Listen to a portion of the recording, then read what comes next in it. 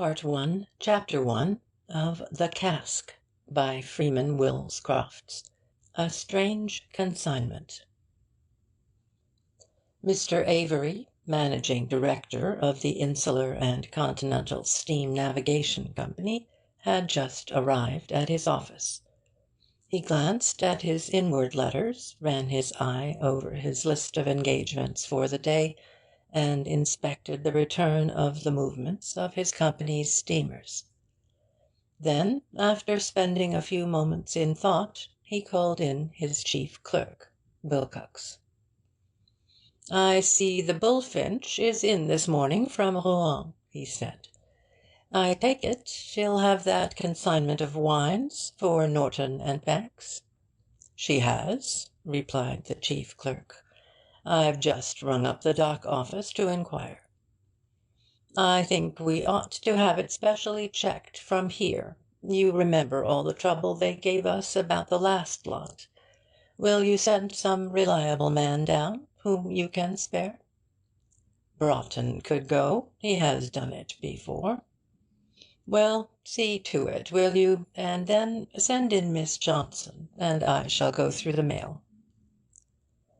The office was the headquarters of the Insular and Continental Steam Navigation Company, colloquially known as the I&C, and occupied the second floor of a large block of buildings at the western end of Fenchurch Street. The company was an important concern, and owned a fleet of some 30 steamers ranging from 300 to 1,000 tons burden, which traded between London and the smaller continental ports.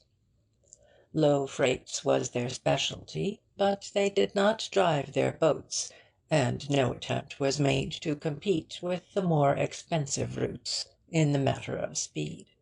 Under these circumstances they did a large trade in all kinds of goods other than perishables.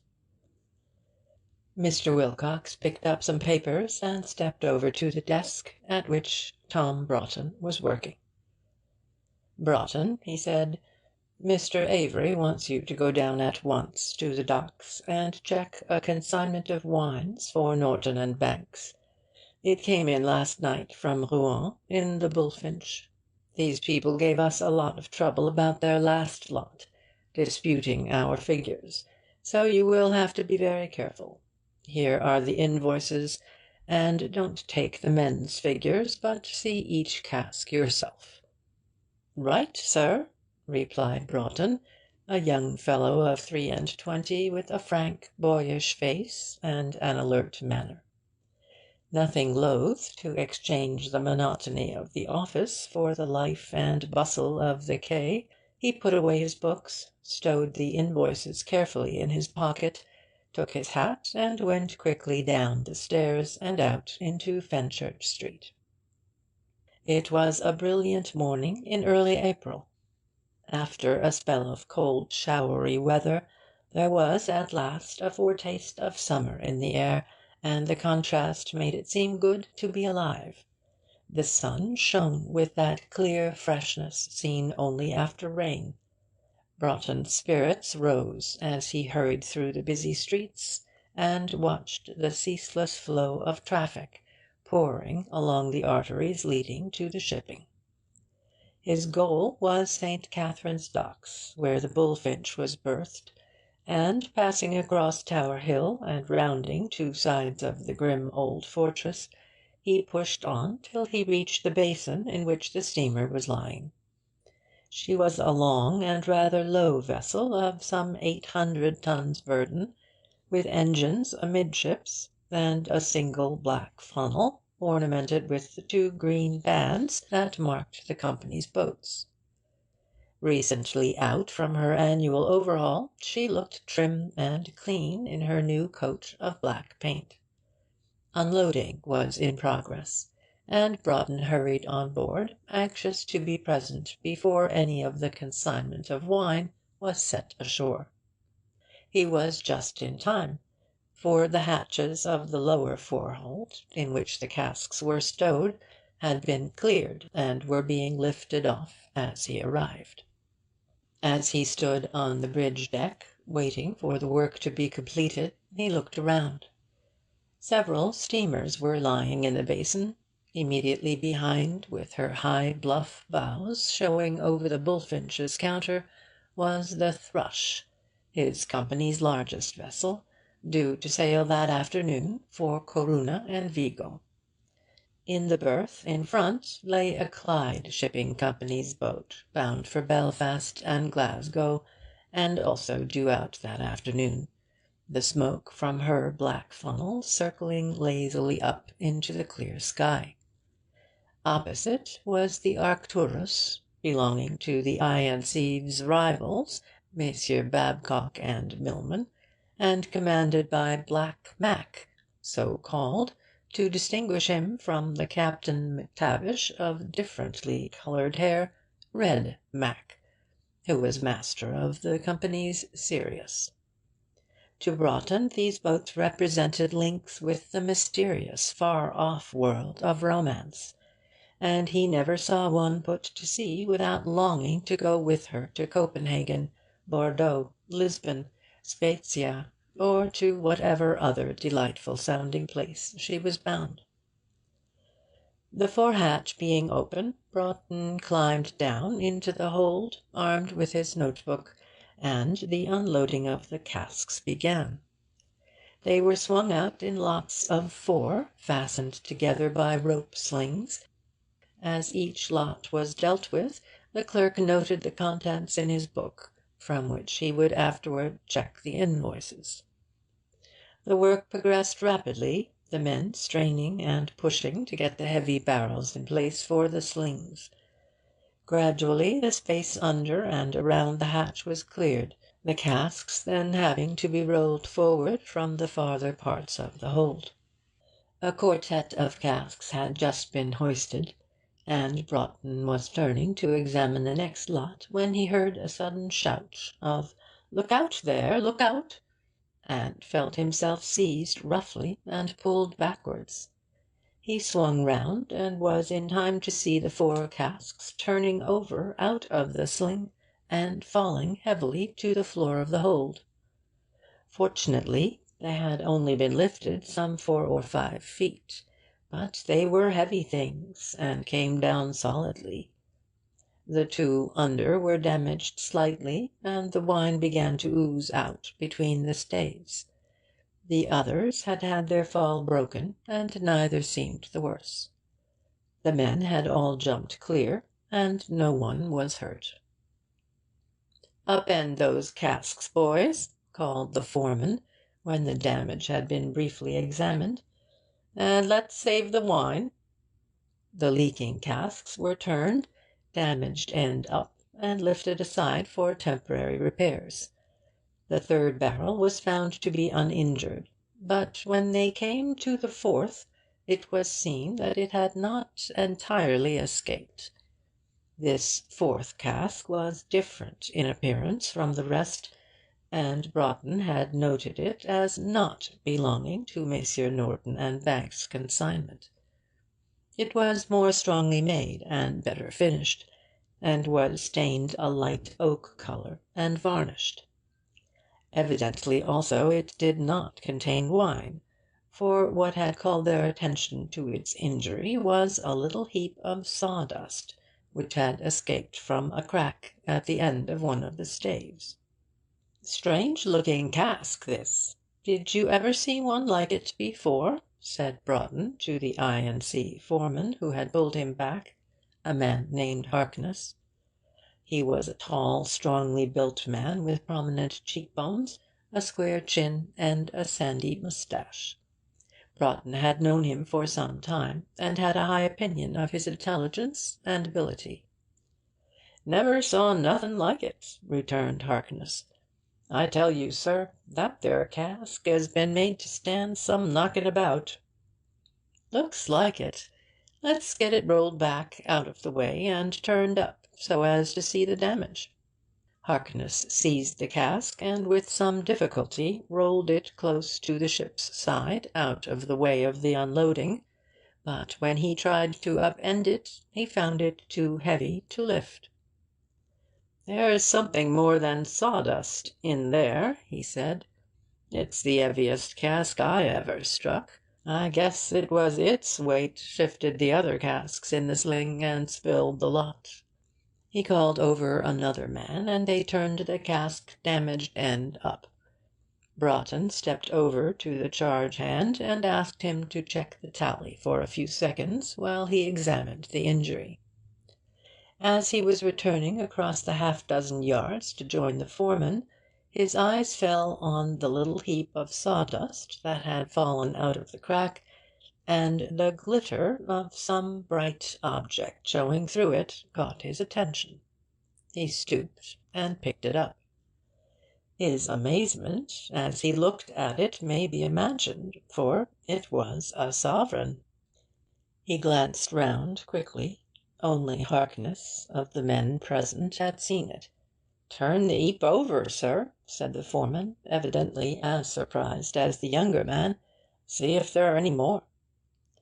Broughton sifted the sawdust through his fingers, and his astonishment was not lessened when he discovered two others hidden in the little pile. He gazed at the 3 gold coins lying in his palm. As he did so, Harkness gave a smothered exclamation, and, stooping rapidly, picked something out from behind 2 of the boards of the hold's bottom. "Another, by gum!" cried the foreman in low tones. "And another!"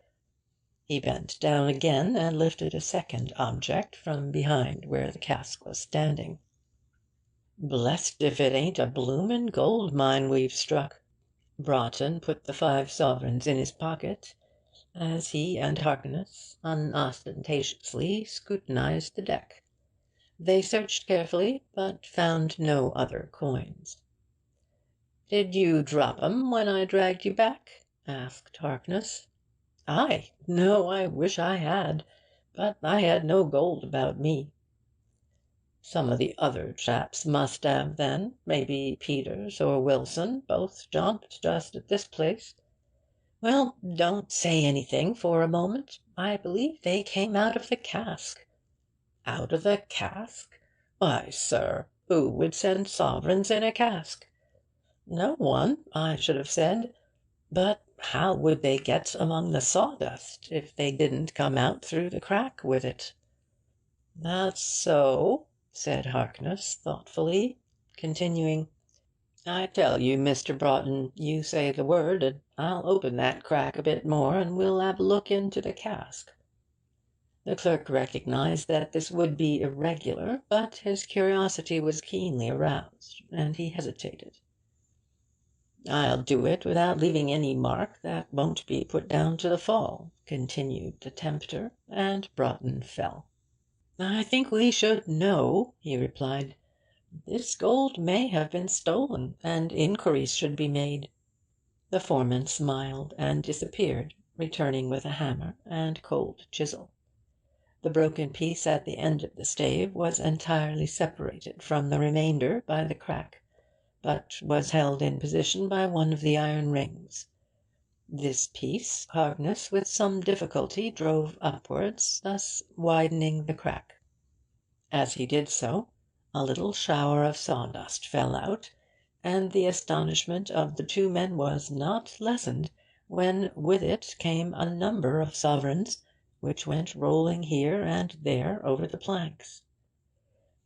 It happened that at the same moment the attention of the other men was concentrated on a quartet of casks which was being slung up through the hatches, the nervousness caused by the slip not having yet subsided.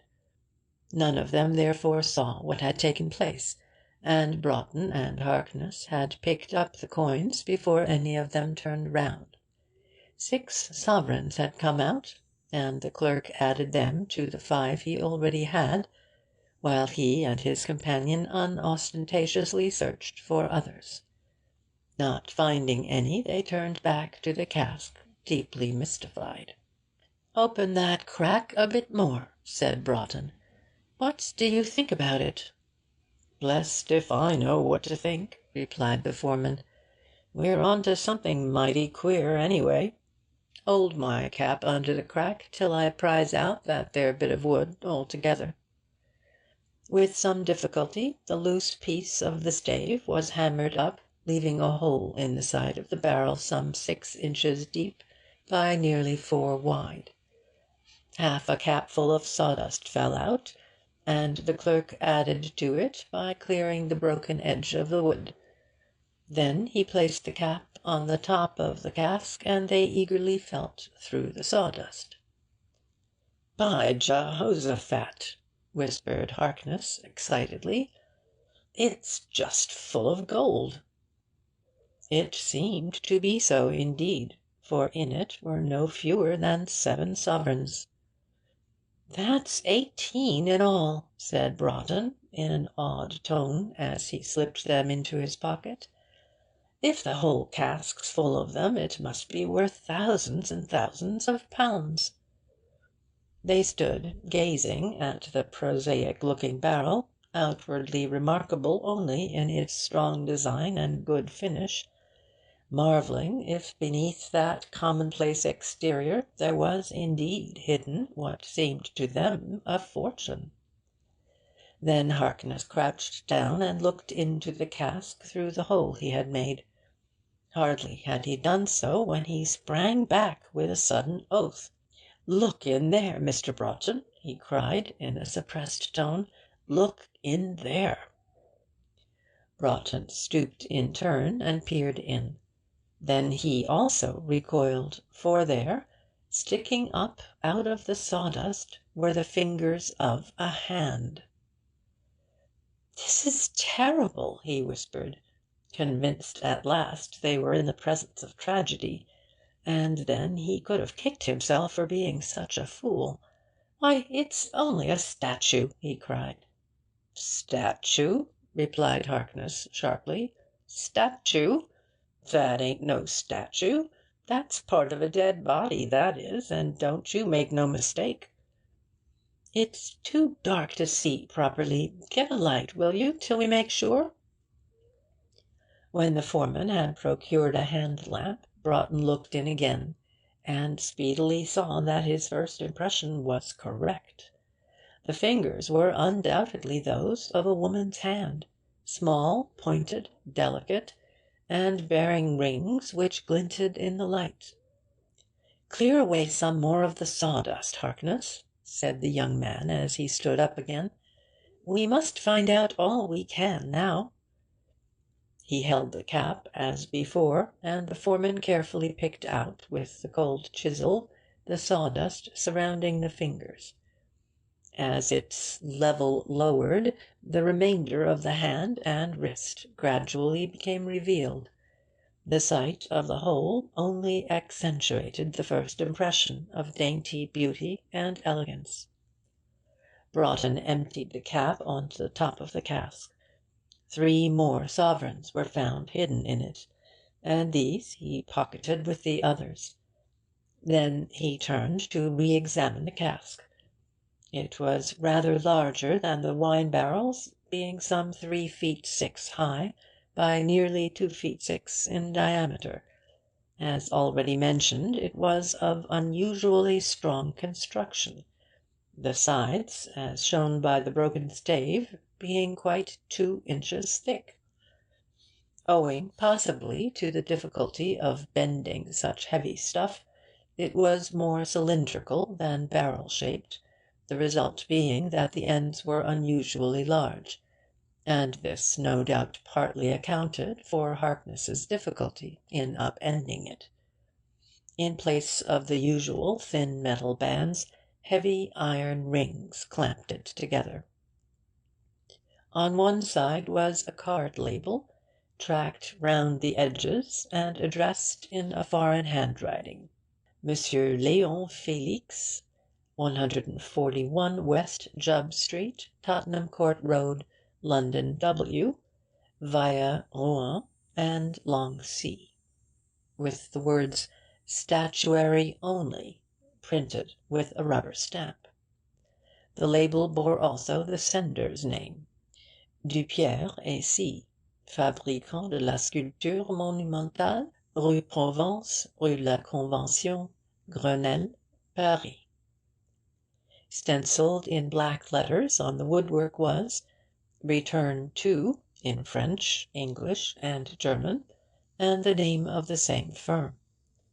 Broughton examined the label with care, in the half unconscious hope of discovering something from the handwriting. In this he was disappointed, but as he held the hand-lamp close he saw something else which interested him.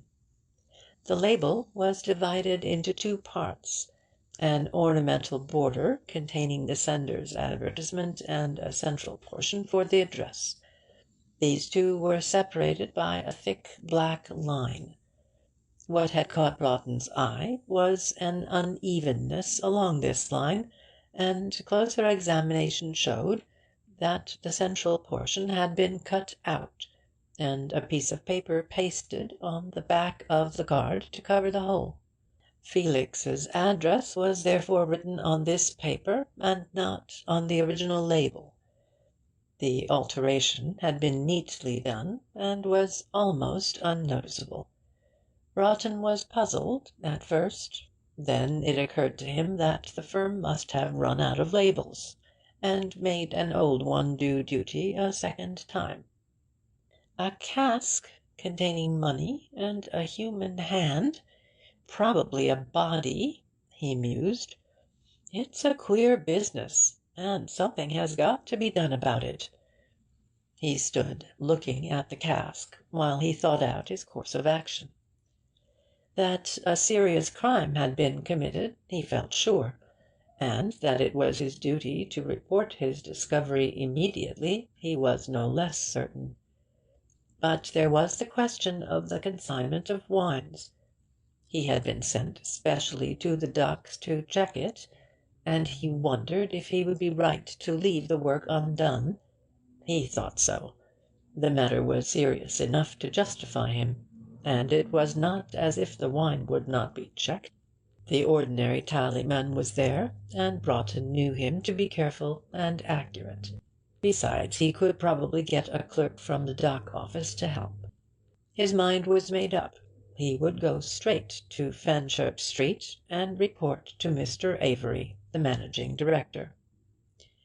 "Harkness," he said, "I'm going up to the head office to report this. You'd better close up that hole as best you can, and then stay here and watch the cask. Don't let it out of your sight on any pretext until you get instructions from Mr. Avery." "Right, Mr. Broughton," replied the foreman. "I think you're doing the proper thing." They replaced as much of the sawdust as they could, and Harkness fitted the broken piece of stave into the space and drove it home, nailing it fast. "Well, I'm off," said Broughton. But as he turned to go, a gentleman stepped down into the hold and spoke to him. He was a man of medium height, foreign-looking, with a dark complexion and a black pointed beard, and dressed in a well-cut suit of blue clothes, with white spats and a Homburg hat. He bowed and smiled. "Pardon me, but you are, I presume, an I&C official?" he added, speaking perfect English, but with a foreign accent. "I am a clerk in the head office, sir," replied Broughton. "Ah, quite so. Perhaps, then, you can oblige me with some information? I am expecting from Paris by this boat a cask containing a group of statuary from Messieurs Dupierre of that city. Can you tell me if it has arrived? This is my name." He handed Broughton a card, on which was printed Monsieur Léon Felix, 141 West Jupp Street, Tottenham Court Road, W. Though the clerk saw at a glance the name was the same as that on the label on the cask, he pretended to read it with care, while considering his reply. This man clearly was the consignee, and if he were told the cask was there, he would doubtless claim immediate possession. Broughton could think of no excuse for refusing him. But he was determined all the same not to let it go. He had just decided to reply that it had not yet come to light, but that they would keep a look-out for it, when another point struck him. The damaged cask had been moved to the side of the hold next to the dock, and it occurred to the clerk that any one standing on the wharf beside the hatch could see it. For all he knew to the contrary, this man Felix might have watched their whole proceedings, including the making of the hole in the cask and the taking out of the sovereigns. If he had recognized his property, as was possible, a couple of steps from where he was standing would enable him to put his finger on the label, and so convict Broughton of a falsehood.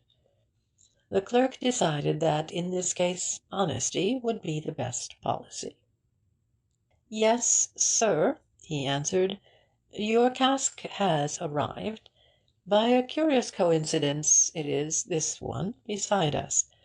We had just separated it out from the wine barrels, owing to its being differently consigned." Mr. Felix looked at the young man suspiciously, but he only said, "Thank you. I am a collector of objets d'art, and am anxious to see the statue. I have a cart here, and I presume I can get it away at once." This was what Broughton had expected, but he thought he saw his way. "Well, sir," he responded civilly, "that is outside my job, and I fear I cannot help you. But I am sure you can get it now if you will come over to the office on the quay and go through the usual formalities. I am going there now, and will be pleased to show you the way." "Oh, thank you, certainly," agreed the stranger. As they walked off, a doubt arose in Broughton's mind that Harkness might misunderstand his replies to Felix, and if the latter returned with a plausible story, might let the cask go. He therefore called out, "You understand, then, Harkness, you are to do nothing till you hear from Mr. Avery?" To which the foreman replied by a wave of the hand. The problem the young clerk had to solve was threefold. First, he had to go to Fenchurch Street to report the matter to his managing director. Next, he must ensure that the cask was kept in the company's possession until that gentleman had decided his course of action. And lastly, he wished to accomplish both of these things without raising the suspicion either of Felix or the clerks in the quay office. It was not an easy matter, and at first Broughton was somewhat at a loss. But as they entered the office a plan occurred to him which he at once decided on. He turned to his companion. "If you will wait here a moment, sir," he said, "I'll find the clerk who deals with your business, and send him to you." "I thank you." He passed through the door in the screen dividing the outer and inner offices, and, crossing to the manager's room, spoke in a low tone to that. "Mr. Houston, there's a man outside named Felix, for whom a cask has come from Paris on the Bullfinch, and he wants possession now. The cask is there, but Mr. Avery suspects there is something not quite right about it, and he sent me to tell you please to delay delivery until you hear further from him. He said to make any excuse, but under no circumstances to give the thing up. He will ring you up in an hour or so, when he has made some further inquiries." Mr. Houston looked queerly at the young man, but he only said, "That will be all right," and the latter took him out and introduced him to Mr. Felix. Broughton delayed a few moments in the inner office to arrange with one of the clerks to take up his work on the Bullfinch during his absence. As he passed out by the counter at which the manager and Mr. Felix were talking, he heard the latter say, in an angry tone, Very well, I will go now and see your Mr. Avery, and I feel sure he will make it up to me for this obstruction and annoyance. It's up to me to be there first, thought Broughton, as he hurried out of the dock gates in search of a taxi. None was in sight, and he stopped and considered the situation. If Felix had a car waiting, he would get to Fenchurch Street while he, Broughton, was looking round. Something else must be done. Stepping into the little Tower Hill post office, he rang up the head office, getting through to Mr. Avery's private room. In a few words he explained that he had accidentally come on evidence which pointed to the commission of a serious crime, that a man named Felix appeared to know something about it, and that this man was about to call on Mr. Avery, continuing, "Now, sir, if you'll let me make a suggestion, it is that you don't see this Mr. Felix immediately he calls, but that you let me into your private office by the landing door, so that I don't need to pass through the outer office. Then you can hear my story in detail, and decide what to do." "It all sounds rather vague and mysterious," replied the distant voice. "Can you not tell me what you found?" "Not from here, sir, if you please. If you'll trust me this time, I think you'll be satisfied that I am right when you hear my story." "All right, come along." Broughton left the post office, and, now when it no longer mattered, found an empty taxi. Jumping in, he drove to Fenchurch Street, and, passing up the staircase, knocked at his chief's private door. "Well, Broughton," said Mr. Avery, "sit down there." Going to the door leading to the outer office, he spoke to Wilcox. "I've just had a telephone call, and I want to send some other messages. I'll be engaged for half an hour." Then he closed the door and slipped the bolt. "You see, I have done as you asked, and I shall now hear your story. I trust you haven't put me to all this inconvenience without a good cause." "I think not, sir, and I thank you for the way you have met me. What happened was this," and Broughton related in detail his visit to the docks, the mishap to the casks, the discovery of the sovereigns and the woman's hand, the coming of Mr. Felix, and the interview in the K office, ending up by placing the 21 sovereigns in a little pile on the chief's desk.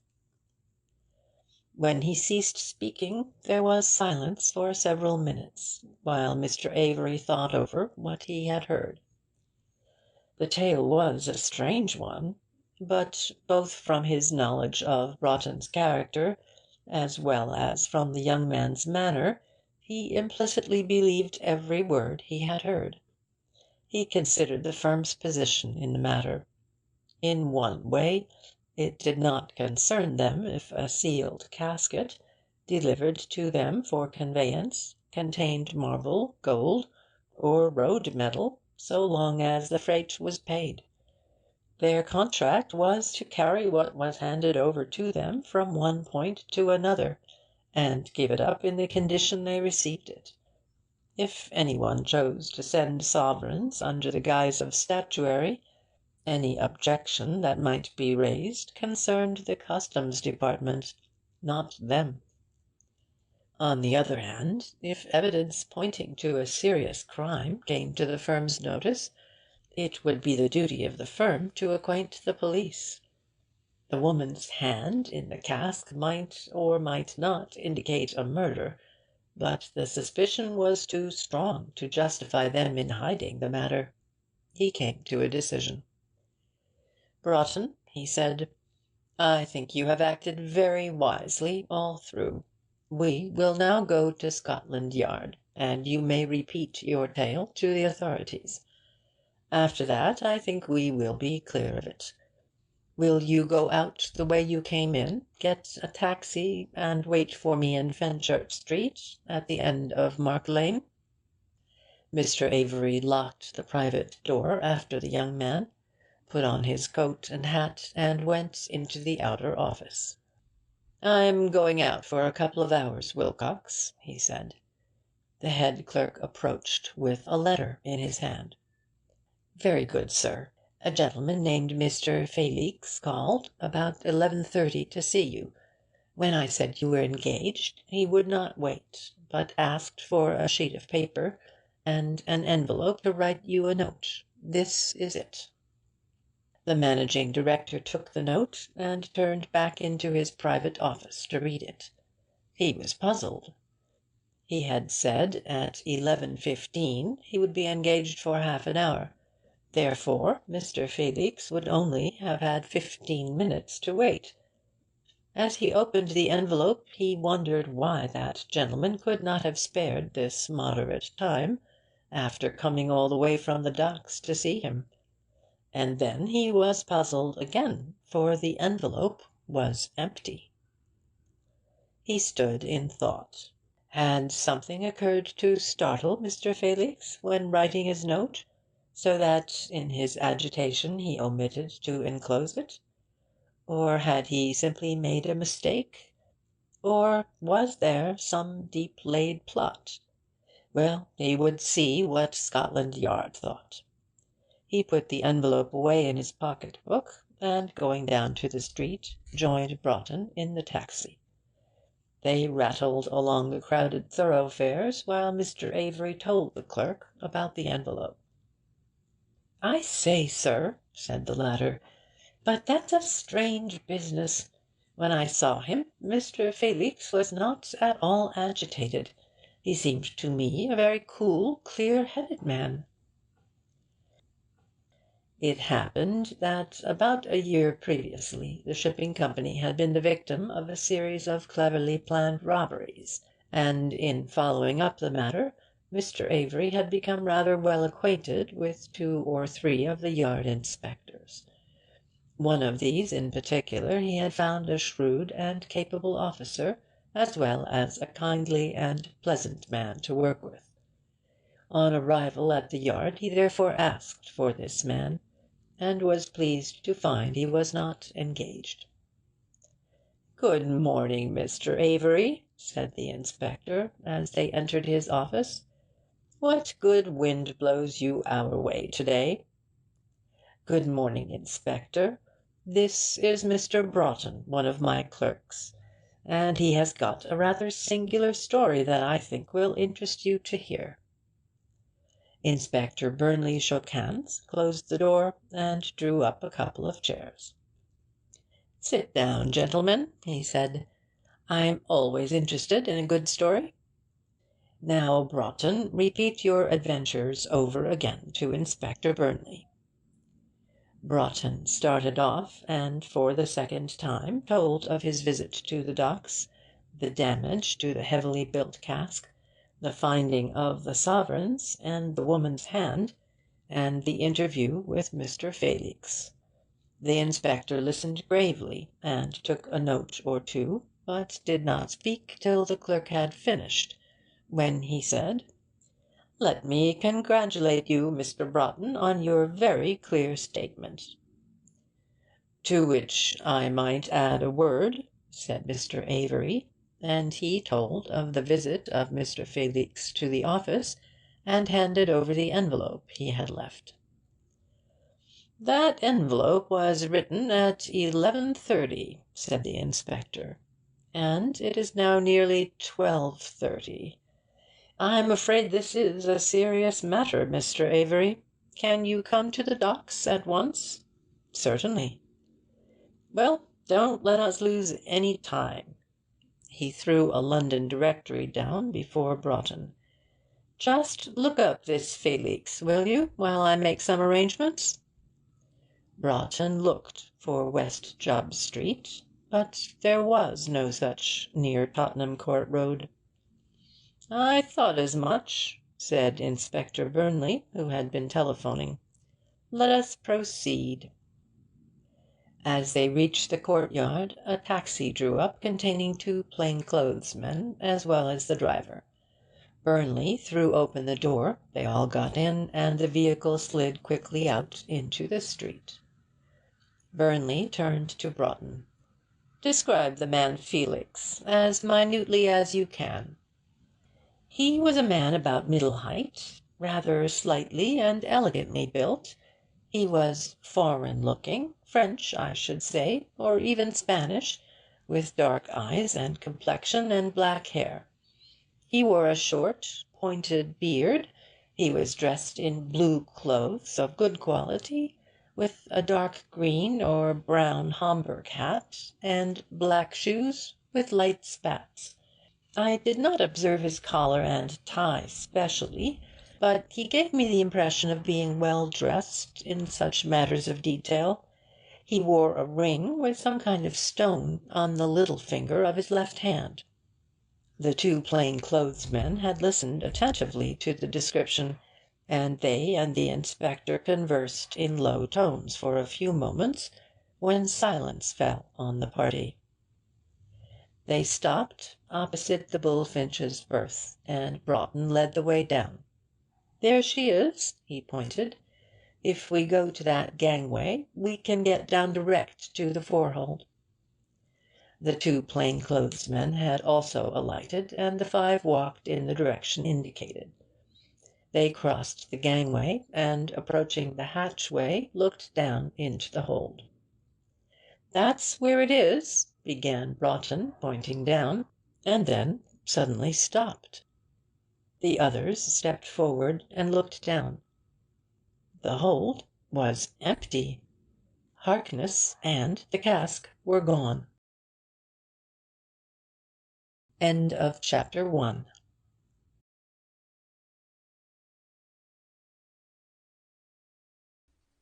Chapter 2 of the Cask. Inspector Burnley on the track. The immediate suggestion was, of course, that Harkness had had the cask moved to some other place for safety, and this they set themselves to find out. "Get hold of the gang that were unloading this hold," said the inspector. Broughton darted off and brought up a stevedore's foreman, from whom they learned that the forehold had been emptied some 10 minutes earlier, the men having waited to complete it and then gone for dinner. "Where do they get their dinner? Can we get hold of them now?" asked Mr. Avery. "Some of them, sir, I think. Most of them go out into the city, but some use the night watchman's room where there is a fire." "Let's go and see," said the inspector, and, headed by the foreman, they walked some 100 yards along the quay to a small brick building set apart from the warehouses, inside and in front of which sat a number of men, some eating from steaming cans, others smoking short pipes. "Any o' you boys on the Bullfinch's lower forehold?" asked the foreman. "If so, boss wants you aft a sec." 3 of the men got up slowly and came forward. "We want to know, men," said the managing director, "if you can tell us anything about Harkness and a damaged cask. He was to wait with it till we got down." "Well, he's gone with it," said one of the men, "less than 'alf an hour ago." "Gone with it?" "Yes. Some toff in blue clothes and a black beard came up and give him a paper, and when he'd read it, he calls out and says he, 'Et me swing up this 'ere cask,' he says. We 'elps him, and he puts it on a 'orse dray, a 4-wheeler, and then they all goes off, 'im and the cove in the blue togs walking together after the dray." "Any name on the dray?" asked Mr. Avery. "There was," replied the spokesman, "but I'm blessed till I knows what it was. 'Ere, Bill, you was talking about that there name. Where was it?" Another man spoke. "It was Tottenham Court Road, it was, but I didn't know the street, and I thought that a strange thing, for I've lived off the Tottenham Court Road all my life." "Was it East John Street?" asked Inspector Burnley.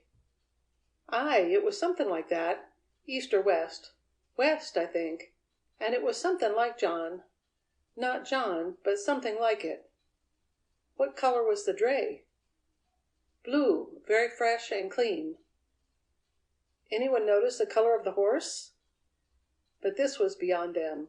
The horse was out of their line. Its color had not been observed. "Well," said Mr. Avery, as the inspector signed that was all he wanted, We are much obliged to you. Here's something for you." Inspector Burnley beckoned to Broughton. "You might describe this man Harkness." He was a tall chap, with a sandy moustache, very high cheek bones, and a big jaw. He was dressed in brown dungarees and a cloth cap. "You hear that?" said the inspector, turning to the plain clothes men. "They have half an hour's start. Try to get on their track. Try north and east first, as it is unlikely they'd go west for fear of beating us. Report to headquarters." The men hurried away. "Now, a telephone," continued the inspector. "Perhaps you'd let me use your key office one."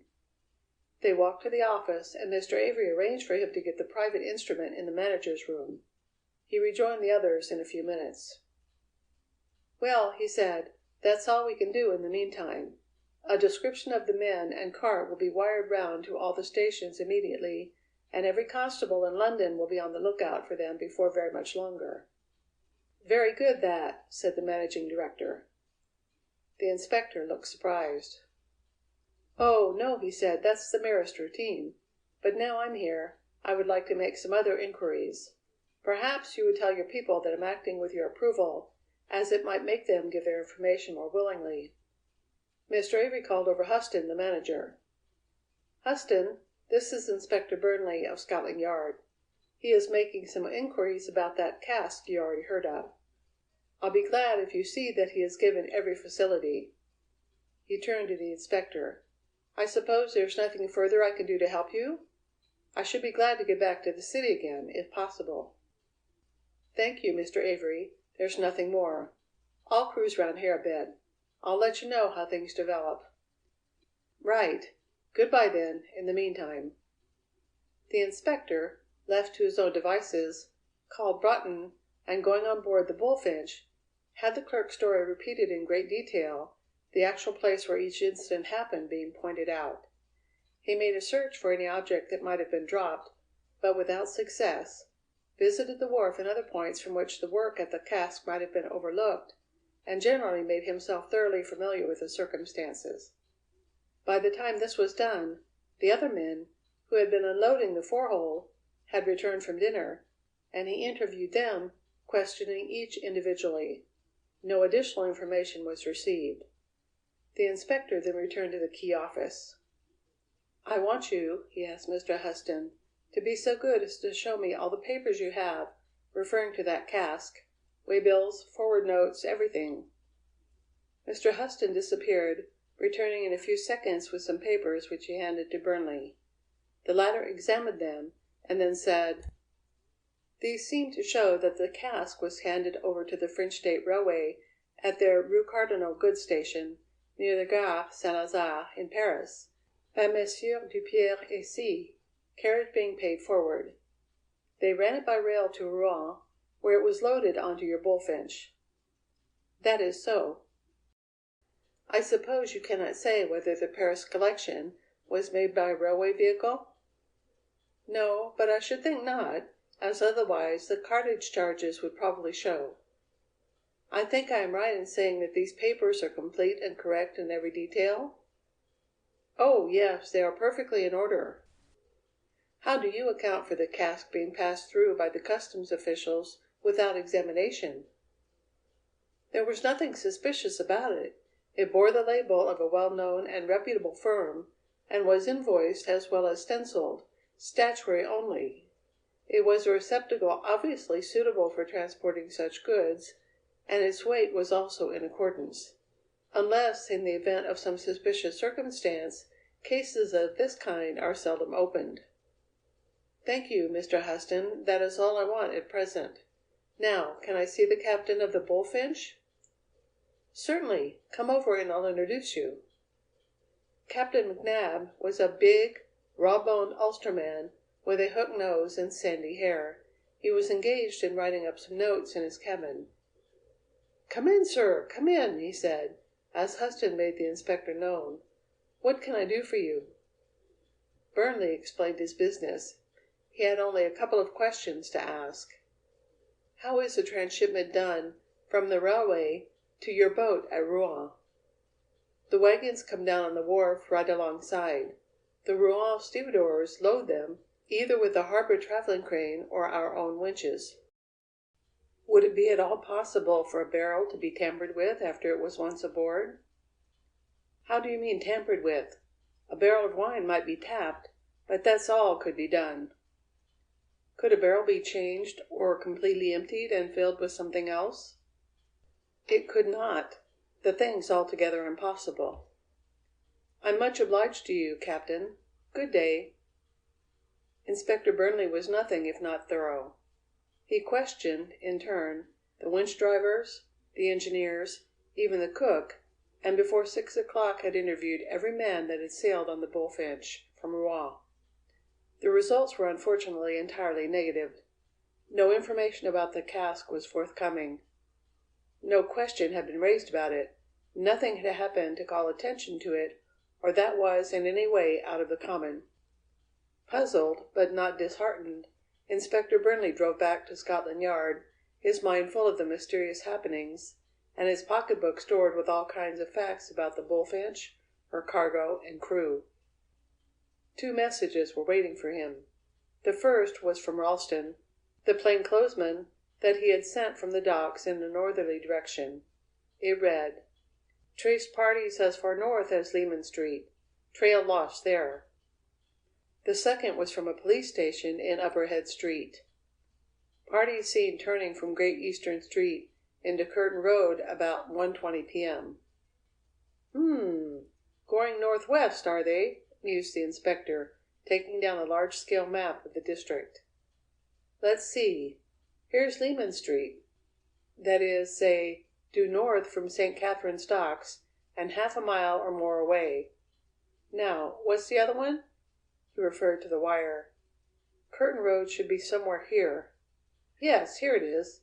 Just a continuation of the same line, only more west, say, a mile and a half from the docks. So they're going straight, are they, and using the main streets? Now I wonder where they're heading to. Let's see." The inspector pondered. "Ah, well," he murmured at last, "we must wait till tomorrow." And, sending instructions recalling his 2 plainclothes assistants, he went home. But his day's work was not done. Hardly had he finished his meal, and lit one of the strong black cigars he favoured, when he was summoned back to Scotland Yard. There, waiting for him, was Broughton, and with him the tall, heavy-jawed foreman, Harkness. The inspector pulled forward 2 chairs. "Sit down, gentlemen," he said, when the clerk had introduced his companion, "and let me hear your story." "You'll be surprised to see me so soon again, Mr. Burnley," answered Broughton, "but after leaving you, I went back to the office to see if there were any instructions for me, and found our friend here had just turned up. He was asking for the chief, Mr. Avery, but he had gone home. Then he told me his adventures, and as I felt sure Mr. Avery would have sent him to you, I thought my best plan was to bring him along without delay." "And right you were, Mr. Broughton. Now, Mr. Harkness, I would be obliged if you would tell me what happened to you." The foreman settled himself comfortably in his chair. "Well, sir," he began, "I think you're listening to the biggest fool between this and St. Paul's. I have been done this afternoon, fairly diddled, and not once only, but 2 separate times. However, I'd better tell you from the beginning. When Mr. Broughton and Felix left, I stayed and kept an eye on the cask. I got some bits of oop iron, by way of mending it, so that none of the boys would wonder why I was hanging around. I waited the best part of an hour, and then Felix came back. "Mr. Harkness, I believe?" he said. "That's my name, sir," I answered. "I have a letter for you from Mr. Avery. Perhaps you would kindly read it now," he said. It was a note from the head office, signed by Mr. Avery, and it said that he had seen Mr. Brougham, and that it was all right about the cask, and for me to give it up to Felix at once.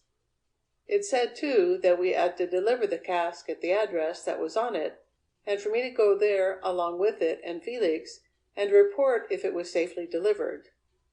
"That's all right, sir," said I, and I called to some of the boys, and we got the cask swung ashore and onto a four-wheel dray Felix had waiting. He had two men with it, a big, strong fellow with red hair, and a smaller, dark chap that drove. We turned east at the dock gates, and then went up Lehman Street and on into a part of the city I didn't know. When we'd gone a mile or more, the red-haired man said he could do with a drink. Felix wanted him to carry on at first, but he gave in after a bit, and we stopped in front of a bar. The small man's name was Waddy, and Felix asked him, could he leave the horse, but Waddy said, no, and then Felix told him to mind it while the rest of us went in, and he would come out soon and look after it, so's Waddy could go in and get his drink. So Felix and I and Ginger went in, and Felix ordered 4 bottles of beer and paid for them. Felix drank his off, and then he told us to wait till he would send Waddy in for his, and went out. As soon as he'd gone, Ginger leant over and whispered to me, "Say, mate, what's his game with the bloomin' cask? I lay you 5 to 1 he has something crooked on." "Why," said I don't know about that. You see, sir, I had thought the same myself, but then Mr. Avery wouldn't have written what it was all right if it wasn't." "Well, see here," said Ginger, "maybe if you and I was to keep our eyes skinned, it might put a few quid in our pockets." "How's that?" said I. "How's it yourself?" said he. "If he has some game on with the cask, he'll not be wanting for to let any outsiders in. If you and me was to offer to let them in for him, he'd maybe think we was worth something." Well, gentlemen, I thought over that, and first I wondered if this chap knew there was a body in the cask, and I was going to see if I couldn't find out without giving myself away. Then I thought maybe he was on the same lay and was pumping me, so I thought I would pass it off a while, and I said, "Would Waddy come in?" Ginger said no, that 3 was too many for a job of that kind, and we talked on a while. Then I happened to look at Waddy's beer standing there, and I wondered he hadn't been in for it. "That beer won't keep," I said. "If that buyer wants it, he'd better come and get it." Ginger sat up when he heard that. "What's wrong with him?" he said. "I'll drop out and see." I don't know why, gentlemen, but I got a kind of notion there was something in the air, and I followed him out. The dray was gone. We looked up and down the street, but there wasn't a sign of it, nor Felix nor Waddy. "Blow me if they haven't given us the slip!" shouted Ginger. "Get a move on. You go that way, and I'll go this, and one of us is bound to see them at the corner." I guess I was onto the game then. These 3 were wrong 'uns, and they were out to get rid of the body, and they didn't want me round to see the grave. All that about the drinks was a plan to get me away from the dray, and Ginger's talk was only to keep me quiet till the others got clear. Well, 2 of them had got quit of me, right enough, but I was blessed if the 3rd would. "No, you don't, old pal," I said. "I guess you and me'll stay together." I took his arm and hurried him on the way he wanted to go himself, but when we got to the corner, there wasn't a sign of the dray. They'd have given us the slip about proper. Ginger cursed and raved, and wanted to know who was going to pay him for his day. I tried to get out of him who he was and who had hired him, but he wasn't giving anything away. I kept close beside him, for I knew he'd have to go home sometime, and I thought if I saw where he lived, it would be easy to find out where he worked, and so likely get hold of old Felix. He tried different times to juke away from me, and he got real mad when he found he couldn't. We walked about for more than 3 hours, till it was near 5 o'clock, and then we had some more beer, and when we came out of the bar, we stood at the corner of 2 streets, and thought what we'd do next. And then, suddenly, Ginger lurched up against me, and I drove fair into an old woman that was passing, and nearly knocked her over. I caught her to keep her from falling. I couldn't do no less.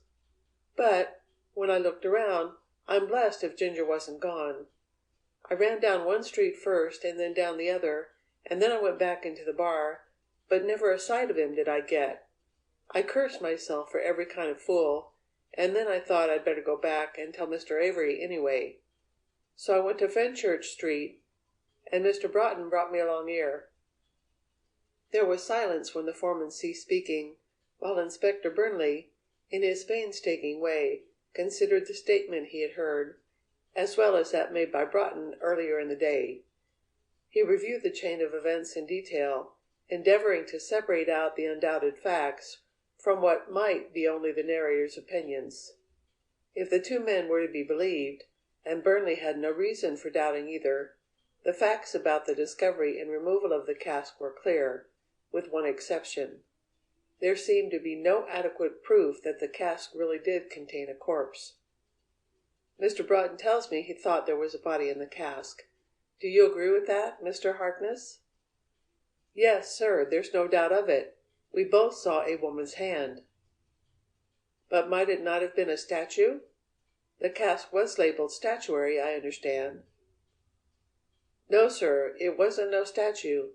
Mr. Broughton thought that at first, but when he looked at it again, he gave in I was right. It was a body, sure enough."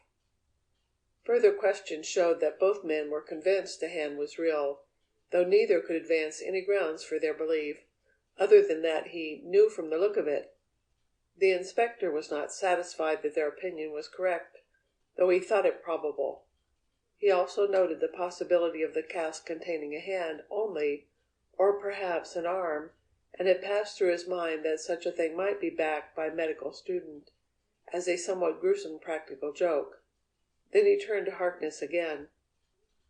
"Have you the letter Felix gave you on the bullfinch?" "Yes, sir," replied the foreman, handing it over.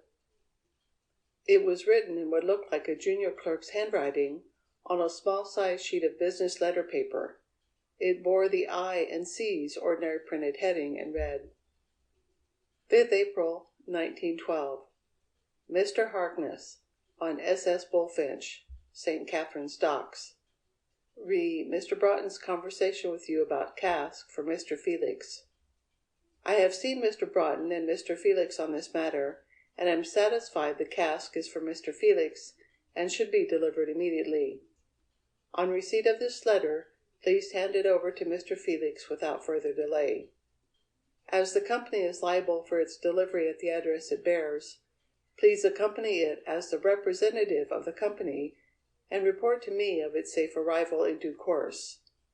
For the I and CSN Company Limited, X. Avery, per XX, Managing Director." The initials shown X were undecipherable and were apparently written by a person in authority, though, curiously, the word Avery in the same hand was quite clear. "It's written on your company's paper, anyway," said the inspector to Broughton. "I suppose that heading is yours and not a fake?" "It is ours right enough," returned the clerk, "but I'm certain the letter's a forgery for all that." "I should imagine so, but just how do you know?" "For several reasons, sir. Firstly, we do not use that quality of paper for writing our own servants. We have a cheaper form of memorandum for that. Secondly, all our stuff is typewritten, and thirdly, that is not the signature of any of our clerks." "Pretty conclusive. It is evident that the forger did not know either your managing director's or your clerk's initials. His knowledge was confined to the name Avery, and from your statement we can conceive Felix having just that amount of information." "But how on earth did he get our paper?" Burnley smiled. "Oh, well, that's not so difficult. Didn't your head clerk give it to him?" "By Jove, sir, I see it now. He got a sheet of paper and an envelope to write to Mr. Avery. He left the envelope and vanished with the sheet." "Of course. It occurred to me when Mr. Avery told me of the empty envelope. I guessed what he was going to do, and therefore I hurried to the docks in the hope of being before him. And now, about that label on the cask. You might describe it again as fully as you can." "It was a card about 6 inches long by 4 high, fastened on by tacks all around the edge. Along the top was Dupierre's name and advertisement, and in the bottom right-hand corner was a space about 3 inches by 2 for the address. There was a thick black line round this space, and the card had been cut along this line, so as to remove the enclosed portion and leave a hole 3 inches by 2. The hole had been filled by pasting a sheet of paper or card behind the label. Felix's address was therefore written on this paper and not on the original card. A curious arrangement. How do you explain it? I thought perhaps Dupierre's people had temporarily run out of labels and were making an old one do again. Burnley replied absently as he turned the matter over in his mind. The clerk's suggestion was of course possible. In fact, if the cask really contained a statue, it was a likely one. On the other hand, if it held a body, he imagined the reason was further to seek. In this case, he thought it improbable that the cask had come from Dupierre's at all, and, if not, what had happened? A possible explanation occurred to him. Suppose some unknown person had received a statue from Dupierre's in the cask, and, before returning the latter, had committed a murder. Suppose he wanted to get rid of the body by sending it somewhere in the cask. What would he do with the label? Why, what had been done? He would wish to retain Dupierre's printed matter in order to facilitate the passage of the cask through the customs, but he would have to change the written address. The inspector could think of no better way of doing this than by the alteration that had been made. He turned again to his visitors. "Well, gentlemen, I'm greatly obliged to you for your prompt call and information, and, if you will give me your addresses, I think that is all we can do tonight." Inspector Burnley again made his way home. But it was not his lucky night. About 9:30 he was again sent for from the yard. Someone wanted to speak to him urgently on the telephone. End of Chapter 2. Chapter 3. The Watcher on the Wall. At the same time that Inspector Burnley was interviewing Broughton and Harkness in his office, another series of events centering round the cask was in progress in a different part of London. Police Constable Z76, John Walker in private life, was a newly joined member of the force. A young man of ideas and of promise, he took himself and his work seriously. He had ambitions, the chief of which was to become a detective officer, and he dreamed of the day when he would have climbed to the giddy eminence of an inspector of the yard. He had read Conan Doyle, Austen Freeman, and other masters of detective fiction, and their tales had stimulated his imagination. His efforts to emulate their heroes added to the interest of life, and if they did not do him very much good, at least did him no harm. About 6:30 that evening, Constable Walker, attired in plain clothes, was strolling slowly along the Holloway Road. He had come off duty shortly before, had had his tea, and was now killing time until he could go see the second installment of that thrilling drama, Lured by Love, at the Islington Picture House. Though on pleasure bent, as he walked, he kept on practicing observation and deduction. He had made a habit of noting the appearance of the people he saw and trying to deduce their histories, and if he did not succeed in this so well as Sherlock Holmes, he hoped he would some day. He looked at the people on the pathway beside him, but none of them seemed a good subject for study. But as his gaze swept over the vehicles in the roadway, it fell on one which held his attention. Coming along the street to meet him was a four-wheeled dray drawn by a light brown horse. On the dray, upended, was a large cask. Two men sat in front. One, a thin-faced, wiry fellow, was driving. The other, a rather small-sized man, was leaning, as if wearied, out against the cask. This man had a black beard. Constable Walker's heart beat fast. He had always made it a point to memorize thoroughly the descriptions of wanted men, and only that afternoon he had seen a wire from headquarters containing the description of just such an equipage. It was wanted, and wanted badly. Had he found it? Constable Walker's excitement grew as he wondered.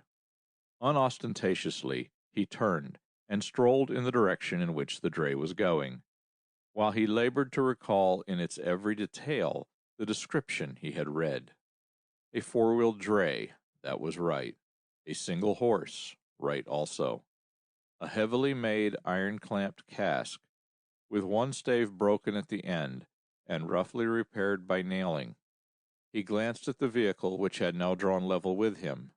Yes, the cask was well and heavily made and iron-clamped, but whether it had a broken stave he could not tell. The dray was painted a brilliant blue, and had a Tottenham Court Road address. Here Constable Walker had a blow. The dray was a muddy brown color, and bore the name John Lyons and Son, 127 Maddox Street, Lower Beechwood Road. He suffered a keen disappointment. He had been getting so sure, and yet it certainly looked very like what was wanted except for the color. Constable Walker took another look at the reddish-brown paint. Curiously patchy it looked. Some parts were fresh, and more or less glossy, others dull and drab, and then his excitement rose again to fever heat. He knew what that meant. As a boy, he had had the run of the small painting establishment in the village in which he had been brought up, and he had learnt a thing or two about paint. He knew that if you want paint to dry very quickly, you flat it. You use turpentine or some other flatting instead of oil.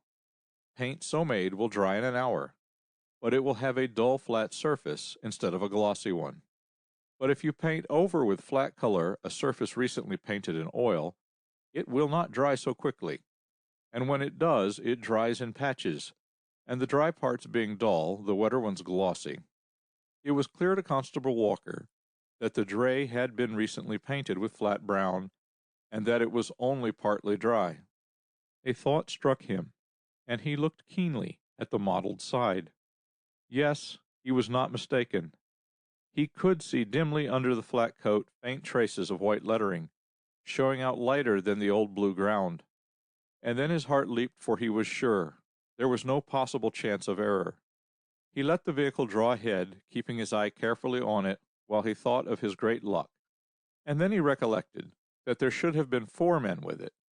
There was a tall man with a sandy mustache, prominent cheekbones, and a strong chin. A small, lightly made, foreign-looking man with a black beard, and 2 others whose descriptions had not been given. The man with the beard was on the dray, but the tall, red-haired man was not to be seen. Presumably, the driver was one of the undescribed men. It occurred to Constable Walker that perhaps the other 2 were walking. He therefore let the vehicle draw still farther ahead, and devoted himself to a careful examination of all the male foot passengers going in that direction. He crossed and recrossed the road, but nowhere could he see anyone answering the red-haired man's description. The quarry led steadily on in a northwesterly direction, Constable Walker following at a considerable distance behind. At the end of the Holloway Road it passed through Highgate, and continued out along the Great North Road. By this time it was growing dusk, and the constable drew slightly closer so as not to miss it if it made a sudden turn. For nearly 4 miles the chase continued. It was now nearly 8, and Constable Walker reflected with a transient feeling of regret that, lured by love, would then be in full swing. All immediate indications of the city had been left behind. The country was now suburban, the road being lined by detached and semi-detached villas, with an occasional field bearing a building ground to let notice. The night was warm and very quiet. There was still light in the west, but an occasional star was appearing eastward. Soon it would be quite dark. Suddenly the dray stopped, and a man got down and opened the gate of a drive on the right-hand side of the road. The constable melted into the hedge some 50 yards behind and remained motionless. Soon he heard the dray move off again, and the hard rattling noise of the road gave place to the softer, slightly grating sound of gravel. As the constable crept up along the hedge, he could see the light of the dray moving towards the right. A narrow lane branched off in the same direction immediately before reaching the property into which the dray had gone. The drive, in fact, was only some 30 feet beyond the lane, and so far as the constable could see, both lane and drive turned at right angles to the road and ran parallel, one outside and the other inside the property. The constable slipped down the lane, thus leaving the thick boundary hedge between himself and the others. It was nearly, though not quite dark, and the constable could make out the rather low outline of the house, showing black against the sky. The door was in the end gable, facing the lane, and was open, though the house was entirely in darkness. Behind the house, from the end of the gable and parallel to the lane, ran a wall about 8 feet high, evidently the yard wall in which was a gate. The drive passed the hall door and gable and led up to this gate. The buildings were close to the lane, not more than 40 feet from where the constable crouched. Immediately inside the hedge was a row of small trees. Standing in front of the yard gate was the dray, with one man at the horse's head. As the constable crept closer, he heard sounds of unbarring, and the gate swung open. In silence, the man outside led the dray within the gate, and the gate swung too. The spirit of adventure had risen high in Constable Walker, and he felt impelled to get still closer to see what was going on. Opposite the hall door, he had noticed a little gate in the hedge, and he retraced his steps to this, and with infinite care opened it, and passed silently through, keeping well in the shadow of the hedge and under the trees. He crept down again, opposite the yard door, and reconnoitred. Beyond the gate, that is on the side away from the house, the yard wall ran on for some 50 feet, at the end of which a cross hedge ran between it and the one under which he was standing. The constable moved warily along to this cross hedge, which he followed until he stood beside the wall. In the corner, between the hedge and the wall, unobserved till he reached it in the growing darkness, stood a small, open-work, rustic summer house. As the constable looked at it, an idea occurred to him. With the utmost care, he began to climb the side of the summer house, testing every foothold before trusting his weight on it. Slowly, he worked his way up until, cautiously raising his head, he was able to peep over the wall. The yard was of fair length, stretching from where he crouched to the house a distance of 70 or 80 feet, but was not more than about 30 feet wide. Along the opposite side it was bounded by a row of out-offices. The large double doors of one of these, apparently a coach house, were open, and a light shone out from the interior. In front of the doorway, and with its back to it, stood the dray. The coach house, being near the far end of the yard, Constable Walker was unable to see what was taking place within. He therefore raised himself upon the wall and slowly and silently crawled along the coping in the direction of the house. He was aware his strategic position was bad, but he reflected that, being on the southeast side of the yard, he had dark sky behind him, while the row of trees would still further blacken his background. He felt safe from observation, and continued till he was nearly opposite the coach house. Then he stretched himself flat on the coping, hid his face, which he feared might show white if the lantern shone on it, behind the dark sleeve of his reddish-brown coat, and waited. He could now see into the coach house. It was an empty room of fair size, with whitewashed walls and a cement floor. On a peg in the wall hung a hurricane lamp, and by its light he saw the bearded man descending a pair of steps which was placed in the center of the floor. The wiry man stood close by. "That hook's all right," said the bearded man. "I have it over the tie-beam. Now for the differential." He disappeared into an adjoining room, returning in a moment with a small set of chain blocks. Taking the end of this up the steps, he made it fast to something above. The steps were then removed, and Constable Walker could see just below the lintel of the door the hook of the block with a thin chain sling hanging over it. "Now back in," said the bearded man. The dray was backed in until the cask stood beneath the blocks. Both men, with some apparent difficulty, got the sling fixed, and then, pulling on the chain loop, slowly raised the cask. "That'll do," said the bearded man, when it was some 6 inches up. "Draw out now." The wiry man came to the horse's head and brought the dray out of the building, stopping in front of the yard gate. Taking the lantern from its hook and leaving the cask swinging in mid-air, the bearded man followed. He closed the coach-house doors and secured them with a running bolt and padlock, then crossed to the yard gates and began unfastening them. Both men were now within 15 feet of Constable Walker, and he lay scarcely daring to breathe. The wiry man spoke for the first time. "Arf a mo, mister," he said. "What about that there money?" "Well," said the other, "I'll give you yours now, and the other fellow can have his any time he comes for it." "I don't think," the wiry man replied aggressively, "I'll take my pals now along o' my own. When would he have time to come around ere looking for it? If I give it to you, what guarantee have I that he won't deny getting it and come back and ask for more?" "You'll 'ave no guarantee at all about it, only that I just tells yer, 'Come on, mister, and it over and let me get away.' And don't yer go for to think 2 quid's gonna for to settle it up.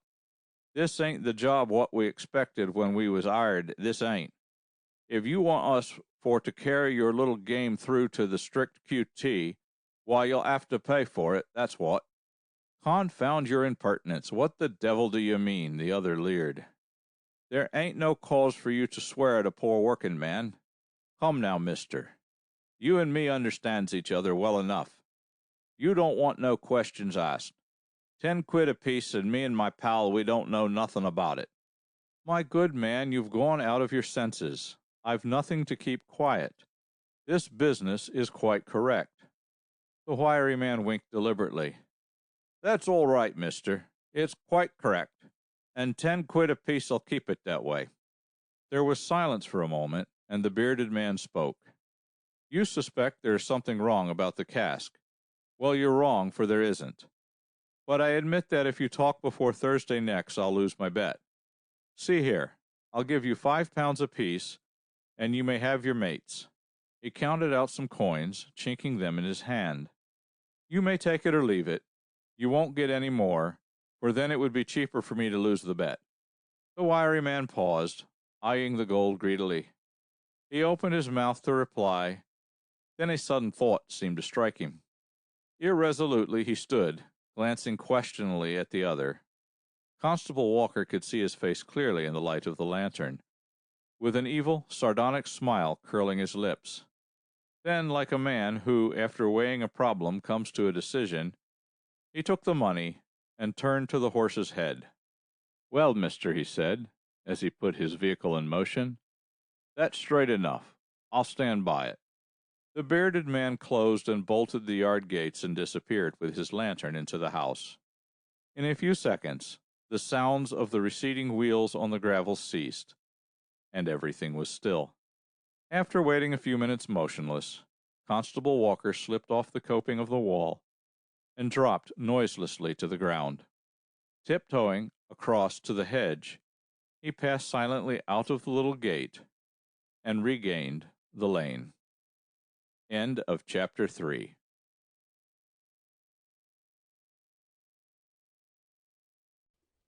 Chapter 4 of The Cask. A Midnight Interview. The constable paused in the lane and considered. Up to the present, he felt he had done splendidly, and he congratulated himself on his luck. But his next step he did not see clearly at all. Should he find the nearest police station and advise the head constable, or should he telephone, or even go to Scotland Yard? Or, more difficult still, should he remain where he was and look out for fresh developments? He paused irresolutely for some 15 minutes, pondering the situation, and had almost made up his mind to telephone for instructions to his own station, when he heard a footstep slowly approaching along the lane. Anxious to remain unseen, he rapidly regained the small gate in the hedge, passed inside, and took up a position behind the trunk of one of the small trees. The sounds grew gradually nearer. Whoever was approaching was doing so exceedingly slowly, and seemed to be coming on tiptoe. The steps passed the place where the constable waited, and he could make out, dimly, the form of what seemed to be a man of medium height. In a few seconds they stopped, and then returned slowly past the constable, finally coming to a stand close by the little gate. It was intensely still, and the constable could hear the unknown yawning and softly clearing his throat. The last trace of light had gone from the sky, and the stars were showing brightly. There was no wind, but a sharpness began to creep into the air. At intervals came the disconnected sounds of night, the bark of a dog, the rustle of some small animal in the grass, the rush of a motor passing on the high road. The constable's problem was settled for him for a moment. He could not move while the other watcher remained. He gave a gentle little shiver and settled down to wait. He began reckoning the time. It must, he thought, be about 8:30. It was about 8 when the dray had turned into the drive, and he was sure half an hour at least must have passed since then.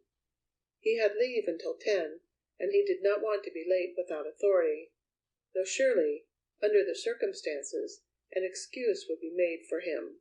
He began to picture the scene if he were late, the cold anger of the sergeant, the threat to report him, then his explanation, the sudden change of manner.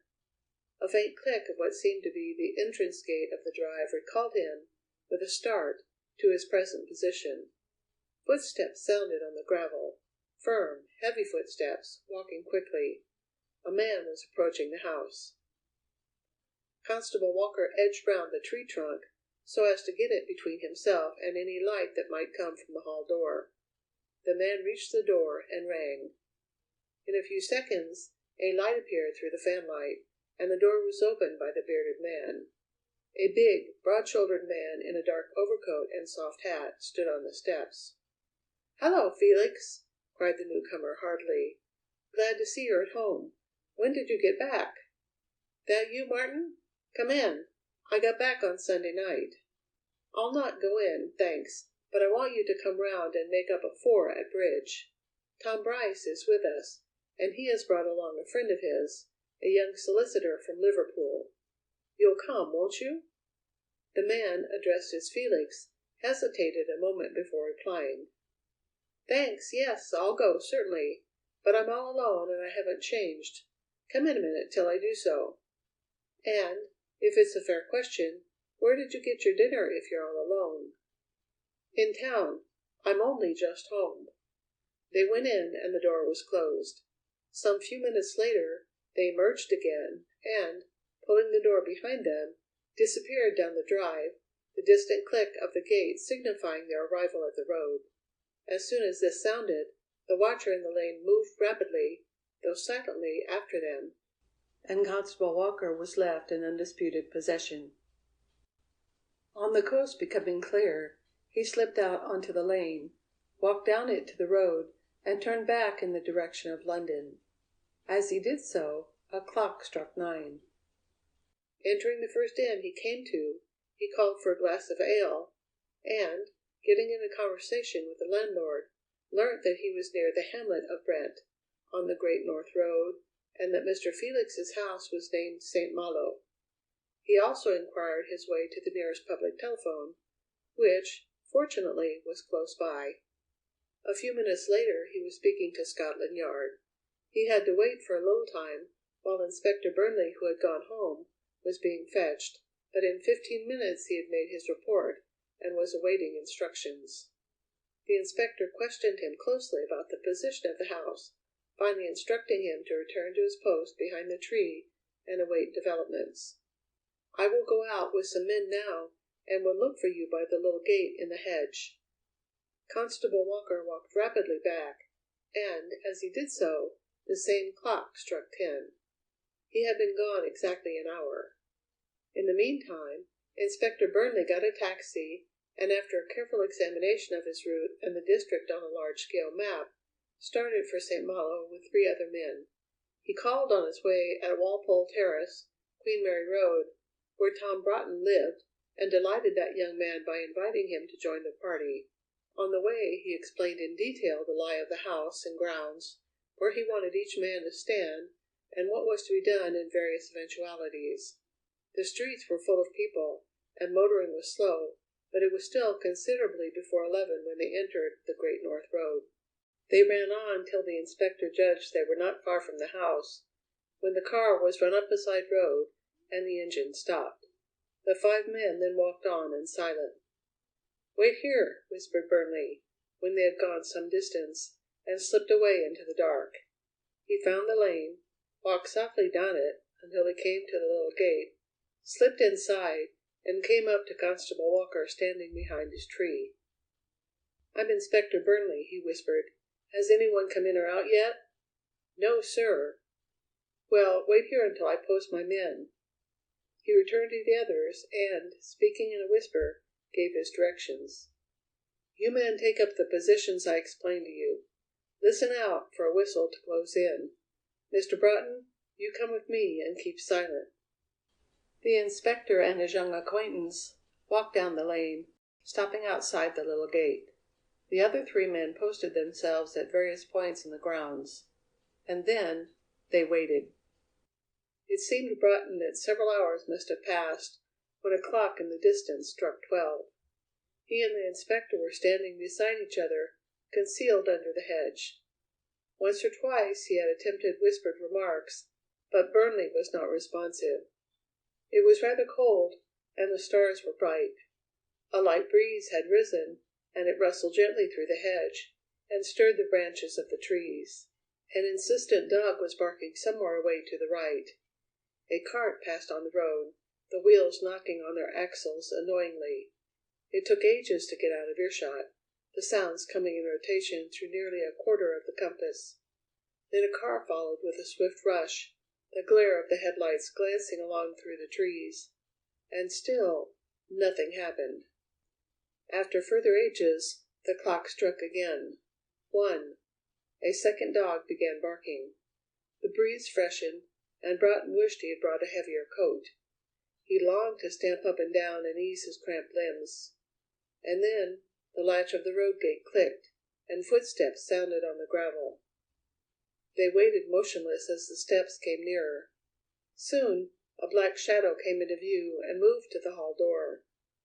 There was a jingling of keys, the rattling of a lock, the outline of the door became still darker, the shadow disappeared within, and the door was closed. Immediately Burnley whispered to Broughton, "I am going now to ring at the door, and when he opens it, I will flash my light in his face. Take a good look at him, and if you are sure, absolutely positive, it is Felix, say 'yes.' Just the one word, 'yes.' Do you understand?"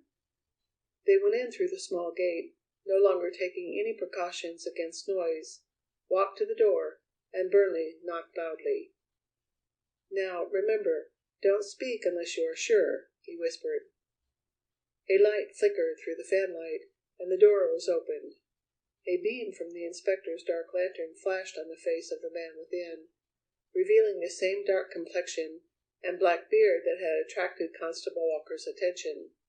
The word "yes" came from Broughton, and the inspector said: "Mr. Leon Felix, I am Inspector Burnley from Scotland Yard. I have called on rather urgent business, and would be glad of a few minutes' conversation."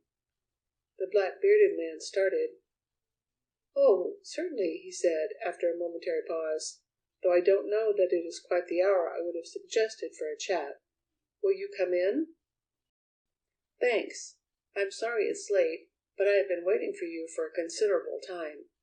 Perhaps my man might sit in the hall out of the cold?" Burnley called over one of his men, who had been stationed near the summer house.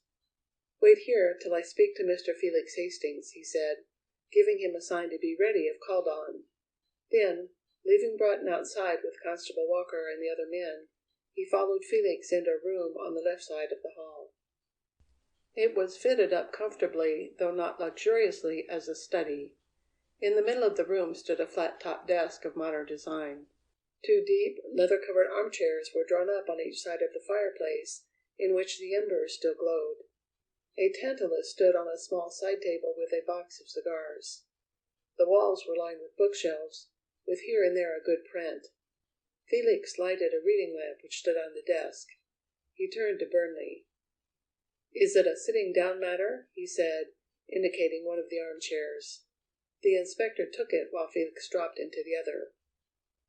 "I want, Mr. Felix," began the detective, "to make some inquiries about a cask which you got from the steamer Bullfinch this morning, or rather yesterday, for this is really Tuesday, and which I have reason to believe is still in your possession."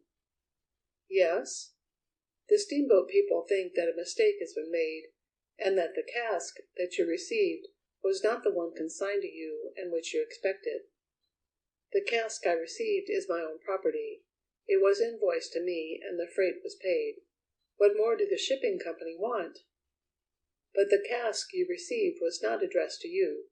It was invoiced to a Mr. Felix of West Jubb Street, Tottenham Court Road. The cask was addressed to me. I admit the friend who sent it made a mistake in the address, but it was for me all the same. But if we bring the other Mr. Felix, the West Jubb Street Mr. Felix, here, and he also claims it, you will not then, I take it, persist in your claim?" The black-bearded man moved uneasily. He opened his mouth to reply, and then hesitated. The inspector felt sure he had seen the little pitfall only just in time. "If you produce such a man," he said at last, "I am sure I can easily convince him that the cask was really sent to me, and not to him." "Well, we shall see about that later. Meantime, another question. What was in the cask you were expecting?" "Statuary." "You are sure of that?" "Why, of course I'm sure. Really, Mr. Inspector, I'd like to know by what right I am being subjected to this examination." "I shall tell you, Mr. Felix. Scotland Yard has reason to believe there is something wrong about that cask, and an investigation has been ordered. You were naturally the first person to approach, but since the cask turns out not to be yours, we shall—" "Not to be mine? What do you mean? Who says it is not mine?" "Pardon me, you yourself said so. You have just told me the cask you expected contained statuary. We know the one you received does not contain statuary. Therefore, you have got the wrong one." Felix paled suddenly, and a look of alarm crept into his eyes. Burnley leaned forward and touched him on the knee. "You will see for yourself, Mr. Felix, that if this matter is to blow over, we must have an explanation of these discrepancies. I am not suggesting you can't give one. I am sure you can, but if you refuse to do so, you will undoubtedly arouse unpleasant suspicions." Felix remained silent, and the inspector did not interrupt his train of thought. "Well," he said, at length, "I have really nothing to hide, only one does not like being bluffed. I will tell you, if I can, what you want to know. Satisfy me that you are from Scotland Yard." Burnley showed his credentials, and the other said: "Very good. Then I may admit I misled you about the contents of the cask, though I told you the literal and absolute truth. The cask is full of plaques, plaques of kings and queens. Isn't that statuary? And if the plaques should be small, and made of gold, and called sovereigns, aren't they still statuary? That is what the cask contains, Mr. Inspector. Sovereigns, 988 pounds in gold." "What else?"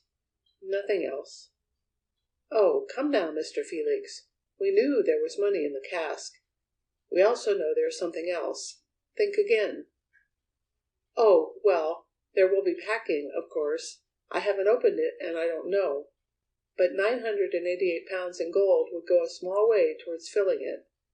There will be sand, or perhaps alabaster, or some other packing." "I don't mean packing. Do you distinctly tell me no other special object was included?" "Certainly, but I suppose I'd better explain the whole thing." He stirred the embers of the fire together, threw on a couple of logs, and settled himself more comfortably in his chair. Chapter V of the Cask. Felix tells a story. "I am a Frenchman, as you know," began Felix, "but I have lived in London for some years, and I run over to Paris frequently on both business and pleasure. About 3 weeks ago, on one of these visits, I dropped into the Café Toison d'Or in the Rue Royale, where I joined a group of acquaintances. The conversation turned on the French government lotteries, and one of the men, a Monsieur Le Gautier, who had been defending the system, said to me, "Why not join in a little flutter?" I refused at first, but afterwards changed my mind and said I would sport 500 francs if he did the same. He agreed, and I gave him 20 pounds odd as my share. He was to carry the business through in his name, letting me know the results and having the profits, if any. I thought no more about the matter till last Friday, when, on my return home in the evening, I found a letter from Le Gautier, which surprised, pleased, and annoyed me in equal measure. Mr. Felix drew a letter from a drawer of his writing table and passed it to the inspector. It was in French, and though the latter had a fair knowledge of the language, he was not quite equal to the task, and Mr. Felix translated. The letter ran as follows: Rue de Vaillerbe, 997, Avenue Friedland, Paris, Thursday, 1st April, 1912. My dear Felix, I have just had the most wonderful news. We have won. The lottery has drawn trumps, and our 1,000 francs has become 50,000, 25,000 francs each. I shake both your hands. The money I have already received, and I am sending your share at once. And now, old chap, do not be very annoyed when I tell you that I am playing a little trick on you. I apologize. You remember Dumarche? Well, he and I had an argument about you last week. We were discussing the ingenuity and resource of criminals in evading the police. Your name happened to be mentioned, and I remarked what a splendid criminal a man of your inventive talents would make. He said, no, that you were too transparently honest to deceive the police. We got hot about it and finally arranged a little test. I have packed your money in a cask, in English sovereigns. There are 988 of them, and am booking it to you, carriage paid, by the Insular and Continental Steam Navigation Company's boat from Rouen, due in London about Monday, 5th April. But I am addressing it to Monsieur Léon Felix, 141 West Jump Street, Tottenham Court Road, London, W., and labelling it statuary only, from Dupierre et C., the monumental sculptors of Grenelle. It will take some ingenuity to get a falsely addressed and falsely described cask away from the steamer officials without being suspected of theft. That is the test.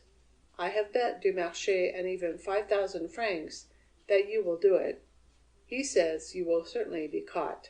I send you my best congratulations on the greatness of your coup, of which the visible evidence goes to you in the cask, and my only regret is that I shall be unable to be present to see you open it.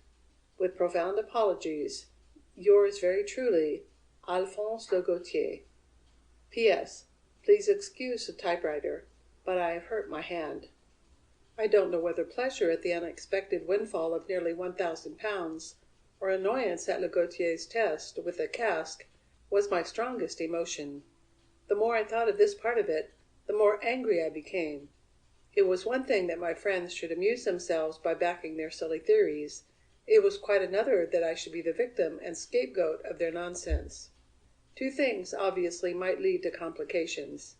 If it came out that a cask labeled statuary contained gold, suspicion would be aroused, and the same thing would happen if anyone discovered the address to be false.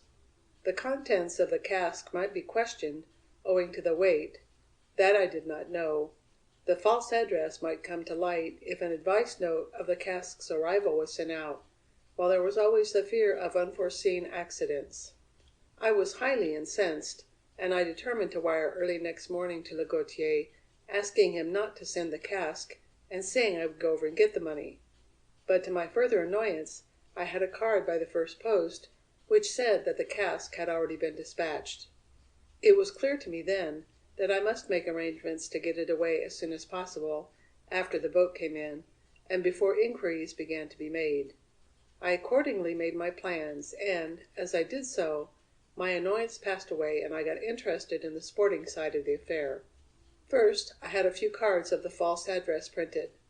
Then I found an obscure carding contractor, from whom I hired a 4-wheel dray and 2 men, together with the use of an empty shed for 3 days. I had found out that the steam navigation boat would be due on the following Monday, and on the preceding Saturday I brought the men in the dray to the shed and prepared them for what I wanted done. To enlist their help, and prevent them becoming suspicious, I gave the former a qualified version of Le Gautier's story. I told them I had made a bet and said I wanted their help to pull it off. A certain cask was coming in by the Rouen boat, addressed to a friend of mine, and he had bet me a large sum that I could not get this cask from the steamer people and take it to my house, while I held that I could.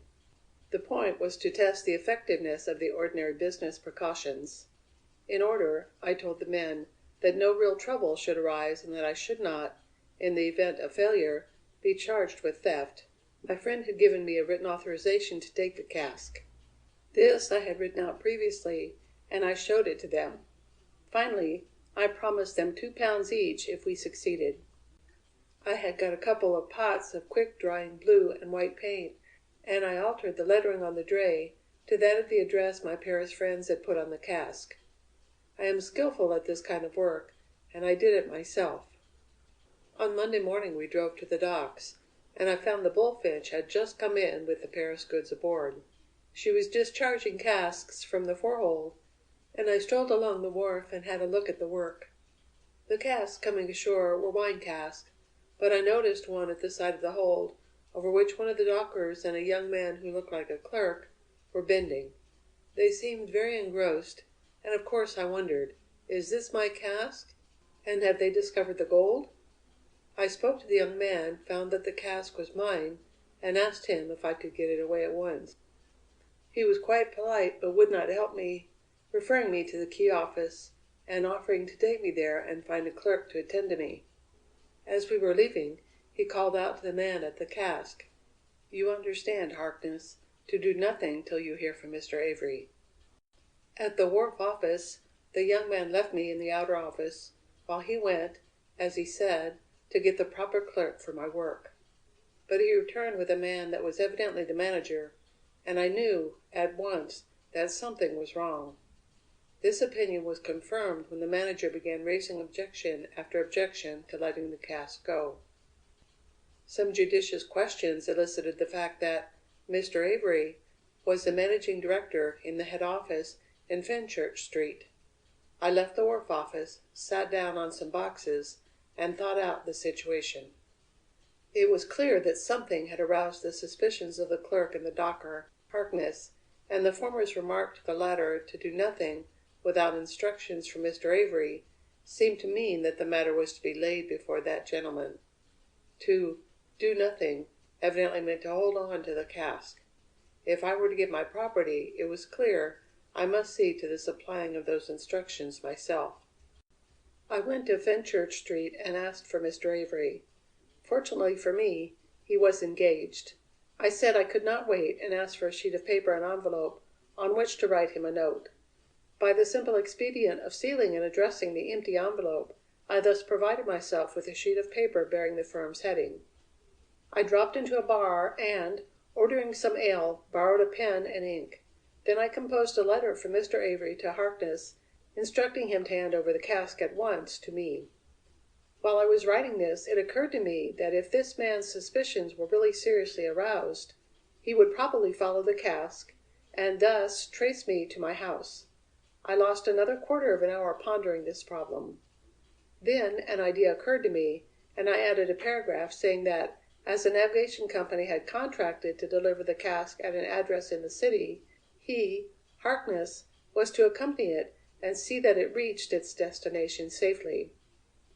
I wrote the letter in the round hand of a junior clerk, signing it the I&CSN Company Limited, per, in the same hand, and Avery with an undecipherable initial in another kind of writing, and another per, and then two not very clear initials. I hoped, in this way, to mislead Harkness if he happened to know the genuine signature. It was my design to get Harkness away from the ship with the cask and my own men, when I hoped to find some way of giving him the slip. This I eventually did by instructing one of the men to clamor for a drink, and the other, a man named Waddy, to refuse to leave the horse when I invited the party to a bar for some beer. On the plea of relieving Waddy, I left Harkness and the other man drinking in the bar, and slipped away with Waddy and the dray. Then he and I went back to the shed, and I ran a coat of paint over the dray, restoring it to its original brown and painting out the fictitious name. In the evening we brought the dray home, timing ourselves to arrive here after dark, and I loaded the cask in one of the outhouses where it now is." When Felix ceased speaking, the two men sat in silence for several minutes, while Burnley turned the statement over in his mind. The sequence of events was unusual, but the story hung together, and, as he went over it in detail, he could see no reason why it should not, from Felix's point of view, be true. If Felix believed his friend's letter, as he appeared to, his actions were accounted for, and if the cask really contained a statue, the letter might explain the whole thing. On the other hand, if it held a corpse, the letter was a fraud to which Felix might or might not be party. Gradually, as he pondered, the matter shaped itself into three main considerations. First, there was Felix's general bearing and manner. The inspector had a long and varied experience of men who told the truth and of men who lied, and all his instincts led him to believe this man. He was aware that such instincts are liable to err. He had himself erred on more than one occasion in the past. Yet he could not overlook the fact that Felix's bearing, as far as his impression went, was that of a sincere and honest man. Such a consideration would not be a decisive factor in his conclusion, but it would, undoubtedly, weigh. Secondly, there was Felix's account of his actions in London. Of the truth of this, the inspector had already received considerable independent testimony. He reviewed the chain of events, and was surprised to find how few statements of Felix were unsupported. His first visit to the Bullfinch had been described in almost similar terms by Broughton and by Huston in the Wharf office. His call at the Fenchurch Street office, and the ruse by which he obtained the shipping company's headed notepaper, had been testified to by Mr. Avery and his chief clerk, Wilcox. His description of the letter he had written to Harkness was certainly accurate from the inspector's own knowledge. His account of the removal of the cask and the shaking off of Harkness was in agreement with the statement of the latter, and finally, Felix's description of the removal of the cask to its present resting place was fully corroborated by Constable Walker. There was practically no part of this statement unsupported by outside evidence. In fact, Inspector Burnley could not recall any case where so much confirmation of a suspect's story was forthcoming. Weighing the matter point by point, he came to the deliberate conclusion that he must unreservedly believe it. So much for Felix's actions in London. But there was a third point, his actions in Paris, culminating in the letter of his friend. The letter. That was the kernel of the nut. Was it really written under the circumstances described? Had Le Gautier written it? Was there even such a man as Le Gautier? All this, he thought, it should not be difficult to find out. He would get some more information from Felix, and if necessary, slip across to Paris and put the statements to the test. He broke the silence. "Who is Monsieur Le Gautier?" "Junior partner in the firm of Le Gautier, Fils, wine merchants in the Rue Henri IV." "And Monsieur Dumarche?" "A stockbroker." "Can you give me his address?" "I don't know his home address. His office is, I think, in the Boulevard Poissonnière, but I could get you the address for Monsieur Le Gautier." "Please give me an account of your relations with these gentlemen." "Well, I have known them both for years, and we are good friends, but I cannot recall ever having had any money transactions with either until this matter of the lottery." "The details of that mentioned in the letter are correct?" "Oh, perfectly." "Can you remember where, precisely, the conversation about the lottery took place?" "It was in the ground floor room of the café, at the window to the right of the entrance, looking inwards." "You say other gentlemen were present?" "Yes, a group of us were there, and the conversation was general." "Was your arrangement to enter the lottery heard by the group?" "Yes, we had quite a lot of good-natured chaff about it." And can you remember who were present?" Mr. Felix hesitated. "I'm not sure that I can," he said at last. "The group was quite a casual one, and I only joined it for a few moments. Le Gautier was there, of course, and a man called d'Aubigny, and Henri Boisson, and I think Jacques Cochet, but of him I'm not sure. There were a number of others also." Felix answered the questions readily, and the inspector noted his replies. He felt inclined to believe the lottery business was genuine. At all events, inquiries in Paris would speedily establish the point. But even if it was all true, that did not prove that Le Gautier had written the letter. A number of people had heard the conversation, and anyone could have written it, even Felix himself. Ah, that was an idea! Could Felix be the writer? Was there any way of finding that out? The inspector considered and then spoke again. "Have you the envelope this letter came in?" "Eh?" said Felix. "The envelope? Why, no, I'm sure I haven't. I never keep them." "Or the card?" Felix turned over the papers on his desk and rummaged in the drawers. "No," he answered. "I can't find it. I must have destroyed it, too." There was, then, no proof that these communications had been received by Felix. On the other hand, there was no reason to doubt it. The inspector kept an open mind as he turned again to the letter. It was typewritten on rather thin, matte surface paper, and, though Burnley was not an expert, he believed the type was foreign. Some signs of wear were present, which he thought might identify the typewriter. The N's and the R's were leaning slightly to the right, the T's and the E's were below alignment, and the L's had lost the horizontal bar at the top of the downstroke. He held the paper up to the light. The watermark was somewhat obscured by the type, but after a time he made it out. It was undoubtedly French paper. This, of course, would not weigh much, as Felix, by his own statement, was frequently in Paris, but still it did weigh. The inspector read the letter again. It was divided into 4 paragraphs, and he pondered each in turn. The first was about the lottery. He did not know much about French lotteries, but the statement made could at least be verified. With the help of the French police, it would be easy to find out if any drawings and payments had recently been made, and he could surely get a list of the winners. A winner of 50,000 francs, living in or near Paris, should be easily traced. The second and third paragraphs were about the bet and the sending of the cask. Burnley turned the details over in his mind. Was the whole story a likely one?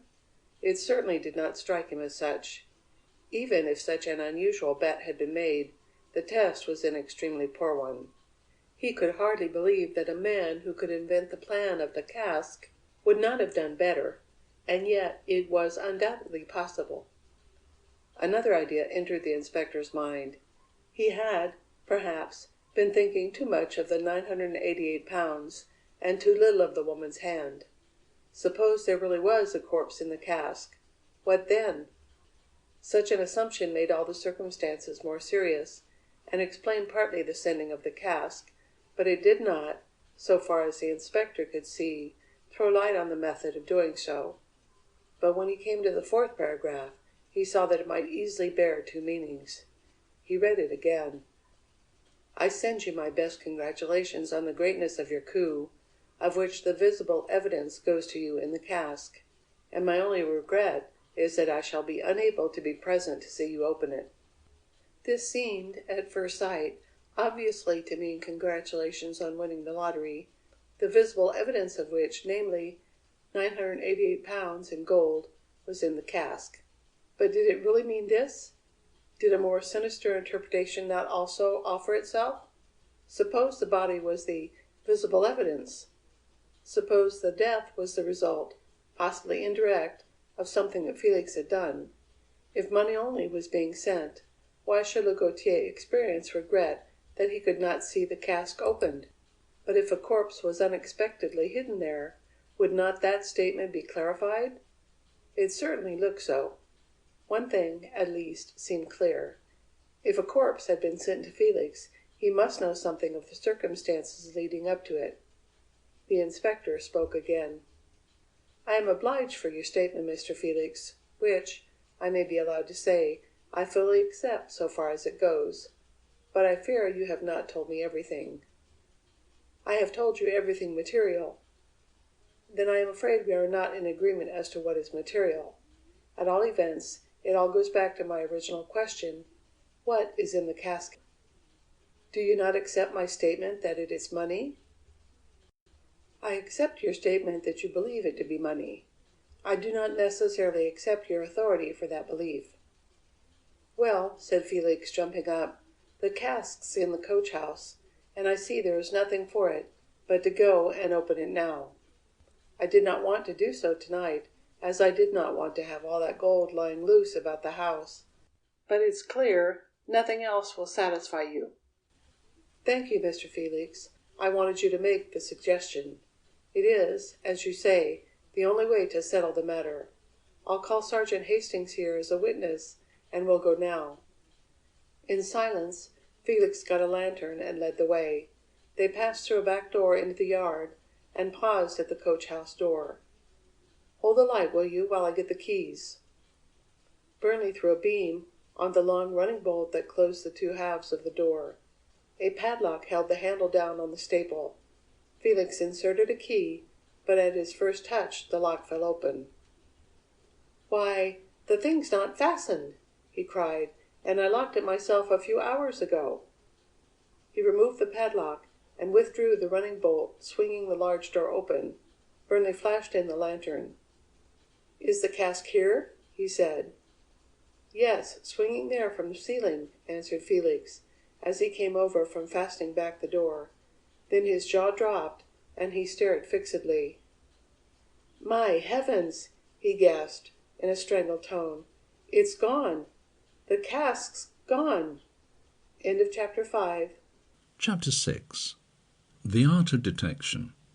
Astonished as Burnley was himself at this unexpected development, he did not forget to keep a keen watch on Felix. The latter was genuinely amazed and dumbfounded, he could not doubt. Not only was his surprise too obviously real to be questioned, but his anger and annoyance at losing his money were clearly heartfelt.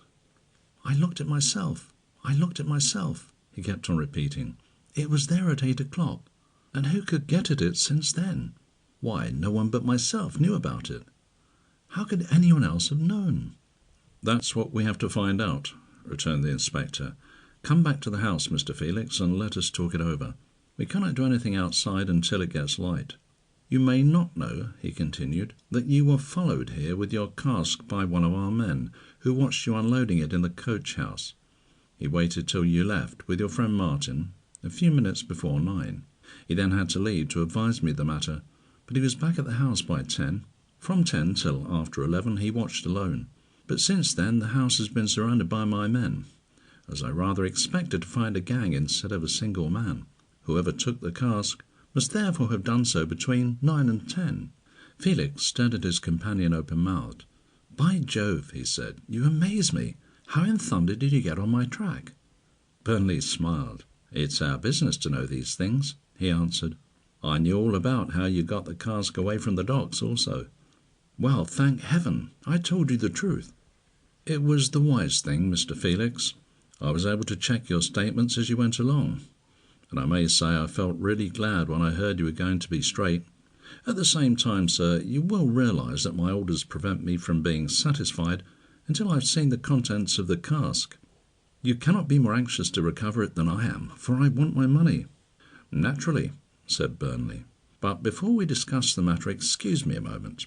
I want to give my fellows some instructions." He went out and called the men together. Sergeant Hastings and Constable Walker he retained. The rest he sent home in the car with instructions to return at 8 o'clock in the morning. To Broughton he bade good night, thanking him for his presence and help. When he re-entered the study, Felix made up the fire and drew forward the whisky and cigars. "Thank you, I don't mind if I do," said the detective, sinking back into his chair. "Now, Mr. Felix, let us go over every one that knew about the cask being there. No one but myself and the carter, I assure you. Yourself, the carter, myself, and my man Walker, 4 to start with." Felix smiled. "As far as I'm concerned," he said, "I left here, as you appear to know, almost immediately after the arrival of the cask, and did not return till after 1 o'clock. All of that time I was in the company of Dr. William Martin and a number of mutual friends, so I can prove an alibi." Burnley smiled also. "For me," he said, "I'm afraid you'll have to take my word. The house was watched by Walker from 10 o'clock, and we may take it as quite impossible that anything could have been done after that hour. There remains therefore the carter, and, as we must neglect no possibilities, I will ask you to give me the address of the cartage firm and any information about the man that you may have." "John Lyons and Son, 127 Maddox Street, Lower Beechwood Road," was the contractor. "The carter's name, beyond Watty, I don't know. He was a rather short, wiry chap with a dark complexion and small black moustache.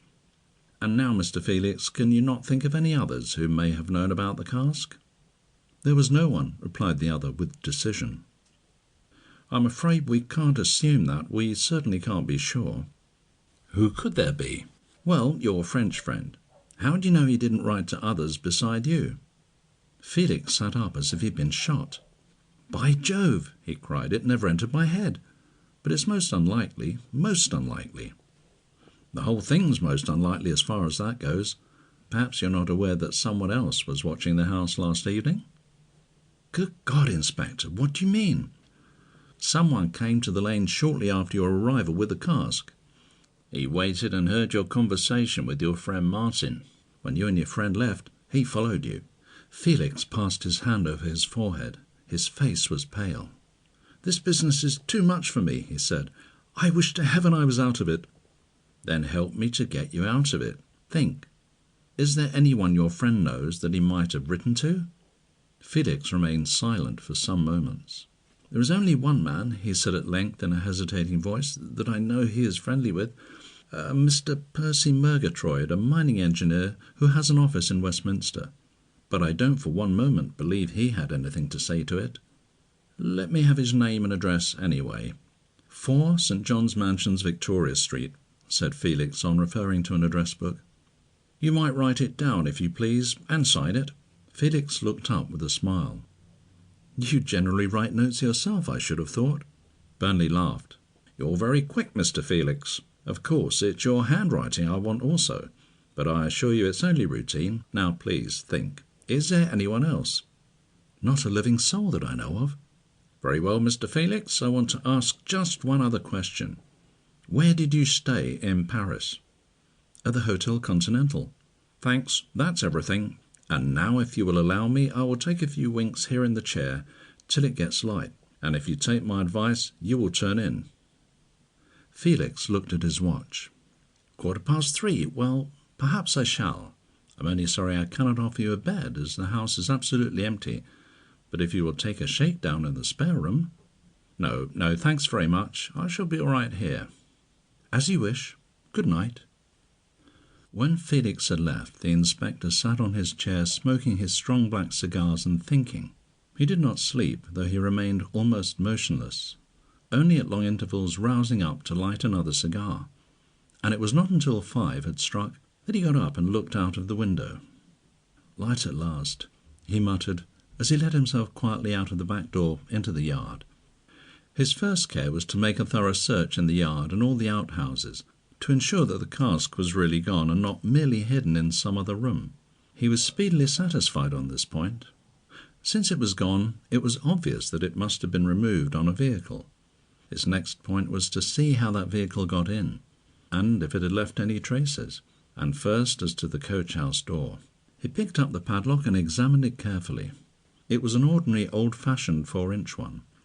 The ring had been forced open while locked, the hole in the opening end through which the bolt passes being torn away. Marks showed that this had been done by inserting some kind of lever between the body of the lock and the staple on the door, through which the ring had been passed. The inspector looked round for the lever, but could not find it. He therefore made a note to search for such a tool, as, if it bore marks which would fit those on the door, its evidence might be important. There was next the question of the yard gate. This opened inwards in 2 halves, and was fastened by a wooden beam hinged through the centre to the edge of one of the half gates. When it was turned vertically, the gates were free, but when horizontally it engaged with brackets, one on each half gate, thus holding them closed. It could be fastened by a padlock, but none was fitted. The gate now stood closed, and with the beam lying in the brackets. The inspector took another note to find out if Mr. Felix had locked the beam, and then stood considering. It was clear the gate must have been closed from the inside after the vehicle had gone out. It must have been opened similarly on the latter's arrival. Who had done this? Was Felix lying, and was there someone else in the house? At first it seemed likely, and then the inspector thought of another way. Constable Walker had climbed the wall. Why should not the person who opened and shut the gate have also done so? The inspector moved slowly along the wall, scrutinizing it and the ground alongside it. At first he saw nothing out of the common, but on retracing his steps he noticed about 3 yards from the gate 2 faint marks of mud or dust on the plaster. These were some 6 feet from the ground and about 15 inches apart. On the soft soil which had filled in between the cobblestones in this disused part of the yard, about a foot from the wall and immediately under these marks, were 2 sharp-edged depressions about 2 inches long by half an inch wide, arranged with their longer dimensions in line. Someone had clearly used a short ladder. Inspector Burnley stood gazing at the marks. It struck him they were very far apart for a ladder. He measured the distance between them and found it was 15 inches. Ladders, he knew, are about 12. Opening the gate, he went to the outside of the wall. A grass plot ran alongside it here, and the inspector, stooping down, searched for corresponding marks. He was not disappointed. 2 much deeper depressions showed where the ends of the ladder-like apparatus had sunk into the softer ground. These were not narrow like those in the yard, but rectangular and of heavier stuff, 3 inches by 2, he estimated. He looked at the plaster on the wall above, but it was not till he examined it through his lens that he was satisfied it bore 2 faint scratches, corresponding in position to the muddy marks on the opposite side. A further thought struck him. Scooping up a little soil from the grass, he went again into the yard and compared with his lens the soil and the dry mud of the marks on the plaster. As he had anticipated, they were identical. He could now dimly reconstruct what had happened. Someone had placed a peculiar kind of ladder against the outside of the wall and presumably crossed it and opened the gate. The ladder had then been carried round and placed against the inside of the wall, but, probably by accident, opposite end up. The outside plaster was therefore clean but scraped, whilst that on the inside bore traces of the soil from the ends that stood on the grass. In going out after the barring of the gate, he imagined the thief had pulled the ladder after him with a cord and passed it over the wall. The inspector returned to the grass and made a further search. Here he found confirmation of his theory in a single impression of one of the legs of the ladder, some 2 feet 6 out from the wall. That, he decided, had been caused by the climber throwing down the ladder when leaving the yard. He also found 3 footmarks, but unfortunately they were so blurred as to be valueless. He took out his notebook and made a sketch with accurate dimensions showing what he had learnt of the ladder, its length, width, and the shape of the legs at each end. Then, bringing out the steps Felix had used to hang the chain blocks, he got on the wall. He examined the cement coping carefully, but without finding any further traces. The yard being paved, no wheel or footmarks were visible, but Burnley spent quite a long time crossing and recrossing it, examining every foot of ground in the hope of finding some object that had been dropped. Once before, in just such another case, he had had the luck to discover a trouser button concealed under some leaves, a find which had led to penal servitude for 2 men. On this occasion he was disappointed, his search being entirely unsuccessful. He went out on the drive. There were plenty of marks, but, try as he would, he could make nothing of them. The surface was covered thickly with fine gravel, and only showed vague disturbances with no clear outlines. He began methodically to search the drive as he had done the yard. Every foot was examined in turn, Burnley gradually working down towards the gate. After he left the immediate neighbourhood of the house, the gravel became much thinner, but the surface below was hard and bore no marks. He continued perseveringly until he got near the gate, and then he had some luck. In the lawn between the house and the road, some work was in progress. It seemed to Burnley that a tennis or croquet ground was being made. From the corner of this ground a recently filled-in cut ran across the drive and out to the hedge adjoining the lane. Evidently a drain had just been laid. Where this drain passed under the drive the newly filled ground had slightly sunk. The hollow had been made up in the middle with gravel, but it happened that a small space on the lane side, which had not gone down much, was almost uncovered, the clay showing through. On this space were two clearly defined footmarks, pointing in the direction of the house. I have said two, but that is not strictly correct. One, that of a workman's right boot with heavy hobnails, was complete in every detail, the clay holding the impression like plaster of Paris. The other, some distance in front and to the left, and apparently the next step forward, was on the edge of the clay patch and showed the heel only, the sole having borne on the hard. Inspector Burnley's eyes brightened. Never had he seen better impressions. Here was something tangible at last. He bent down to examine them more closely, then suddenly sprang to his feet with a gesture of annoyance. "Fool that I am," he growled. "That's only Watty bringing up the cask." All the same, he made a careful sketch of the marks, showing the distance between them and the size of the clay patch. Watty, he felt sure, would be easy to find through the carting establishment, when he could ascertain if the footsteps were his. If it should chance they were not, he had probably found a useful clue to the thief. For the convenience of the reader, I reproduce the sketch.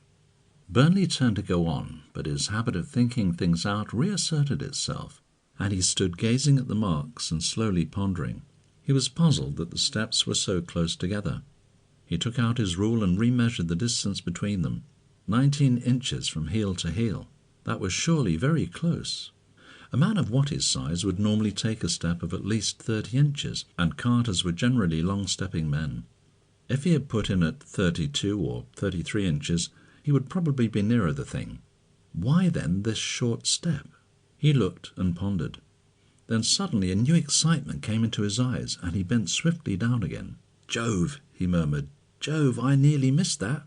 It makes it more like Watty, and if so, it is conclusive, absolutely conclusive." His cheek was flushed and his eyes shone. "That probably settles that hash," said the evidently delighted inspector. He nevertheless continued his methodical search down the remainder of the drive and out on the road, but without further result. He looked at his watch. It was 7 o'clock. "2 more points and I'm through," he said to himself in a satisfied tone. He turned into the lane and walked slowly down it, scrutinizing the roadway as he had done the drive. 3 separate times he stopped to examine and measure footmarks, the third occasion being close by the little gate in the hedge. "Number 1 point done, now for number 2, he muttered, and returning to the entrance gate, stood for a moment looking up and down the road. Choosing the direction of London, he walked for a quarter of a mile examining the gateways at either side, particularly those that led into fields. Apparently he did not find what he was in search of, for he retraced his steps to where a crossroad led off to the left, and continued his investigations along it. No better luck rewarding him, he tried a second crossroad with the same result. There being no other crossroads, he returned to the lane and set out again, this time with his back to London. At the third gateway, one leading into a field on the left-hand side of the road, he stopped. It was an ordinary iron farm gate set in the rather high and thick hedge that bounded the road. The field was in grass and bore the usual building ground notice. Immediately aside the gate was a patch of low and swampy-looking ground, and it was a number of fresh wheel marks crossing this patch that had caught the inspector's attention. The gate was not padlocked, and Burnley slipped the bolt back and entered the field. He examined the wheel marks with great care. They turned sharply at right angles on passing through the gate, and led for a short distance along the side of the fence, stopping beside a tree which grew in the hedge. The hoof marks of a horse and the prints of a man's hobnail boots leading over the same ground also came in for a close scrutiny. It was a contented-looking Burnley that turned out of the field and walked back to St. Malo. He was well satisfied with his night's work. He had firstly succeeded in getting a lot of information out of Felix, and had further turned the latter into a friend anxious to help in the clearing up of the mystery. And though an unexpected check had arisen in the disappearance of the cask, he felt that with the information he had gained in the last 3 hours, it would not be long before he had his hands on it again. As he approached the door, Felix hailed him. "I saw you coming up," he said. "What luck?" "Oh, not so bad, not so bad," returned the other. "I'm just going back to the city." But the cask, what about it? I'll start some inquiries that may lead to something. Oh, come now, Inspector, don't be so infernally close. You might tell me what you've got in your mind, for I can see you have something. Burnley laughed. Oh, well, he said, I don't mind. I'll tell you what I found. You see what you make of it. First, I found your coach-house padlock had been forced with a lever. There was nothing of the kind lying about. Therefore, whatever theory we adopt must account for this lever's production and disposal. It may quite likely bear marks corresponding to those on the padlock, which evidence might be valuable. I then found that your visitor had arrived at the yard gate with a vehicle, and had climbed the wall with the aid of a very peculiar ladder. He had presumably opened the gate, and, after loading up the cask and drawing his vehicle out onto the drive, had closed the gate, leaving by the same means. There is evidence to show that he lifted the ladder over after him, probably pulling it up by a cord.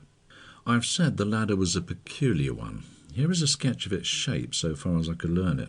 You will see that it is short and wide with the ends shaped differently. I may remind you in passing how easy it would have been to load up the cask in spite of its weight. All that was necessary was to back the vehicle under it and lower out the differential pulley, a thing a man could do with one hand. I examined the drive but could find nothing except at one place where there was a most interesting pair of footmarks.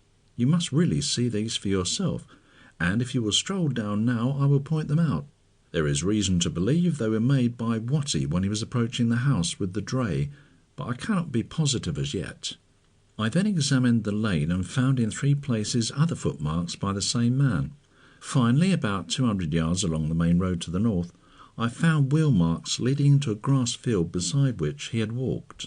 Now, Mr. Felix, put all these things together. You will find them suggestive, but the footmarks on the drive are very nearly conclusive. They had by this time reached the marks. Here we are, said Burnley. What do you think of these? I don't see anything very remarkable about them. Look again. Felix shook his head. See here, Mr. Felix. Stand out here on the gravel and put your right foot in line with this first print. Right. Now take a step forward as if you were walking to the house. Right. Does anything occur to you now? I cannot say that it does, unless it is that I have taken a very much longer step. But your step was of normal length. Well then, conversely, the unknown must have taken a short one. But did he? Assume it was Watty, as I think it must have been. You were with him and you saw him walking. Oh, come now, Inspector, how could I tell that? He didn't normally take very short steps, or I should have noticed it. But I couldn't possibly say that he never took one. The point is not essential, except that it calls attention to a peculiarity in the steps. But you must admit that, while possible, it is quite unlikely he would take a step of that length, 19 inches as against a probable 33, without stumbling or making a false step. But how do you know he didn't stumble? The impression, my dear sir, the impression. A false step or a stumble would have made a blurred mark or shown heavier on one side than the other. This print shows no slip and is evenly marked all over. It was clearly made quite normally. That seems reasonable, but I don't see how it matters. To me it seems exceedingly suggestive, though I agree not conclusive. But there is a nearly conclusive point, Mr. Felix. Look at those prints again. They convey nothing to me. Compare them. Well, I can only compare the heels, and there is not much difference between them, just as you would expect between the heels of a pair of boots. Felix hesitated. By Jove, Inspector, he went on, I've got you at last. They're the same marks. They were both made by the same foot. I think so, Mr. Felix. You have it now. Look here. The inspector stooped. The 4th nail on the left-hand side is gone. That alone might be a coincidence, but if you compare the wear of the other nails and of the leather, you will see they are the same beyond doubt. He pointed to several little inequalities and inaccuracies in the outline, each of which appeared in both the marks. But even if they are the same, I don't know that I see what you get from that. Don't you? Well, look here. How could Watty, if it was he, have produced them? Surely only in one of 2 ways. Firstly, he could have hopped on one foot, but there are 3 reasons why it is unlikely he did that. One is that he could hardly have done it without your noticing it. Another, that he could never have left so clear an impression in that way. The third, why should he hop? He simply wouldn't do it. Therefore they were made in the second way. What was that, Mr. Felix? Felix started. I see what you're after at last, he said. He walked up the drive twice. Of course he did. He walked up first with you to leave the cask. He walked up the second time with the empty dray to get it. If the impressions were really made by Watty, that seems quite certain. But what on earth would Watty want with the cask? He could not know there was money in it. Probably not, but he must have guessed it held something valuable. Inspector, you overwhelm me with delight. If you took the cask, it will surely be easy to trace it. It may or it may not. Question is, are we sure he was acting for himself? Who else? What about your French friend? You don't know whom he may have written to. You don't know that all your actions with the cask may not have been watched. Oh, don't make things worse than they are. Trace this Watty, won't you? Of course we will, but it may not be so easy as you seem to think. At the same time, there are two other points, both of which seem to show he was at least alone. Yes? The first is the watcher in the lane. That was almost certainly the man who walked twice up your drive. I told you I found his footmarks at 3 points along it. One was near your little gate, close beside and pointing to the hedge, showing he was standing there. That was at the very point my man saw the watcher. The second point concerns the horse and dray, and this is what leads me to believe the watcher was really Watty. If Watty was listening up the lane, where were these? If he had a companion, the latter would doubtless have walked them up and down the road. But if he was alone, they must have been hidden somewhere while he made his investigations. I've been over most of the roads immediately surrounding, and on my fourth shot towards the north, as I already told you, I found the place. It is fairly clear what took place. On leaving the cask, he had evidently driven along the road until he found a gate that did not lead to a house. It was, as I said, that of a field. The marks there are unmistakable. He led the dray in behind the hedge and tied the horse to a tree. Then he came back to reconnoitre and heard you going out. He must have immediately returned and brought the dray, got the cask and cleared out, and I imagine he was not many minutes gone before my man Walker returned. What do you think of that for a working theory? I think it's conclusive, absolutely conclusive, and that explains the queer-shaped ladder. Eh, what? What's that you say? It must have been the gangway business for loading barrels on the dray. I saw one hooked on below the deck. Burnley smote his thigh a mighty slap. One for you, Mr. Felix, he cried. One for you, sir. I never thought of it. That points to Watty again. Inspector, let me congratulate you. You've got evidence that makes the thing a practical certainty. I think it's a true bill. And now, sir, I must be getting back to the yard. Burnley hesitated and then went on. I'm extremely sorry, and I'm afraid you won't like it, but I shall be straight with you and tell you I simply dare not, leave you without some kind of police supervision until this cask business is cleared up. But I give you my word you shall not be annoyed. Felix smiled. That's all right. You do your duty. The only thing I ask you is to let me know how you get on. I hope we'll have some news for you later in the day. It was now shortly after 8, and the car had arrived with the two men sent back the previous evening. Burnley gave them instructions about keeping a watch on Felix. Then, with Sergeant Hastings and Constable Walker, he entered the car and was driven rapidly towards London. End of Chapter 6. Chapter 7 of The Cask. The Cask at last. Inspector Burnley reached Scotland Yard, after dropping Constable Walker at his station, with remarks which made the heart of that observer glow with triumph, and conjured up pictures of the day when he, Inspector Walker, would be one of the Yard's most skilled and trusted officers. During the run citywards, Burnley had thought out his plan of campaign, and he began operations by taking Sergeant Hastings to his office and getting down the large-scale map. "Look here, Hastings," he said, when he had explained his theories and found what he wanted. "Here's John Lyons and Son, the carriers, where Watty is employed, and from where the dray was hired. You see, it's quite a small place. Here, close by, is Gould Street, and here is the Gould Street post office. Got the lay of those? Very well. I want you, when you've had your breakfast, to go out there and get on the track of Watty. Find out first his full name and address, and wire or phone it at once. Then shadow him. I expect he has the cask, either at his own house or hidden somewhere, and he'll lead you to it, if you're there to follow. Probably he won't be able to do anything till night, but of that we can't be certain. Don't interfere or let him see you if possible, but of course don't let him open the cask if he has not already done so, and, under no circumstances, allow him to take anything out of it. I will follow you out, and we can settle further details. The Gould Street Post Office will be our headquarters, and you can advise me there at, say, the even hours of your whereabouts. Make yourself up as you think best, and get to work as quickly as you can." The sergeant saluted and withdrew. "That's everything in the meantime, I think," said Burnley to himself, as, with a yawn, he went home to breakfast. When, some time later, Inspector Burnley emerged from his house, a change had come over his appearance. He seemed to have dropped his individuality as an alert and efficient representative of Scotland Yard, and taken on that of a small shopkeeper or contractor in a small way of business. He was dressed in a rather shabby suit of checks, with baggy knees and draggled coat. His tie was woefully behind the fashion, his hat required brushing, and his boots were soiled and down at heel. A slight stoop and a slouching walk added to his almost slovenly appearance. He returned to the yard and asked for messages. Already a telephone had come through from Sergeant Hastings. Party's name, Walter Palmer, 71 Fennel Street, Lower Beechwood Road. Having had a warrant made out for the party's arrest, he got a police motor with plainclothes driver and left for the scene of operations. It was another glorious day. The sun shone out of a cloudless sky of clearest blue.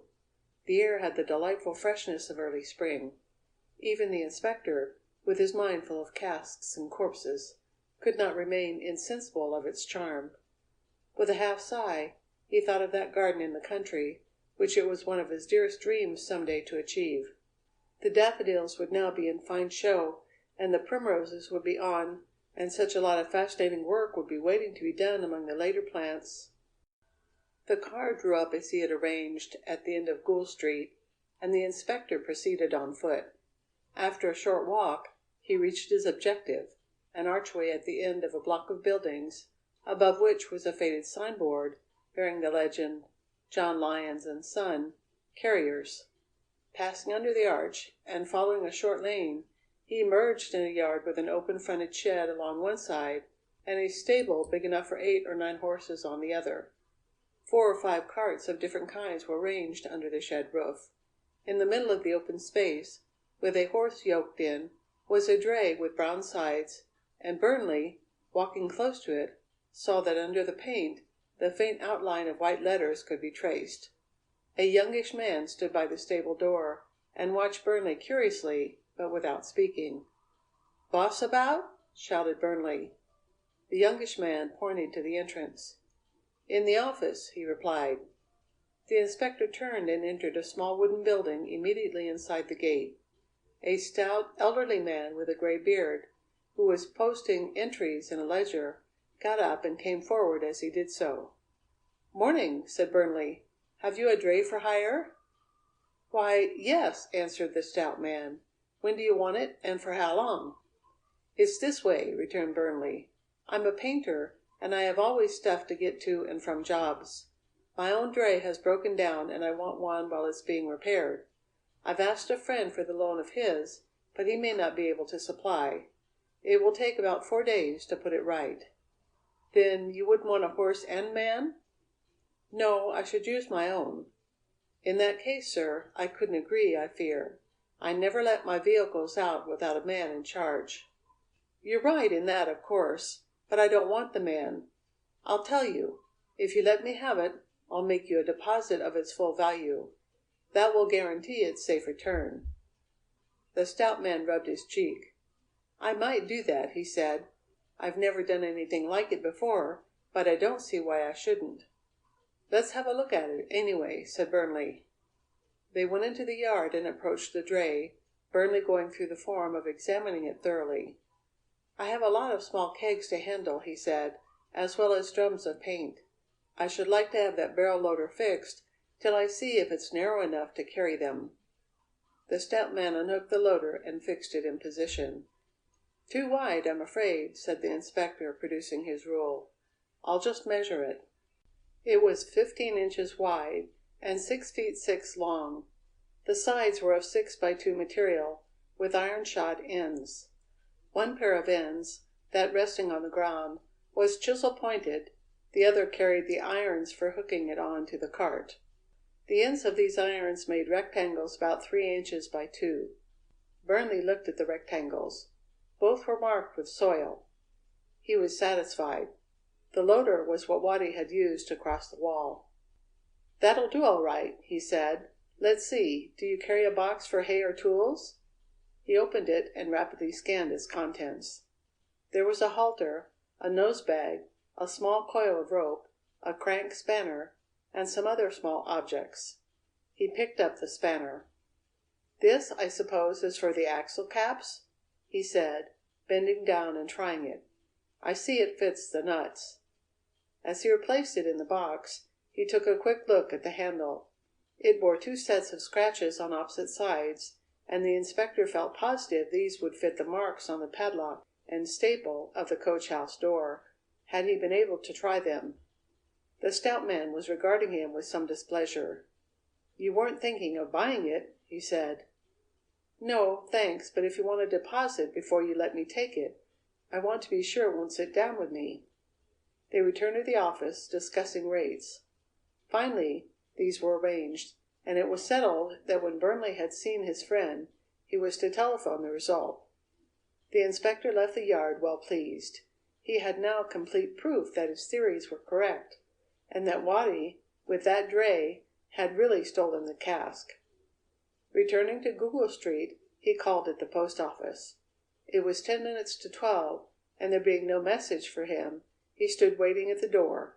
5 minutes had not elapsed before a street Arab appeared, looking him up and down several times, and then said, "Name o' Burnley?" "That's me," returned the inspector. "Got a note for me?" "The other cove said as 'ow you'd give me a tanner." "Here you are, sonny," said Burnley, and the sixpence and the note changed owners. The latter read: "Party just about to go home for dinner. Am waiting on road south of Carrier's Yard."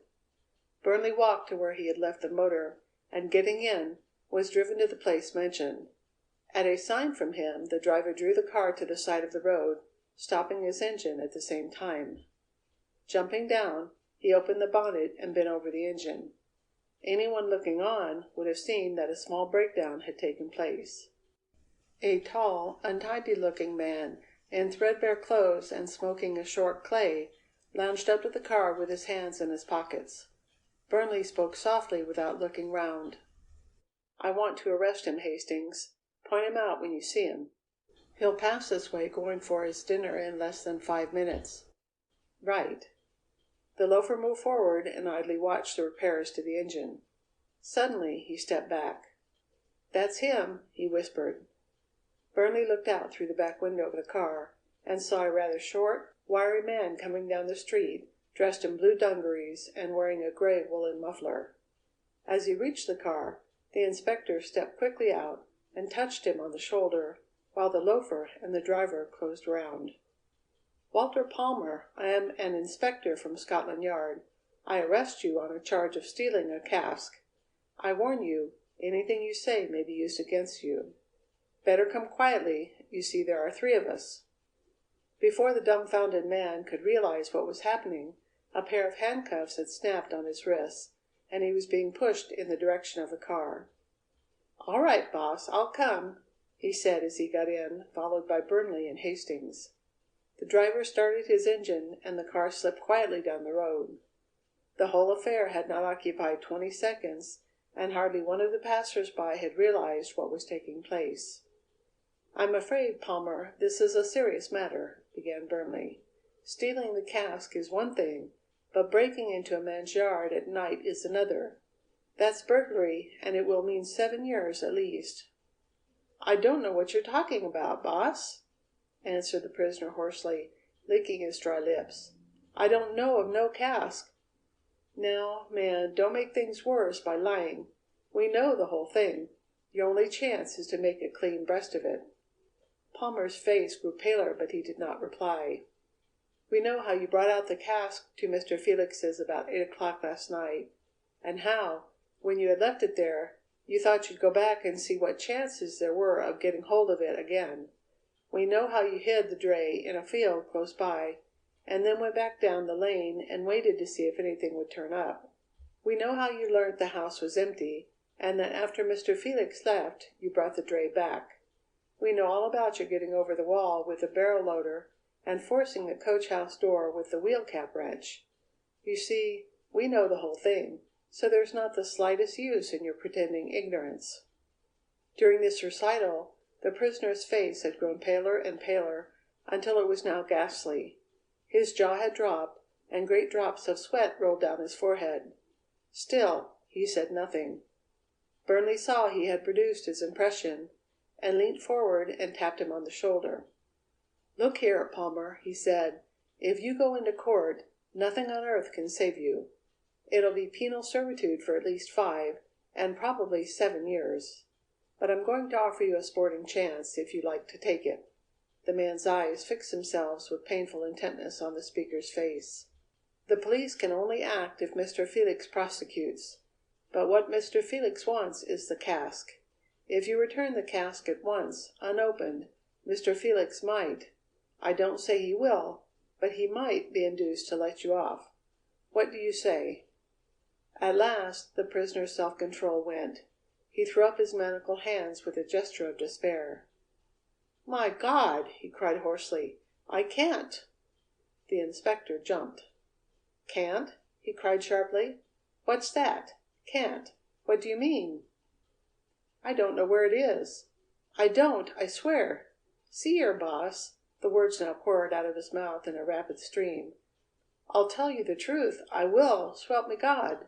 Listen to me." They had reached the city and were rapidly approaching Scotland Yard.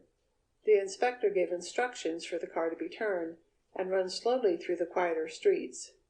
Then he bent over to the now almost frantic man. "Pull yourself together and tell me your story. Let's have the whole of it, without keeping anything back, and remember, the truth is your only chance." Palmer's statement, divested of its Cockney slang and picturesque embellishments, was as follows.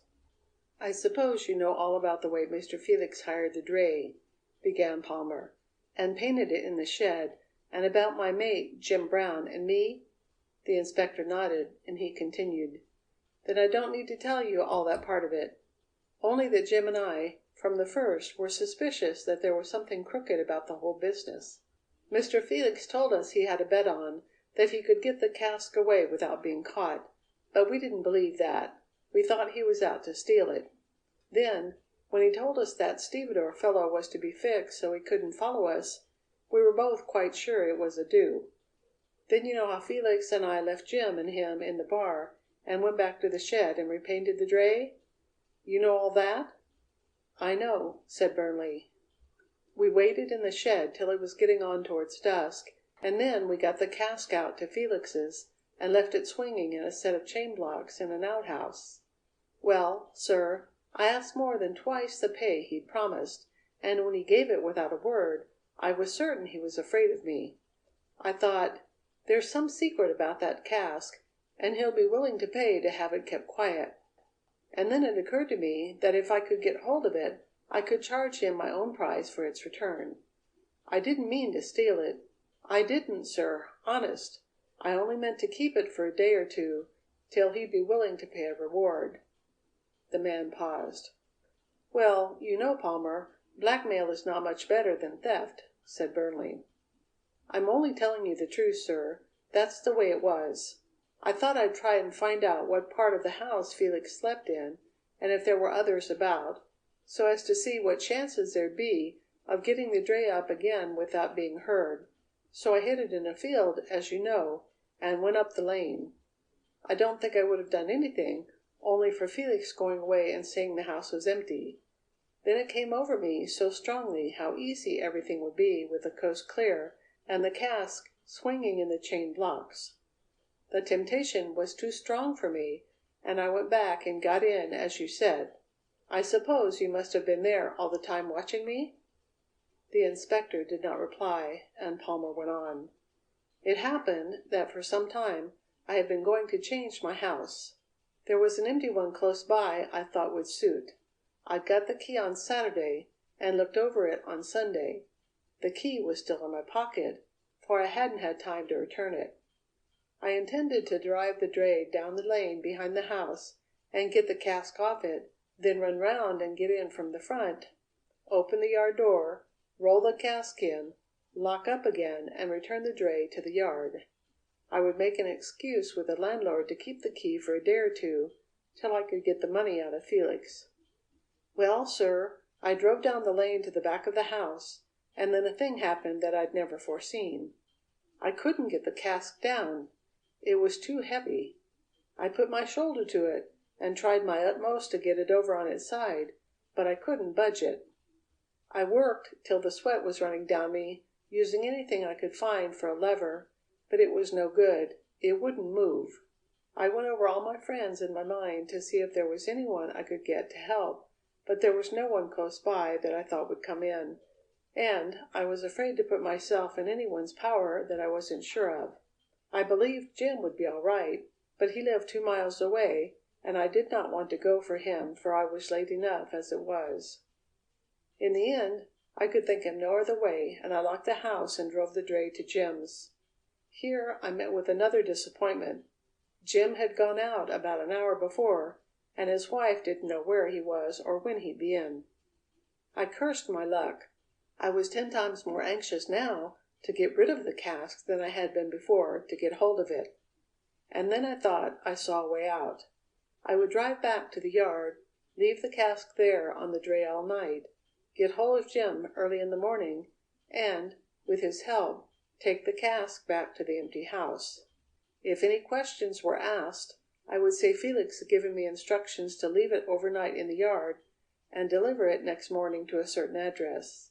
I should hand over 10 shillings and say he had sent this for the job. I drove to the yard, and then everything went wrong. First, the boss was there himself and in a vile temper. I didn't know till afterwards, but one of our carts had been run into by a motor lorry earlier in the evening, and a lot of damage done that had upset him. "What's this thing you've got?" he said, when he saw the cask. I told him, and added that Felix had asked me to take it on in the morning, handing him the 10 shillings. "Where is it to go?" he asked. Now this was a puzzler, for I hadn't expected there'd be anyone there to ask questions, and I had no answer ready. So I made up an address. I chose a big street of shops and warehouses about 4 miles away, too far for the boss to know much about it, and I tacked on an imaginary number. 133 Little George Street, I answered. The boss took a bit of chalk and wrote the address on the blackboard we have for such notes. Then he turned back to the broken cart, and I unyoked the horse from the dray and went home. I was very annoyed by the turn things had taken, but I thought that, after all, it would not make much difference, having given the address. I could go to the empty house in the morning as I had arranged. I was early over at Jim's next morning, and I told him the story. He was real mad at first and cursed me for all kinds of a fool. I kept on explaining how safe it was, for we were both sure Felix couldn't call in the police or make a fuss. At last he agreed to stand in with me, and it was arranged that he would go direct to the empty house, while I followed with the cask. He would explain his not turning up at the yard by saying he was ill. The boss was seldom in when we arrived, but he was there this morning, and his temper was no better. "Here, you!" he called, when he saw me. "I thought you were never coming. Get the big gray yoke into the box cart, and get away to this address." He handed me a paper. "To shift a piano." "But the cask," I stammered. "You mind your own business, and do what you're told. I've settled about that." I looked round. The dray was gone, and whether he'd sent it back to Felix or to the address I'd given, I didn't know. I cursed the whole affair bitterly, particularly when I thought of Jim waiting at the house. But there was nothing I could do, and I yoked the box cart and left. I went round by the house and told Jim, and I never saw a madder man in all my life. I could make nothing of him, so I left him and did the piano job. I just got back to the yard, and was going for dinner, when you nabbed me." When the prisoner had mentioned the address in Little George Street, Burnley had given a rapid order to the driver, and the statement had only just been finished when the car turned into the street. "Number 133, you said?" "That's it, sir." Number 133 was a large hardware shop. Burnley saw the proprietor. "Yes," the latter said, "we have the cask, and I may say I was very annoyed with my foreman for taking it in without an advice note or something in writing. You can have it at once on your satisfying me you really are from Scotland Yard." His doubts were quickly set at rest, and he led the party to his yard. "Is that it, Palmer?" asked Burnley. "That's it, sir, right enough." "Good. Hastings, you remain here with it till I send a dray. Get it loaded up and see it yourself to the yard. You can then go off duty. You, Palmer, come with me." Re-entering the car, Burnley and his prisoner were driven to the same destination, where the latter was handed over to another official. "If Mr. Felix will consent not to prosecute," said Burnley as the man was being led off, "you'll get out at once." The inspector waited about till the dray arrived, and, when he had seen with his own eyes that the cask was really there, he walked to his accustomed restaurant and sat down to enjoy a long-deferred meal. Chapter VIII of the Cask. The opening of the cask. It was getting on towards 5 when Inspector Burnley, like a giant refreshed with wine, emerged once more upon the street. Calling a taxi, he gave the address of St. Malo, Great North Road. "Now for friend Felix," he thought, as he lit a cigar. He was tired, and he lay back on the cushions, enjoying the relaxation as the car slipped dexterously through the traffic. Familiar as he was with every phase of London life, he never wearied of the panorama of the streets, the ceaseless movement, the kaleidoscopic colours. The sights of the pavement, the sound of the news upon asphalt, the very smell of burnt petrol, each appealed to him as part of the alluring whole he loved. They passed through the Haymarket and along Shaftesbury Avenue, turned up Tottenham Court Road, and through Kentish Town, out on the Great North Road. Here the traffic was less dense, and they made better speed. Burnley removed his hat and allowed the cool air to blow on his head. His case was going well. He was content. Nearly an hour had passed before he rang the bell at St. Malo.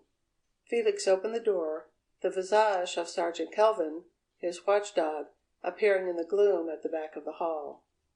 "What luck, Inspector?" he cried, when he recognized his visitor. "We've got it, Mr. Felix. Found it a couple of hours ago.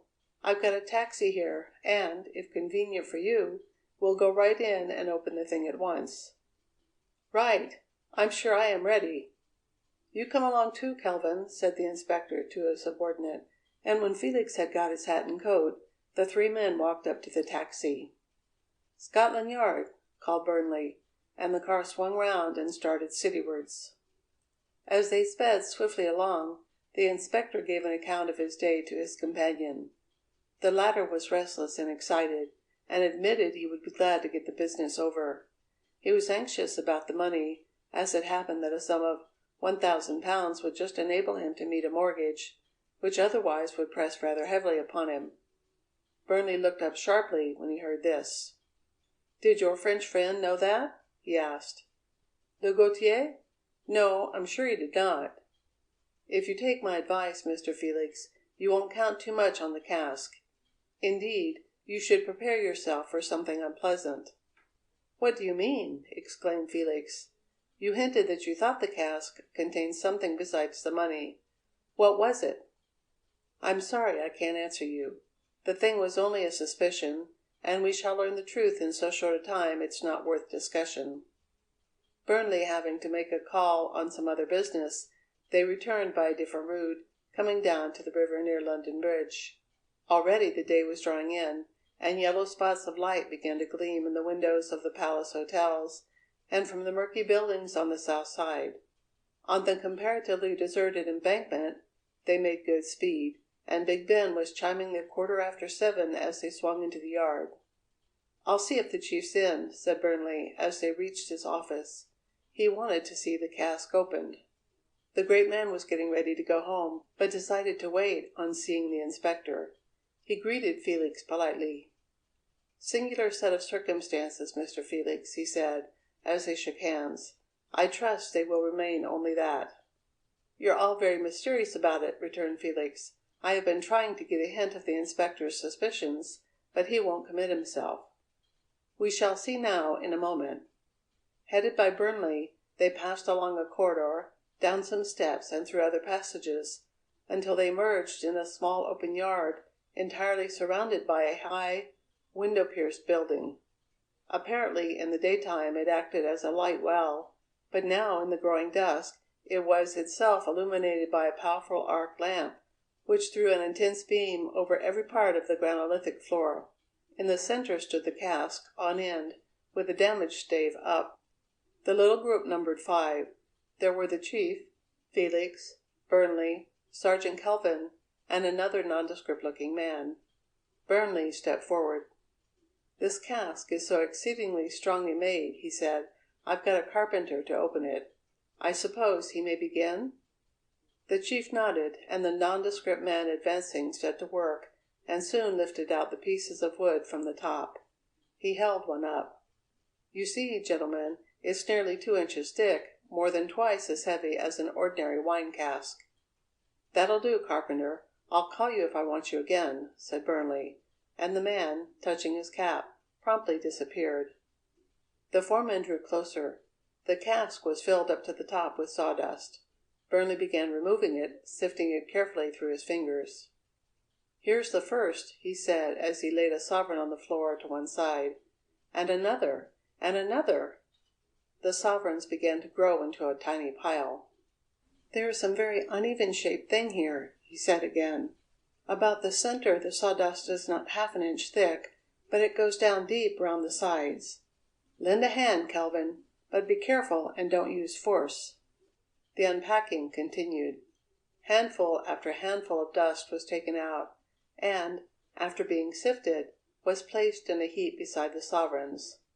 As they got deeper, the operation became slower, the spaces from which the tightly packed dust was removed growing narrower and harder to get at.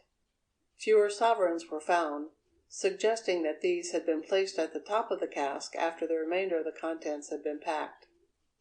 "All the sawdust we can get at is out now," Burnley said presently, and then, in a lower tone, "I'm afraid it's a body.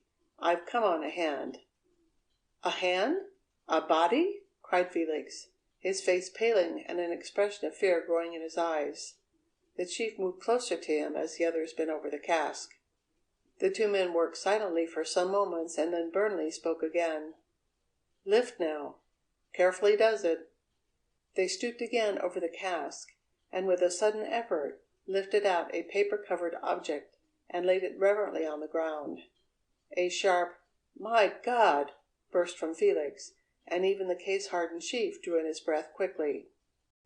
It was the body of a woman, the head and shoulders being wrapped round with sheets of brown paper. It lay all bunched together, as it had done in the cask. One dainty hand, with slim, tapered fingers, protruded from the paper, and stuck stiffly upwards beside the rounded shoulder. The men stopped, and stood motionless looking down at the still form. Felix was standing rigid, his face blanched, his eyes protruding, horror stamped on his features. The chief spoke in a low voice. "Take off the paper." Burnley caught the loose corner and gently removed it. As it came away, the figure within became revealed to the onlookers.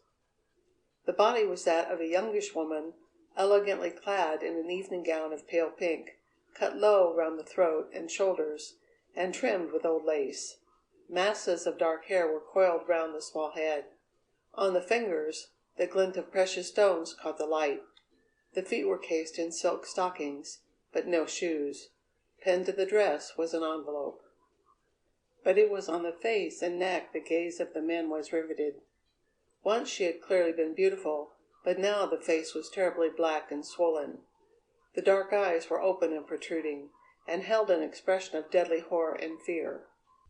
The lips were drawn back, showing the white, even teeth, and below, on the throat, were two discoloured bruises, side by side, round marks close to the windpipe, thumb prints of the animal who had squeezed out that life with relentless and merciless hands. When the paper was removed from the dead face, the eyes of Felix seemed to start literally out of his head. "God!" he shrieked in a thin, shrill tone. "It's a net!" He stood for a moment, waved his hands convulsively, and then, slowly turning, pitched forward, insensible, on the floor. The chief caught him before his head touched the ground. "Lend a hand here," he called. Burnley and the sergeant sprang forward, and, lifting the inanimate form, bore it into an adjoining room and laid it gently on the floor. "Doctor," said the chief shortly, and the sergeant hurried off. "Bad business, this," resumed the chief. "He didn't know what was coming?" "I don't think so, sir. My impression has been all through that he was being fooled by this Frenchman, whoever he is. It's murder now, anyway. You'll have to go to Paris, Burnley, and look into it." "Yes, sir, very good." He looked at his watch. "It's 8 o'clock. I shall hardly be able to go tonight. I shall have to take the cask and the clothing and get some photos and measurements of the corpse and hear the result of the medical examination. Tomorrow will be time enough. But I'd go by the 9 o'clock train. I'll give you a personal note to Chauvet, the chief of the Paris police. You speak French, I think?" "Enough to get on, sir." "You shouldn't have much difficulty, I think. The Paris men are bound to know if there are any recent disappearances, and if not, you have the cask and the clothing to fall back on." "Yes, sir, they should be a help." Footsteps in the corridor announced the arrival of the doctor. With a hasty greeting to the chief, he turned to the unconscious man. "What happened to him?" he asked. "He has had a shock," answered the chief, explaining in a few words what had occurred. "He'll have to be removed to hospital at once. Better get a stretcher." The sergeant disappeared again, and in a few seconds returned with the apparatus and another man. Felix was lifted onto it and borne off. "Doctor," said the chief, as the former was about to follow, "as soon as you are through with him, I wish you'd make an examination of the woman's body. It seems fairly clear what happened to her, but it would be better to have a post-mortem. Poison may have been used also. Burnley here is going to Paris by the 9 o'clock in the morning to make inquiries, and he will want a copy of your report with him." "I shall have it ready," said the doctor, as, with a bow, he hurried after his patient. "Now let's have a look at that letter." They returned to the courtyard, and Burnley unpinned the envelope from the dead woman's gown. It was unaddressed, but the chief slid it open and drew out a sheet of folded paper. It bore a single line of typing. "Your £50 loan returned herewith, with £2 10s, 0 interest." That was all. No date, address, salutation, or signature.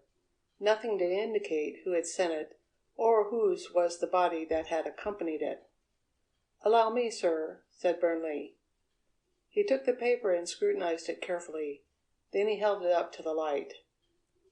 "This is from Le Gautier also," he continued.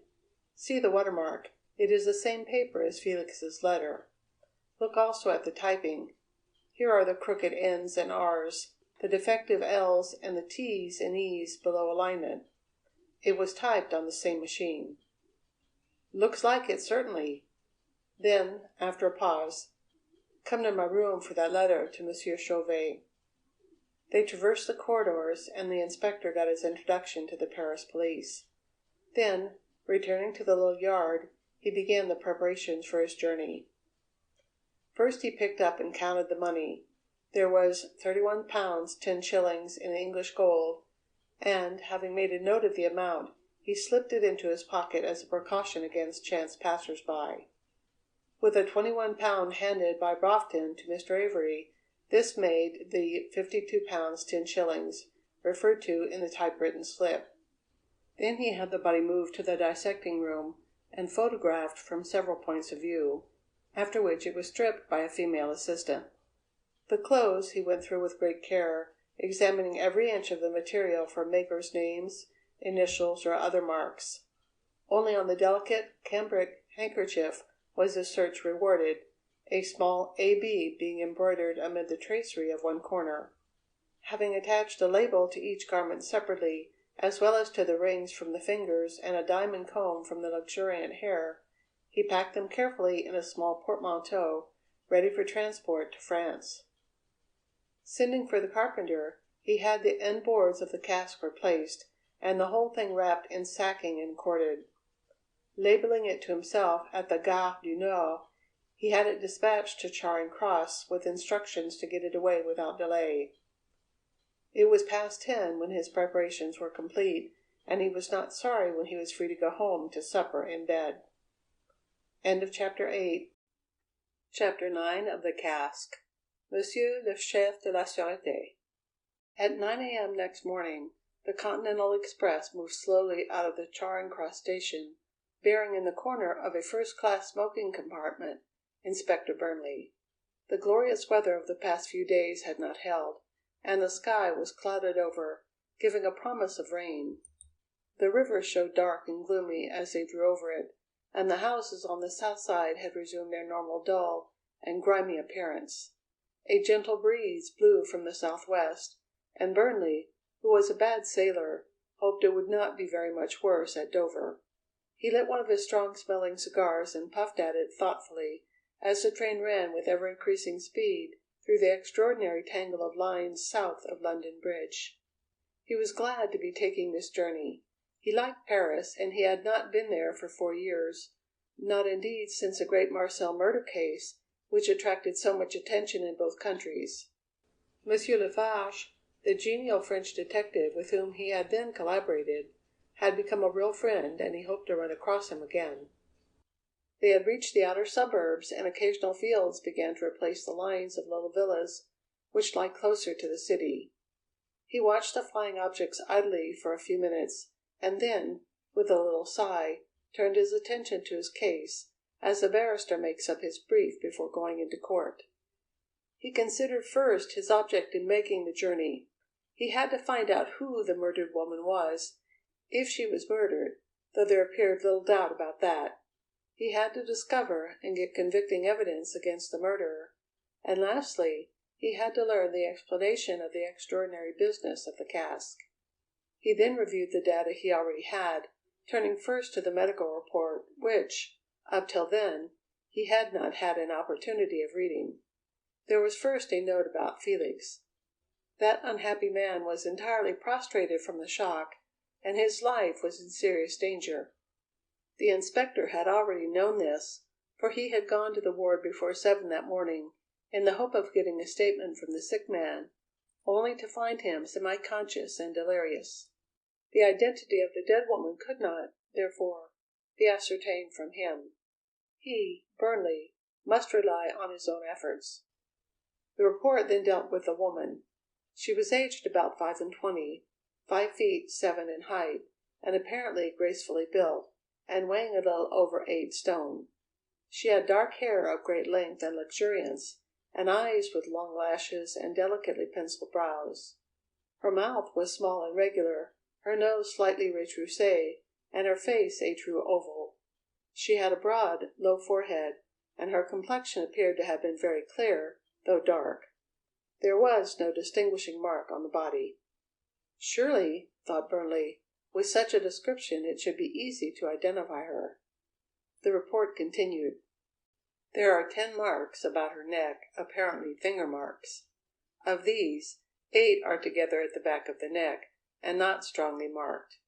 The remaining 2 are situated in front of the throat, close together, and 1 on each side of the windpipe. The skin at these points is much bruised and blackened, and the pressure must therefore have been very great. It seemed clear the marks were caused by some individual standing in front of her, and squeezing her throat with both hands, the thumbs on the windpipe, and the fingers round the neck. From the strength necessary to produce such bruises, it looks as if this individual were a man. An autopsy revealed the fact that all the organs were sound, and there was no trace of poison or other cause of death. The conclusion is, therefore, unavoidable that the woman was murdered by strangulation. She appears to have been dead about a week or slightly longer." "That's definite, anyway," mused Burnley. "Let's see what else we have." There was the woman's rank in life. She was clearly well off, if not rich, and probably well born. Her fingers suggested culture. They were those of the artist or musician. The wedding ring on her right hand showed that she was married and living in France. "Surely," thought the inspector again, "the chief is right. It would be impossible for a woman of this kind to disappear without the knowledge of the French police. My job will be done when I have seen them." But supposing they did not know? What then? There was first of all the letter to Felix. The signatory, Monsieur le Gautier, assuming such a man existed, should be able to give a clue. The waiters in the Toison d'Or Café might know something. The typewriter with the defective letters was surely traceable. The clothes in which the corpse was dressed suggested another line of attack. Inquiry at the leading Paris shops could hardly fail to produce information. And if not, there were the rings and the diamond comb. These would surely lead to something. Then there was the cask. It was a specially made one, and must surely have been used for a very special purpose. Inquiry from the firm whose label it had borne could hardly be fruitless. And lastly, if all these failed, there was left advertisement. A judiciously worded notice, with a reward for information of identity, would almost certainly draw. Burnley felt he was well supplied with clues. Many and many a thorny problem he had solved with far less to go on. He continued turning the matter over in his mind in his slow, painstaking way, until a sudden plunge into a tunnel and a grinding of brakes warned him that they were coming into Dover. The crossing was calm and uneventful. Before they passed between the twin piers at Calais, the sun had burst out, the clouds were thinning, and blue sky showing in the distance. They made a good run to Paris, stopping only at Amiens, and at 5:45 precisely drew slowly into the vast, echoing vault of the Gare du Nord. Calling a taxi, the inspector drove to a small private hotel he usually patronized in the Rue Castiglione. Having secured his room, he re-entered the taxi and went to the Sûreté, the Scotland Yard of Paris. He inquired for Monsieur Chauvet, sending in his letter of introduction. The chief was in and disengaged, and after a few minutes' delay, Inspector Burnley was ushered into his presence. Monsieur Chauvet, chef de la Sûreté, was a small, elderly man with a dark, pointed beard, gold-rimmed glasses, and an exceedingly polite manner.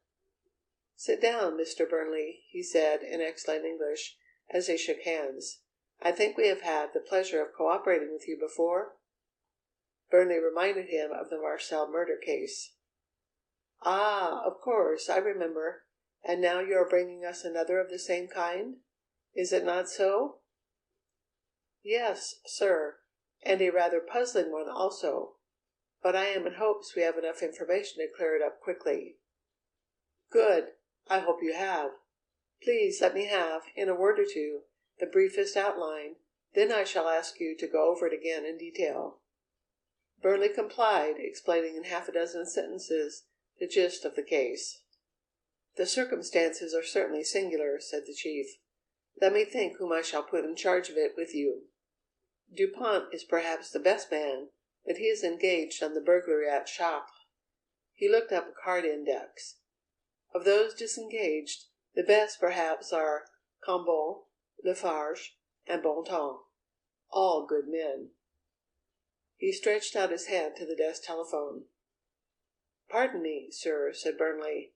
"I don't want to make suggestions or interfere in what is not my business, but I had the pleasure of cooperating with Monsieur Lefarge in the Marcel case, and if it was quite the same, I should very much like to work with him again."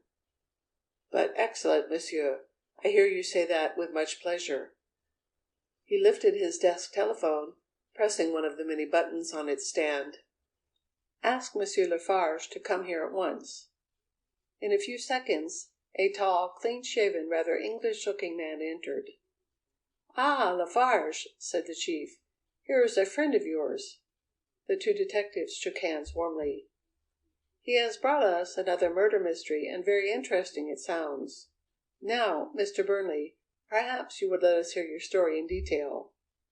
The inspector nodded, and beginning at the sending of the clerk, Tom Broughton, to check the consignment of wine at the Rouen steamer, he related all the strange events that had taken place, the discovery of the cask, and the suspicions aroused, the forged note, the removal of the cask, the getting rid of Harkness, the tracing and second disappearance of the cask, its ultimate recovery, its sinister contents, and finally a list of the points which might yield clues if followed up. The two men listened intently, but without interrupting. After he had finished, they sat silently in thought. "In one point I do not quite follow you, Mr. Burnley," said the chief at last. "You appear to assume that this murdered woman was a Parisian. But what are your reasons for that?" "The cask came from Paris. That is certain, as you will see from the steamship's documents. Then the letter to Felix purports to be from a Parisian, a Monsieur le Gautier, and both it and the note pinned to the body were typed on French paper. Further, the label on the cask bore the name of a Paris firm. It does not seem to me very conclusive. The cask, admittedly, came from Paris, but might not Paris have been only the last stage of a longer journey? How, for example, do we know that it was not from London or Brussels or Berlin in the first instance, and rebooked at Paris with the object of laying a false scent? With regard to the letter, I understand you did not see the envelope. Therefore, it does not seem to be evidence. As for the French paper, Felix had been frequently in France, and he might be responsible for that. The label, again, was a readdressed old one. Might it not, therefore, have been taken off some quite different package and put on the cask? I admit the evidence is far from conclusive, though it might be said, in answer to your first point about the readdressing of the cask in Paris, that such would involve a confederate here. In any case, it seemed to both our chief and myself that Paris should be our first point of inquiry. But yes, monsieur, in that I entirely agree. I only wish to make the point that you have no real evidence that the solution of the problem lies here. I'm afraid we have not. Well, to proceed, as you have suggested, the first point is to ascertain if anyone resembling the dead woman has disappeared recently. Your doctor says that she has been dead for a week or longer, but I do not think that we can confine our inquiries to that period only. She might have been kidnapped and held a prisoner for a considerable time previous to her death. I should say that is not likely, but it may have happened. He lifted his telephone, pressing another button. Bring me the list of disappearances of persons in the Paris area during the last 4 weeks, or rather, he stopped and looked at the others, the disappearances in all France for the same period. In a few seconds the clerk entered with some papers. "Here are all the disappearances reported during March, monsieur," he said, "and here those for April up to the present date. I haven't a return for the last 4 weeks only, but can get one out at once if you wish." "No, these are all right." The chief examined the documents. "Last month," he said, 7 persons disappeared, of whom 6 were women, 4 being in the Paris area. This month, 2 people have disappeared, both women and both in the Paris area. That is 6 women in Paris in the last 5 weeks. Let's see, now." He ran his fingers down the column. "Suzanne Lemaitre, age 17, last seen. Well, it could not be she. Lucille Marquette, age 20. No good either. All these are girls under 21, except one. Here, what is this?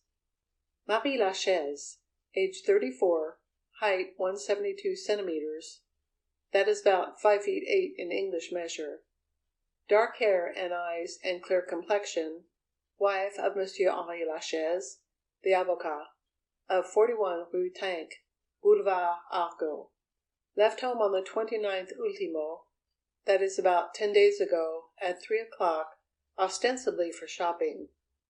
Has not been heard of since. Better take a note of that."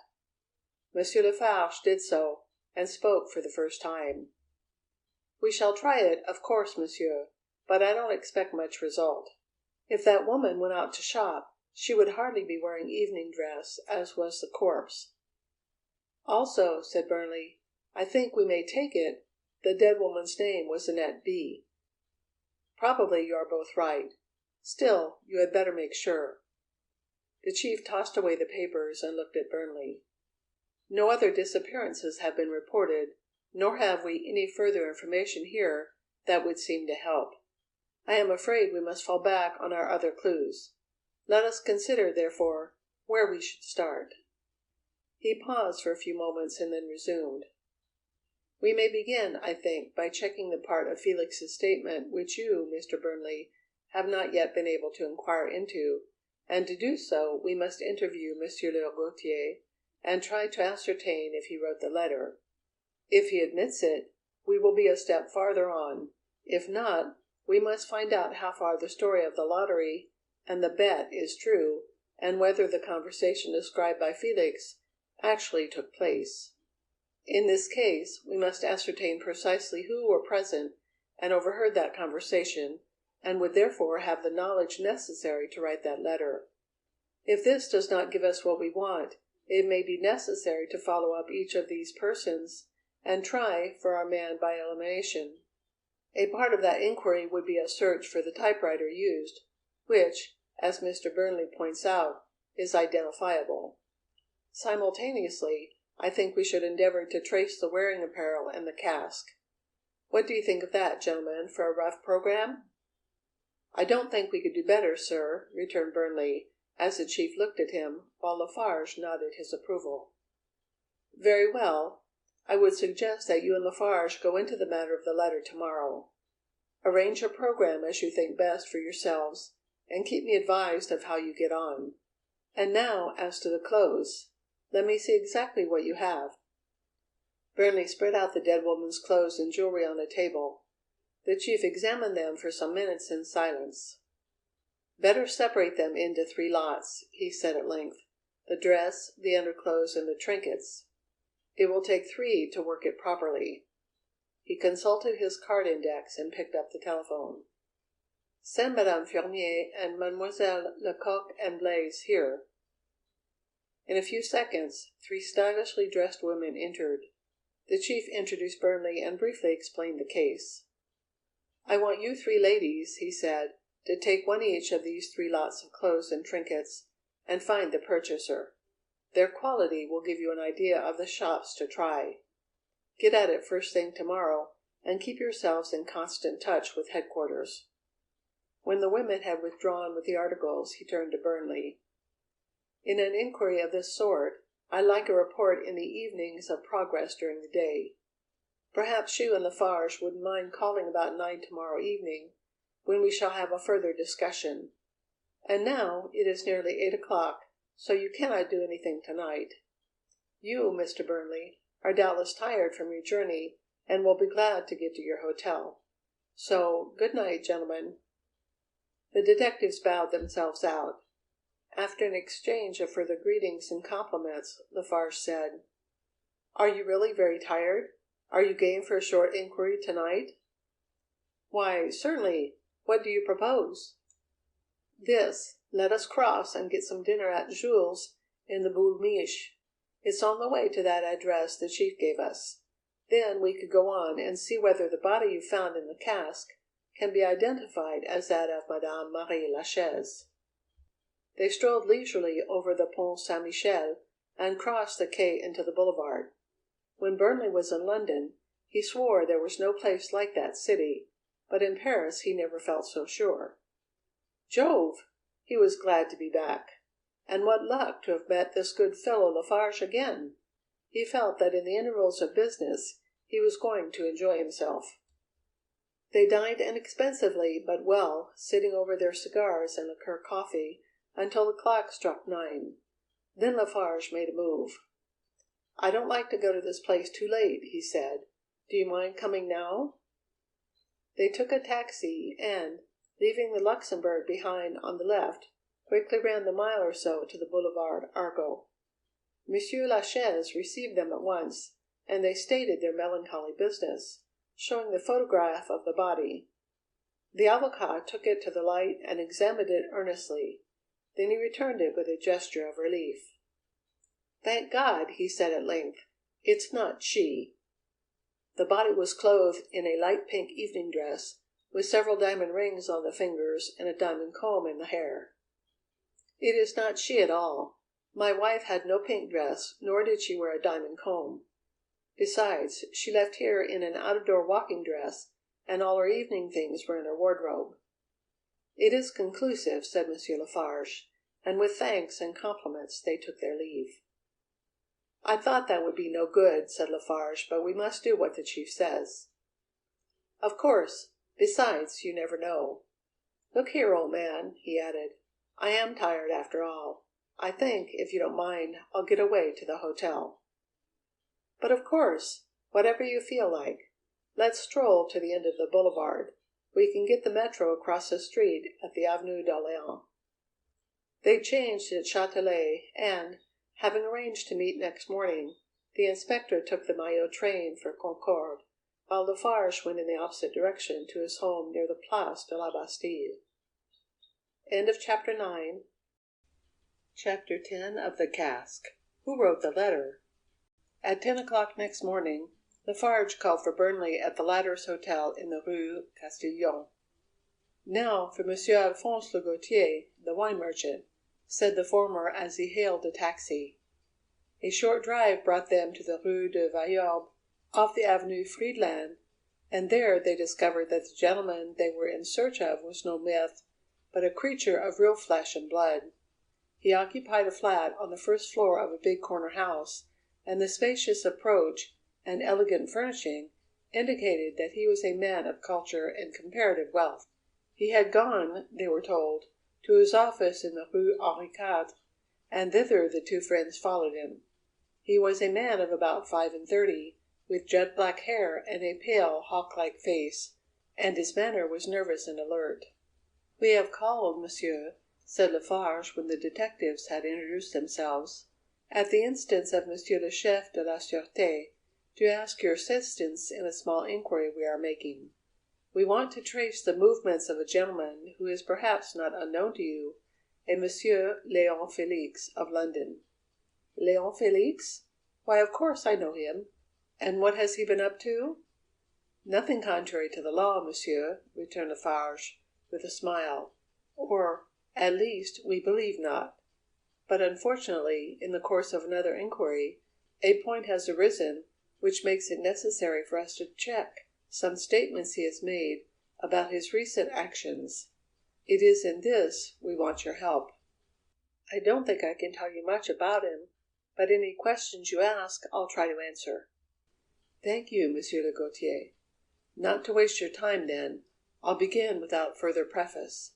When did you last meet Monsieur Felix?" "Well, it happens I can tell you that, for I had a special reason to note the date." He referred to a small pocket diary. "It was on Sunday, the 14th of March, 4 weeks ago next Sunday." "And what was the special reason to which you refer?"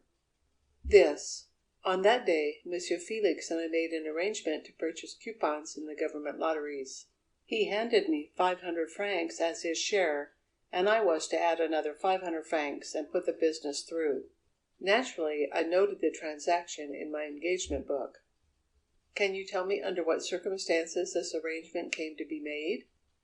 "Certainly.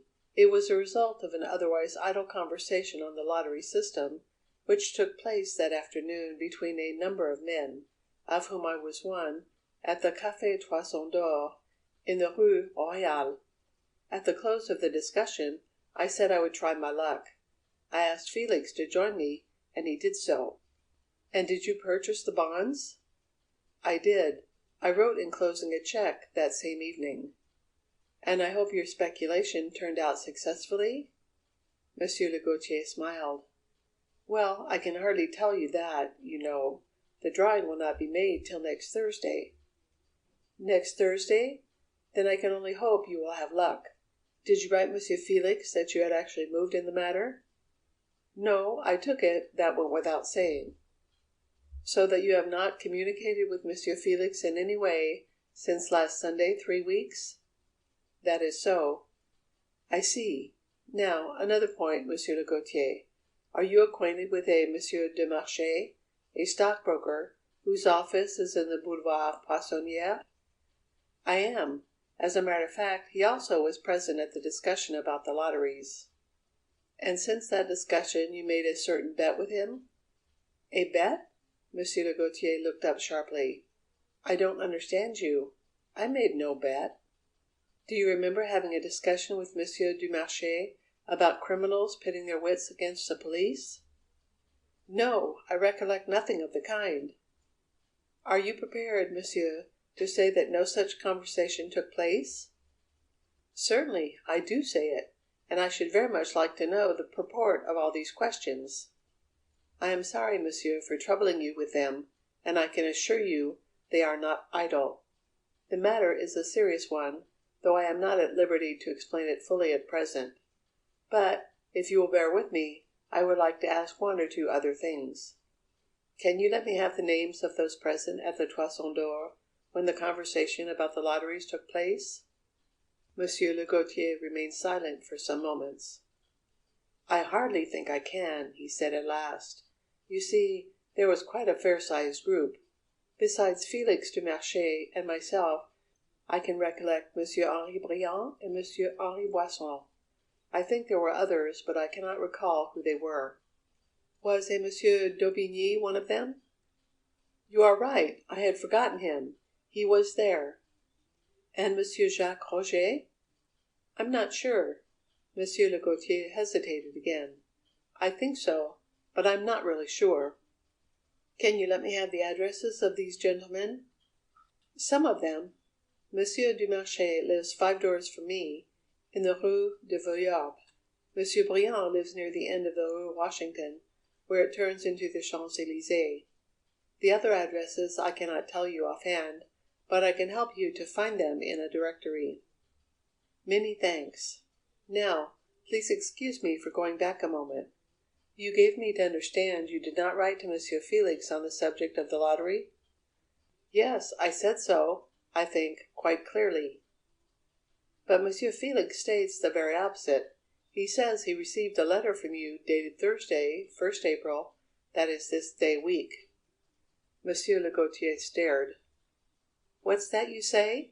He says he heard from me? There must be a mistake there, monsieur, for I did not write to him. But he showed me the letter. Impossible, monsieur.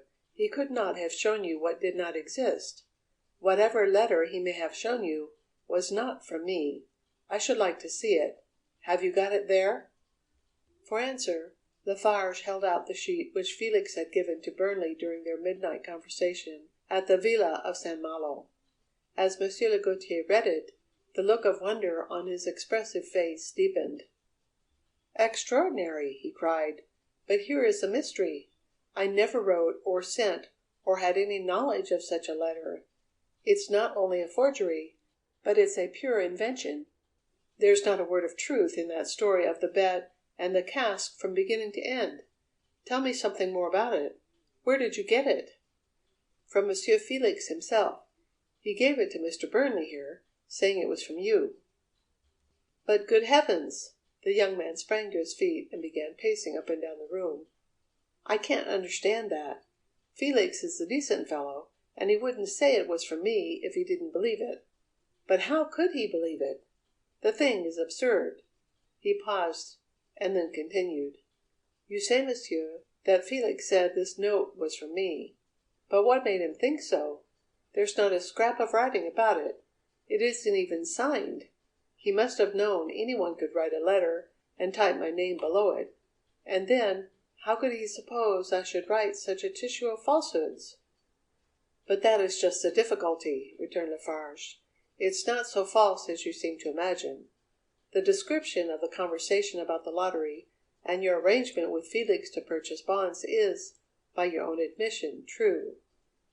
Yes, that part is, but the rest, all that about a bet and a cask, is wholly false. But there I fear you are mistaken also, monsieur. The part about the cask is apparently true. At least, the cask arrived, addressed as described, and on the day mentioned." Again the young merchant gave an exclamation of astonishment. "The cask arrived?" he cried. "Then there really was a cask?" He paused again. "Well, I cannot understand it, but I can only repeat that I never wrote that letter, nor have I the slightest idea of what it is all about. It is, of course, obvious, monsieur, as you point out, that anyone could have typed a letter ending with your name. But you will admit it is equally obvious that only a person who knew of your entering the lottery could have written it. You tell us you are not that person, and we fully accept your statement. Who else, then, Monsieur Gautier, had this information?" "As far as that goes, anyone who was present at the discussion at the Toison d'Or." "Quite so. Hence you will see the importance of my questions as to who these were." Monsieur le Gautier paced slowly up and down the room, evidently thinking deeply. "I don't know that I do," he said at last. "Suppose everything in that letter was true. Suppose, for argument's sake, I had written it. What then? What business of the police is it? I can't see that the law has been broken." Lefarge smiled. "That ought to be clear enough, anyway. Look at the facts. A cask arrives in London by the I&C boat from Rouen, labelled to a man named Felix, at the certain address. Inquiries show that no one of that name lives at that address. Further, the cask is labelled statuary, but examination shows that it does not contain statuary, but money, sovereigns. Then a man representing himself as Felix appears, states he lives at the false address, which is untrue, says he is expecting, by that boat, a cask of statuary, which is also untrue, and claims the one in question. The steamer people, being naturally suspicious, will not give it up, but by a trick Felix gets hold of it and takes it to quite another address.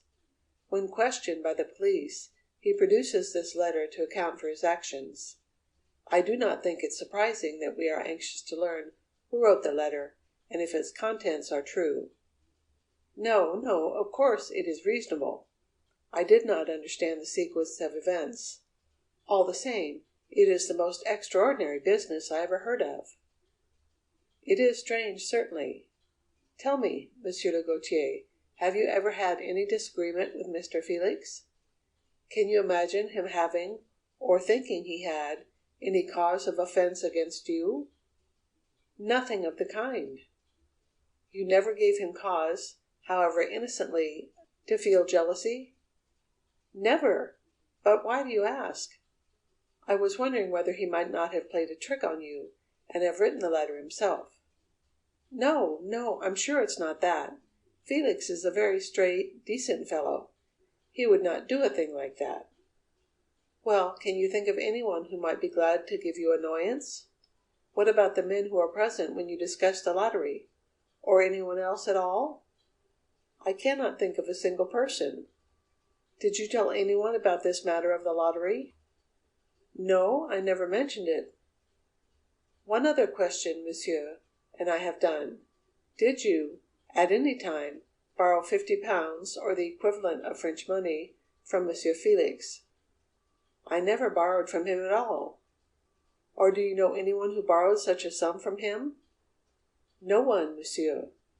"Then, monsieur, allow me to express my regret for the annoyance given, and my thanks for your courteous replies to my questions." He flashed a glance at Burnley. "If we might still further inflict ourselves on you, I should like, with your permission, to ask Monsieur de Marchais to join us here, so that we may talk the matter over together." "An excellent idea, monsieur. Do so by all means." One of the eventualities the colleagues had discussed before starting their morning's work was the possible denial by Monsieur le Gautier of any bet with Monsieur du Marchais. They had decided that, in such a case, the latter must be interrogated before communication could reach him from le Gautier. It was with this in view that Lefarge left his friend with the wine merchant while going himself to interview his neighbour. As the detective reached the door of the stockbroker's office in the Boulevard Poissonnière, it opened, and a middle-aged gentleman with a long, fair beard emerged. "Pardon, but are you Monsieur Dumarche?" asked Lefarge. "My name, monsieur. Did you wish to see me?" The detective introduced himself and briefly stated his business. "Come in, monsieur," said the other. "I have an appointment in another part of Paris shortly, but I can give you 10 minutes." He led the way into his private room, and waved his visitor to a chair. "It is the matter of the bet, monsieur," began Lefarge. "The test has failed, and the police have therefore to satisfy themselves that the cask was really sent with the object stated." Monsieur Dumarche stared. "I do not understand," he replied. "To what bet are you referring?" "To the bet between you and Monsieur le Gaultier. You see, Monsieur Felix's dealings with the cask are the result of the bet, and it must be obvious to you that confirmation of his statement is required." The stockbroker shook his head with decision as if to close the conversation. "You have made some mistake, monsieur. I have made no bet with Monsieur le Gaultier, and, for the rest, I have no idea what you are speaking of." "But, monsieur, Monsieur Felix stated directly that you had bet Monsieur le Gaultier he could not get the cask away. If that is not true, it may be serious for him." "I know nothing of any cask. What Felix are you referring to?" "Monsieur Léon Felix of St. Malo, London." A look of interest passed over the stockbroker's face. "Léon Felix? I certainly know him. A decent fellow he is, too.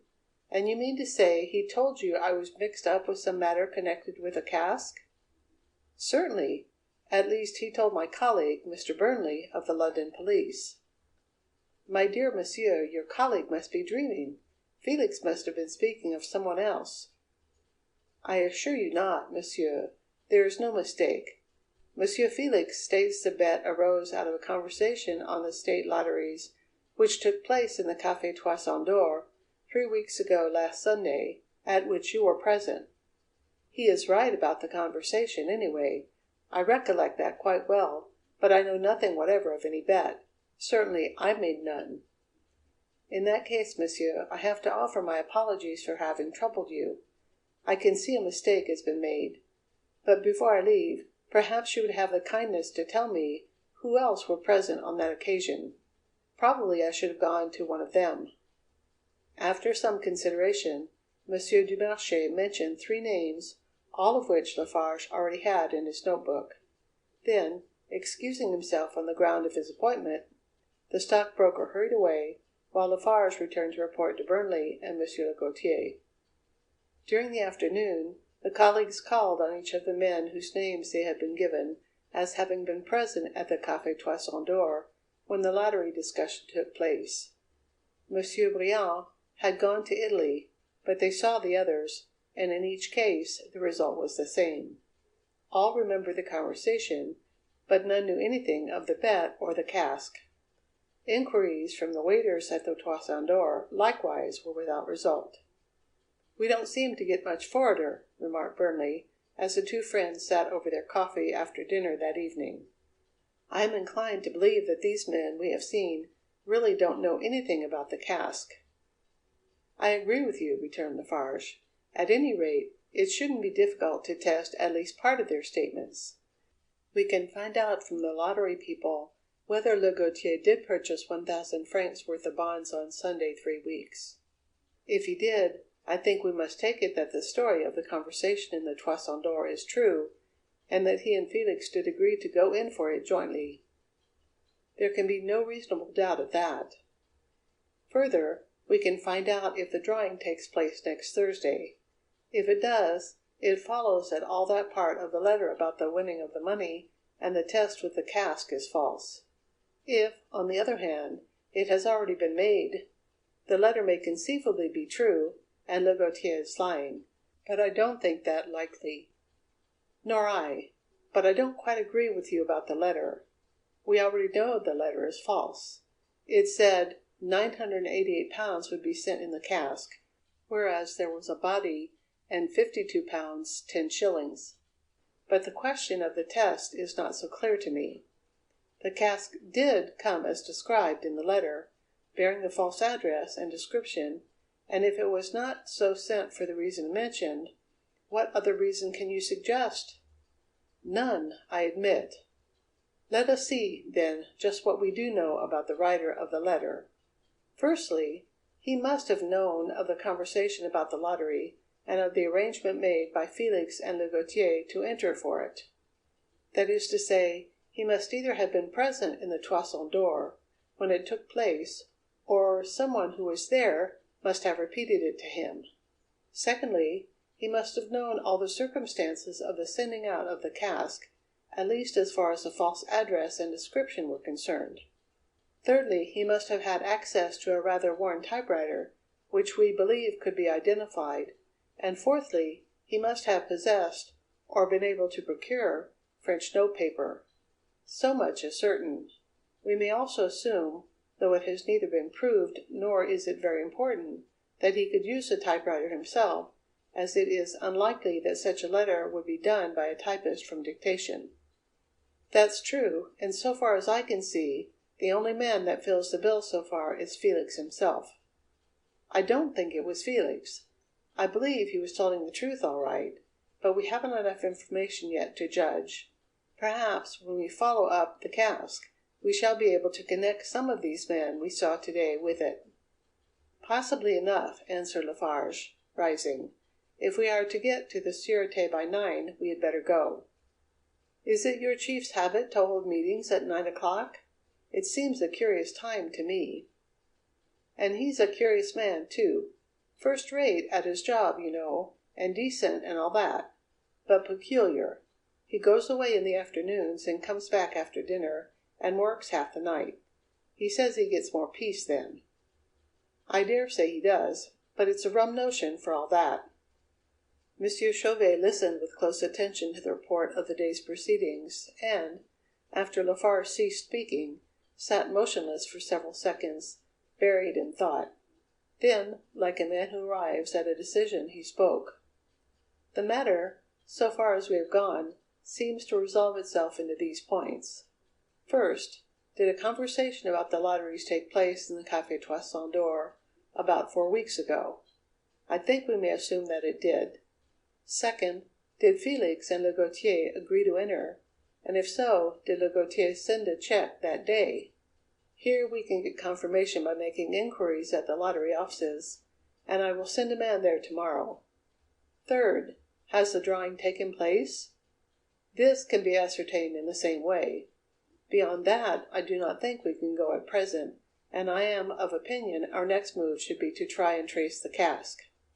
That line of inquiry may lead us back to one of these gentlemen you have seen today, or may point to someone else, whom we may find was present at the Toison d'Or.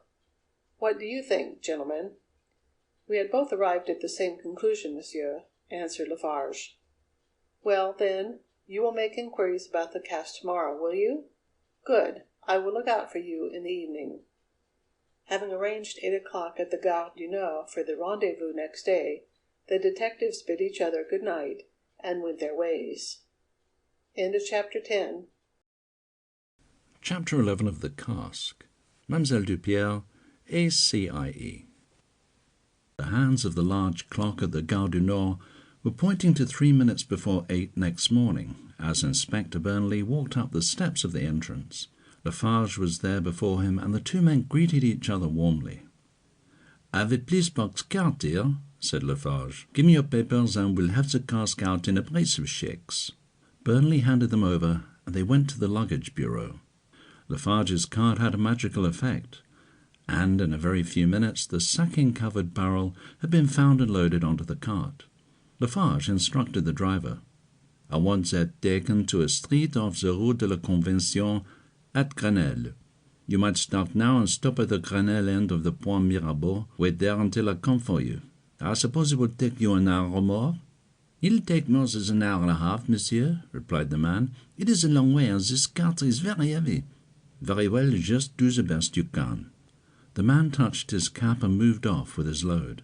"Are we in any hurry?" asked Burnley. "No, we have to kill time until he gets there.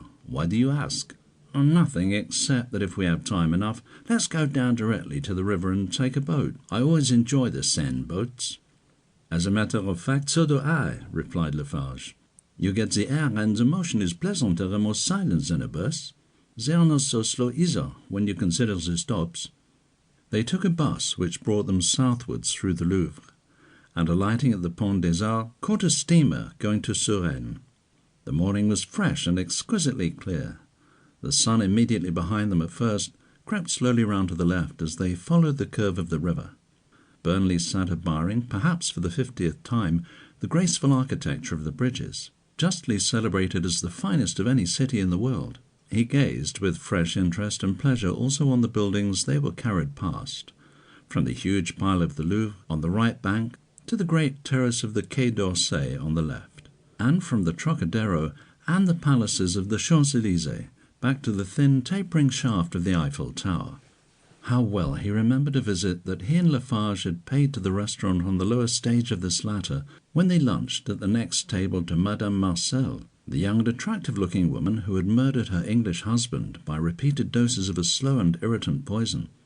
He had just turned to remind his companion of the circumstance when the latter's voice broke in on his thoughts. "I went back to the Sûreté after we parted last night. I thought it better to make sure of the cards this morning, and I also looked up our records about the firm of monumental sculptors. It seems this is not a very large concern, and all the power is vested in the hands of Monsieur Paul Thévenet, the managing director.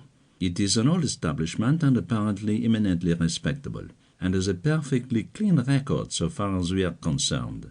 "Well, that's so much to the good." They disembarked at the Pont Mirabeau, and crossing to the south side, and finding a tolerably decent-looking café, sat down at one of the little tables on the pavement behind a screen of shrubs in pots. "We can see the end of the bridge from here, so we may wait comfortably until the cart appears," said Lefarge, when he had ordered a couple of bocks. They sat on in the pleasant sun, smoking and reading the morning papers. Nearly an hour passed before the cart came into view, slowly crossing the bridge.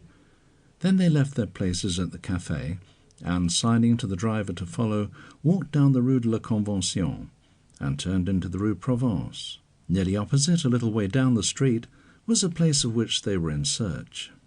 Its frontage ran the whole length of the second block, and consisted partly of a rather ancient-looking 4-story factory or warehouse, and partly of a high wall, evidently surrounding a yard.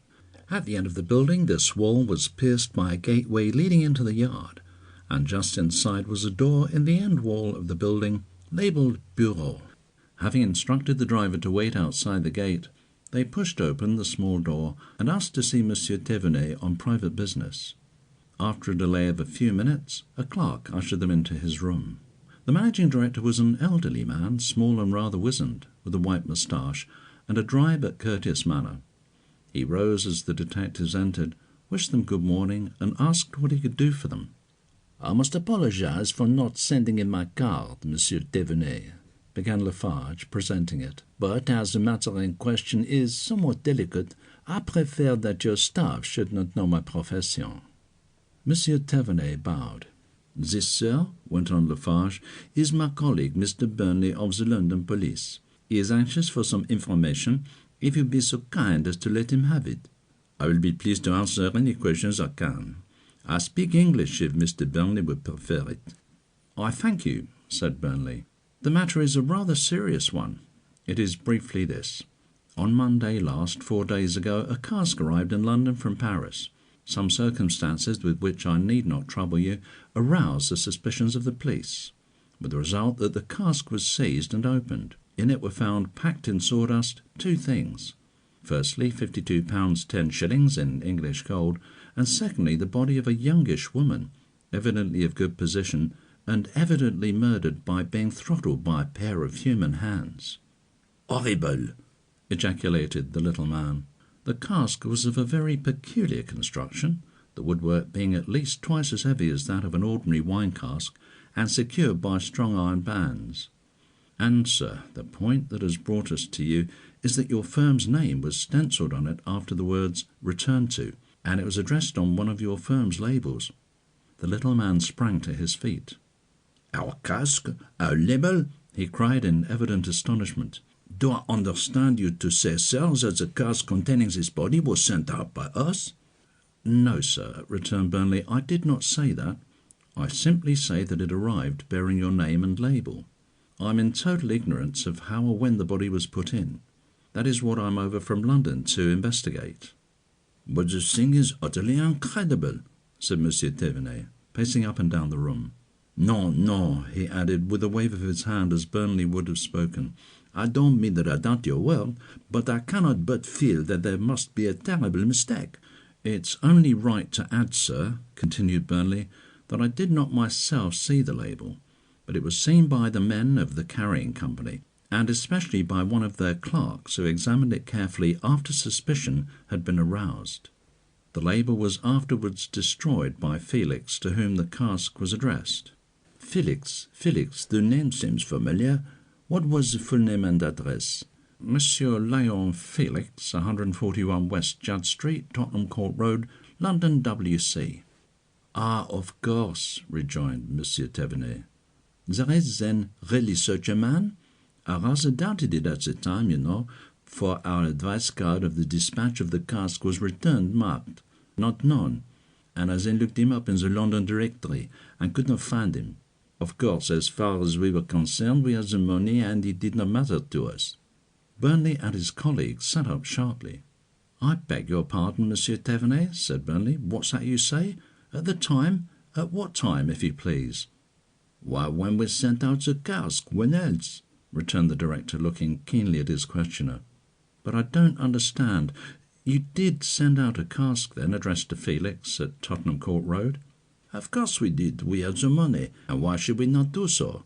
"Look here, Mr. Thévenet," continued Burnley, "we're evidently talking at cross purposes. Let me first explain more fully about the label. According to our information, which we have no reason to doubt, the address space has been neatly cut out and another piece of paper pasted behind bearing the address in question. It seemed to us, therefore, that some person had received the cask from you and, having altered the label, packed the body in it and sent it on. Now we are to understand that the cask was sent out by you. Why then should the label have been altered?" "I'm sure I cannot tell." "May I ask what was in the cask when it left here?" "Certainly. It was a small group of statuary by a good man and rather valuable." "I'm afraid, Monsieur Thévenet, I haven't got the matter clear yet. It would oblige us both very much if you would be kind enough to tell us all you know about the sending out of the cask." "With pleasure." He touched a bell, and a clerk entered.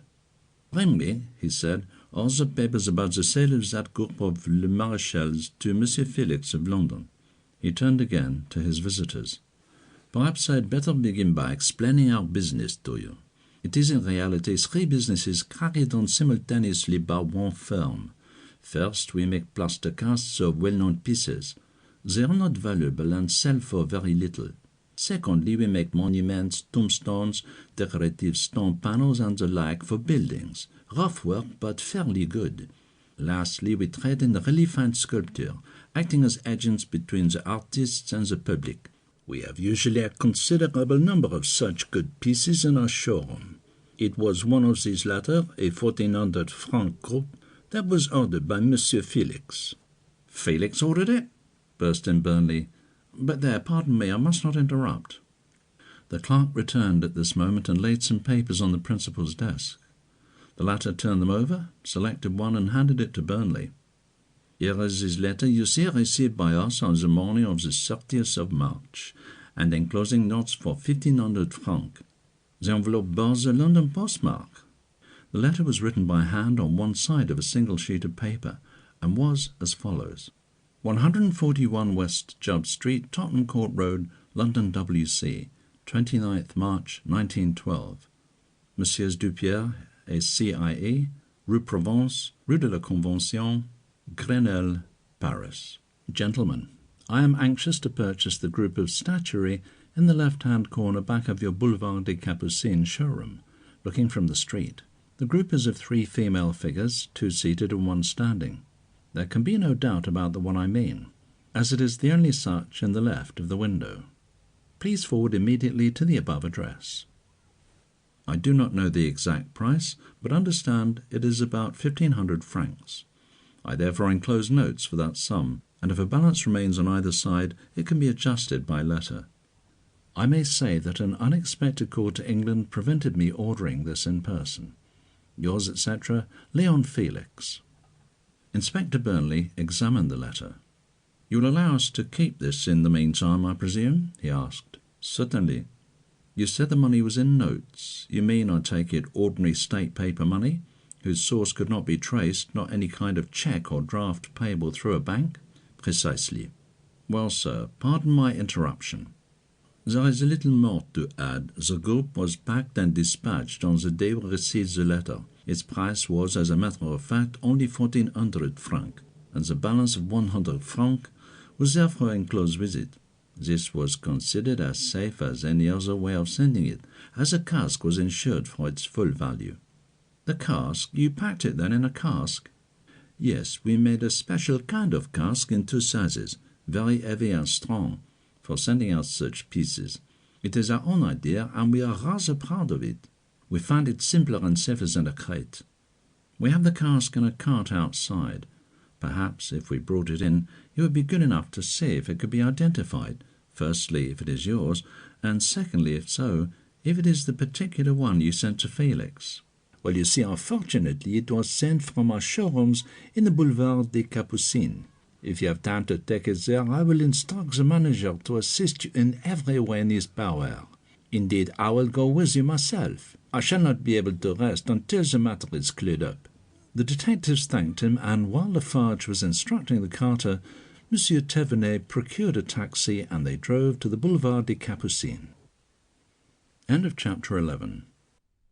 Chapter 12 of the Cask, at the Gare Saint-Lazare.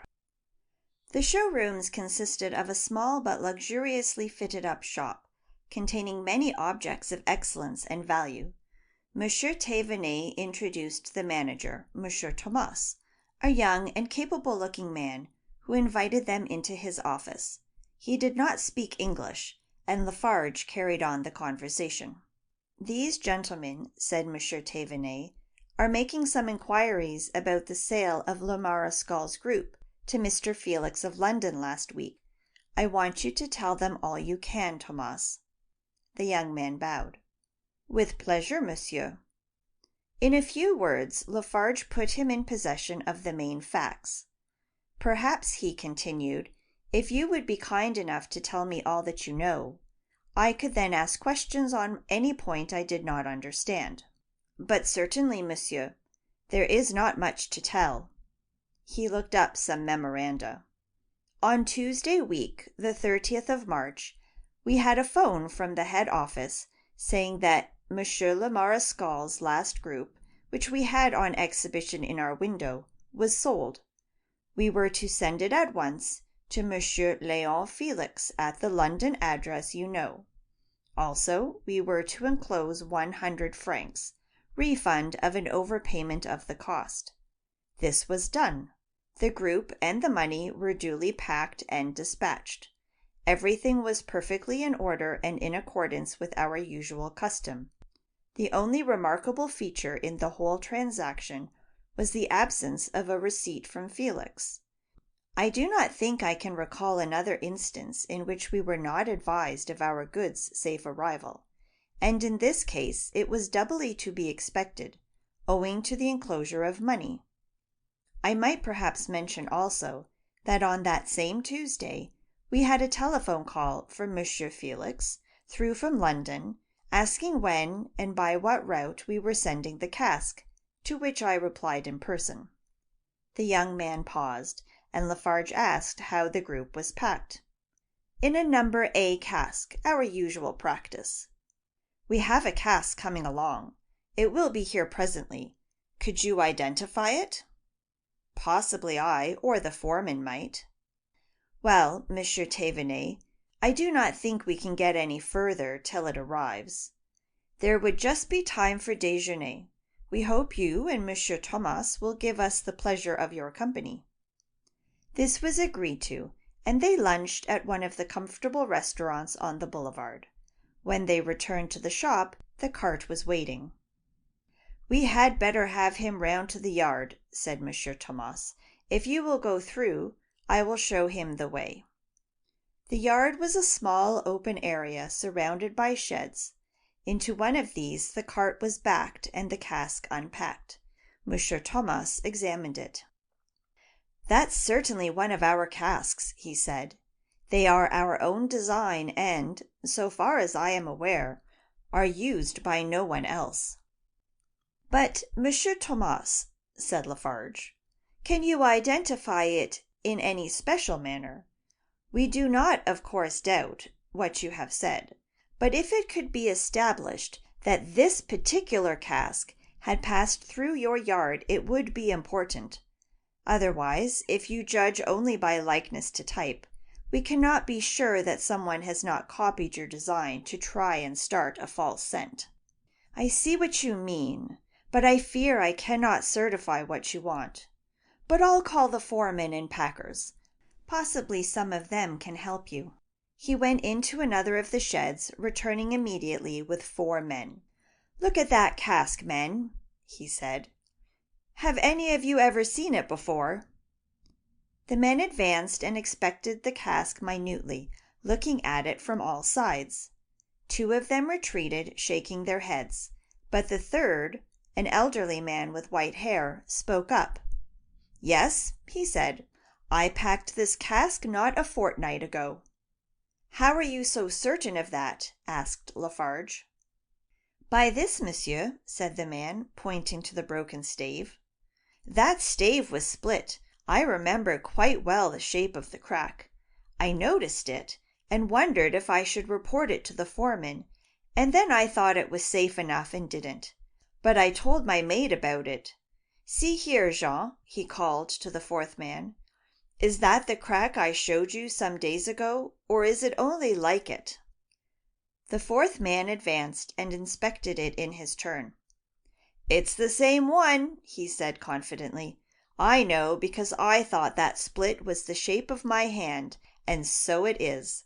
He placed his hand on the adjoining stave, and there certainly was a rude resemblance in shape. "I suppose neither of you men remember what you packed in it, or whom it was for." "As far as I remember," said the 3rd man, "it was a statue of 3 or 4 women, but I don't remember who it was for."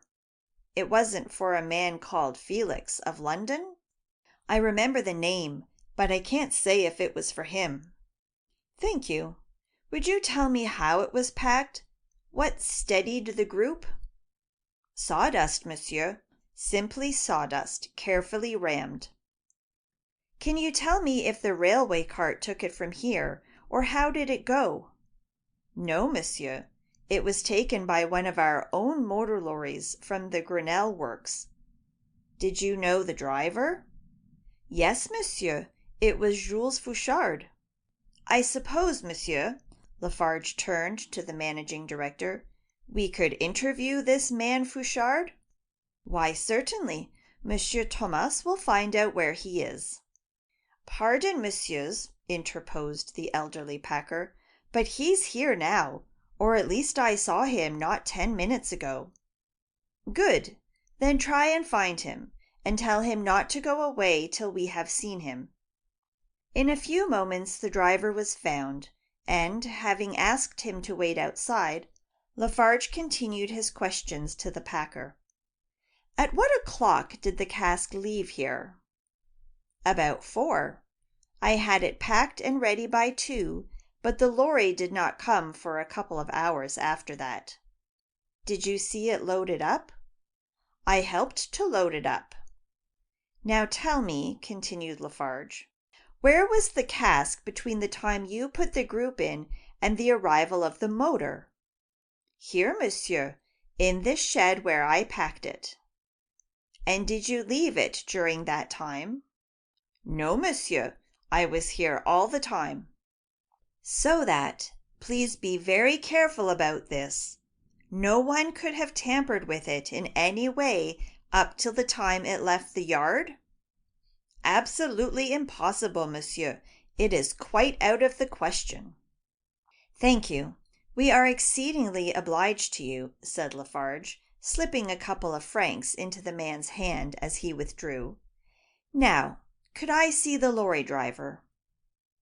Jules Fouchard proved to be a small, energetic-looking man with sharp features and intelligent eyes. He was sure of his facts and gave his answers clearly and without hesitation. "Monsieur Fouchard," began Lefarge, "this gentleman and I are trying to trace the movements of one of your casks, which I am informed left here by your lorry about 4 o'clock on Tuesday, the 30th of March last. Can you recall the occasion?"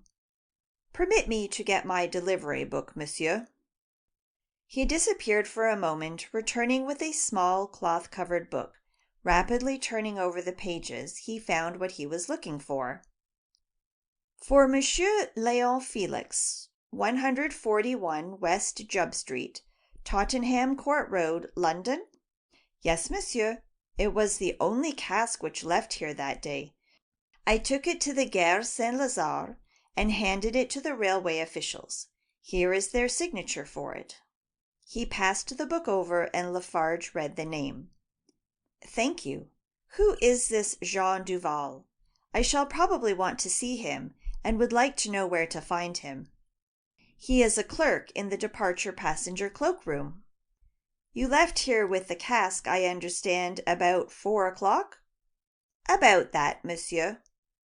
"And what time did you arrive at the Gare Saint-Lazare?" "Just a few minutes later. I went direct." "You didn't stop on the way?" "No, monsieur." "Well now, monsieur, please don't answer till you have considered carefully. Was there any way in which the cask could have been tampered with between the time it was loaded up here and your handing it over to Jean Duval at the Gare Saint-Lazare?" "None, monsieur. No one could have got on the lorry without my knowledge, much less have done anything to the cask." "And I take it from that it would have been equally impossible to remove it entirely and substitute another?" "It would have been absolutely out of the question, monsieur."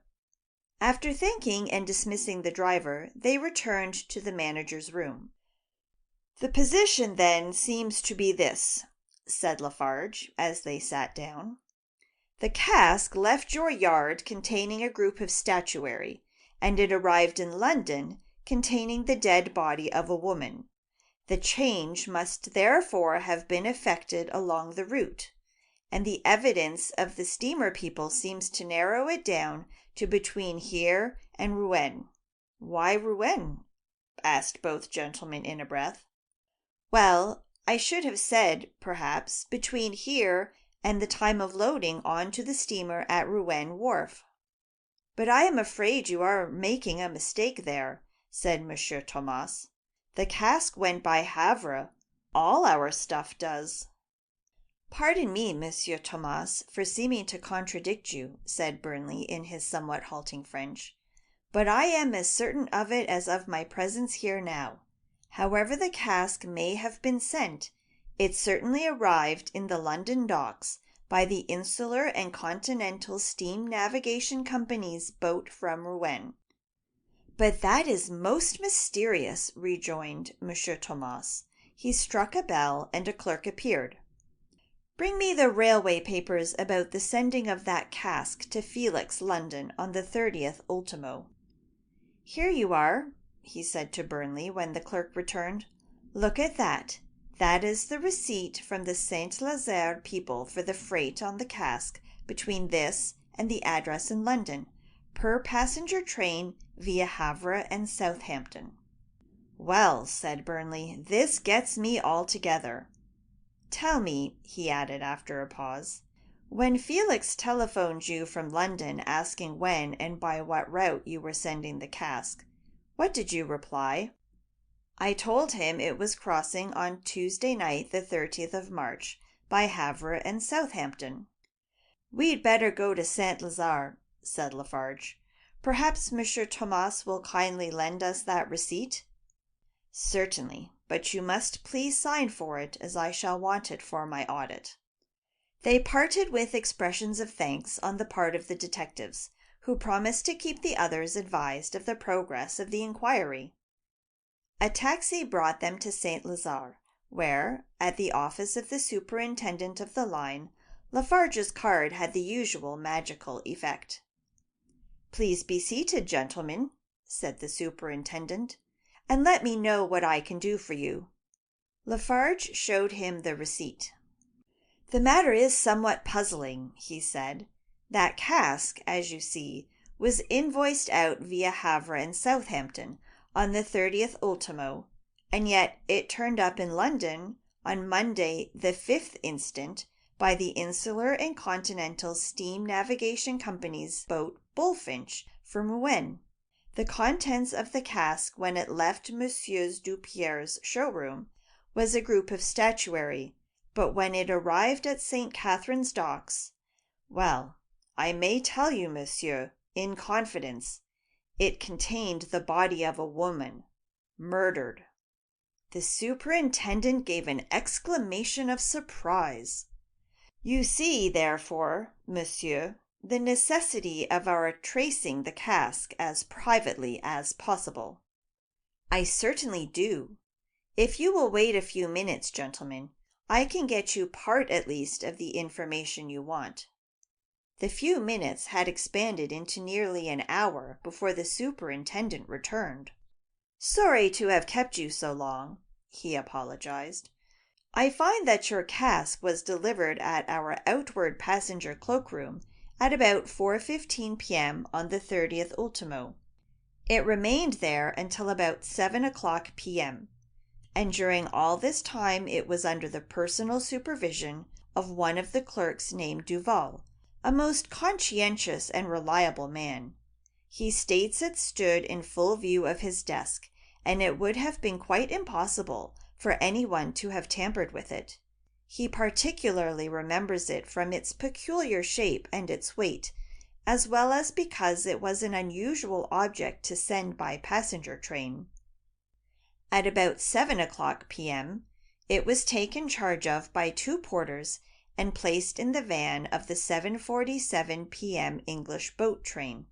The guard of the train was present when they put it into the van, and he should have been there till the train left. The guard is unfortunately off duty at present, but I have sent for him and will get his statement. Once the train left, the cask would simply be bound to go to Havre. If it had not done so with that insurance on it, we should have heard about it. However, I will communicate with our agent at Havre, and I should be able to get definite information in the morning." "But, my dear sir," cried Burnley helplessly, "I know of my own knowledge that it came by long sea from Rouen. I don't for one moment doubt your word, but there must be a mistake somewhere." "Ah," returned the superintendent, smiling, "now I come to something that will interest you. The cask we have just spoken of was sent out on the evening of the 30th ult. But I find another cask was dispatched 3 days later, on the 1st instant. It also was addressed to Monsieur Felix at the same London address and sent in by Messieurs Dupierre. It was labelled via Rouen and the I&C Company's boat. It went by goods train that night, and I will get our Rouen agent to try and trace it, though as he would have had no reason to remark it, I doubt if he will be able to do so." Burnley swore. "I beg your pardon, sir, but this gets deeper and deeper. 2 casks!" he groaned. "At least," said the superintendent, "it has cleared up your difficulty about how a cask that left by one route arrived by another. It has done that, monsieur, and we are really extremely obliged for all your kindness and trouble. If there is anything else I can do, I shall be very pleased." "Thank you again. The only other point is to trace the cart that brought the second cask." "Ah," the superintendent shook his head, "I can't do that for you, you know." "Of course not. But perhaps you could get hold of, or put us in a position to get hold of your men who received the cask. We might get some information from them." "I shall do what I can. Now, gentlemen, if you will call any time in the morning, I shall let you have any further information I receive." The detectives, having thanked him again, bowed themselves out and, strolling up and down the vast concourse, discussed their plans. "I should like to wire to London now, and also to write by tonight's post," said Burnley. "They'll want to get on to tracing that second cask from Waterloo as soon as possible." "Well, the ordinary letter boxes are cleared at 6:30. But if you are late, you can post in the van of the English mail at the Gare du Nord, up till 9:10 p.m., so you have plenty of time for that later. What about sending your wire from here now, and then going to the Hotel Continental to look up your friend Felix?" Burnley agreed, and when the telegram had been sent, they took another taxi and drove to the Continental. Lefarge's card produced immediately a polite and agreeable manager, anxious to assist. "We are trying to trace a man whom we believe stayed here recently," explained Lefarge. "His name was Léon Felix." "A rather short and slight man, with a black beard and a pleasing manner?" replied the manager. "Oh, yes, I know Monsieur Felix very well, and very pleasant I have always found him. He was here recently. I will inquire the exact dates."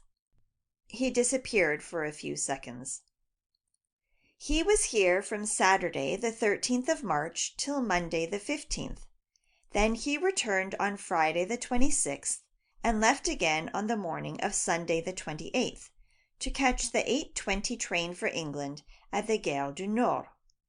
The two detectives exchanged glances of surprise.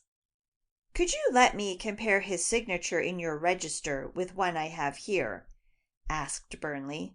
"I am anxious to make sure it is the same man." "Certainly," replied the manager, leading the way. The signature was the same, and after thanking the manager they took their departure. "That's an unexpected find," Burnley remarked. "Felix said nothing to me about being here 10 days ago." "It's a bit suggestive, you know," returned his companion. "We'll have to find out what he was doing during the visit." Burnley nodded. "Now for my report, anyway," he said. "I think I'll go to the Sûreté and do the same," answered Lefarge. They parted, having arranged to meet later in the evening. Burnley wrote a detailed account of his day to his chief, asking him to have inquiries made at Waterloo about the second cask. Having posted it, he gave himself up to a study of Felix's letter ordering the group of statuary. It was written on a sheet of the same kind of paper as those of the 2 typewritten letters received by Felix. Burnley carefully compared the watermarks and satisfied himself on the point. Then, drawing from his pocket the address he had got Felix to write in the house of the Great North Road, he compared them. The handwriting was the same in each. At least, that was his first impression. But on a closer examination he felt somewhat less certain. He was not a handwriting expert, but he had come across a good many of these men, and was aware of some of their methods. He applied those he knew, and at last came to the conclusion that Felix had written the order, though a certain doubt remained. He wrote another note to his chief and enclosed the 2 letters, asking him to have them compared. Then he went out to spend the evening with Lefarge. End of chapter 12.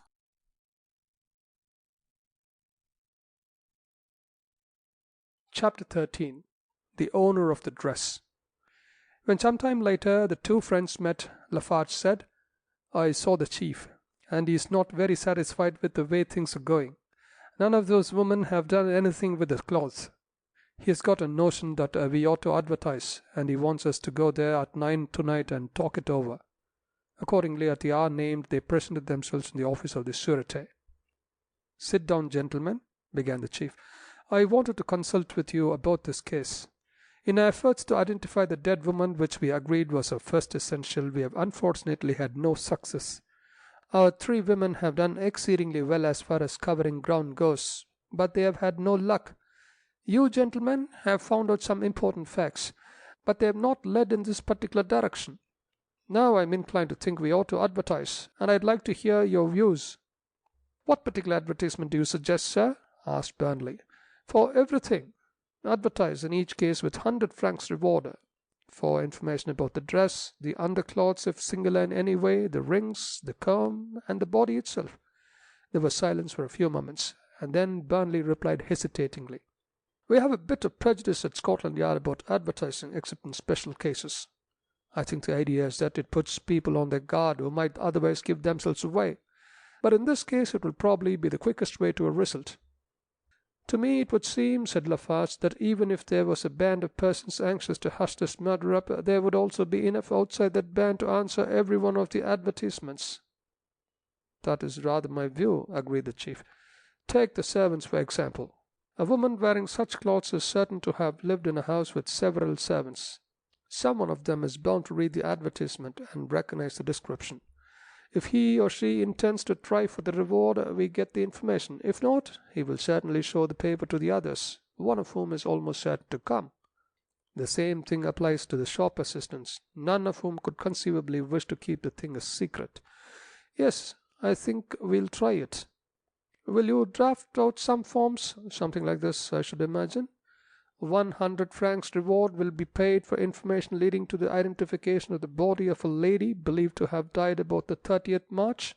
Say died, of course, not was murdered. Then the description, and apply at any police station. The others would be for information leading to the identification of the purchaser of the various clothes." "I shall have to see the three ladies for a proper description of the clothes," said Lefarge. "Of course, I'll send for them." Mrs. Chauvet telephoned to the department in question, and after a delay of a few minutes the three female detectives came in. With their help the advertisements were drawn up, and when the chief had read and approved, they were telephoned to the principal papers for insertion next day. Special trade journals relating to millinery and jewellery trades were also supplied with copies for their next issues. "By the way," observed Mrs. Chauvet when the women had left, "I have had a report about the lottery business. Monsieur Lagottier is correct on both points. He paid in the cheque on the date stated, and the drawing does not take place till next Thursday. The probabilities seem therefore to point to his being an honest man, and having had nothing to do with the letter. And now with regard to tomorrow, what do you propose?" "First, monsieur, we thought of going to the Gare St. Lazare to see if the superintendent has any further information for us. I thought we should then try and trace back the cask that went via Rouen." "Very good. I think I shall try another scent also, though not a very promising one. I shall put on a couple of men to go round the fashionable photographers with that photo of yours, and try if they can find a portrait of the woman. I'd rather you could have done it," he looked at Burnley, "because you have seen the body. But they may get something. That's all then, is it not? Good night." "Hard lines being done out of our evening," said Lefarge when they had left the great man's room. "I was going to propose the Folies Bergère. It's not late yet, though. What do you say?" "I'm on," answered Burnley, "but I don't want to stay more than an hour or so. I can always work better on plenty of sleep." "Right," returned Lefarge, and calling a taxi, the two friends were driven to the famous music hall. Lefarge called for Burnley the next morning at the latter's hotel, and they made their way to the superintendent's office at the Gare St. Lazare. "Well, gentlemen," said their friend of the previous afternoon, motioning them to be seated, "I think I have got the information you want." He took up some papers. "I have here the receipt of the Southampton boat people for what we may call number 1 cask, which was handed them on the arrival of the 747 from this station on the night of the 30th instance. Here," he took up a similar paper, "I have the receipt of the I.N.C. Steam Navigation Company at Rouen for cask number 2, which left here by goods train on the 1st instance, and was got on board on the 3rd. Finally, our agent at the goods station at the Rue Cardinet informs me he has found the porters who assisted to unload this number 2 cask when it arrived. You can see them by going down there now."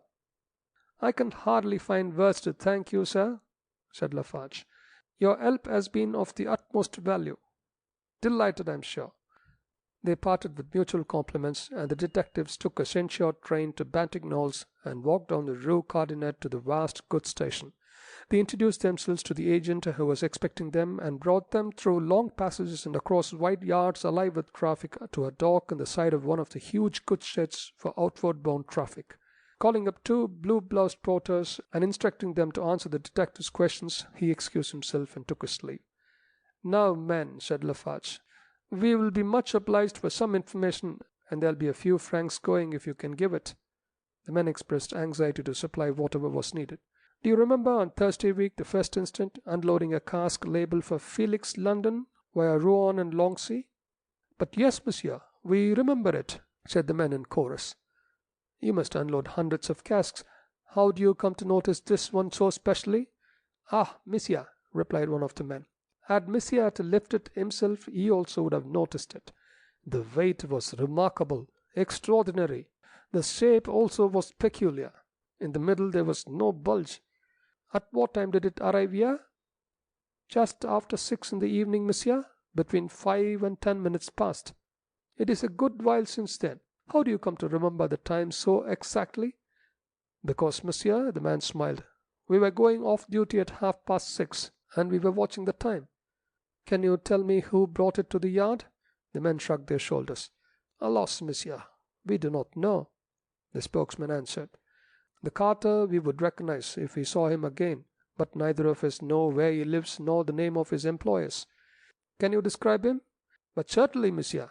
He was a small man, thin and sickly looking, with white hair and a clean-shaven face."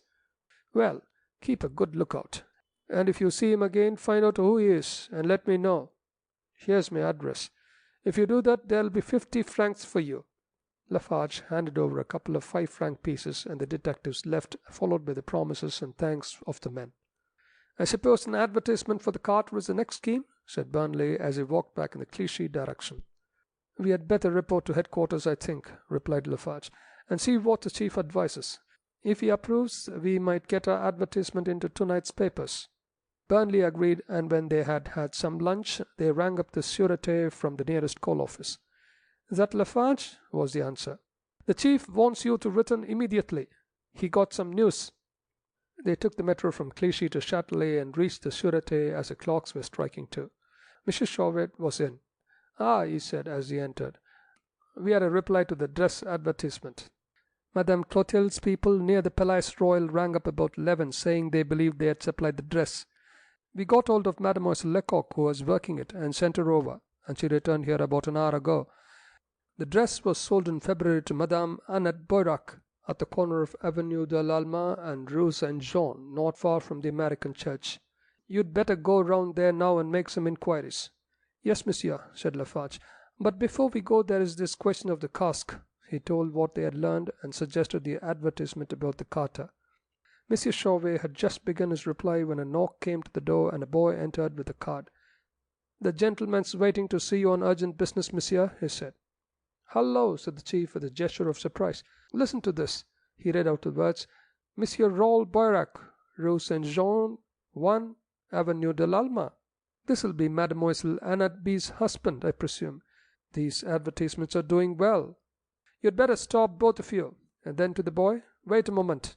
He picked up the telephone, pressing one of the buttons on the stand. "Send Mademoiselle Joubert here immediately." In a few moments a girl stenographer entered. Monsieur Chauvet pointed to a corner of the room where Burnley had noticed a screen set back as if to be out of the way. "I want every word of this conversation, mademoiselle," said the chief. "Please be careful to miss none of it, and also to keep quiet." The girl bowed, and having seen her settle behind the screen, the chief turned to the messenger. "I will see him now." In a few seconds Monsieur Boirac entered the room.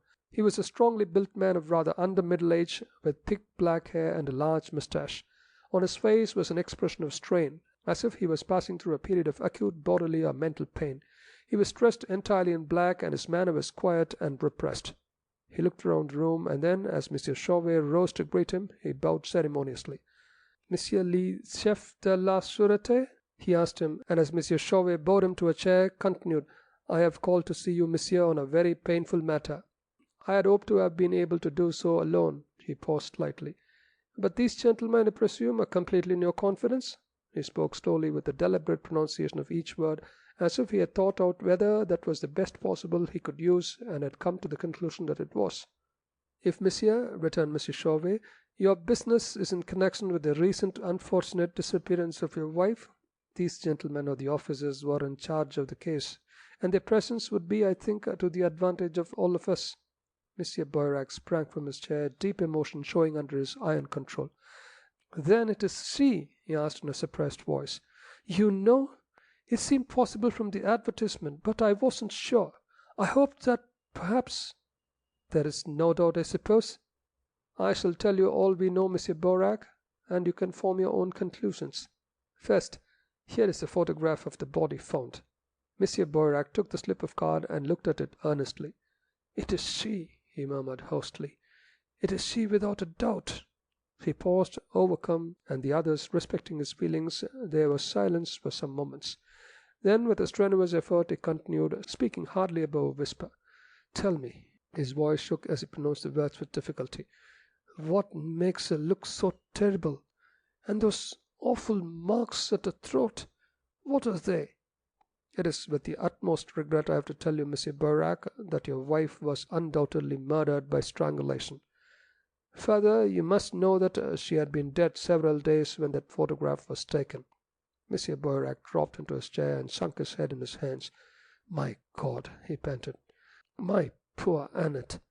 Though I had no cause to love her, I did. God help me, in spite of everything, I did. I know it now when I have lost her. Tell me," he continued in a low tone after another pause, "tell me the details." "I fear they are rather harrowing, monsieur," said the chief, with sympathetic sorrow in his tone. "A certain cask was noticed by the London police, a detail with which I need hardly trouble you, having aroused their suspicions. The cask was seized and opened, and the body was found inside." The visitor remained with his face buried in his hands.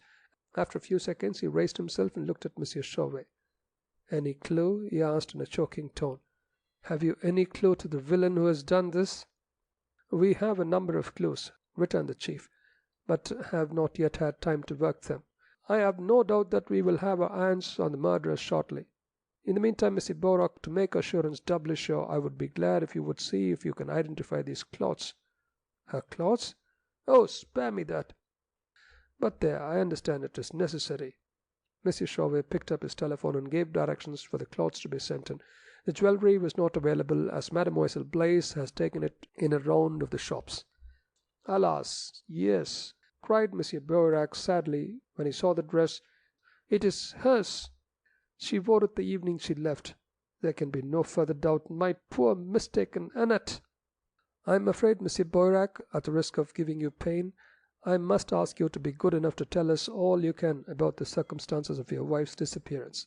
These gentlemen are Mr. Burnley of the London police and Monsieur Lefarge of our own staff, and they are collaborating in the matter. You may speak before them with complete freedom." Monsieur Boirac bowed. "I will tell you everything, monsieur, but you must pardon me if I seem a little incoherent. I am not myself." Monsieur Chauvet stepped to a press and took from it a flask of brandy. "Monsieur," he said, "you have our fullest sympathy.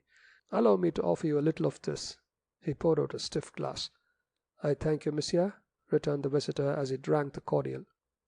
It pulled him together, and he became once more the unemotional man of business. He kept himself well in hand and did not, during the telling of his story, allow his emotion to overcome him, though at times it was clear all his powers of self-control were needed. In a stronger voice he began his statement, and his three companions settled themselves more comfortably in their chairs to listen.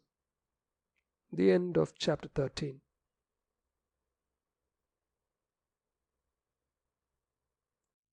Chapter 14 of the Cask. Monsieur Boirac makes a statement.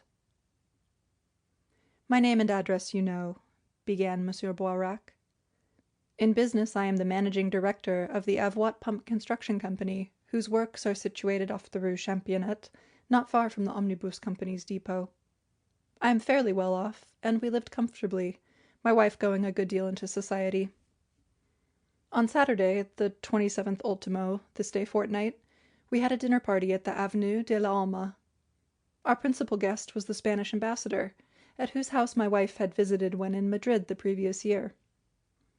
Among the others was a Monsieur Leon Felix, an old friend of my wife's, who lived in London, and was in some business there.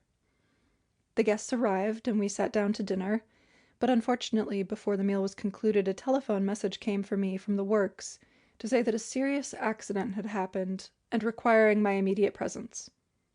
There was nothing for it but to apologize to my guests and go off at once, which I did, though I promised to return at the earliest possible moment.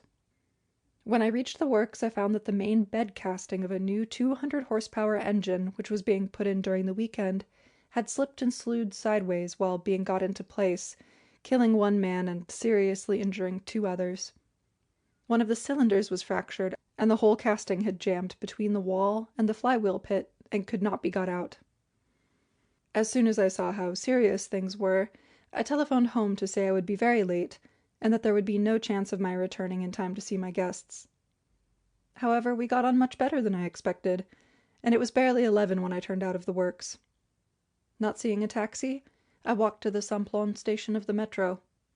My route, as you will understand, involved a change of trains at Châtelet, and I accordingly alighted there. I had hardly done so when I was clapped on the back by someone, and turning, found an American acquaintance called Myron H. Burton, with whom I had stayed in the same hotel in New York, and with whom I had become friendly. We stood in talk for some time, and then I asked him where he was staying, inviting him to put up at my house instead of returning to his hotel. He declined, saying he was going to Orléans by the 12:35 from the Quai d'Orsay, and asked me to go see him off and have a drink at the station. I hesitated, but remembering I was not expected at home, I agreed and we set off. This night being mild and pleasant, we walked along the quay, but when we reached the Port Royal it was barely 11:45. Burton suggested continuing our stroll, which we did, going round the Place de la Concorde and the end of the Champs-Élysées. Interested in our talk, we forgot the passage of time, and arrived at the Gare Quai d'Orsay with only a minute to spare for my friend to catch his train, and, therefore, to his apparent great chagrin, missing the drinks to which he had wished to treat me. I felt wakeful, and began to walk home, but when I had gone about halfway, rain began to fall. I looked for a taxi, but could not see one, and therefore continued my journey on foot, arriving home about 1 o'clock. Francois, the butler, met me in the hall. He seemed uneasy. "I heard the front door bang not 10 minutes ago, monsieur," he said, as I took off my wet coat. "I got up to see if anything was wrong." "Got up?" I said. "How had you come to go to bed before I returned?" "Madame told me to, monsieur, about 11:30. She said that you would be very late, and that she would be sitting up." "All right," I said. "Where is madame?" He hesitated. "I don't know, monsieur," he said at length. "Don't know?" I said. I was growing angry. "Has she gone to bed?" "She has not gone to bed, monsieur," he answered. I am not, Monsieur de Chef, an imaginative man, but suddenly a feeling of foreboding swept over me. I hurried into the drawing-room, and from that to my wife's small sitting-room. They were both empty. I ran to her bedroom. There was no one there. Then I recollected she had frequently waited for me in my study. I went there to find it also untenanted, and I was just about to withdraw when I saw on my desk a letter which had not been there earlier in the evening. It was addressed to me in my wife's handwriting, and, with a terrible sinking of the heart, I opened it. "Here, Monsieur le Chef, it is." It was a short note, written on a sheet of cream-laid notepaper, and without date or address. It read: "I do not ask you to forgive me for what I am doing tonight, Raoul, for I feel it would be quite too much to expect, but I do ask you to believe that the thought of the pain and annoyance it will be bound to give you cuts me to the heart. You have always been just and kind according to your lights, but you know, Raoul, as well as I do, that we have never loved each other. You have loved your business and your art collection, and I have loved Leon Felix, and now I am going to him. I shall just disappear, and you will never hear of me again. You, I hope, will get your divorce, and be happy with some more worthy woman. Goodbye, Raoul, and do not think worse of me than you can help. Annette." Monsieur Boirac bowed his head while the others read this unhappy note. He seemed overcome with emotion, and there was silence in the chief's room for a few seconds. The sun shone gaily in with never a hint of tragedy, lighting up that bent figure in the armchair, and bringing into pitiless prominence details that should have been cloaked decently in shadow, from the drops of moisture on the drawn brow to the hands clenched white beneath the edge of the desk. Then, as they waited, he pulled himself together with an effort and continued. I was almost beside myself from the blow, and yet I instinctively felt I must act as if nothing had happened. I steadied myself and called to Francois, who was still in the hall. "It's all right, Francois. I've had a note from Madame. She was obliged to go out at a moment's notice to catch the Swiss train. She had a message that her mother is dying." He replied in his ordinary tone, but I could see that he did not believe one word. The understanding and the pity in his eyes almost drove me frantic. I spoke again as carelessly as I could. "I wonder had she time to call Suzanne and get properly dressed. You might send her here, and then you can get back to bed." Suzanne was my wife's maid, and when she came into the study I saw from her startled and embarrassed air that she knew. "Suzanne," I said, "Madame has had to go to Switzerland suddenly and unexpectedly. She had to rush off to catch the train without proper time for packing. Still, I hope she was able to take enough for the journey?" The girl answered at once in a nervous, frightened tone. "I have just been to her room, monsieur. She has taken her fur coat and hat and a pair of walking shoes. The evening shoes she was wearing tonight are there where she changed them. She did not ring for me, and I did not hear her go to her room." I had become somewhat calmer by this time, and I was thinking rapidly while she spoke. "Ah, well," I answered, "you had better pack some of her things tomorrow, so that I can send them after her. She will be staying with her mother, and will no doubt be able to borrow what she wants until her own things arrive." Francois was still hanging about the corridor. I sent them both to bed, and sat down to try and realize what had taken place. I need hardly trouble you with my thoughts. For some days I was half crazed, then I pulled myself together. Suzanne I sent home, saying I had heard from Madame that she was employing one of her mother's maids. Monsieur Boirac paused. "That," he said at length, "I think is all I have to tell you, Monsieur le Chef. From that awful evening until I saw your advertisement in the Figaro a couple of hours ago, I have not heard a syllable from either my wife or Felix." Monsieur Boirac had told his story simply and directly, and his manner seemed to bear the impress of truth. The statement carried conviction to his hearers, who felt their sympathy going out to this man who had acted so loyally to the wife who had betrayed him. Monsieur Chauvet spoke. "Permit me to express to you, Monsieur Boirac, our deep regret for what has happened, and particularly for your having had to come here and make this painful statement. Still more we regret that the terrible dénouement should make it almost impossible to keep the matter hushed up. Our search for the murderer has, of course, begun. We shall not detain you any longer, except to ask you to repeat a few names and hours, so that we may note them to make your statement complete." Monsieur Boirac bowed. "I thank you for your courtesy, Monsieur le Chef." The chief continued. "There is first of all your address. That we have on your card. Next, I shall put it in question form. What time was dinner?" "8:15. "And what time did the message come for you from your works?" "About 9:15. "And you arrived there?" "About 9:15, I should think. I did not look. I walked to the Champs-Élysées and took a taxi." "You said, I think, that you telephoned home then, informing your wife that you could not return until very late?" "I believe I did say that, but it is not strictly correct. I went to see the damage immediately on arrival, and was occupied there for some time. I should say I telephoned about 10 o'clock." "But you unexpectedly got away about 11?" "That is so." "So that you must have met your friend at Châtelet about 20 past 11?" "About that, I should think." "Now your friend. I should like a note of his name and address." "His name I have already given you, Myron H. Burton. His address I unfortunately cannot, as I do not know it." "His home address, then?" "I don't know that, either. I met him in an hotel in New York. We played billiards together a few times and became friendly enough, but not to the extent of exchanging our family histories." "When was that, Monsieur Boirac?" "In the summer of 1908? No, 1909. 3 years ago." "And the hotel?" "The Hudson View, the one that was burnt out last Christmas." "I remember. A terrible business, that. Your friend went by the 12:35 to Orléans. He was staying there, I suppose? No, he was changing there and going on, though where he was going I do not know. He told me this because I remarked on his choosing such a train. It does not get in until about 4:30, instead of sleeping in Paris and going by an early express that would do the journey in 2 hours. Oh, well, it is not of much importance.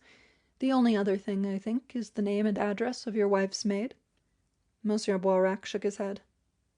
I'm sorry I can't give you that either. I only know her as Suzanne, but I dare say Francois or some of the other servants would know it.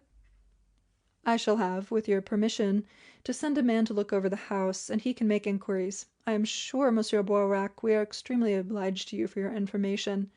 And now, what about the formal identification of the body? I have no doubt from what you say it is indeed that of your wife, but I fear the law will require a personal identification from you. Would it be convenient for you to run over to London and see it? Interment has not yet, I understand, taken place. Monsieur Boirac moved uneasily. The suggestion was clearly most unwelcome to him. I needn't say I would infinitely prefer not to go. However, if you assure me it is necessary, I can have no choice in the matter. I am exceedingly sorry, but I fear it is quite necessary. A personal examination is required in evidence of identification, and if I might make a suggestion, I think that the visit should be made as soon as convenient to you. The visitor shrugged his shoulders. If I have to go, I may as well do it at once. I will cross tonight and be at Scotland Yard at, say, 11 tomorrow. It is Scotland Yard, I suppose? It is, monsieur. Very good. I will telephone to the authorities there to expect you. The chief rose and shook hands, and Monsieur Boirac took his leave. When he had gone, Monsieur Chauvet jumped up and went to the screen. Get a half-dozen copies of that statement, and the questions and answers typed at once, mademoiselle. You can get a couple of the other girls to help you. He turned to the two detectives. Well, gentlemen, we have heard an interesting story, and whatever we may think of it, our first business will be to check it as far as we can. I think you had better get away immediately to the Avenue de l'Alma and see this Francois, if possible, before Boirac gets back. Go through the house and get anything you can, especially a sample of the wife's handwriting. Try also and trace the maid. In the meantime, I will set some other inquiries on foot. You might call in about 9 tonight to report progress. End of chapter 14.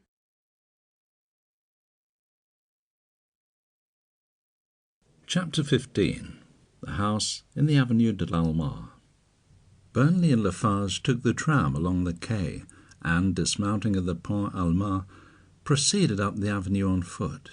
The house was a corner one fronting on the avenue, but with the entrance in the side street. It was set a few feet back from the footpath, and was a Renaissance building of grey rubble masonry, with moulded architraves and enrichments of red sandstone and the usual mansard roof. The two men mounted the steps leading to the ornate porch. On their right were the windows of a large room which formed the angle between the two streets. "You can see into that room rather too clearly for my taste," said Burnley.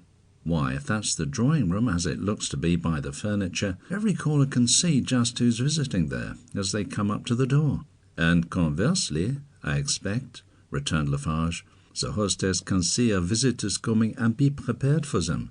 The door was opened by an elderly butler of typical appearance, respectability and propriety oozing out of every pore of his sleek face. Lefarge showed his card. "I regret Monsieur Boirac is not at home, monsieur," said the man politely, "but you will probably find him at the works in the Rue Championnet." "Thanks," returned Lefarge. "We have just had an interview with Monsieur Boirac, and it is really you we wish to see." The butler ushered them into a small sitting-room at the back of the hall. "Yes, monsieur," he said. "Did you see an advertisement in this morning's papers for the identification of a lady's body?" "I saw it, monsieur." "I am sorry to say it was that of your mistress." Francois shook his head sadly. "I feared as much, monsieur," he said in a low tone. "Monsieur Boirac saw the advertisement also. He came just now to the Sûreté and identified the remains beyond any doubt. It is a painful case, for I regret to tell you she has been murdered in a rather brutal way, and now we are here with Monsieur Boirac's approval to make some inquiries." The old butler's face paled. "Murdered," he repeated in a horrified whisper. "It couldn't be. No one that knew her could do that. Everyone, monsieur, loved madame. She was just an angel of goodness." The man spoke with real feeling in his voice and seemed overcome with emotion. "Well, monsieur," he continued after a pause, "any help I can give you to get your hands on the murderer, I'll give you with real delight, and I only hope you'll succeed soon." "I hope so too, Francois. We'll do our best anyway. Now, please, will you answer some questions? You remember Monsieur Boirac being called to the works on Saturday, the 27th of March, the evening of the dinner party, at about 8:45. That was about the time, wasn't it?" "Yes, monsieur." "He went at once?" "He did, monsieur. Then he telephoned at about 10:30 that he could not return until later. Was that about the time?" "Rather earlier than that, I should think, monsieur. I don't remember exactly, but I should think it was very little, if at all, past 10. "About 10, you think? Can you tell me what words he used in that message?" "He said the accident was serious, and that he would be very late and possibly might not get back before the morning." "You told your mistress, I suppose? Did the guest hear you?" "No, monsieur, but madame immediately repeated the message aloud." "What happened then?" "Shortly after that, about 11 or 11:15, the guests began to leave." "All of them?" The butler hesitated.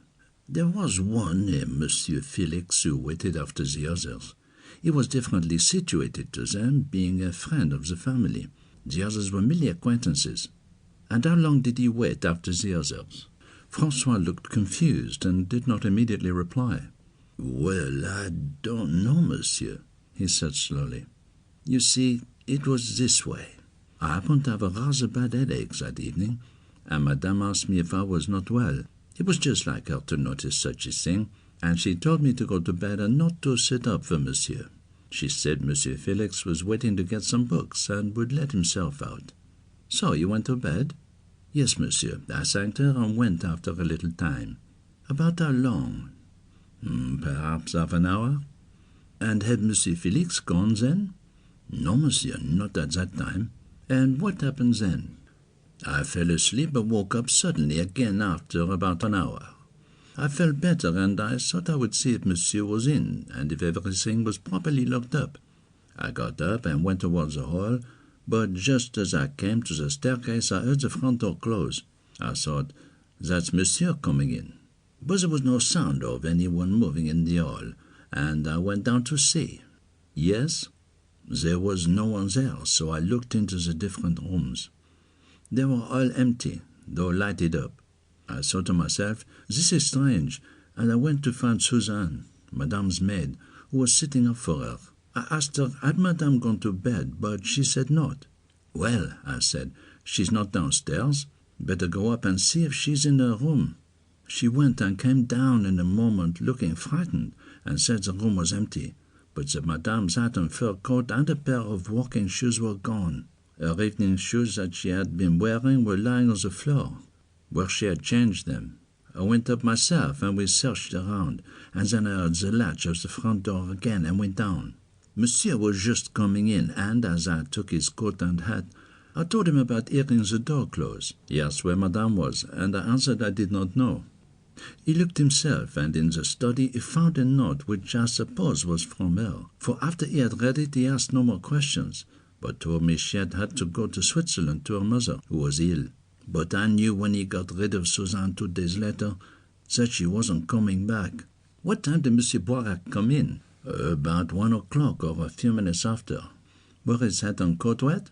Not very wet, monsieur, but he had evidently been walking through the rain. You didn't make any further search to see if anything else had been taken, I suppose? Yes, monsieur. Suzanne and I searched the entire house most thoroughly on Sunday. With no result? None, monsieur. I suppose the body could not have been concealed anywhere in the house.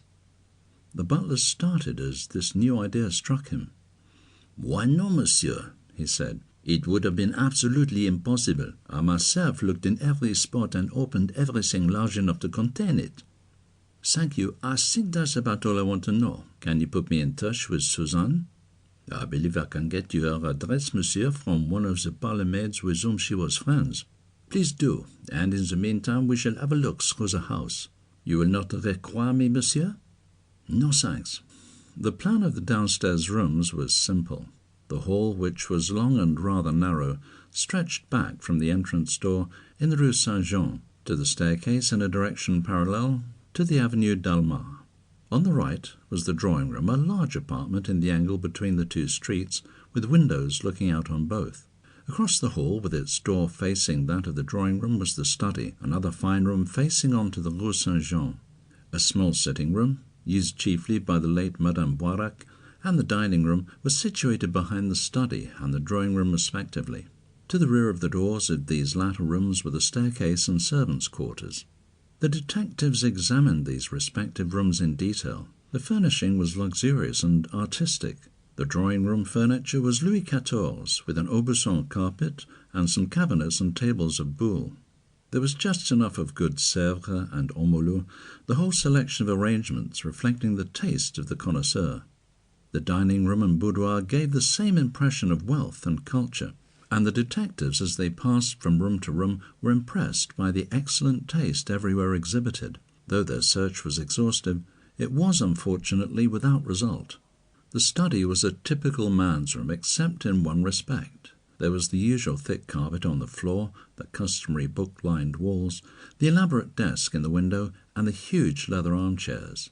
But there was also what almost amounted to a collection of statuary, figures, groups, friezes, plaques, and reliefs, in marble and bronze. A valuable lot, numerous enough and of sufficient excellence not to have disgraced the art galleries of a city. Monsieur Boirac had clearly the knowledge as well as the means to indulge his hobby to a very full extent. Burnley took his stand inside the door and looked slowly round the room, taking in every detail in the rather despairing hope that he would see something helpful to his quest. Twice he looked at the various objects before him, observing in the slow, methodical way in which he had trained himself, making sure that he had a clear mental conception of each before going on to the next. And then his gaze became riveted on an object standing on one of the shelves. It was a white marble group about 2 feet high of 3 garlanded women, 2 standing and 1 sitting. "I say," he said to Lefarge in a voice of something approaching triumph, "have you heard of anything like that lately?" There was no reply, and Burnley, who had not been observing his companion, looked around. Lefarge was on his knees examining with a lens something hidden among the thick pile of carpet. He was entirely engrossed, and did not appear to have heard Burnley's remark. But as the latter moved over, he rose to his feet with a satisfied little laugh. "Look here!" he cried. "Look at this!" Stepping back to the cross wall adjoining the door, he crouched down with his head close to the floor and his eyes fixed on a point on the carpet in a line between himself and the window. "Do you see anything?" he asked. Burnley got into the same position and looked at the carpet. "No," he answered slowly, "I do not." "You're not far enough this way. Come here, now look." "Jove!" Burnley cried with excitement in his tones. "The cask!" On the carpet, showing up faintly where the light struck it, was a ring-shaped mark about 2 feet 4 inches diameter. The pile was slightly depressed below the general surface, as might have been caused by the rim of a heavy cask. "I thought so too," said Lefarge, "but this makes it quite certain." He held out his lens and indicated the part of the floor he had been scrutinizing. Burnley knelt down and, using the lens, began to push open the interstices of the pile. They were full of a curious kind of dust. He picked out some and examined it on his hand. "Sawdust!" he exclaimed. "Sawdust," returned the other, in a pleased and important tone. "See here." He traced a circle on the floor. "Sawdust has been spilled over all this, and there's where the cask stood beside it. I tell you, Burnley, mark my words, we're onto it now. That's where the cask stood while Felix or Boirac or both of them together packed the body into it." "By Jove!" Burnley cried again as he turned over this new idea in his mind. "I shouldn't wonder if you're right. Of course I'm right. This thing's as plain as a pikestaff. A woman disappears and her body is found packed in sawdust in a cask, and here in the very house where she vanishes is the mark of the same cask, a very unusual size, mind you, as well as traces of the sawdust. Aye, it's likely enough, but I don't see the way of it for all that. If Felix did it, how could he have got the cask here and away again?" It was probably Boirac. But the alibi, Boirac's alibi, is complete. It's complete enough so far as that goes. But how do we know it's true? We have had no real confirmation of it so far, except from Francois. If either Boirac or Felix did it, Francois must have been in it too, and that doesn't strike me as likely. No, I admit the old chap seems all right, but if they didn't do it, how do you account for the cask being here? Maybe that had something to do with it, answered Burnley, pointing to the marble group. Lefarge started. But that's what was sent to Felix, surely, he cried in surprise. It looks like it, but don't say anything. Here's Francois. Let us ask him. The butler entered the room holding a slip of paper which he gave to Lefarge. Suzanne's address, monsieur. Lefarge read, Mademoiselle Suzanne Daudet, Rue Popo, 14B, Dijon. Look here, Francois, said the detective, pointing to the marble group. When did that come here? Quite recently, monsieur. As you see, monsieur is a collector of such things, and that is, I think, the latest edition. Can you remember the exact day it arrived? It was about the time of the dinner party. In fact, I remember now distinctly it was that very day. How was it packed? It was in a cask, monsieur. It was left in here that Saturday morning with the top boards loosened for monsieur to unpack. He never would trust anyone to do that for him. Was he then in the habit of getting these casks? Yes, monsieur. A good many of the statues came in casks. I see. And when was this one unpacked? 2 days later, monsieur, on Monday evening. And what happened to the cask? It was returned to the shop. Their cart called for it 2 or 3 days later. You don't remember exactly when? The butler paused in thought. I do not, monsieur. It was on the Wednesday or Thursday following, I believe, but I'm not positive. Thank you, Francois. There is only one other thing I should be greatly obliged if you could do for me. Get a sample of Madame's writing. Francois shook his head. I haven't such a thing, monsieur, he replied, but I can show you our desk if you would care to look over it. They went into the boudoir, and Francois pointed out a small davenport finished with some delicate carving and with inlaid panels, a beautiful example of the cabinet-maker's art. Lefarge seated himself before it and began to go through the papers it contained. Somebody's been here before us, he said. There's precious little here. He produced a number of old receipted bills and circulars, with some unimportant letters and printed papers, but not a scrap of Madame's handwriting could he discover. Suddenly, Francois gave an exclamation. I believe I can get you what you want, monsieur, if you will wait a moment. Yes, he said, as he returned a few seconds later. This will perhaps do. It was framed in the servants' hall.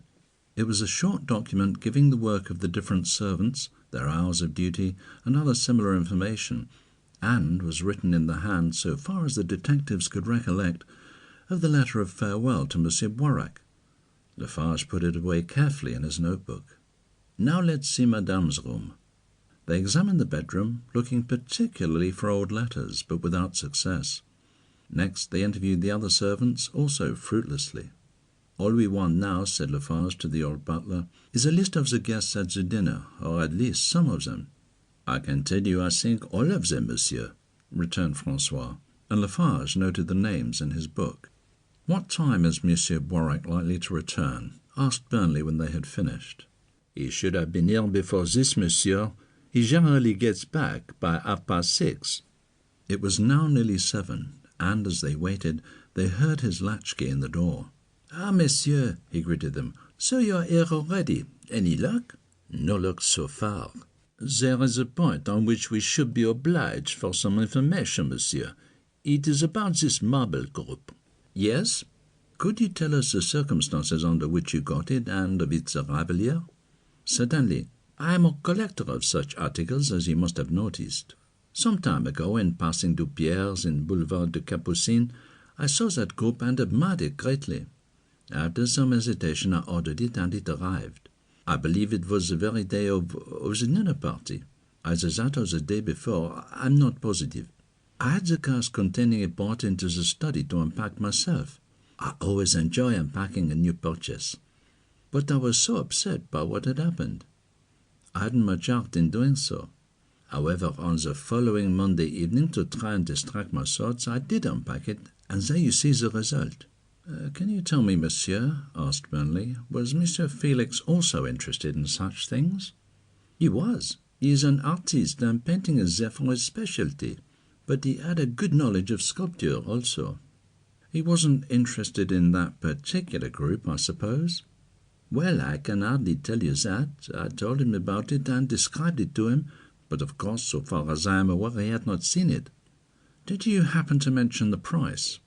I did, 1,400 francs. That was the thing he specially asked. That and the shop at which I had bought it. He said he could not afford it then, but that at some time he might try and get another. Well, I think that's all we want to know. Our best thanks, Monsieur Boirac. Good evening, monsieur. They bowed themselves out, and, walking to the top of the avenue, took the metro to Concorde, from which they passed up the Rue Castillon to the Grand Boulevard, to dine and spend the time until they were due back at the Sûreté. End of chapter 15. Chapter 16. Inspector Burnley up against it. At 9 o'clock that evening the usual meeting was held in the chief's room at the Sûreté. I also have had some news, said Monsieur Chauvet, when he had heard Burnley's and Lefarge's reports. I sent a man up to that pump manufactory, and he found out enough to substantiate entirely Boirac's statement of the hours at which he arrived there and left on the night of the accident. There is also a dispatch from Scotland Yard. On receipt of Mr. Burnley's wire, immediate inquiries were made about the cask sent by Havre and Southampton. It appears it arrived all right at Waterloo on the morning after it was dispatched from here. It was booked through, as you know, to an address near Tottenham Court Road, and the railway people would in the ordinary course have delivered it by one of their lorries. But just as it was being removed from the van of the train, a man stepped forward and claimed it, saying he was the consignee, that he wished to take it to another address, and that he had a cart and a man there for the purpose. He was a man of about medium height, with dark hair and beard, and the clerk thought he was a foreigner, probably French. He gave his name as Léon Felix, and produced several envelopes addressed to himself at the Tottenham Court Road address as identification. He signed for and was handed over the cask and took it away. His movements after that were completely lost sight of, and no further traces of him have been discovered. A photo of Felix was shown to the Waterloo people, but while the clerk said it was like the man, neither he nor any of the others would swear to it. Inquiries have also been made about Felix. It turns out he is an artist or designer in Messrs. Gare and Hoods, the advertisement and poster people of Fleet Street. He is not married, but keeps an elderly servant housekeeper. This woman was on a fortnight's holiday from the 25th of March to the 8th of this month. So much for London, continued Monsieur Chauvet. Now let us see what we have still to do. First, that lady's maid at Dijon must be interviewed. I think, Lefarge, you might do that. Tomorrow is Sunday. Suppose you go tomorrow. You can sleep at Dijon and get back as early as possible on Monday. Then Mr. Burnley, that matter of the statue sent to Monsieur Boirac, must be gone into. Perhaps you would be good enough to make inquiries at Dupierre's on Monday morning. And please keep in touch with me by phone. I will look into some other points, and we shall meet here at the same time that evening. The detective took the metro at Châtelet, Burnley going west to his hotel in the Rue Castillon, and Lefarge east to the Gare de Lyon. On Monday morning, Burnley called to see Monsieur Thomas at the showroom in the Boulevard des Capucines. "I'm back again, Monsieur Thomas," he said as they greeted one another. He explained what had been learned about the casks at Gare Saint-Lazare, continuing, "So you see, 2 must have been sent out.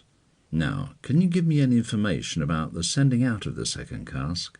"Absolutely none, monsieur," returned Thomas, who was evidently amazed at this new development.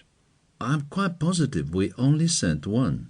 I suppose it's impossible that Felix's order could have been dealt with twice in error, once by you here, and once by the head office in the Rue Provence?"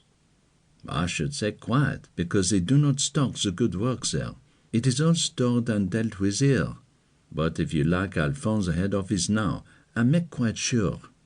In a few minutes there was a reply from Monsieur Thévenet.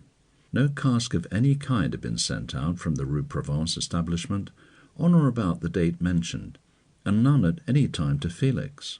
"Well, Monsieur Thomas, it's certain, is it not, that one of your casks was sent by Rouen and Lancy about the 1st instant? Do you think you could let me have a list of all the casks of that size that were out of your yard on that date? It must have been one of them." "Yes, I suppose it must. I think I can give you that information, but it will take some time to get out."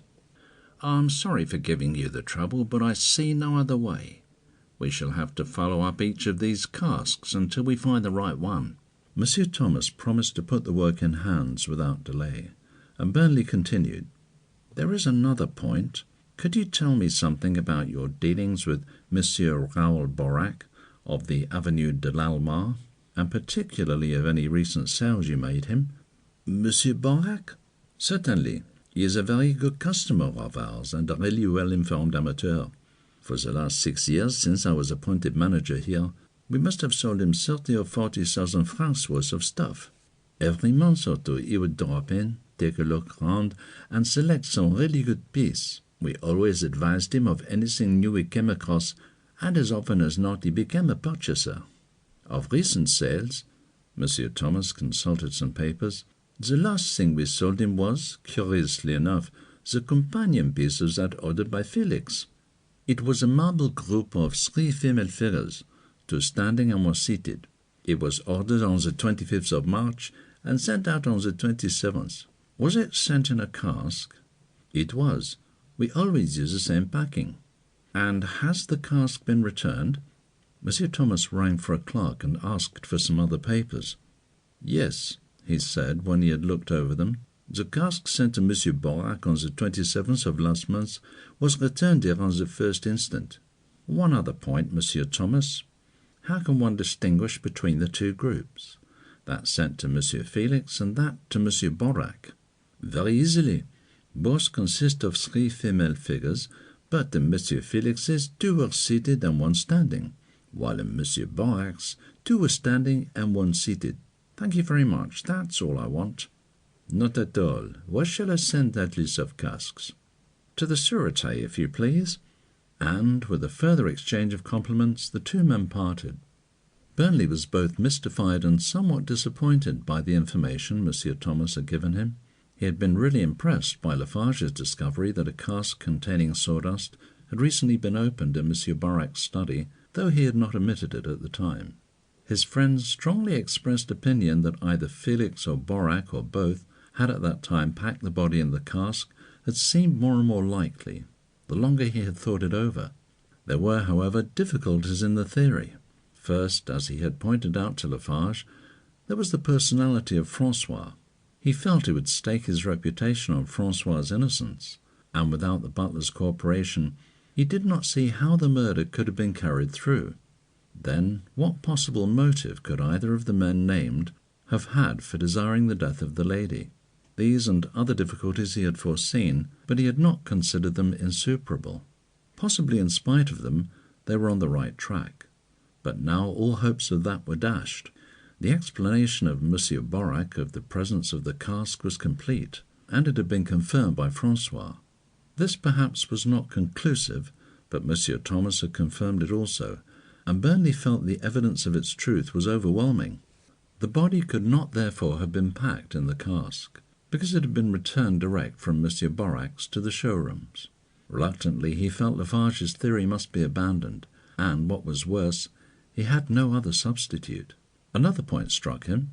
If he could find out the hour at which Felix had reached his hotel on that fatal evening, and his condition on arrival, it might confirm or disprove some of the statements they had heard.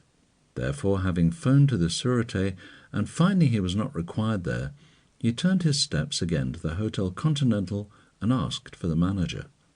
"I'm afraid I'm back to give more trouble, monsieur," he said as they met, "but one point has arisen upon which we want some information. I shall be pleased to assist you as far as I can. We want to know at what hour Monsieur Felix returned to the hotel on the night of Saturday fortnight, the 27th March, and his condition on arrival. Can you get us that? I'll make inquiries. Excuse me a moment." The manager was gone a considerable time. When he returned after more than half an hour, he shook his head. "I can't find out," he said. "I've asked everyone I can think of. but no one knows. One of the hall porters was on duty that evening up till midnight, and he is positive he did not come in before that hour. This is a very reliable man, and I think you may take what he says as accurate. The man who relieved him is off duty at present, as is also the night lift boy, and the chambermaid on late duty in Monsieur Felix's corridor, but I will interview them later and let you know the result. I presume that will be time enough? Certainly, and with thanks, Burnley withdrew. He lunched alone, greatly regretting Monsieur Lefarge's absence, and then called up the Sûreté again. Monsieur Chauvet wanted to speak to him, he was told, and soon he was switched through to the great man's private room. "There has been another wire from London," said the distant voice, "and it seems a cask was sent by passenger train from Charing Cross to Paris via Dover and Calais on Thursday week, the 1st of April, consigned to Monsieur Jacques de Belleville, from Raymond Lemaitre. I think you had better go to the Gare du Nord and find out something about it." "How many more casks are we going to find?" thought the puzzled Burnley as he drove in the direction of the station. As the taxi slipped through the crowded streets, he again took stock of his position, and had to admit himself completely at sea.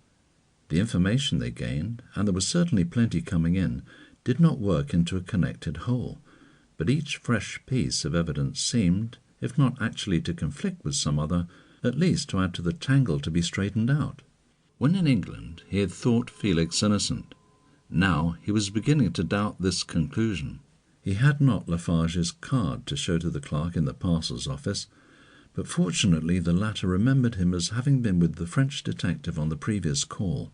"Yes," he said, when Burnley had explained in his somewhat halting French what he wanted. "I can tell you about that cask." He turned up some papers. "Here we are," he said. "The cask came off the Calais boat train at 5:45 p.m. on Thursday week, the 1st instant. It was consigned from Charing Cross to Monsieur Jacques de Belleville to be kept here until called for. He claimed it personally almost immediately after, and removed it on a cart he had brought." "Can you describe Monsieur de Belleville?" "He was of medium height and dark, with a black beard. I did not take special notice of him." Burnley produced a photograph of Felix he had received from London. "Is that the man?" he asked, handing it over. The clerk scrutinized it carefully. "I could hardly say," he replied hesitatingly. "It certainly lacked my recollection of him, but I am not sure. Remember, I only saw him once, and that was about 10 days ago." "Of course, you could hardly be expected to remember. Can you tell me another thing? What time did he take the cask away?" "I can tell you that because I broke off duty at 5:15, and I waited 5 minutes after that to finish the business. He left at 5:20 exactly." "I suppose there was nothing that attracted your attention about the cask, nothing to differentiate it from other casks?"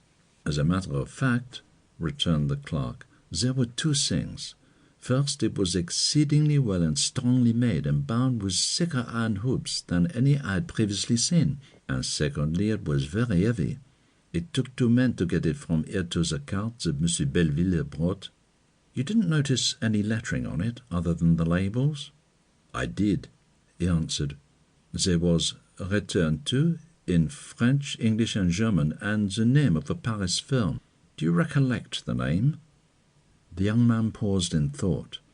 "Non, monsieur," he replied after a few seconds. "I regret to say I have quite forgotten it." "I suppose you wouldn't recognize it if you heard it?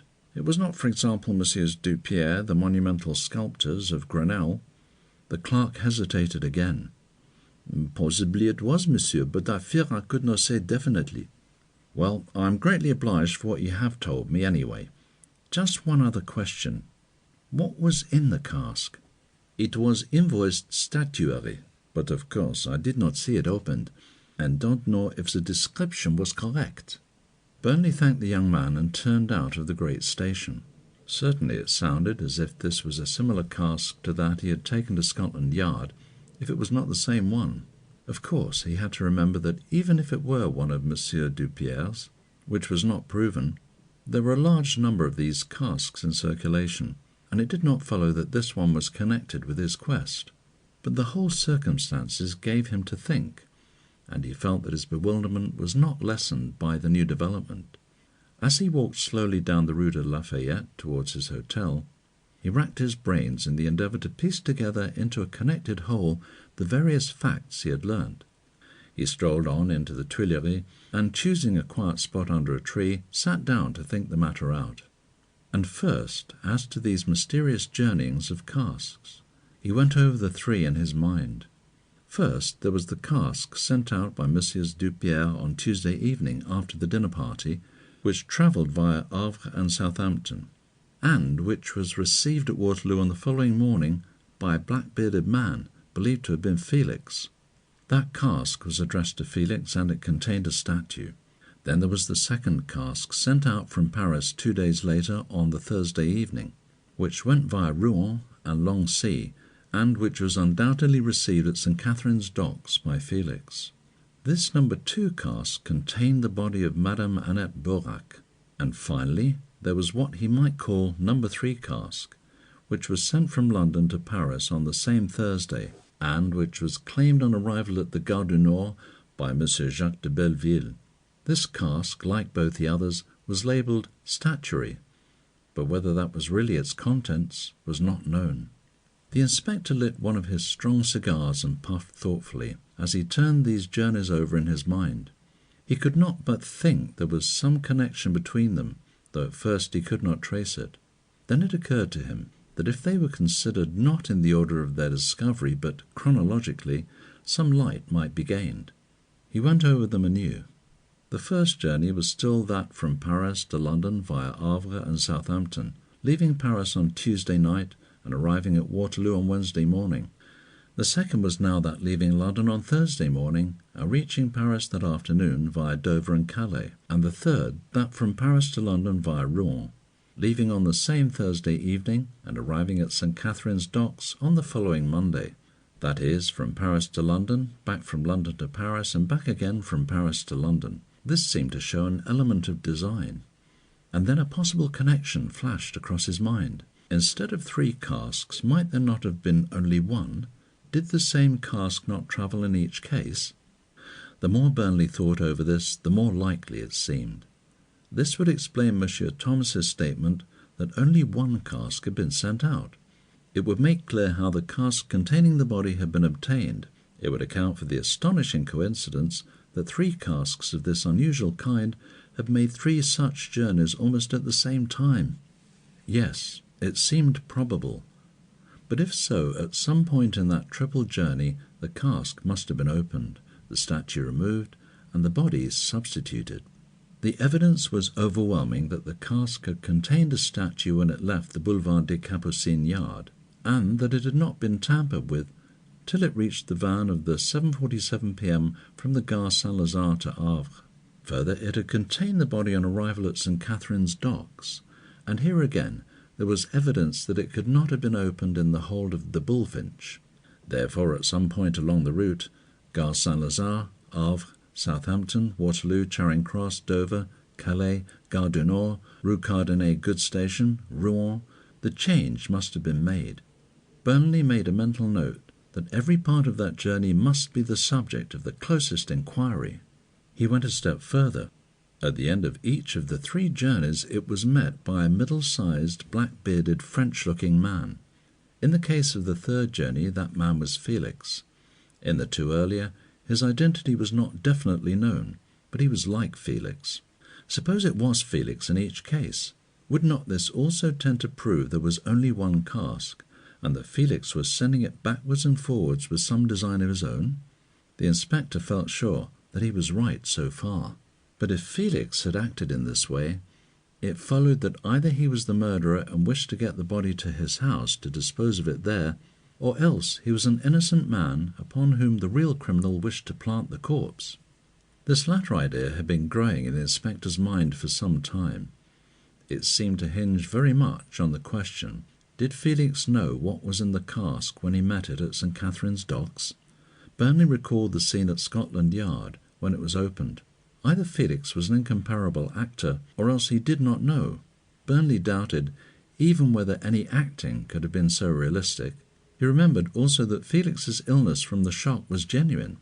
No, he rather believed Felix knew nothing of the corpse, and, if so, he must be innocent. The point was one Burnley felt he could not settle alone. They must have medical evidence. But if Felix was innocent, who was likely to be guilty? Who else could have any motive to kill this lady? What could that motive have been in any case? He could not tell. No evidence had yet come to light to suggest the motive. His thoughts turned from the motive to the manner of the crime. Strangulation was an unusual method. It was, moreover, a horrible method, ghastly to witness and comparatively slow in accomplishment. Burnley could not imagine anyone, no matter how brutal, deliberately adopting it and carrying it out in cold blood.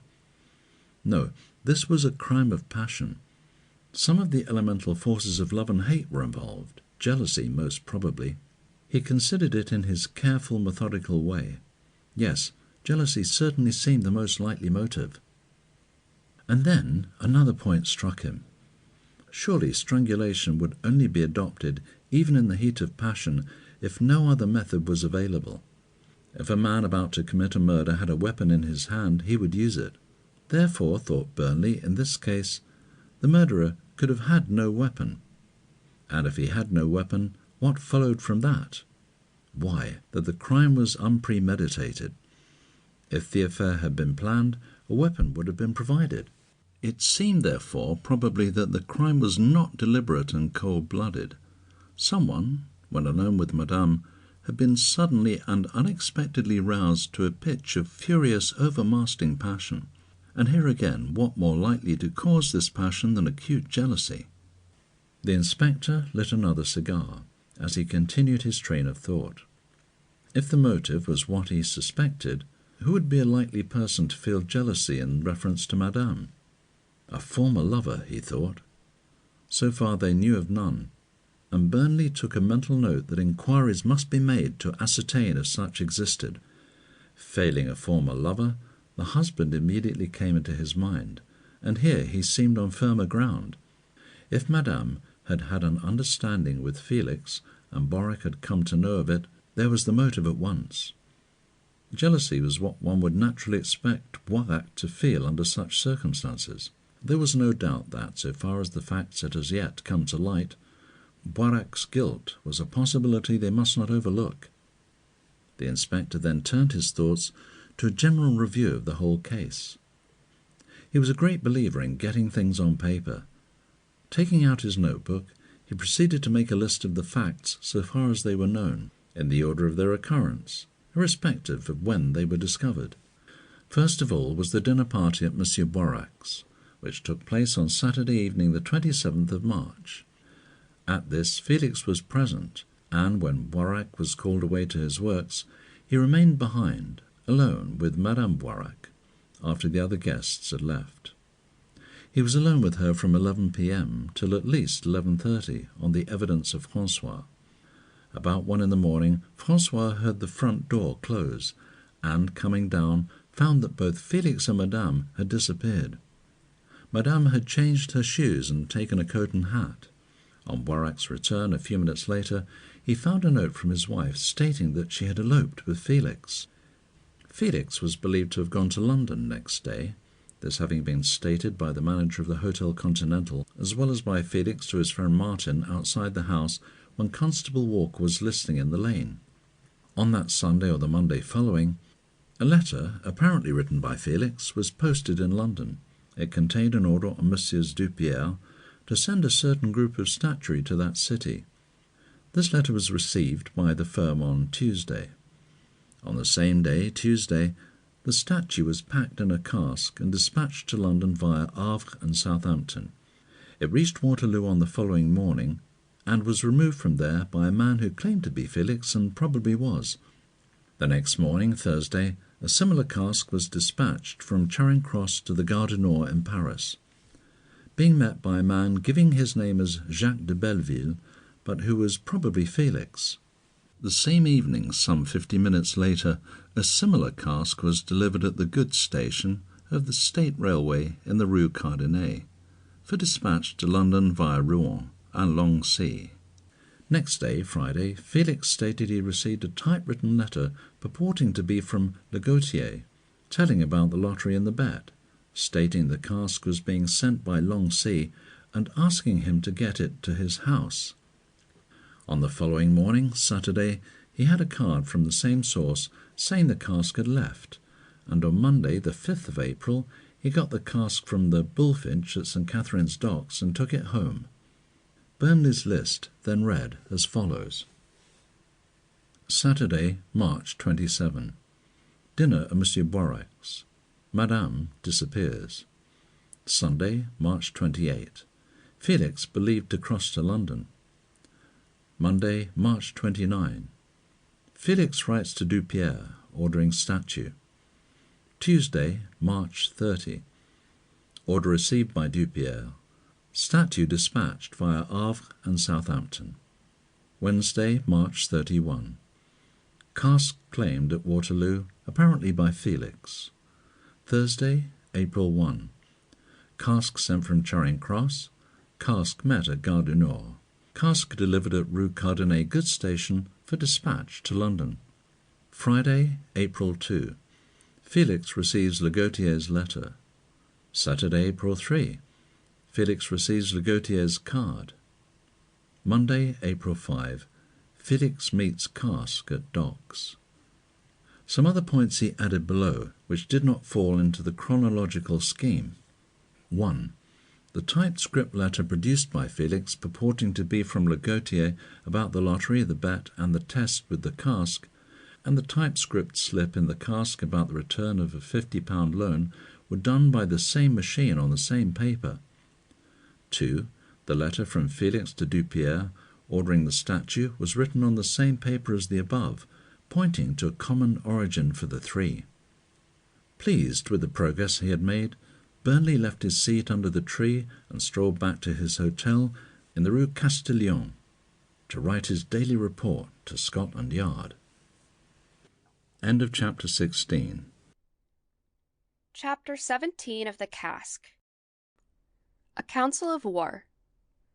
At 9 that evening, Inspector Burnley knocked at the door of the chief's room in the Sûreté. Lefarge was already there, and as Burnley sat down, Monsieur Chauvet said, "Lefarge is just going to tell his adventures. Now, Lefarge, if you please." "As arranged on Saturday," began the detective, "I went to Dijon yesterday and called on Mademoiselle Daudet in the Rue Papieux. She seems a quiet, reliable girl, and I think truthful.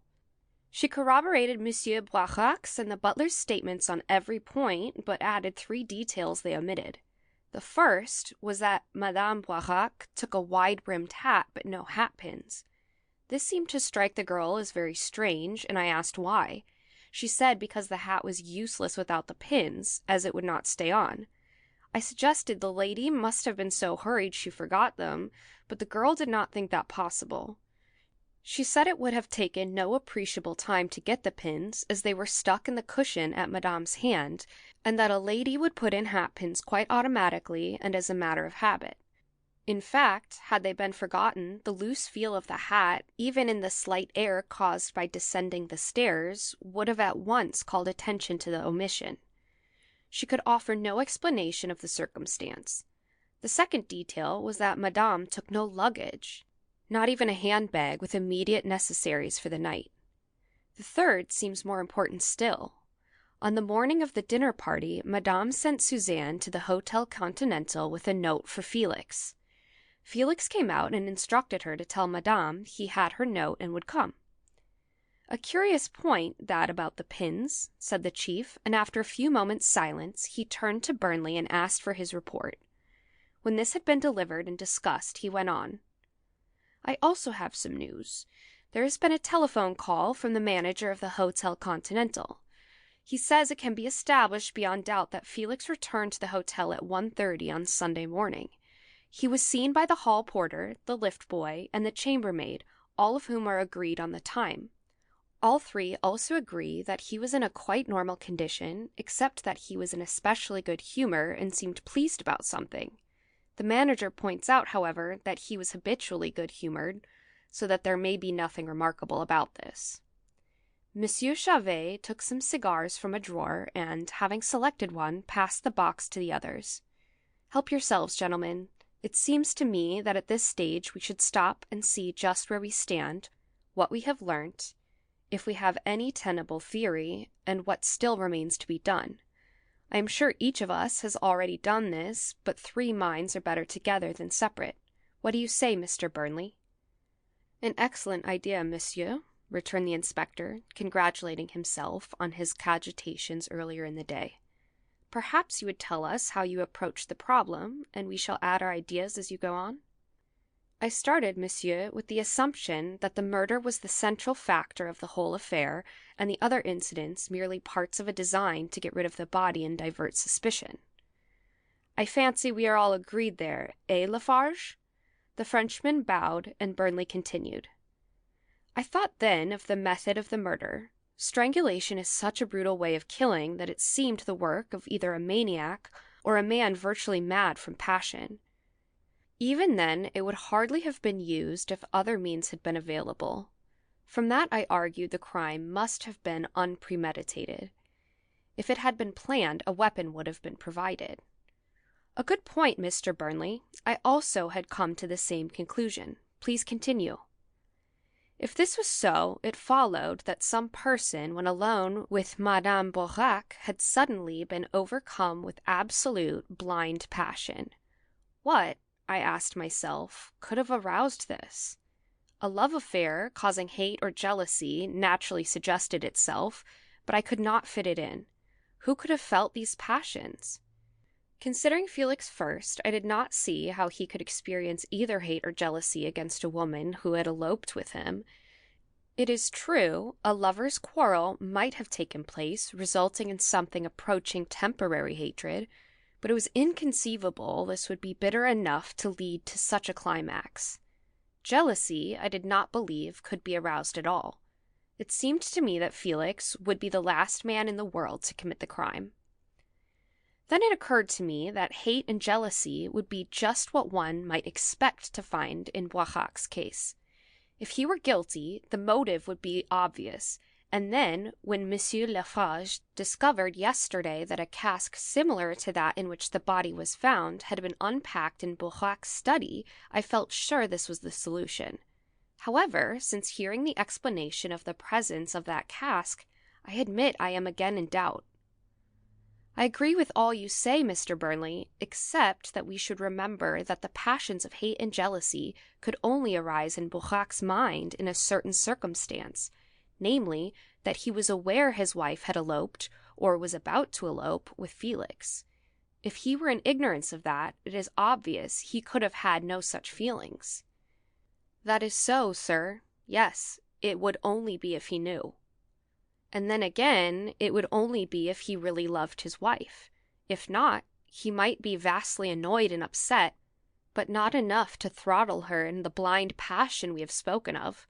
If they were not on good terms, or if there was some other woman in Boirac's life, he might even view her action with delight, as a welcome relief, particularly as there were no children to complicate the question of a divorce." The chief looked inquiringly at his companions. "I agree with that too, sir," said Burnley, answering the look. "And I, monsieur," added Lefarge. "So then we have reached this point. If Boirac was in love with his wife, and if he knew she had eloped or was about to do so, he would have had a motive for the crime. Otherwise, we can suggest no motive at all, either for him or Felix or anybody else." "Your last words, monsieur, open up possibilities," observed Lefarge. "Might it not have been some other person altogether? I do not see that we are limited to Felix or Boirac. What about Les Gautier, for instance, or someone we have not yet heard of?" "Quite so, Lefarge. That is undoubtedly a possibility.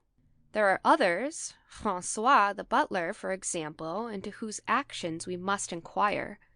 The possibility of Madame's having had some former lover must not be forgotten either. But I think we should make up our minds about these 2 men before we go farther afield." "There is another point," resumed Burnley. "The medical evidence shows that only a short time can have elapsed between the time Madame left her house and the murder. We assume, on the hotel manager's testimony, Felix went to London the morning after the dinner party. If so, did Madame accompany him? If the former, it points to Felix, and if the latter, to Boirac. I think we can deduce that, said Lefarge. And how? In this way, monsieur. Leave aside for a moment the question of the identity of the murderer, and consider how he got the body into the cask. This cask we have traced fairly well. It was packed in the showrooms in the Boulevard des Capucines, and in it was placed a statue. Then it travelled to Waterloo, and the evidence that it was not tampered with en route is overwhelming. Therefore, the body was not in it when it arrived at Waterloo. Then, for 22 hours, it disappeared. It reappeared at Charing Cross, for it is too much to suppose that there are really two casks in question, and travelled back to Paris, and again it is quite impossible that it could have been interfered with on the journey. At Paris, it left the Gare Dénouement at 5:20 and disappeared again, but it turned up at the State Railway goods station at 6:10 p.m. the same evening, and returned to London by long sea. On arrival in London, it contained the body. It is certain the change was not made during any of the 3 journeys, therefore it must have been done during these disappearances in London or Paris. Of these disappearances, take that in Paris first. It lasted 50 minutes, and during that time the cask was conveyed between the Gare Dénouement and the Rue Cardinet goods station on a horse cart. How long, monsieur, should that journey have taken? About 50 minutes, I should think, returned the chief. I thought so too. That is to say, the whole time of the disappearance is accounted for. We may reckon, also, it would take some considerable time to open, unpack, repack, and close the cask, and it seems to me it would have been utterly impossible for it to have both been opened and to have made the journey in the time. It made the journey, therefore it wasn't opened. Therefore, the body must have been put into it in London. Excellent, Lefarge. I believe you are right. There is a further point, monsieur. If my suggestion is correct, it definitely proves Madame Boirac went to London while alive, because her dead body obviously could not have been brought there. If we consider this in relation to the point about the medical evidence raised by Mr. Burnley, I think we shall be forced to conclude she crossed with Felix on Sunday. It certainly sounds probable. If she crossed with Felix, it seems almost certain that he is the guilty man. But there are a good many other things that point to Felix. Suppose for a moment he is guilty, and picture him faced with the question of how to dispose of the body. He wants a receptacle to remove it in. It suddenly occurs to him that only a few hours before he has seen the very thing, a cask for statuary. And, fortunately for him, he has not only seen it, but he has learned where to get a similar cask. What does he do? He proceeds to get that similar cask. He writes to the firm who used them, and he orders just such a piece of statuary as will ensure his getting the kind of cask he wants. What about the false address? Of that, monsieur, I cannot suggest the explanation, but I presume it was with some idea of covering his tracks. Please continue. I suggest, then, that he got the cask on arrival in London, brought it to St. Malo, unpacked and probably destroyed the statue, packed the body, took the cask to Charing Cross, and sent it to Paris, travelling over in the same train himself. In Paris, he got a cart and took it from the Gare du Nord to the Rue Cardinet goods station, travelled back to London, and met the cask at St. Catherine's Docks on the following Monday. But what was the object of all these journeys? If his purpose was to get rid of the body, why would he first get rid of it, and then arrange an elaborate scheme to bring it back again? I saw that difficulty, monsieur, admitted Lefarge, and I can't explain it, though I would suggest it was for the same purpose as the false address, in some way to divert suspicion. But more than that, monsieur, we have evidence that the black-bearded man who met the cask on its various journeys was like Felix, but we have so far found no other black-bearded man in the entire case. It seems to me, therefore, it must have been Felix. If Monsieur Lefarge's theory is correct, interposed Burnley, the letter about the bet must have been written by Felix. In this case, could this letter and the journeys of the cask not have been devised with the object of throwing suspicion on Legatier? Or on Boirac, suggested the chief.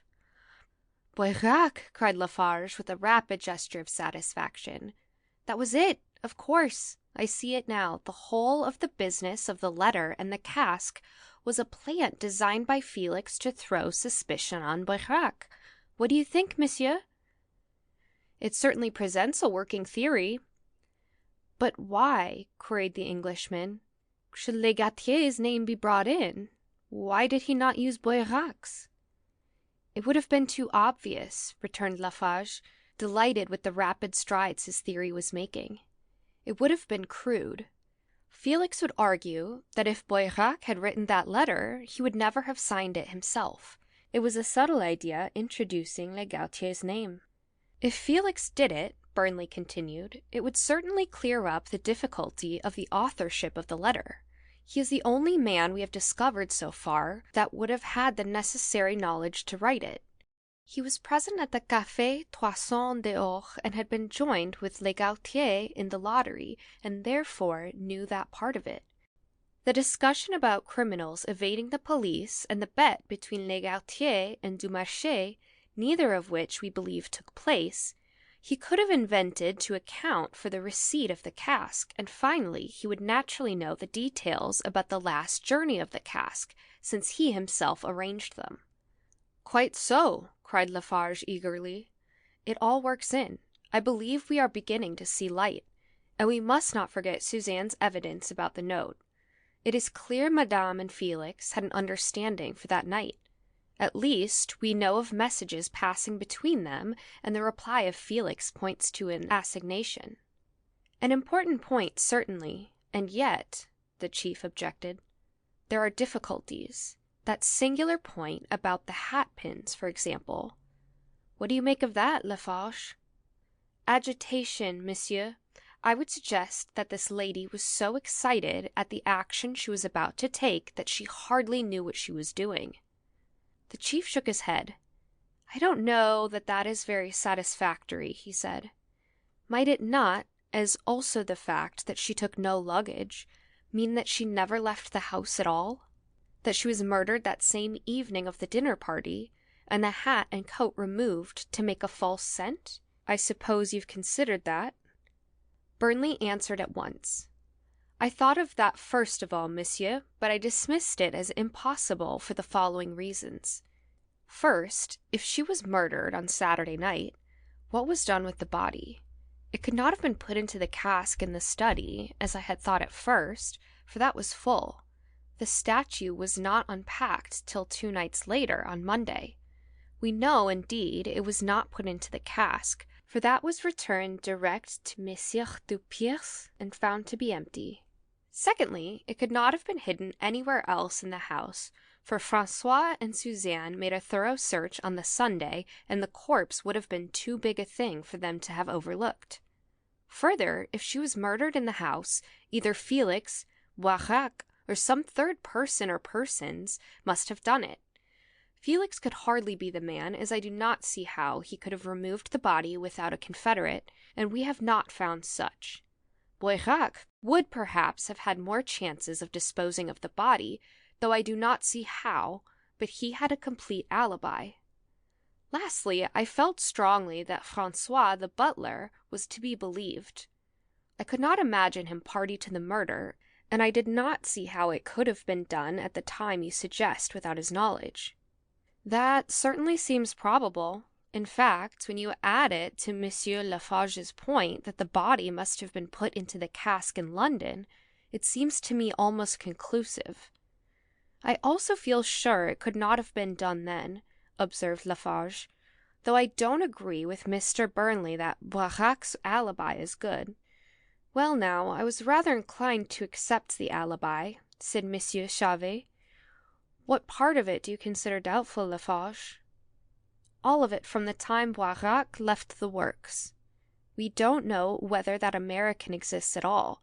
As far as I can see, the whole thing may be an invention. That is quite true, admitted the chief, but it didn't seem to me so very important. The crucial point, to my mind, is the hour at which Boirac says he returned home, a few minutes past 1. That is confirmed by Francois and by Suzanne, and I think we may accept their statement. But we have a further, rather convincing incident. You may recollect Boirac stated that when he was halfway home from the Gare d'Orsay, it began to rain. You very properly tried to check even so small a point by asking Francois if his master's coat was wet. He replied that it was. Now, I made inquiries, and I find that night was perfectly fine until almost 1 o'clock, when a thick, wetting rain began to fall. We know, therefore, quite definitely, that Boirac was out until the time he said. Therefore, he could not have done the deed before 1:15. Also, we know that he could not have done it after that hour, because the lady was gone, and also the butler and maid were about. Therefore, if Boirac did it at all, it must have been after that night. That seems unquestionable, monsieur, said Lefarge. And when you add to that the fact that we have, so far at any rate, been quite unable to connect Boirac with the letter or the cask, and that we're practically certain Madame travelled to London, I think he may almost be eliminated from the inquiry. What do you say, Burnley? Well, I think it's a little so soon to eliminate anyone from inquiry. I confess that point of motive struck me as being very strong against Boirac. That also, by the way, seems to show the deed was not done by Boirac that night, the chief went on. Your point is that he killed his wife because she had run away with Felix. But if he came home and found her there, she obviously hadn't run away. Hence the motive, for that night at least, falls to the ground. The three men laughed, and Monsieur Chauvet resumed. Now, to sum up our present position. We know that Madame Boirac was murdered between 11:30 p.m. on the Saturday of the dinner party and the following Monday evening, when the letter purporting to be from Felix and ordering the statue was written. Obviously, only Felix, Boirac, or some third person could be guilty. There is not, so far, a scintilla of evidence of any third person being involved. Therefore, it almost certainly was one of the other two. Taking Boirac first, we find that under certain circumstances he would have had a motive for the crime, but we have not yet been able to obtain any evidence that these circumstances existed. Apart from this, we can find nothing whatever against him. On the other hand, he has established a strong alibi for the only time during which, so far as we can now see, he could have committed the crime. Against Felix, there are several suspicious circumstances. Firstly, it is proved he received a note from Madame, presumably arranging a meeting. Then we know he took advantage of the husband's absence on the night of the dinner to have a private interview with her. That went on from 11 till at least 11:30, and there is reason to believe, though not proof, till 1. Then we believe Madame went to London, either actually with Felix or at the same time. We conclude that for 3 reasons. First, she wrote to her husband that she had done so.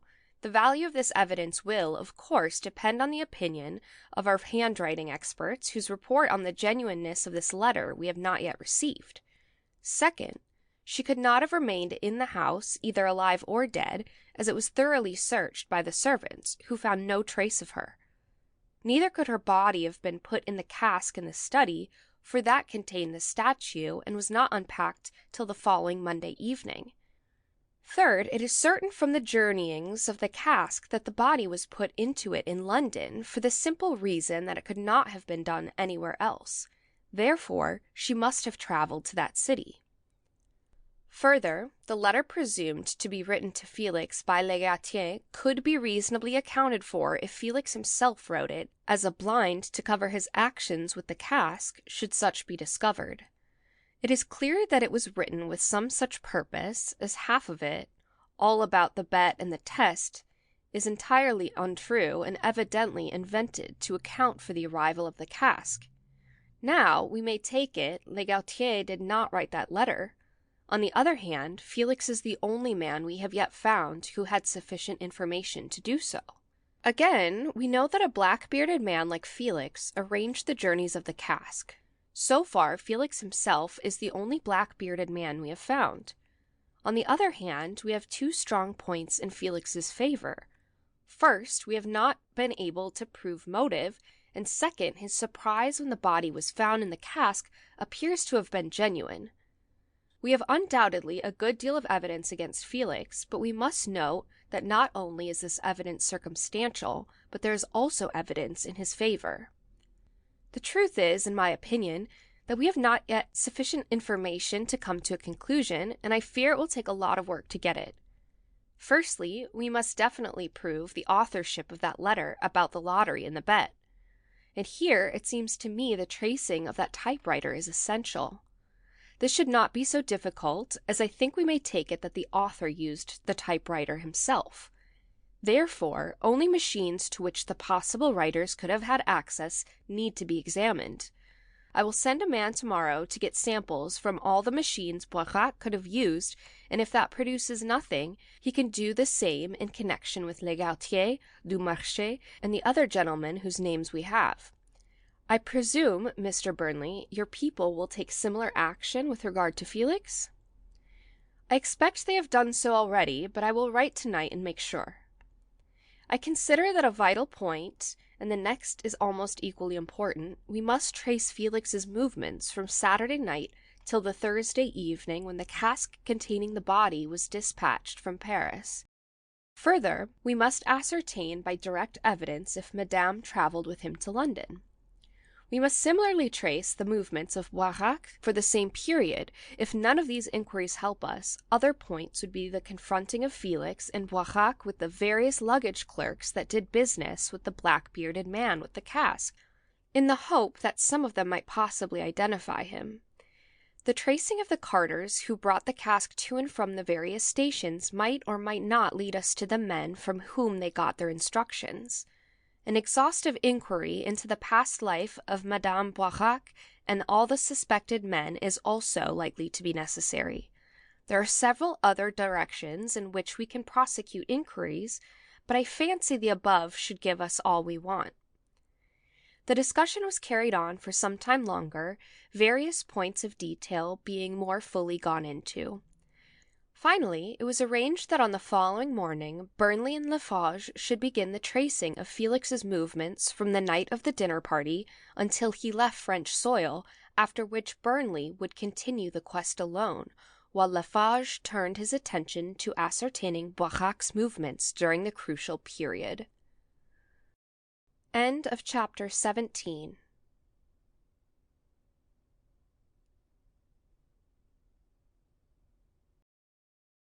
Chapter 18 of the Cask.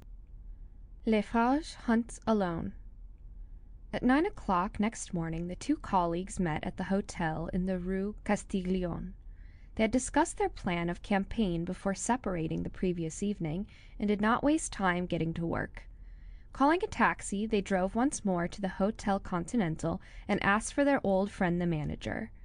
In a few minutes they were ushered into the presence of that urbane and smiling, but somewhat bored official. "We are exceedingly sorry to trouble you again, monsieur," apologized Lefarge, "but the fact is we find we require some more information about your recent visitor, Monsieur Felix. If you can help us to obtain it, you will greatly add to our already large debt of gratitude." The manager bowed. "I shall be delighted to tell you anything I can. What is the point in question?" "We want to trace Monsieur Felix's movements after he left here. You have already told us he went to catch the 8:20 English boat train at the Gare du Nord. We wondered if he really did travel by it. Can you help us to find out? Our bus meets all the incoming boat trains, but attends only those outward bound by which visitors are traveling. If you will pardon me a moment, I will ascertain if it ran that day. It was Sunday, I think?" "Sunday, the 28th March." The manager was absent for a few moments, returning with a tall young man in the uniform of a porter. "I find the bus did run on the day in question, and Karl here went with it. He may be able to answer your questions." "Thank you, monsieur." Lefarge turned to the porter. "You went to the Gare du Nord on Sunday, the 28th March, with some passengers for the 8:20 English boat train?" "Yes, monsieur." "How many passengers had you?" The porter considered. "3, monsieur." he replied at length. Did you know who they were? Two of them I knew, monsieur. One was Monsieur Leblanc, a gentleman who had stayed in the hotel for over a month. The second was Monsieur Felix, who has been a constant visitor for years. The third was an English gentleman, but I do not know his name. Did these gentlemen converse together while in the bus? I saw Monsieur Felix speaking to the Englishmen as they were leaving the bus, otherwise I cannot say. Did they go by the 8:20? Yes, monsieur. I put their luggage into the carriages, and I saw all three in the train as it was starting. Was Monsieur Felix alone? He was, monsieur.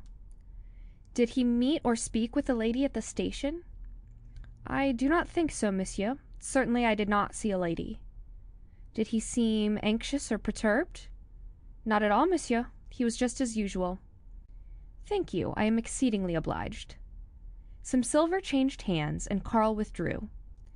That is very satisfactory information, monsieur le directeur. The only other point I want is the names and the addresses of the two other occupants of the bus. These were ascertained with some slight difficulty. Monsieur Guillaume Leblanc, Rue Verte, Marseille, and Mr. Henry Gordon, 327 Angus Lane, Suckiall Street, Glasgow, and the detectives bowed themselves out with compliments and thanks. That's a piece of luck, remarked Lefarge, as they drove toward the Gare Dénouement. Those men may have seen Felix at other stages of the journey, and we may be able to trace him the whole way. They spent the morning in the great station interviewing ticket examiners and other officials, but without success. No one had seen either of the travelers. The boat is more likely, observed Burnley. If he is a constant traveler, some of the stewards will certainly know him. Taking the 4 p.m. train, they reached Boulogne as dusk was falling and began their inquiries at the pier. Finding that Pas d'École, which had made the run in which they were interested, would not leave till noon the next day, they turned their steps to the local police station. There they saw the men who had been on duty when the boat left on the Sunday in question, but here again without getting any information. Then they went on board the steamer and sought the chief steward. I know that gentleman, yes, he said when, after introducing themselves, Lefarge showed him Felix's photograph. He crosses frequently, once or twice a month, I should say. He is a Monsieur Felix, but I cannot say where he lives, nor do I know anything else about him. What we want to find out, monsieur, is when he last crossed. If you can tell us that, we shall be extremely obliged. The official considered. I am afraid I could hardly be sure of that. He crossed both ways fairly lately. I should say about 10 days or a fortnight ago, but I'm not sure of the exact date. We think he crossed on Sunday, the 28th March. Can you think of anything that would confirm whether it was this date? No, I cannot. You see, there would be nothing to record it. We could not now trace the ticket he held, and there's no way in which the identity of our passengers is ascertained and noted. Speaking from memory, I should say that the date you mention is about correct, but I could not be sure. Is there anyone on board who might be able to help us? I'm really very sorry, monsieur, but I don't think there is. The captain or one of the officers might know him. I could not say. Well, just one other question, monsieur. Was he traveling alone? I think so. No, wait a minute, was he? I believe, now that you mention it, there was a lady with him. You will understand I was not noticing particularly, as my mind was occupied with my work. But it's like a dream to me I saw him talking to a lady on the promenade deck. You could not describe her? I could not, monsieur. I cannot be even positive she was there at all. Seeing there was nothing further to be learnt, they thanked the chief steward courteously. Then, remaining on board, they interviewed every one they could find, whom they thought might be able to give them information. Of all they spoke to, only one, a waiter, knew Felix, and he had not seen him on the occasion in question. That's no good, I'm afraid, said Burnley, as they walked to a hotel. I believe that steward did see a woman, but he would be useless as a witness. Quite. I don't fancy you'll get much from the Folkestone either.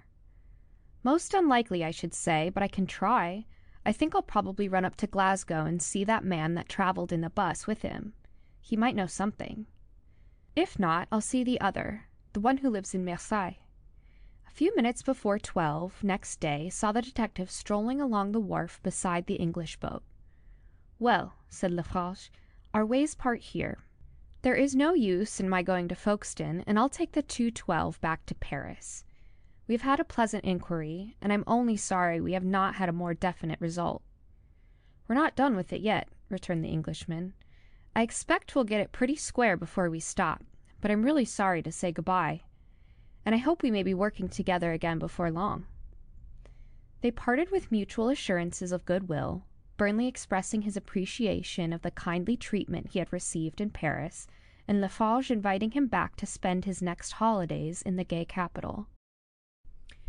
We may accompany Lefarge on his return journey to Paris, and follow him as he endeavours to trace the movements of Monsieur Boirac from Saturday night of the dinner party to the following Thursday evening, when the cask containing the body was dispatched to London from the State Railway goods station in the Rue Cardinet. He reached the Gare Dénouement at 5:45 p.m. and immediately drove to the Sûreté. Monsieur Chauvet was in his office, and Lefarge reported his movements since they parted. "I had a telephone call from Scotland Yard yesterday," said the chief. "It seems Boirac turned up at 11 as arranged. He definitely identified the body as that of his wife, so that point is settled." "Has he returned yet, do you know, monsieur?" "I have not heard. Why do you ask?" "I thought if he was still away I might take the opportunity of pumping Francois about his movements since the murder." "A good idea. We can find out at once." Monsieur Chauvet turned over the pages of his telephone directory, and having found what he wanted, gave a call. "Hallo? Is that Monsieur Boirac? Is Monsieur Boirac at home?" "About 7 o'clock?" "Ah, thank you. I'll ring up again later." "No, don't mind. It's of no consequence." He replaced the receiver. "He's crossing by the 11 o'clock from Charing Cross, and will be home about 7. If you were to call about 6:30, which is the hour at which he usually returns, your visit would not be suspicious, and you could have a chat with Francois." "I shall do that, monsieur," and with a bow the detective withdrew. The clocks had just finished chiming the half hour after 6 when Lefarge presented himself at the house in the Avenue de l'Alma. Francois opened the door. "Good evening, Monsieur Francois. Is Monsieur Boirac at home?" "Not yet, monsieur. We expect him in about half an hour. Will you come in and wait?" Lefarge seemed to consider, and then, "Thanks, I think I will." The butler preceded him to the small sitting-room into which he had shown the two detectives on their first call. "I heard at the Sûreté that Monsieur Boirac had gone to London to identify the body. You don't know, I suppose, if he was able to do so?"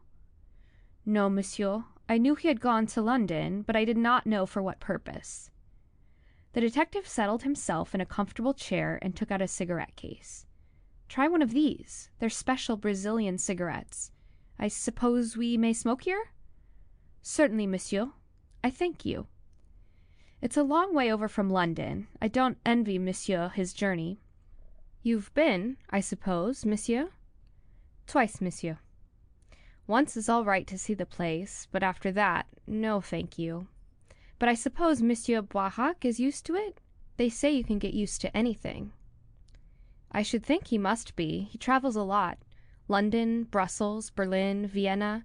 He had been at them all, to my knowledge, in the last 2 years." "I'm glad it's he and not I. But I should think this unhappy event would take away his love for travelling. I should imagine he would want to stay quiet in his own home and see no one. What do you think, Monsieur Francois?"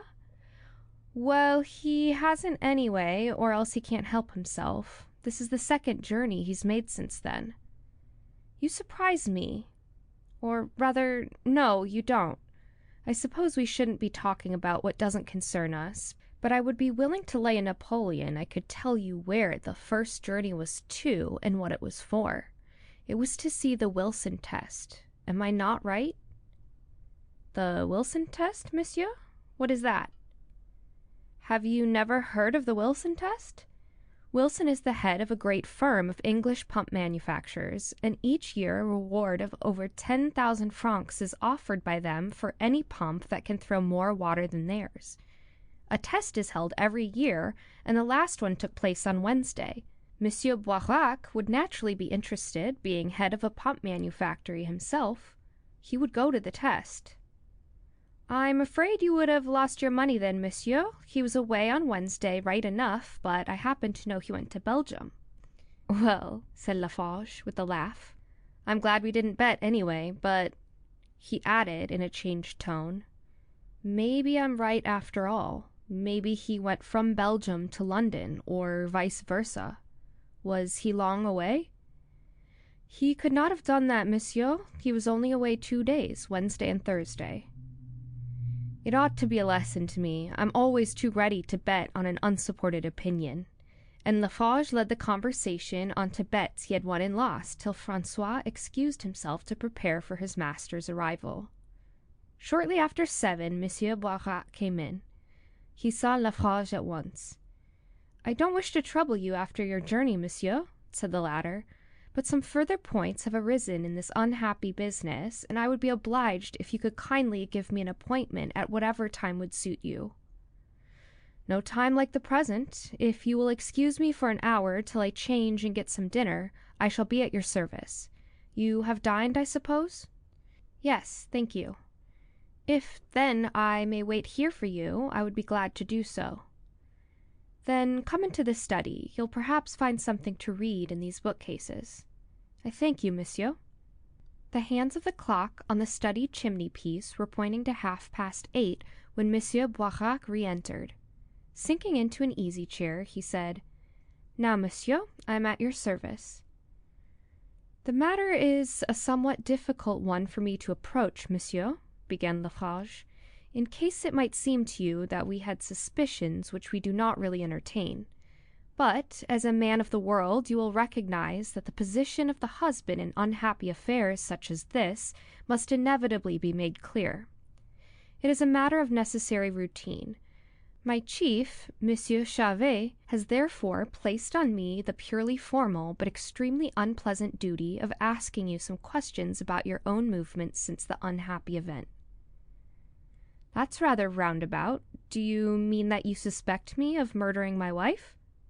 Certainly not, monsieur. It is simply that the movements of everyone in a case like this must be gone into. It is our ordinary routine, and we cannot consult our inclination in carrying it out. Oh, well, go ahead. You must, of course, do your duty. The information my chief requires is a statement from you of how you passed your time from the night of the dinner party until the evening of the following Thursday. Monsieur Boirac looked distressed. He paused before replying, and then said in an altered tone, I don't like to think of that time. I passed through a rather terrible experience. I think I was temporarily insane. I still more regret that I must persevere in my question. Oh, I will tell you. The seizure, or whatever it was, is over, and I am myself again. What happened to me was this. From the Saturday night, or rather Sunday morning, when I learnt that my wife had left me, I was in a kind of dream. My brain felt numb, and I had the curious feeling of existing in some way outside of and apart from myself. I went as usual to my office on Monday, returning home at my ordinary time in the evening. After dinner, in the hope of rousing myself, I unpacked the cask, but even that failed to excite my interest or lighten my depression. On the following morning, Tuesday, I again went to the office at my customary time, but after an hour of effort I found I could no longer concentrate my mind on my work. I felt that at all costs I must be alone so as to relax the strain of pretending nothing had happened. Still like a man in a dream, I left the office, and going down into the street, entered a metro station. On the wall my eye caught sight of the notice Direction Vincennes, and it occurred to me that the Bois de Vincennes would be the very place for me to go. There I could walk without fear of meeting any of my acquaintances. I accordingly took the train there, and spent the morning pacing the more sequestered paths. The physical exercise helped me, but as I grew tired my mood changed. A great longing for human sympathy took possession of me, and I felt I must confide in someone or go mad.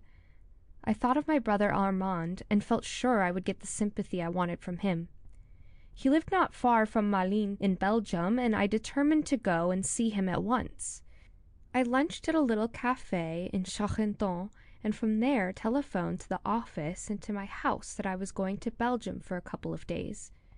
I instructed François to pack a handbag of necessaries and leave it immediately at the cloakroom at the Gare de Dénouement, where I should call for it.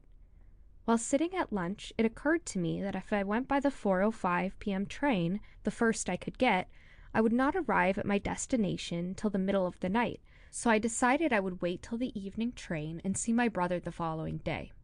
Accordingly, I went for a long walk up the Seine, returning by a local train to the Gare de Lyon. I dined at a café in the Place de la Bastille, and finally went to the Gare de Dénouement, got my bag, and left by 11:20 for Brussels. I slept well in the train and breakfasted in one of the cafés off the Place du Nord. About 11 I left from Malines, walking the 4 miles to my brother's house for the sake of the exercise. But when I reached it I found it empty, and then I recollected, what had entirely slipped my memory, that my brother had spoken of a business trip to Stockholm on which he was going to take his wife. I cursed my forgetfulness, but my mind was in such a state I hardly realized my loss of time and money. Walking slowly back to Malines, I considered returning to Paris that evening. Then I thought I had had enough traveling for one day.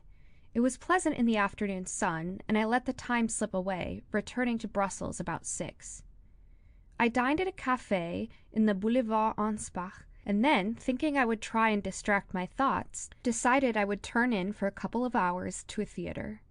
I telephoned to the Hôtel Maximilien, where I usually stayed, to reserve a room, and then I went to Berlioz's Les Troyens at the Théâtre de la Monnaie, getting to my hotel about 11. That night I slept well, and next day my brain seemed saner and better. I left Brussels by the 12:50 from the Gare du Midi, arriving at Paris about 5. Looking back on that abortive journey is like remembering a nightmare, but I think the solitude and the exercise really helped me. When Monsieur Boirac ceased speaking, there was a silence for a few moments, while Lefarge, in just the same painstaking way that Burnley would have adopted, went over in his mind what he had heard. He did not wish to question Monsieur Boirac too closely, lest, in the unlikely event of that gentleman proving guilty, he should put him on his guard, but he was anxious to miss no detail of the statement, so that he might as far as possible check it by independent testimony. On the whole, he thought the story reasonable, and so far he could see no internal reason for doubting it. He would, therefore, get a few details made clearer and take his leave. "Thank you, Monsieur Boirac. Might I ask a few supplementary questions? At what time did you leave your office on Tuesday?" "About 9:30. "What café did you lunch at in Charenton?" "I don't remember. It was in a street about halfway between the station and the steamboat wharf, a rather poor place with an overhanging, half-timbered front." "And what time was that?" "About 1:30, I think. I'm not sure." "And from where did you telephone to your house and office?" "From the same café."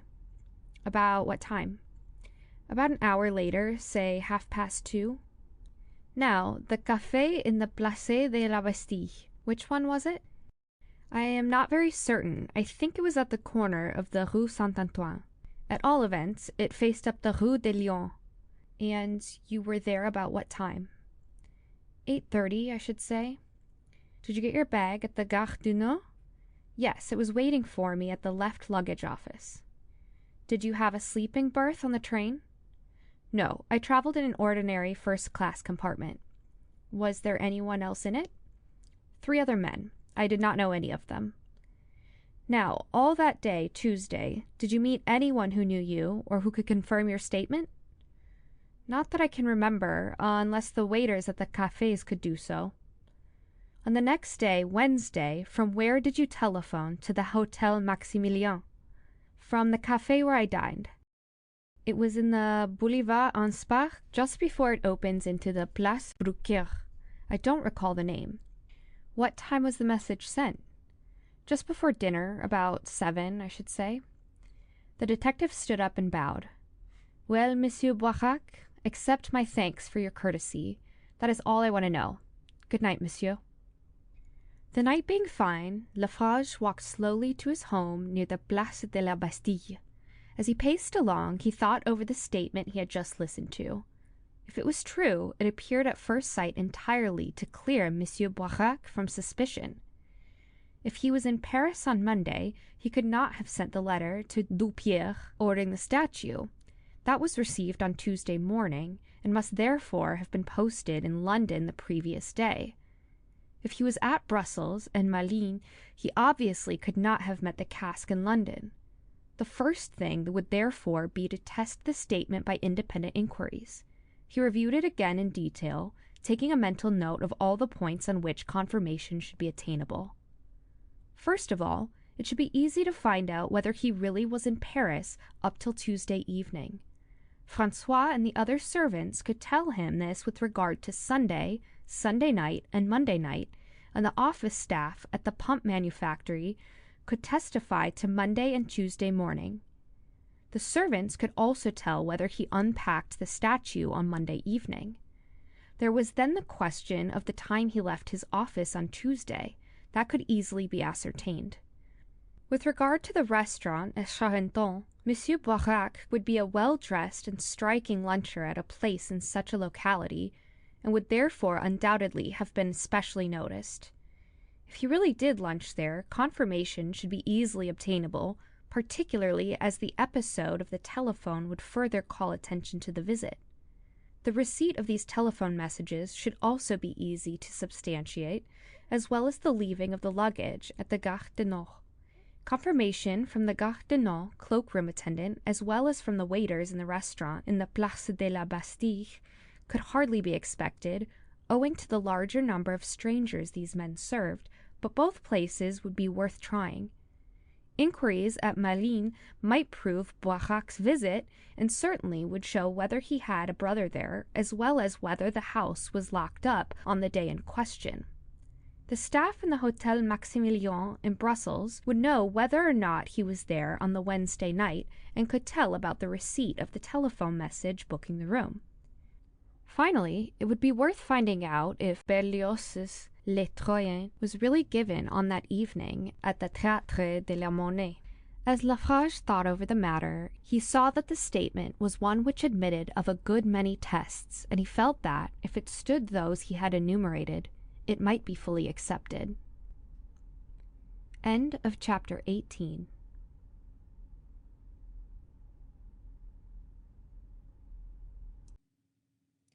Chapter 19 of The Cask. The Testing of an Alibi. The Seine was looking its best on the following morning as Lefarge boarded an eastbound steamer at the Pont des Arts behind the Louvre. The day was charming, the air having some of the warmth and colouring of summer, without having lost the clear freshness of spring. As the boat swung out into the current, the detective recalled the last occasion on which he had embarked at this same pier, that on which he and Burnley had gone downstream to Grenelle to call on Monsieur Tavernet at the statuary works. This time the same quest took them in the opposite direction, and they passed round the Île de la Cité along the quay, whose walls are topped by the stalls of the book vendors of the Latin Quarter, past the stately twin towers of Notre Dame, and under the bridge of the Métropolitain opposite to the Gare des Austerlitz. As they steamed up the broad river, the buildings became less and less imposing, till before they had covered the 4 miles to the suburb of Charenton, where the Marne pours its waters into the Seine, trees and patches of green had begun to appear. Landing at Charenton, which was as far as the steamer went, Lefarge strolled up the street in the direction of the station, looking for a restaurant with an overhanging, half-timbered front.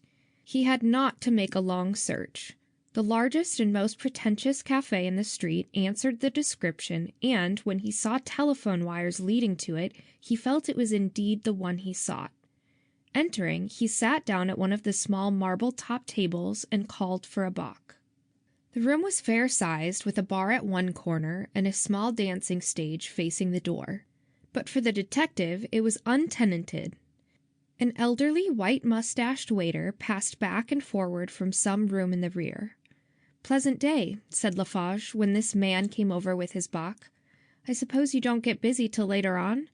The man admitted it. "Well, I hear you give a very good lunch, anyway," continued the detective. "A friend of mine lunched here some days ago and was much pleased, and he's not so easy to satisfy either." The waiter smiled and bowed. "We try to do our best, monsieur. It is very gratifying to learn that your friend was satisfied." "Did he not tell you so? He generally says what he thinks." "I am not sure that I know your friend, monsieur. When was he here?" "Oh, you'd remember him right enough if you saw him. There he is." Lefarge took a photograph of Boirac from his pocket and handed it over. "But yes, monsieur, quite well I remember your friend, but—" He hesitated slightly. "He did not strike me as being so much pleased with the lunch as you suggest. I thought indeed he considered the restaurant not quite—" He shrugged his shoulders. "He was not very well, but he was pleased right enough. It was last Thursday he was here, wasn't it?" "Last Thursday, monsieur? No, I think it was earlier. Let me see. I think it was Monday." "I made a mistake. It was not Thursday. I remember now, it was Tuesday, he said. Was it not Tuesday?" "Perhaps it was, monsieur. I am not certain, though I rather think it was Monday. He telephoned to me that day from Charenton. I think he said from here." "Did he telephone from here?" "Yes, monsieur. He made 2 calls. See, there is the telephone. We allow all our patrons to use it." "An excellent idea. I am sure it is much appreciated. But there was an unfortunate mistake about the message he sent me. It was making an appointment, and he did not turn up. I am afraid I misunderstood what he said." "Could you hear the message? Perhaps, if so, you would tell me if he spoke of an appointment on last Tuesday?" The waiter, who up to then had been all smiles and amiability, flashed a suspicious little glance at the detective. He continued to smile politely, but Lefarge felt he had closed up like an oyster in his shell, and when he replied, "I could not hear, monsieur, I was engaged with the service," the other suspected he was lying. He determined to try a bluff. Changing his manner and speaking authoritatively, though in a lower tone, he said, "Now look here, garçon. I am a detective officer. I want to find out about those telephone messages, and I don't want to have the trouble of taking you to the Sûreté to interrogate you." He took out a 5-franc piece. "If you can tell me what he said, this will be yours." A look of alarm came into the man's eyes. "But, monsieur—" he began. "Come now, I am certain you know, and you've got to tell. You may as well do it now and get your 5 francs as later on at the Sûreté and for nothing. What do you say now? Which is it to be?" The waiter remained silent, and it was obvious to Lefarge that he was weighing his course of action. His hesitation convinced the detective that he really did know the messages, and he determined to strike again. "Perhaps you are doubtful whether I really am from the Sûreté," he suggested. "Look at that." He displayed his detective's credentials, and the sight seemed to bring the other to a decision. "I will tell you, monsieur. He first called up someone that I took to be his valet, and said he was going unexpectedly to Belgium, and that he wanted something left at the Gare du Nord for him. I did not catch what it was. Then he called up some other place and gave the same message, simply that he was going to Belgium for a couple of days. That was all, monsieur." "That's all right, garçon. Here's your 5 francs." "A good beginning," thought the detective, as he left the café and, turning his back on the river, passed on up the street. There could be no doubt that Boirac really had lunched at Charenton, as he said. It was true the waiter thought he had been there on Monday, whereas Boirac had said Tuesday, but the waiter was not certain, and in any case the mistake would be a very easy one to make. Besides, the point could be checked. He could find out from Monsieur Boirac's chief clerk and butler on what day they received their messages. He walked to Charenton station and took a train to the Gare de Lyon. Hailing a taxi, he was driven to the end of the Rue Championnet, the street in which was situated the pump factory of which Monsieur Boirac was managing director. As he left the motor and began strolling down the footpath, he heard the clocks chiming the half-hour after 11. The pump factory had not a very long frontage on the street, but glancing in through an open gateway, Lefarge saw that it stretched a long way back. At one side of the gate was a 4-story block of buildings, the door of which bore the legend, Bureau à deuxième étage. The detective strolled past with his head averted, looking round only to make sure there was no other entrance to the works. Some 50 yards or more beyond the factory, on the opposite side of the street, there stood a café. Entering in a leisurely way, Lefarge seated himself at a small marble-topped table in the window, from where he had a good view of the office door and yard gate of the works. Ordering another bock, he drew a newspaper from his pocket and, leaning back in his chair, began to read. He held it carefully at such a level that he could keep an eye over it on the work's entrance, while at any moment raising it by a slight and natural movement would screen him from observation from without. So for a considerable time he sipped his bock and waited. Several persons entered and left the works, but it was not till the detective had sat there nearly an hour and had consumed 2 more bocks that he saw what he had hoped for. Monsieur Boirac stepped out of the office door and, turning in the opposite direction, walked down the street towards the city. Lefarge waited for 5 minutes longer, then slowly folding up his paper and lighting a cigarette, he left the café. He strolled 100 yards farther from the works, then crossed and, turning, retraced his steps and passed in through the door from which the managing director had emerged. Handing in his private card, he asked for Monsieur Boirac. "I'm sorry, monsieur," replied the clerk who had come forward, "but he has just gone out. I wonder you didn't meet him." "No," said Lefarge, "I must have missed him. But if his confidential clerk is in, perhaps he could see me instead? Is he here at present?" "I believe so, monsieur. If you will take a seat, I'll inquire." In a few moments the clerk returned to say that Monsieur Dupierre was in, and he was shown into the presence of a small elderly man who was evidently just about to leave for lunch. "I rather wanted to see Monsieur Boirac himself, monsieur," said Lefarge, when the customary greetings had passed. "It is on a private matter, but I think I need hardly wait for Monsieur Boirac, as you can probably tell me what I want to know, if you will be so kind. I am, monsieur, a detective officer from the Sûreté." Here he produced his official card. "And my visit is in connection with some business about which we are in communication with Monsieur Boirac.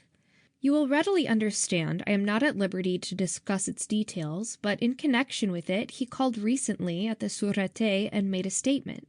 There were, unfortunately, 2 points which he omitted to tell us, and which we, not then understanding they were relevant, omitted to ask. The matter is in connection with his recent visit to Belgium, and the 2 points I wanted to ask him are, first, the hour he left the office here on that Tuesday, and second, the hour at which he telephoned to you from Charenton that he was making the journey. Perhaps you can tell me, or would you prefer I should wait and see Monsieur Boirac himself?" The chief clerk did not immediately reply, and Lefarge could see he was uncertain what line he should take.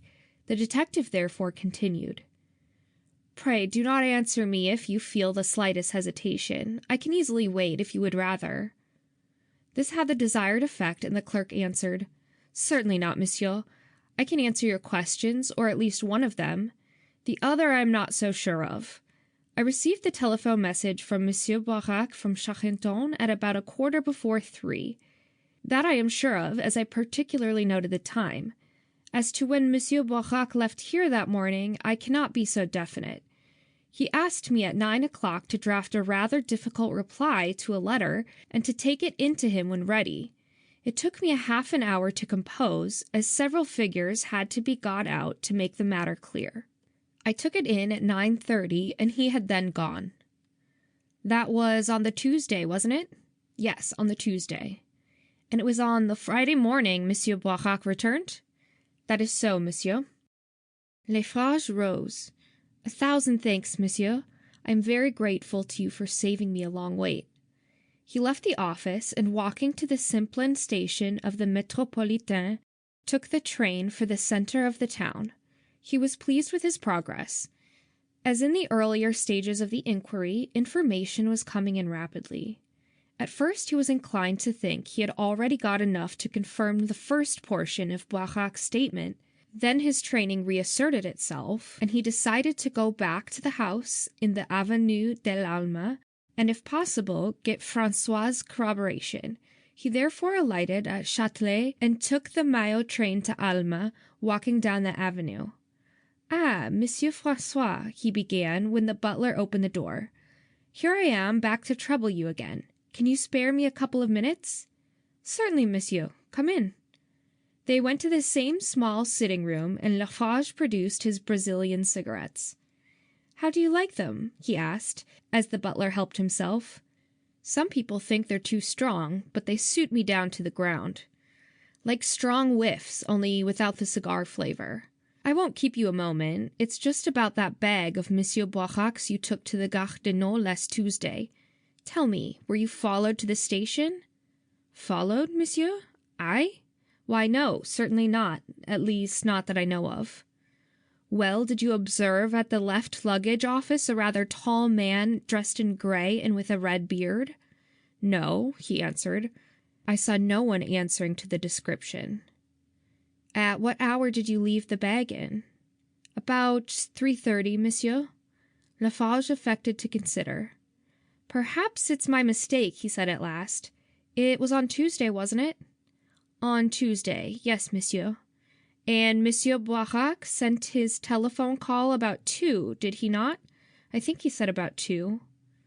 "It was later, monsieur. It was nearer 3. But, monsieur, you fill me with curiosity. How, if I may ask, did you know I took monsieur's bag to the station?" "He told me last night. He happened to mention he had unexpectedly gone to Belgium, and that you had taken his bag to the left luggage office." "And the man with the red beard?" Lefarge, having got his information, was not much troubled to justify his little ruse. "One of our detectives. He has been on a case of theft of valuable luggage, and I'd wonder if you had seen him. By the way, did Monsieur Boirac bring back the bag with him? It wasn't stolen?" Lefarge smiled, and the butler, politely presuming this was meant for a joke, smiled also. "It was not stolen, monsieur. He brought it back all right." So far, so good. Monsieur Boirac had then, beyond any doubt or question, telephoned about 2:45 on Tuesday, and had instructed the butler to take his bag to the Gare de Nord, as he had said. Further, he had called there himself and got the bag. So much was certain. But the statement he made of his movements on Sunday and Monday, and the unpacking of the cask on Monday night, still remained to be tested. Lefarge spoke again. "While I'm here, Monsieur Francois, I wonder, would you mind checking 1 or 2 dates for my report?" He pulled out his notebook. "I will read out, and perhaps you would please say if the items are correct. Saturday, 27th March, the day of the dinner party." "Correct, monsieur." "Sunday, 28th. Nothing special occurred. Monsieur Boirac unpacked the cask in the evening." "That's not right, monsieur. It was on Monday the cask was unpacked." "Ah, Monday." Lefarge pretended to correct his notes. "Monday evening, of course. Monsieur Boirac was at home on Sunday night, but he did not unpack it till Monday. That's right, I think?" "That's right." "Then on Tuesday he went to Belgium, and returned home on Thursday evening?" "Correct, monsieur." "Thanks very much. I'm glad you noticed that slip. I've got it right now, I think." He remained conversing for a few minutes, making himself agreeable to the old man, and telling him some of the adventures he had met with during his career. The more he saw Francois, the more he came to respect him, and he felt increasingly certain the old man's statement was to be believed, and that he would not lend himself to anything dishonorable. As if to balance the successes of the morning, during the whole of the afternoon Lefarge drew blank. After leaving the house in the Avenue de l'Alma, he questioned the clerks in the left luggage office at the Gare de Nord. Here he could get no information at all. No one remembered Francois putting in the bag, nor Boirac claiming it, nor could any record of the bag itself be turned up.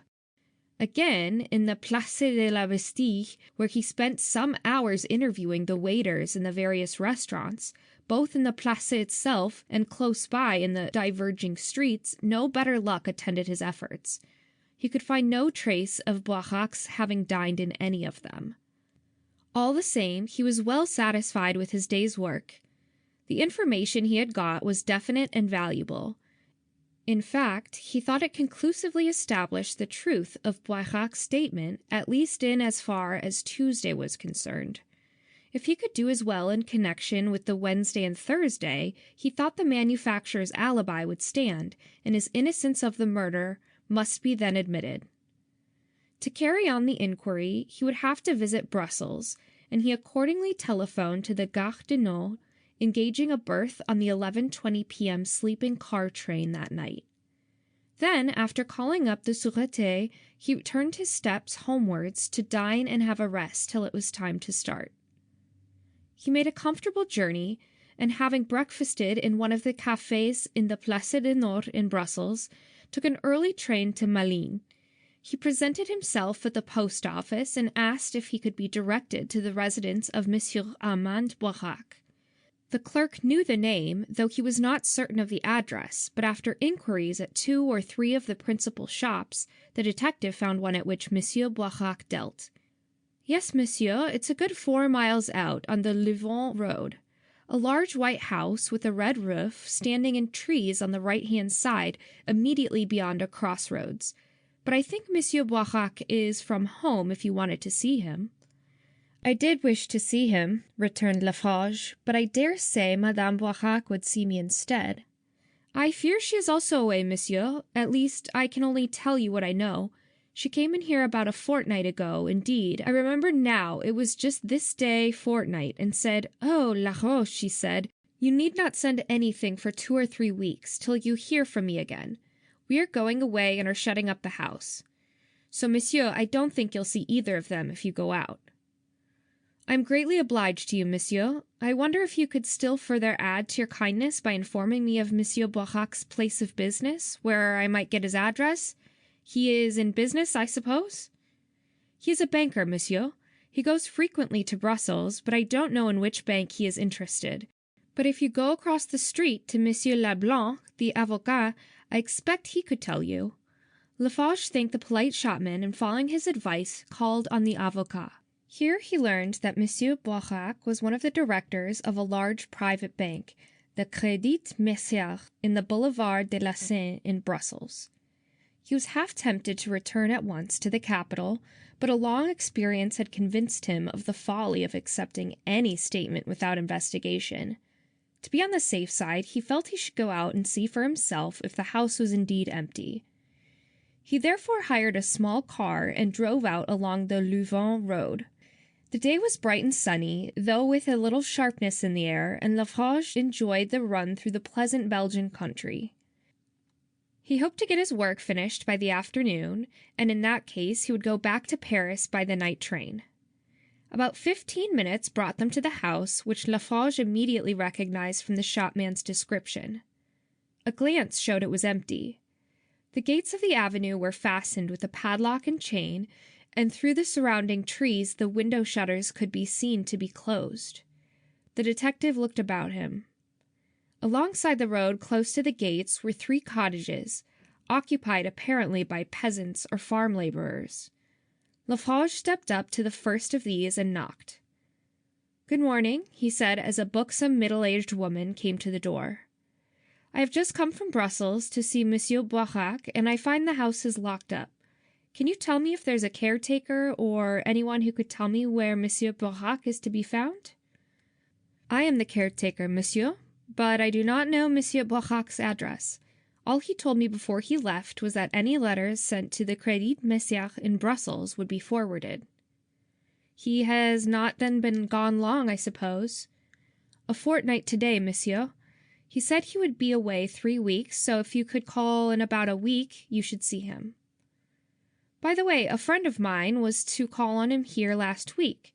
I'm afraid he must have missed him also. You did not see my friend?" He showed her Boirac's photograph. "No, monsieur, I did not see him."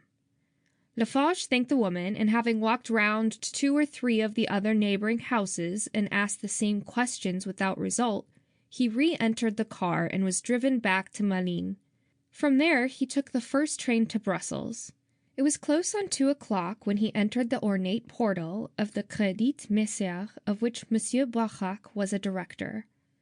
The building was finished with extraordinary richness, no expense having been spared in its decoration. The walls of the vast public office were entirely covered with choice marbles, panels of delicate green separated by pilasters and cornice of pure white. The roof rose with a lofty dome of glass, which filled the building with a mellow and pleasant light. No want of money here, Lefarge thought as he approached the counter and, handing in his card, asked to see the manager.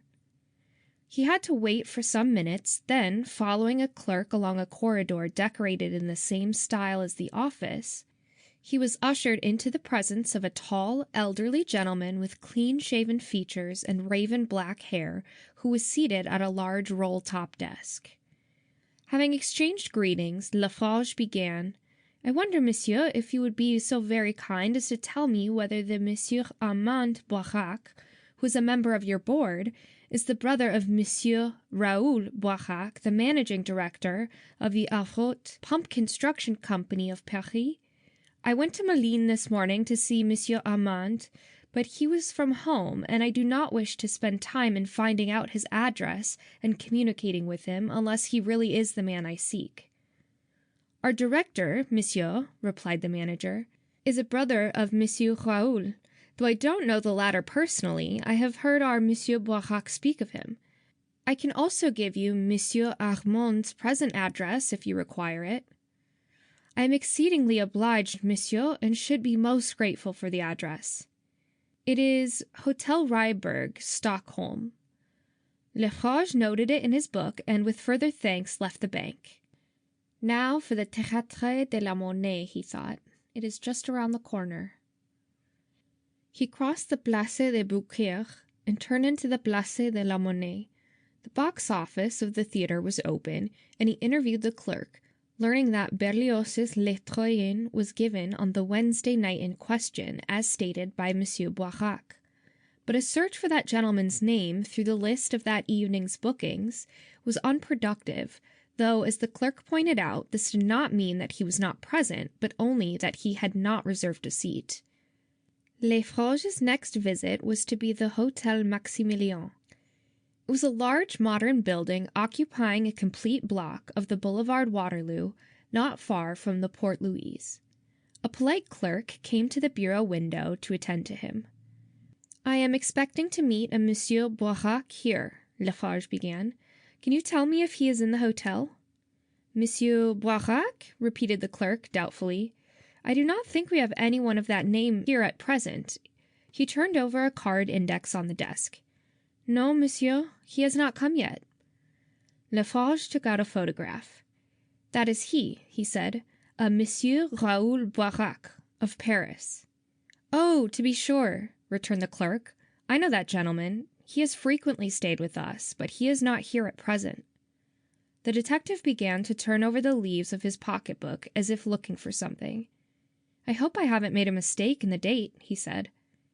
"He wasn't here recently by any chance, was he?" "He was here, monsieur, quite lately, last week, in fact. He spent one night." Lefarge made a gesture of annoyance. "I've missed him," he explained. "As sure as fate, I've missed him. Can you tell me what night he was here?" "Certainly, monsieur." He turned up some papers. "He was here on Wednesday night, the 31st March." "I've missed him. Now, isn't that too bad? I must have mistaken the date." The detective stood apparently considering. "Did he mention my name? Pascal? Jules Pascal?" The clerk shook his head. "Not to me, monsieur." Lefarge continued, as if to himself, "He must have come through Paris that night." And then to the clerk, "You don't remember, I suppose, what time he arrived?" "Yes, I do. It was late in the evening, about 11, I should think." "Rather a chance, coming at that hour, wasn't it? He might easily have found you full?" "Oh, he had reserved his room. Earlier in the evening he telephoned up from a restaurant in the Boulevard Ansbach that he was coming." "Was that before 5? I was to meet him about 5.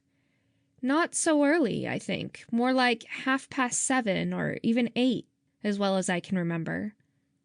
"Well, I can't understand it at all. But I mustn't be wasting your time. I'll write a note, and if he should turn up again, perhaps you would be kind enough to give it to him? I'm much obliged to you, I'm sure." Lefarge was an artist in his profession. He never made an impersonation without carrying through the details in the most thorough manner possible. He therefore wrote a note to Monsieur Boirac in an assumed hand, regretting having missed him and carefully explaining some quite imaginary business. Having signed it Jules Pascal with a flourish and left it with the clerk, he took his leave. As he passed out of the Boulevard Waterloo to return to the old town, the clocks were striking 6. He had completed his errand, and he was tired, though well satisfied with its result. He would rest in a picture house for an hour or two, then have a leisurely dinner and catch the midnight train for Paris. Sitting over his coffee in a quiet corner of one of the large restaurants in the Boulevard Dénouement, he reviewed once more Monsieur Boirac's statement, ticking off in his mind the various items he had been able to check. On Saturday night, Madame had disappeared. On Sunday and Sunday night, Boirac was at his home. Monday he spent at his office, and that night he was again at home. On that same Monday evening, he had unpacked the statue from the cask. Tuesday morning saw him in his office at the usual hour, but he had left again between 9 o'clock and 1:30. About 1:30 that same day he had lunched at Charenton, and shortly after 2:30 had telephoned to François and to his office. François had taken his bag to the Gare de Nord about 3:30, and Boirac had got it from there, as he had brought it back with him from Belgium. He had telephoned to the Hotel Maximilien about 7:30 or 8 on the Wednesday, and had slept there that night. Next day he had returned to Paris, reaching his house in the evening. Further, it was true that his brother lived at Malines, and that his house had been shut up on the Wednesday in question, also that Berlioz's Les Troyens was given on the night he said. So much was absolute bedrock fact, proved beyond any doubt or question. Lefarge then turned his mind to the portions of Boirac's statement which he had not been able to verify. He could not tell whether the manufacturer had walked in the Bois de Vincennes before lunching at Charenton, nor if he had gone up the Seine after it. He could not trace his having dined in any of the cafés of the Place des Bastilles. He had not proved that he went to Malines or called at his brother's house, nor did he know if he had been present at the opera in Brussels. As he considered the matter, he came to the conclusion that in the nature of things he could hardly have expected to confirm these points, and he also decided they were not essential to the statement. All the essentials, Boirac's presence at Charenton and in Brussels, particularly in Brussels, he had proved up to the hilt. He therefore came to the deliberate conclusion that the pump manufacturer's statement was true. And if it was true, Monsieur Boirac was innocent of the murder. And if he was innocent, Felix. Next day, he made his report to Monsieur Charvet at the Sûreté. End of chapter 19.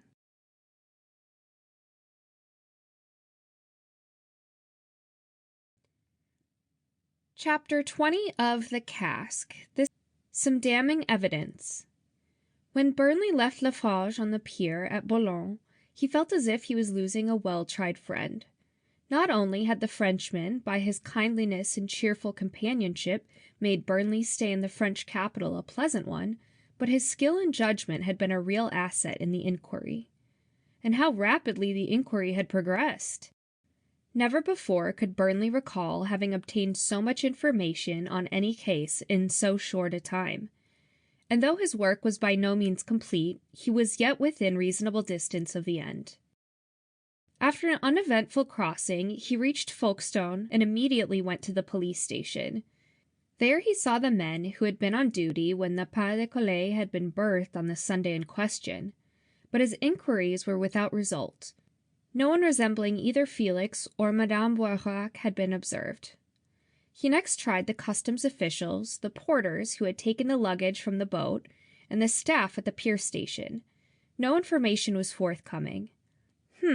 Means going to Glasgow, I suppose. he thought, and turning into the telegraph office on the platform, he sent a wire. Henry Gordon, 327 Angus Lane, Sauchiehall Street, Glasgow. Could you see me if I called at 10 tomorrow? Reply Burnley, Scotland Yard. Then he set off to walk to the town station to catch the next train for London. At New Scotland Yard he had an interview with his chief, to whom he recounted the results of the consultation in the Sûreté, and his movements during the past 2 days, explaining that he proposed to go on to Glasgow that night if Mr. Gordon could see him the next morning. Then he went home for an hour's rest. 10 o'clock saw him back at the yard, where a telegram from Mr. Gordon was awaiting him. Can see you tomorrow at the hour named. So far, so good, he thought, as he called a taxi and was driven to Euston, where he caught the 11:50 express for the north. He usually slept well in trains, and on this occasion he surpassed himself, only waking when the attendant came round half an hour before they were due in Glasgow. A bath and breakfast at the Central Hotel made him feel fresh and fit as he sallied forth to keep his appointment in Angus Lane, Sauchiehall Street. 10 o'clock was chiming from the city towers as he pushed open the office door of number 327, which bore the legend, Mr. Henry Gordon, Wholesale Tea Merchant. That gentleman was expecting him, and he was ushered into his private room without delay. "Good morning, sir," he began, as Mr. Gordon, a tall man with small, fair side whiskers and 2 very keen blue eyes, rose to meet him. "I am an inspector from Scotland Yard, and I have taken the liberty of making this appointment to ask your help in an inquiry in which I am engaged." Mr. Gordon bowed. "Well, sir, and what do you wish me to do?" "To answer a few questions, if you don't mind." "I shall be pleased if I am able." "Thank you. You were in Paris recently, I believe. That is so. And you stayed at the Hotel Continental?" "I did." "Can you tell me what day you left to return to England?" "Yes, it was Sunday the 28th of March." "You drove, if I am not mistaken, from the hotel to the Gare Dénouement in the hotel bus?" "I did." "Now, Mr. Gordon, can you recollect what, if any, other persons travelled with you in the bus?" The tea merchant did not immediately reply. "I did not specially observe, Mr. Inspector. I am not sure that I can tell you." "My information, sir, is that 3 gentlemen travelled by that bus. You were one, and the man I am interested in was another. I am told that he conversed with you, or made at least one remark, as you were leaving the bus at the station. Does this bring the circumstance to your mind?" Mr. Gordon made a gesture of assent. "You are correct. I recall the matter now, and the men, too. One was small, stout, clean-shaven, and elderly, the other younger, with a black pointed beard, and rather foppishly dressed. They were both French, I took it, but the black-bearded man spoke English excellently. He was talkative, but the other hadn't much to say. Is it the bearded man you mean?" For answer, Burnley held out one of Felix's photographs. "Is that he?" "Yes, that's the man, sure enough. I remember him perfectly now." "Did he travel with you to London?" "He didn't travel with me, but he got to London all right, for I saw him twice again, once on the boat and once as I was leaving the station at Charing Cross." Here was definite evidence, anyway. Burnley congratulated himself and felt glad he had not delayed making this visit. "Did he travel alone?" "So far as I know. He certainly started alone from the hotel." "And he didn't meet anyone en route that you saw?" "When I saw him on the boat, he was talking to a lady, but whether they were traveling together or merely chance acquaintances, I couldn't say." "Was this lady with him in London?" "Not that I saw. He was talking to a man on the platform as I drove out. A tall young fellow, dark and rather good-looking."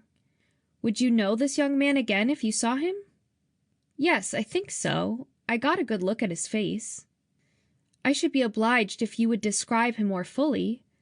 "He was about 5'11" or 6 feet in height, rather thin and athletic-looking. He had a pale complexion, was clean-shaven except for a small black mustache, and was rather French-looking.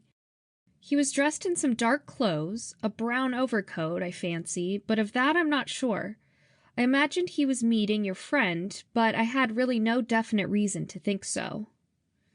Now, the lady, Mr. Gordon, can you describe her? No, I'm afraid I can't. She was sitting beside him, and I could not see her face. Can you tell how she was dressed? She wore a reddish-brown fur coat, sable, I fancy, though I'm not certain. And her hat? You didn't notice anything special about that? No, nothing. It hadn't, for example, a wide brim?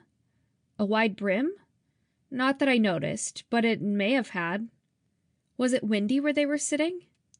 Every place was windy that day. It was an abominable crossing. So that if it had had a wide brim, the lady would have had difficulty in keeping it on? Possibly, replied Mr. Gordon a trifle dryly, but you probably can form an opinion on that as well as I. Burnley smiled. We Scotland Yard people like to know everything, he said. And now, Mr. Gordon, I have to express my thanks for your courtesy and help. That's all right. Would it be indiscreet to ask the reason of these queries? Not at all, sir, but I fear I am not at liberty to give you much information.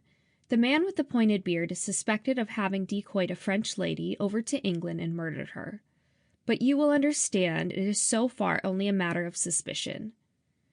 Well, I should be interested to hear how it turns out. I am afraid you will hear, sir. If this man is tried, I expect your evidence will be required. Then for both our sakes, I hope your case will not go on. Good day, Mr. Burnley. Glad to have met you. There being nothing to keep him in Glasgow, the inspector returned to the Central and took the midday London express. As it thundered southwards across the smiling country, he thought over the interview he had just had. He could not help marvelling again at the luck that had pursued his efforts ever since the inquiry began. Nearly everyone he had interviewed had known at least something, if not always exactly what he wanted. He thought how many thousands of persons crossed the Channel each week whose journey it would be absolutely impossible to trace. And here, in the one instance that mattered, he had found a man who had been able to give him the very information he needed. Had Felix not gone in the bus, had Mr. Gordon not been so observant, had the circumstances not fallen out precisely as they did, he might never have ascertained the knowledge of Felix's movements that day. And the same applied all through. Truly, if he did not get a complete case, it would be his own fault. And yet the evidence was unsatisfactory.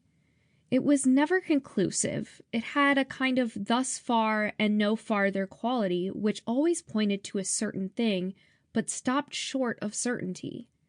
Here there was a strong presumption that Madame Boirac had crossed with Felix, but no proof. It might, however unlikely, have been someone else. Nearly all the evidence he had got was circumstantial, and he wanted certainty. His mind switched over to the case itself. He felt the probability of Felix's guilt had been somewhat strengthened. Mr. Gordon's statement was entirely consistent with that hypothesis. One would naturally expect the journey to be carried out just as it had been. In Paris, the lovers would be careful not to be seen together. At a station like the Gare du Nord, where acquaintances of both might easily be present, they would doubtless ignore each other's existence.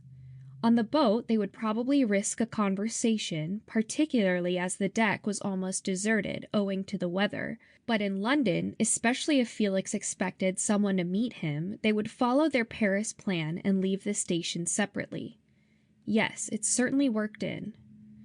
The inspector lit one of his strong cigars and gazed with unseeing eyes at the flying landscape as he continued his ruminations. On arrival in London, what would be their next step? Felix, he expected, would shake off his friend, meet Madame at some prearranged spot, and in all probability take her to St. Malo. Then, when he recalled that the housekeeper had been granted a holiday, and they would doubtless arrive to find a house without food or fire, empty and cheerless, therefore would they not go to a hotel? He thought it likely, and he began to plan a possible future step, a visit to all the probable hotels. But while speculating on the best to begin with, it occurred to him that if Felix had really committed the murder, it must, almost certainly, have been done at St. Malo. He could not conceive it possible at a hotel. Therefore, probably they did go to the villa after all. He went a step further. If the murder had taken place at St. Malo, the cask must have been packed there. He recalled the traces his operation had left in Boirac's study. Surely some similar indications must have been left at the villa? If the cask had stood on a carpet, or even possibly a linoleum, he might expect marks of the ring. And if not, there was the sawdust. He did not believe every trace of sawdust could have been removed. It had been his intention in any case to search the house, and he took a mental note when doing so to look with special care for any such traces. This search, he decided, should be his next business.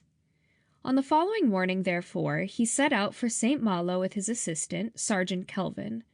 As they drove, he explained the theory about the unpacking of the cask and pointed out what, if this had been done, they might expect to find. The house was empty as, owing to Felix still being in the hospital, the housekeeper's leave had been extended. Burnley opened the door with a key from Felix's bunch, and the two men entered. Then took place a search of the most meticulous thoroughness. Burnley began in the yard and examined each of the outhouses in turn. These had concrete floors, and marks of the cask itself were not to be expected, but they were carefully brushed and the sweepings examined with a powerful lens for traces of sawdust. All their contents were also inspected. Felix's two-seater, which was standing in the coach-house, receiving its full share of attention. Then the searchers moved to the house, one room after another being gone over in the same painstaking way, but it was not till they were doing Felix's dressing room that Burnley made his first discovery. Several of Felix's suits were hanging in a press, and in the right-hand side pocket of one of the coats, that of a blue lounge suit, there was a letter. It was crumpled and twisted, as if thrust carelessly into the pocket. Burnley did not at first notice anything interesting or important about it, till, reading it for the second time, it flashed across his mind that here, perhaps, was the very thing for which they had been searching, the link in that chain of evidence against Felix, which up to then had been missing. The letter was written on a sheet of rather poor quality notepaper in a woman's hand, rather uneducated both as to calligraphy and diction. Such a letter, thought Burnley, as might be written by a barmaid or a waitress or shop-girl. There was no water or other distinctive mark on it. It bore no address and ran as follows. Monday. My dearest Léon, it is with a heavy heart I take up my pen to write these few lines. What has happened to you, dearest? Are you ill? If you are, I will come out to you no matter what happens. I can't go on without you. I waited in all yesterday hoping you would come, same as I waited in all the Sunday before, and every night of the week, but you didn't come. And the money is nearly done, and Mrs. Hopkins says, if I can't pay next week, I'll have to go. I've sometimes thought you were tired of me and weren't going to come back at all, and then I thought you weren't that sort, and that you were maybe ill or away. But do write or come, for I can't go on any longer without you. Your heartbroken Emmy. When Burnley glanced over this melancholy epistle, it seemed at first merely to indicate that Felix was no better than he might be, and it was not till he had read it again that its immense significance struck him. What if this paper supplied the motive of the murder? What if it had opened to Madame Boirac a chapter in Felix's life which otherwise would have remained closed, and which he intended should remain closed? As Burnley thought over it, he believed he could at least dimly reconstruct the scene. Felix and Madame had arrived at St. Malo, and then in some way, by some act of extraordinary carelessness on Felix's part, she got hold of the letter. A quarrel would be inevitable. What would Felix do? Probably first snatch the letter from her and thrust it into his pocket out of sight. Then, perhaps, try to pacify the angry lady, and finding this impossible, the quarrel would get worse and worse, till finally, in a paroxysm of passion, he would seize her throat and choke out her life. The murder committed, he would be so upset that he would quite probably forget all about the letter. The oversights of criminals were notorious. The more the inspector considered the matter, the more likely his theory seemed. But here again he had to recognize it was entirely surmise. No proof that this had taken place was forthcoming. It was another case of the thus far and no farther evidence he had been deploring in the train. At all events, it suggested another line of inquiry. This girl must be found and the relations between her and Felix gone into. Burnley foresaw much arduous work in front of him. At length he put the letter away in his notebook, and the search continued. Finally, as it was beginning to get dusk, every room had been done except the study where Felix and the inspector had had their midnight discussion. "I think we had better come back tomorrow," said Burnley. "There's no use in searching by lamplight." Accordingly, the next morning saw them again at work. They crawled over the floor so as to get every part of the carpet between themselves and the light, but could find no impressions. They peered with their lenses in the pile of the carpet. They felt between the arms and seats of the padded leathern chairs, all to no purpose. And then Burnley made his second discovery. Between the study and the dining room adjoining there was a door, evidently unused, as it was locked and the key was gone. On the study side, this door was covered by a heavy curtain of dark green plush. In front of the curtain, and standing with its back to it, was a small chair whose low, leather-padded back formed a half-circle with the arms. In his anxiety to leave no part of the carpet unexamined, Burnley had moved this chair aside. As he stooped at the place where the chair had been, a bright object sticking to the curtain caught his eye. He looked more closely. A small, slightly bent, gold safety pin, bearing a tiny row of diamonds, was caught in the braid at the top of the hem. The point had not penetrated, and the pin fell to the floor when Burnley touched the plush. He picked it up. "That's rather a fine thing, even for a natty boy like Felix," he said as he showed it to Kelvin. And then he stood quite still as it flashed across his mind that here, perhaps, was another link in the chain that was being forged about Felix, a link possibly even more important than any of the foregoing. What if it did not belong to Felix at all? It looked too dainty and delicate for a man's use. What if it was a lady's? And most important question of all, what if that lady was Madame Boirac? If this proved true, his case was complete. Dropping into the armchair he had occupied on the occasion of his midnight interview with Felix, he considered the possibilities opened up by his new discovery, endeavoring to evolve some theory of how a pin or brooch belonging to the deceased lady could have been dropped where he found this one. As he did so, a picture of what might have happened gradually grew in his mind. First, he thought it likely that a lady in evening dress would wear such a pin, and it might easily be at her neck or shoulder. And if she had sat in that chair with her back to the curtain, and anyone had caught her by the throat and forced her head backwards, what could be more likely than that the pin should be pulled out in the struggle? And if it were pulled out, it almost certainly would drop where or whereabouts he found it. The inspector recognized again that this was all surmise, but it was strengthened by the fact that the pin was undoubtedly bent as if it had been pulled out of something without being unhooked. The more he thought over it, the more likely his idea seemed. At all events, it would be easy to test it. 2 points suggested themselves to his mind which would settle it conclusively. First, if the pin were Madame's, the maid Suzanne would recognize it. The arrangement of the diamonds made it quite distinctive. The girl would also know if Madame wore it on the night of the dinner party. Secondly, if it were pulled out of Madame's dress, the latter would probably be torn or at least marked. Both these points could easily be ascertained, and he decided he would write to Paris about them that night.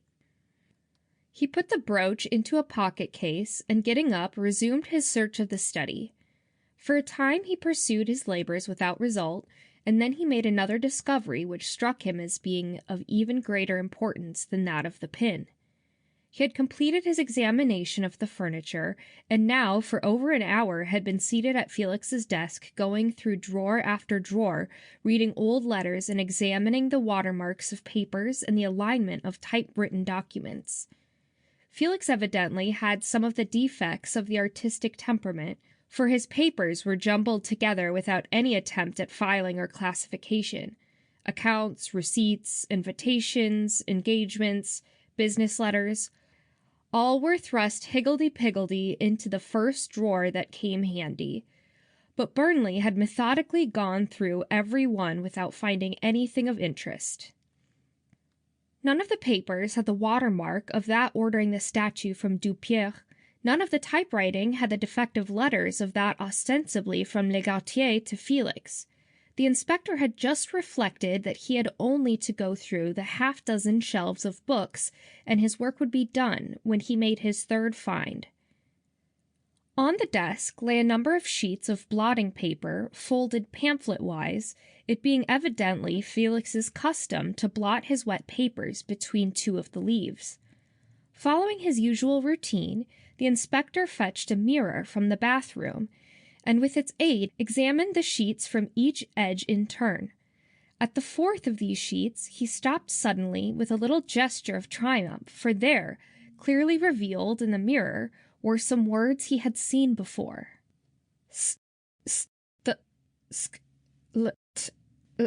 Forward immediately to the above address.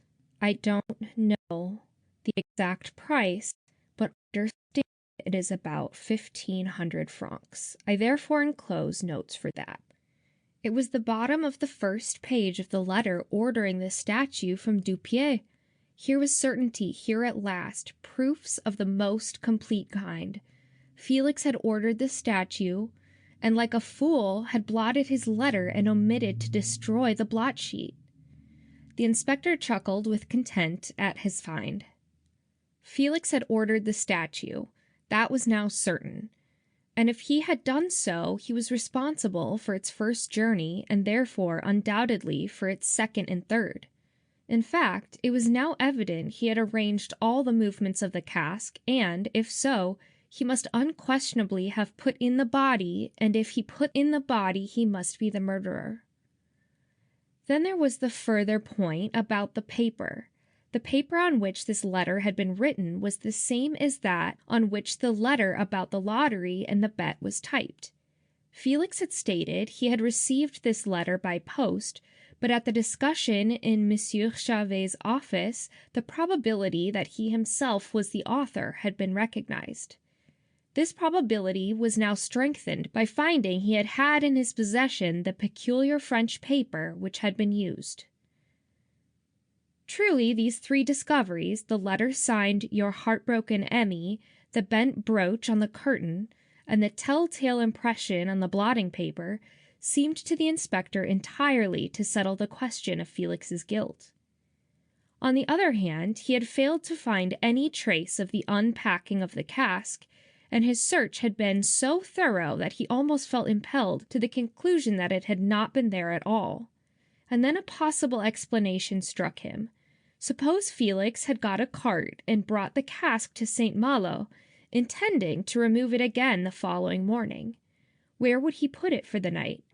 It was too heavy to move by himself, and he would want to have a helper. What then would he do? Why, leave it on the cart, of course. His obvious plan would be to stable the horse and open the cask where it stood, on the cart. And if he dropped some sawdust in the process, the wind would see to that.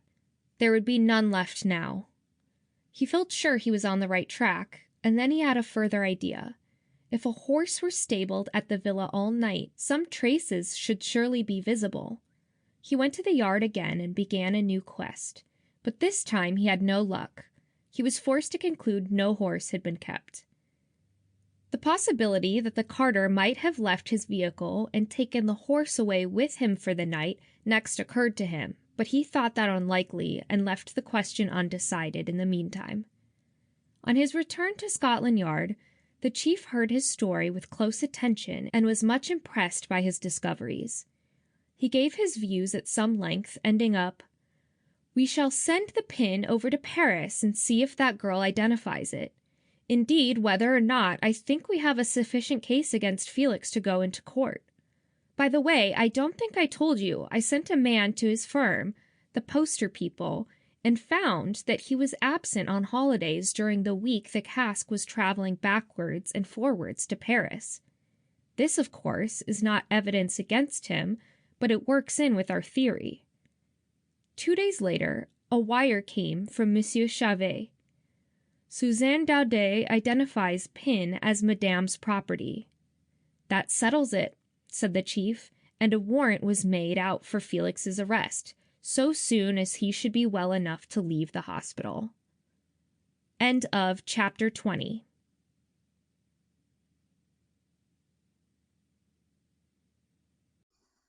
Chapter 21 of the Cask. A New Point of View. Of the millions who unfolded their papers a few mornings after the events described in the last chapter, there were few but felt a thrill of excitement as their eyes fell on the headlines. The Cask Mystery. Arrest of Leon Felix.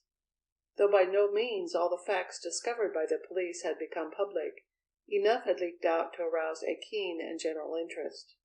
The tragic circumstances of the case, no less than the baffling mystery in which it was shrouded, intrigued the popular imagination, and, though the police were early credited with having the usual clue, and the customary arrest was stated to be imminent, none outside the official ranks had any real idea in what direction suspicion was tending.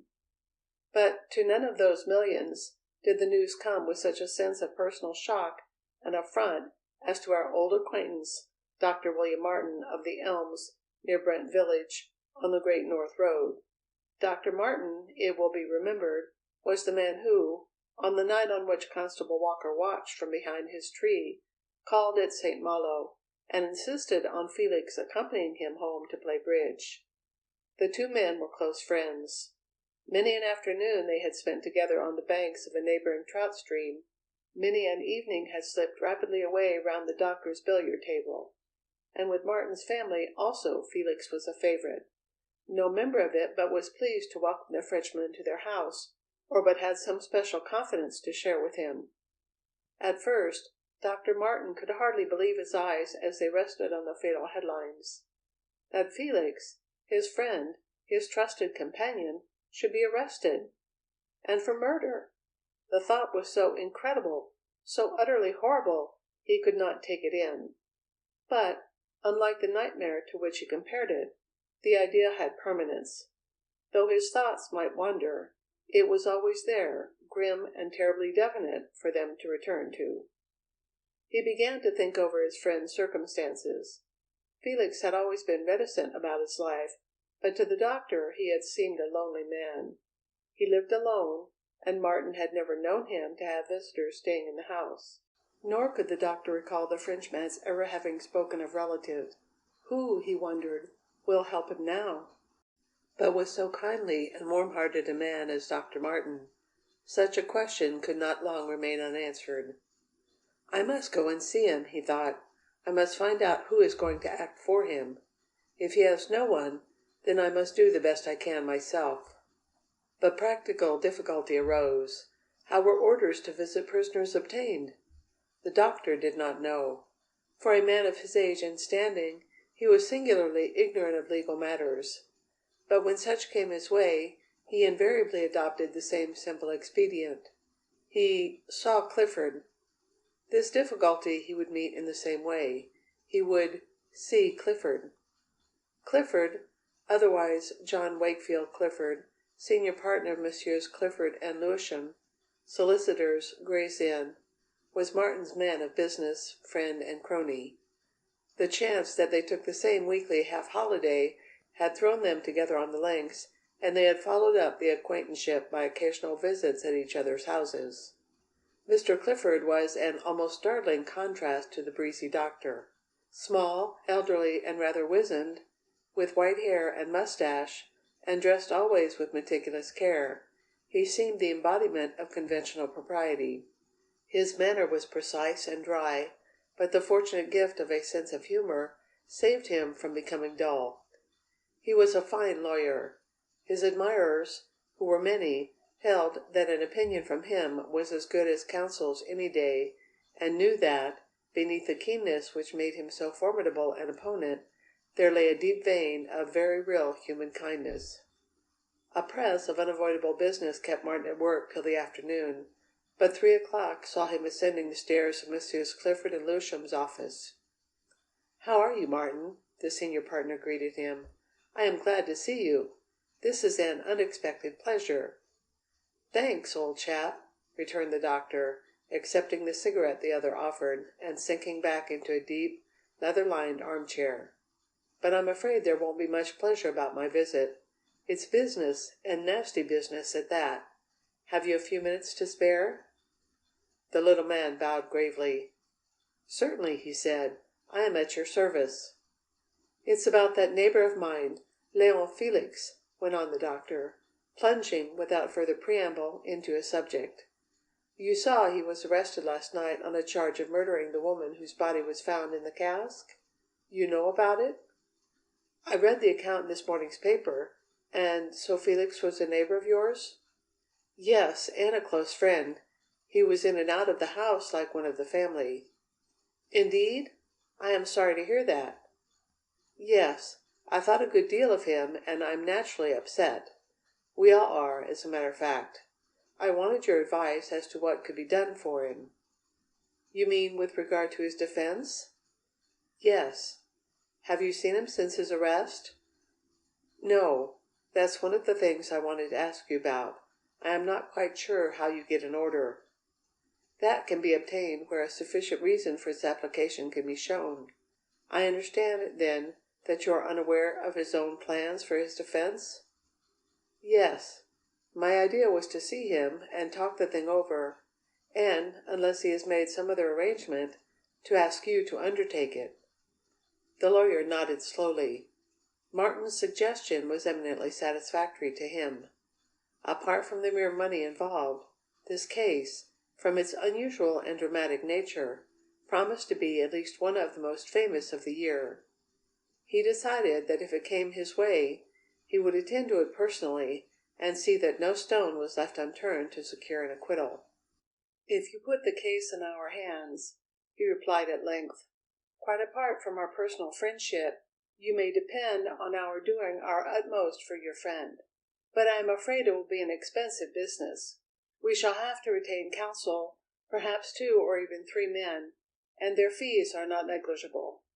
Then, as you can imagine," Mr. Clifford gave a wintry little smile, "we also have to live, or at all events we think so.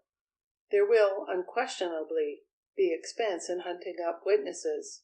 A private detective may have to be employed. In short, the defense of a big case means heavy outlay. Now, can your friend meet this? What are his circumstances financially?" "I think he is all right," answered Martin. "But, in any case, the money will be my affair. Felix may pay what he can. I shall be responsible for the rest." Clifford looked at the speaker keenly. "Very handsome of you, Martin, I'm sure." He hesitated a moment as if about to continue the subject. Then, with a change of manner, he went on: "I think, in that case, you should see Felix and ascertain his plans. If you can spare the time now, I shall go with you to Bow Street and try and procure for you an immediate visiting order. If, after your conversation, you find you require our assistance, we shall be very pleased to take up the case. If not, you are perfectly free to go elsewhere. Is that agreed?" "Thank you, Clifford. That's all right. Nothing could be better." After introducing his prospective client to the authorities at the famous police station, the lawyer excused himself on the ground of another engagement, while Martin sat down to await the order. The formalities took some time, and it was not till nearly 5 that the door of Felix's cell opened to admit his friend. "Martin!" cried the unhappy inmate, springing up and seizing his visitor's hand in both his own. "But this is good of you. I hardly dared to expect you." "Couldn't see a pal in a hole without butting in," answered the doctor gruffly, somewhat affected by the warmth of the other's welcome. "You're a nice one, getting yourself in such a mess, eh? What have you been up to that's raised this dust?" Felix passed his hand wearily over his forehead. "My God, Martin," he groaned, "I don't know. I'm absolutely at sea. I know no more about the wretched business than you do. The proceedings today were purely formal, so that the evidence against me, whatever it can be, did not come out. I can't conceive what they have got hold of that has made them suspect me. I've heard nothing about the case at all. I just came along to see you when I saw what had happened." "Martin, I can never thank you. I can never repay you. I thought of writing to you today to ask your help, and I should probably have done it tomorrow. But you can't think what it means to me, your coming without being asked. It means, for one thing, that you don't believe this abominable charge? Doesn't it? Well, naturally. You keep your heart up and don't get flustered. You've got some friends left still. All the family are upset about the thing. The mater's shocked, and so are the boys. They all say for you to cheer up, and that the mistake is sure to be put right soon." "God bless them for that!" cried Felix, rising and pacing the cell in evident emotion. "Tell them how much I appreciate what all their thought means to me."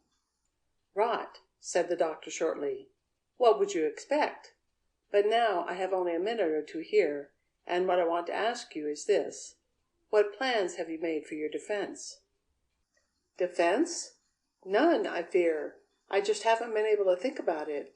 I haven't an idea who to turn to, or what to do. What would you advise?" "Clifford." "Eh? What? I don't follow." "Employ Clifford, of Clifford and Lewisham. He's a dry stick, but as clever as they're made, and a good sort. He's your man." "I don't know him. Do you think he would take up the case?" "Sure. Fact is, I went around to ask him how I could get an order to see you. I know him pretty well, and I pumped him. The firm would take it on if they were asked, but that means himself, and you couldn't have a better man." "Martin, you put new life into me. God bless you for all you're doing. Will you arrange it with him? But, wait a minute. Can I afford it? Are his fees very high?" "What can you afford?" "Oh, I don't know. Say £1,000. "More than enough. I shall arrange it with him at once." The friends conversed for some minutes, and then a warder opened the door of the cell. Martin's time was up. He left Felix cheered by the promise of a further visit, and with tears of thankfulness glistening in his eyes. Determined to lose no time in completing his work, Martin returned direct to the offices of Messrs. Clifford and Lewisham. But there the day's work was over, and all but one or two junior clerks had already left. The doctor, therefore, made an appointment for the next day, and, with a glow of righteous self-satisfaction, went home to tell his family what he had done. On the following afternoon he again found himself in the solicitor's office. "Now," said Mr. Clifford, when it had been definitely agreed that his firm was to take up the case, "I have to warn you that proceedings will be slow. First, the prosecution will make up their case, get depositions of the evidence, and so on, and that will take time. We, of course, shall also immediately start work, but it is improbable we shall make much headway till we learn the full evidence against us. Additional time will therefore be required for the preparation of the defense. If Felix is returned for trial, and I fear from what I have heard he will be, weeks and months will probably elapse before both sides are ready. You and I shall therefore require to exercise patience." "I can believe it," muttered the doctor. "You lawyers take the devil of a time over everything." "We can't cover our mistakes like you, so we have to be careful," retorted the lawyer with his dry, wintry smile. Martin smote his thigh. "Ha ha!" he laughed. "That's good. You had me there. But I mustn't be wasting your time. There were some things you wanted to speak to me about?" "Yes," admitted Clifford. "A couple of points. Firstly, I propose to retain Heppenstall. Lucius Heppenstall, the K.C. He may want one or two juniors. I suppose that is all right?" "Of course. You know what is best to be done." "The other point is that I want you to tell me everything you possibly can about Felix." "As a matter of fact," returned Martin, "I can't tell you very much. I was just thinking over what I knew of him, and I was amazed it was so little. We became acquainted about 4 years ago. Felix had just taken St. Malo, an empty house a couple of 100 yards from my own, and the first thing he did was to go and get pneumonia.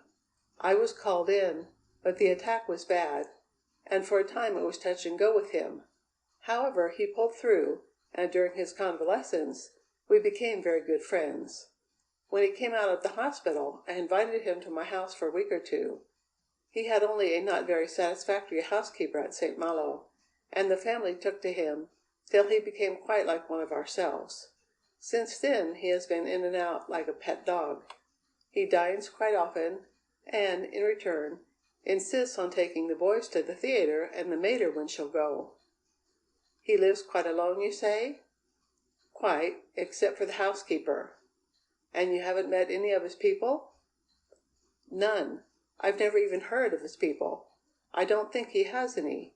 If he has, he never speaks of them. Martin hesitated for a moment, then went on.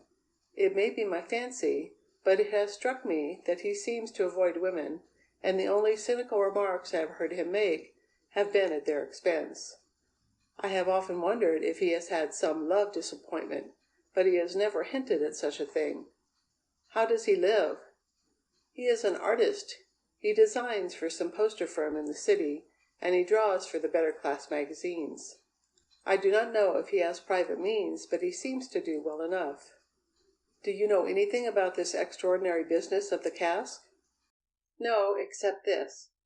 Let me see, what night was it? Monday, I think. Yes, Monday, the 5th of April, a couple of friends turned in, and we wanted a rubber of bridge. I went round to St. Malo to see if Felix would make a fourth.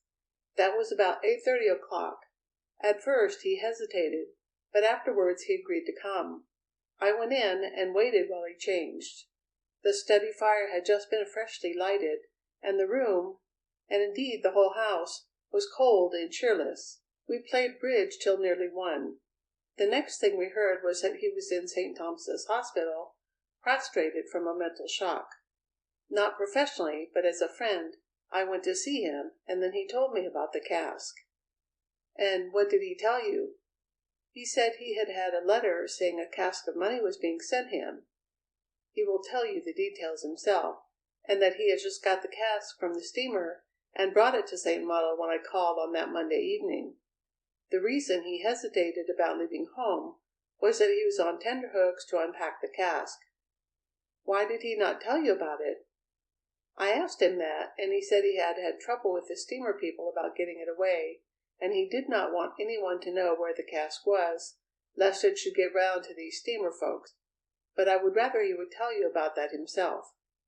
I shall ask him, but I want to hear from you anything you know personally about it. Well, there's nothing more than that. Can you tell me anything of his friends? Nothing.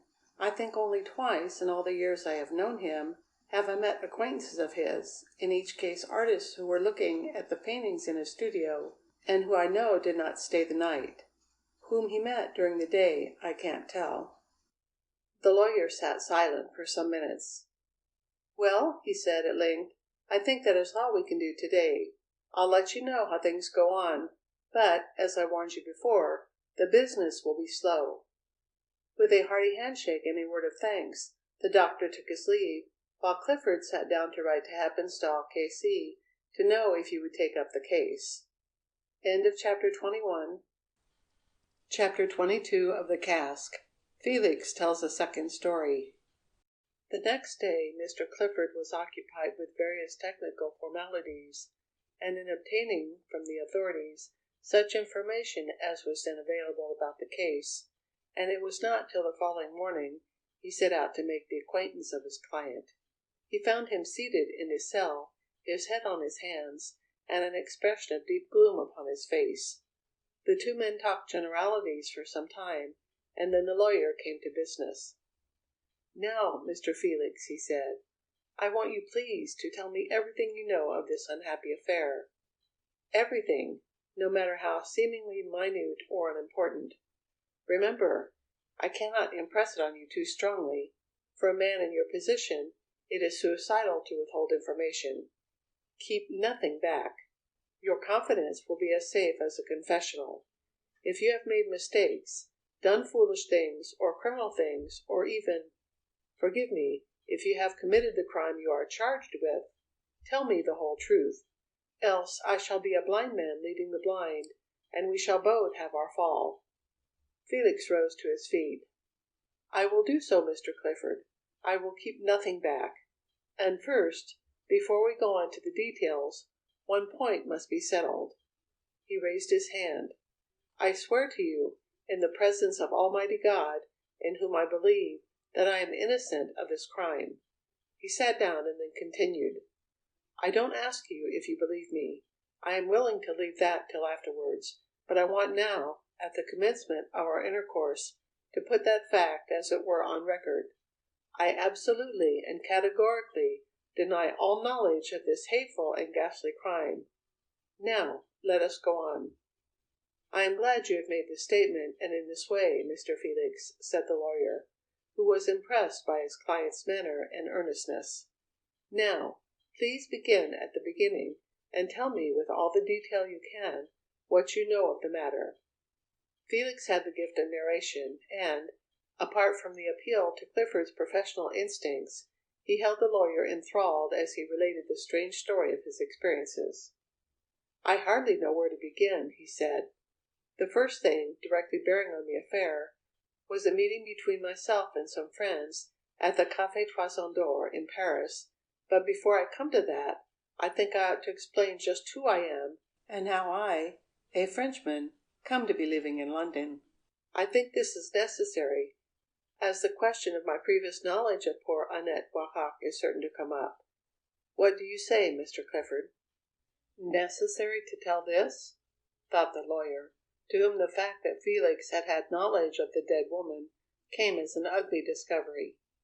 "Why, my good fellow, no other point in the whole case is likely to be more important for you."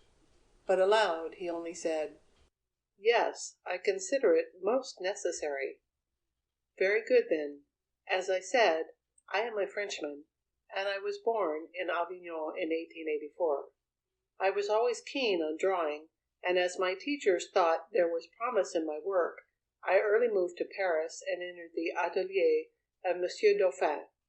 I studied there for several years, living in a small hotel off the Bout de Miche. My parents were both dead, and I had inherited a little money, not much, but enough to live on. Amongst those working at the art school was a young fellow called Pierre Bonchose. He was some 4 years my junior, and was an attractive and thoroughly decent chap. We became close friends, eventually sharing the same room.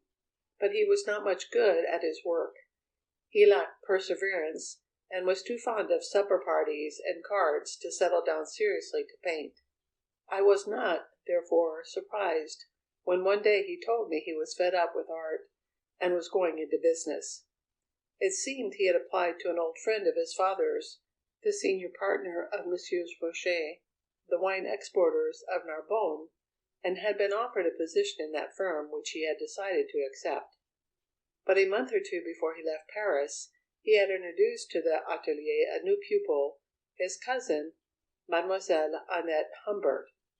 They seemed more like brother and sister than cousins, and Bonchose told me that they had been brought up together and had always been what you English call pals. This, Mr. Clifford, was none other than the unfortunate young lady who afterward became Madame Boirac. She was one of the loveliest girls that ever breathed. From the first moment I saw her, I admired her as I had never before admired anyone. As fate would have it, we were both making certain pastel studies, and, being thus thrown together, we became interested in each other's work. The inevitable happened, and I fell deeply in love with her.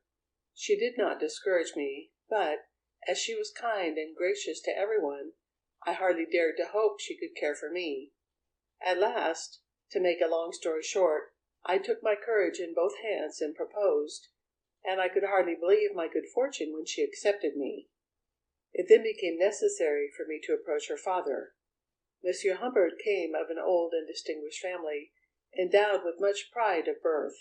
He was well off, though not rich, and lived almost in state in his old chateau at La Roche, occupying a leading position in the local society. To broach such a subject to him would have been an ordeal for anyone, but for me, who lacked so many of the social advantages he possessed, it was a veritable nightmare. And my forebodings were not disappointed. He received me courteously, but scouted my proposal. Mademoiselle Humbert was too young. She did not yet know the world nor her own mind. He had other plans for her future, and so on. Also, he delicately indicated that my social standing and means hardly fitted me to enter a family of such age and traditions as his own. I need not try to describe the effect this decision had upon both of us. Suffice it to say that Annette, after a stormy scene, submitted to her father's authority, leaving the art school and going for an indefinite visit to an aunt in the southern provinces. I, finding life without her insupportable in my old haunts, also left Paris, and, coming to London, obtained a position as an artist with Messrs. Gare and Hood, the advertisement poster printers of Fleet Street. What with their salary and my spare time drawings for Punch and other papers, I soon found myself in receipt of over 1,000 a year, and then realized one of my ambitions, and moved to a small villa in the suburbs, buying, at the same time, a two-seater to take me to and from my work. This villa, St. Malo, was situated near Brent, on the Great North Road. Here I settled down, alone except for an elderly housekeeper. I fitted up a large attic as a studio, where I began studies for a picture I had in mind. But before I had been a month in my new home, I developed a nasty attack of pneumonia. Martin, who was the nearest doctor, was called in, and so began the friendship from which your presence here today has resulted. I lived a somewhat humdrum existence for some 2 years, and then one morning I had a pleasant surprise in the shape of a visit from my old friend, Pierre Bonchose. He explained that, having done pretty well in business, he had been sent to represent permanently his firm in London. He also told me that after a year of what he called sulking, his cousin Annette had, at her father's desire, married a Monsieur Boirac, a wealthy manufacturer, that he had seen her coming through Paris, and that she appeared to be quite happy. Bonchose and I resumed our former intimacy, and, during the next summer, that is, 2 years ago, we had a walking tour through Cornwall. I mention this because of an incident which occurred near Penzance, and which profoundly modified our relations. While bathing in a deserted cove of that rocky coast, I was caught in an offshore current, and in spite of all my efforts, found myself being carried out to sea. Bonchose, hearing my shouts, swam out after me, and at the imminent risk of his own life, assisted me back into still water. Though he made light of the matter, I could not forget the danger he had faced to save me, and I felt I had incurred a debt which I should be glad of an opportunity to pay.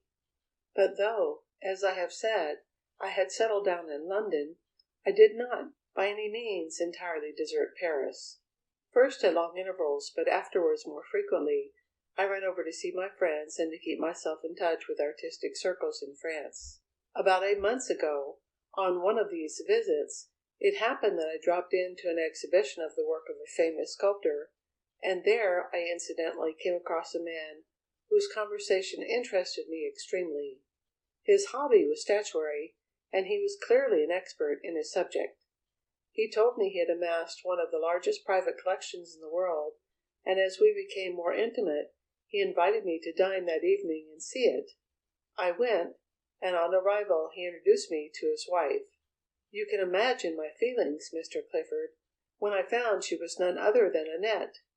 Acting on the impulse of the moment, we met as strangers, though I am sure that, had Mr. Boirac not been so full of his collection, he must have noticed our embarrassment. But as we sat at dinner, I found that, after the first shock of recognition, her presence left me cold. Though I still profoundly admired her, my infatuation had passed away, and I realized that whatever love I might have had for her was dead. And from her manner, I felt sure her feelings towards myself had undergone a similar change. Monsieur Boirac and I became good friends over his collection, and, on his invitation, I several times repeated my call during subsequent visits to Paris. That, Mr. Clifford, is all of what I may call my preliminary history. I am afraid it is rather involved, but I have tried to make it as clear as I could." The lawyer bowed gravely. "Your statement is perfectly clear. Pray proceed." "I come now," went on Felix, "to the events connected with the cask, and therefore, apparently, with the tragedy. I think it will be better to tell you these in their chronological order, even though this makes my story seem a little disconnected?" Again Mr. Clifford inclined his head, and the other resumed. "On Saturday, 13 March, I crossed to Paris for the week end, returning the following Monday morning. On the Sunday afternoon, I happened to drop into the Café Toison d'Or in the Rue Royale, and there found a group of men, with most of whom I was acquainted. They were talking about the French government lotteries, and, in the course of conversation, one of them, a Monsieur Alphonse Le Gautier, said to me, 'Why not have a little flutter with me?' I ridiculed the idea at first, but afterwards agreed to enter 1,000 francs jointly with him. He undertook to arrange the matter, the profits, if any, being halved between us. I paid him over my 500 francs, and, believing it was the last I should hear of the affair, dismissed it from my mind. A week after my return to England, I had a visit from Bonchose. I saw at once he was in trouble, and after a while it all came out. It seemed he had been losing heavily at cards, and to meet his liabilities he had gone to moneylenders, who were now pressing him for repayment. In answer to my questions, he explained that he had paid off all his loans, with the exception of one for £600. That sum he was utterly unable to raise, and if he failed to procure it before the 31st, that was, in about a week, he was a ruined man. I was much annoyed, for I had helped him out of similar scrapes twice before, on each of which occasions he had given me his word not to play again. I felt I could not go on throwing good money after bad, and yet, because of our friendship and the debt I owed him for saving my life, I could not see him go to the wall. Divining what was in my mind, he assured me he had not come to beg, saying that he realized I had already done more for him than he deserved. Then he said he had written to Annette, telling her the circumstances, and asking, not for a gift, but for a loan, on which he would pay 4% interest. I talked to him seriously, offering no help, but asking him to keep me advised of how things went on. But, though I did not tell him, I decided I would pay the £600 rather than see him stuck. I am going to Paris on Friday, I ended up, and hope to dine at the Boiracs on Saturday. If Annette speaks to me on the subject, I shall tell her that you are making an unholy mess of things." "Don't put her against helping me," he pleaded. I said I would not influence her at all, and then he asked me when I was returning, so that he could meet me and hear what had been said. I told him I would cross by Boulogne on Sunday. That weekend, a fortnight after the meeting in the Café Toison d'Or, I was again in the French capital.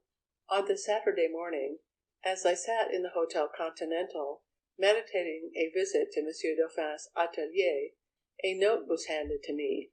It was from Annette, and in it she said she wanted to speak to me in private, asking if I could come at 7:30 that night, instead of the dinner hour of 7:45, and requiring a verbal reply. I gave the necessary assurance to the messenger, who proved to be Annette's maid, Suzanne. I reached the Boirac's house at the appointed hour, but did not see Annette. As I entered, Monsieur Boirac was passing through the hall, and, seeing me, he invited me into his study to look at an engraving which had been sent him on approval. Naturally, I could not refuse. We went to the study and examined the picture. But there was another object in the study which I also saw and commented on. Standing on the carpet was a large cask, and, Mr. Clifford, you will hardly believe me when I tell you it was either the identical cask which was sent me containing poor Annette's body, or else one so similar as to be indistinguishable." Felix paused to let the significant statement, as he evidently considered it, sink into the lawyer's mind, but the latter only bowed and said, "Pray proceed, Mr. Felix, with your statement." I was interested in the cask, as it seemed an unusual object to find in a study. I asked Boirac about it, and he explained that he had just purchased a piece of statuary, and that the cask was simply the special kind of packing case in which it had been sent home. "Did he describe the statue?" asked the lawyer, interrupting for the first time. "No, except to say it was a fine group. He promised to show it to me on my next visit." "Did he tell you from whom he had purchased it, or what price he had paid?" "Neither. The matter was only referred to incidentally as we were leaving the room." "Thank you. Pray continue." "We then went to the salon, but, as several visitors had already arrived, I could not, at that time, get a private word with Annette. The dinner was an important social affair, the Spanish ambassador being the principal guest. Before it was over, Monsieur Boirac was called from the house, owing to an accident having taken place at his works. He apologized for leaving, promising to return speedily, but after a time a telephone message came to say the accident had been more serious than he had supposed, and he would be detained till very late or even all night. The guests began to leave about 11, but, in obedience to a sign from Annette, I remained till all had gone. Then she told me she had received a letter from Bonchose, which had much upset her. She did not mind his having got into difficulties; indeed, she thought a fright would do him good, but she was really troubled lest he might become a confirmed gambler. She wished for my candid opinion of him. I told her exactly what I thought, that there wasn't a bit of real harm in him, but that he had got into a bad set, and that his only chance was to break with it. She agreed with me, saying he should not be helped until this breach had actually been made. We then discussed where the money was to come from. She, it appeared, could lay her hands on only £300, and, as she felt Monsieur Boirac would disapprove, she did not wish to ask him for the remainder. She therefore proposed to sell a couple of her jewels, her own private property, and she asked me to undertake the matter for her. But I could not bring myself to agree to this, and I said that if she would advance the £300 she had, I would find the balance. At first she would not hear of it, and we had quite a heated argument. Finally I carried my point, and she went upstairs and brought down the money. I took my leave immediately afterwards, promising to let her know how the matter ended. She was much affected, for she was sincerely attached to him. The next day, Sunday, I returned to London. "I think you said, Mr. Felix," interrupted Clifford, "that the last of the guests left at 11?" "Yes, about then." "And at what time did you yourself leave?" "About 11:45. "Then your conversation lasted about 3/4 of an hour. Now, did anyone see you leave?" "No one except Annette. She came to the door with me." "You returned to your hotel, I suppose?" "Yes." "At what hour did you reach it?" "About 1:30, I should say." "From Madame's house to the Hotel Continental is about 15 minutes' walk. What, then, did you do in the interval?" "I felt wakeful, and thought a stroll would be pleasant. I walked across Paris, to the Place de la Bastille by the Rue de Rivoli, and back to the hotel by the Grand Boulevards." "Did you meet anyone you knew?" "No, not that I can recall." "I am afraid this is important, Mr. Felix. Think again. Is there no one that can testify to meeting you on this walk? No waiter or other official, for example?" "No," said Felix after a pause. "I don't think I spoke to a soul, and I certainly did not enter a café." "You say you returned to London next day. Did you meet anyone on the journey you knew?" "Yes, but it will be no help to me. I met Miss Gladys Devine on the Folkestone boat, but she cannot confirm this. As you must know, she died suddenly a week later." "Miss Gladys Devine? Not the celebrated Miss Devine, the actress?" "The same. I have met her at supper parties in Paris." "But you must be able to get confirmation of that. So well known a lady would be recognized wherever she went. But perhaps you visited her private cabin?" "No, I saw her on the boat deck. She was sitting in the shelter of one of the funnels.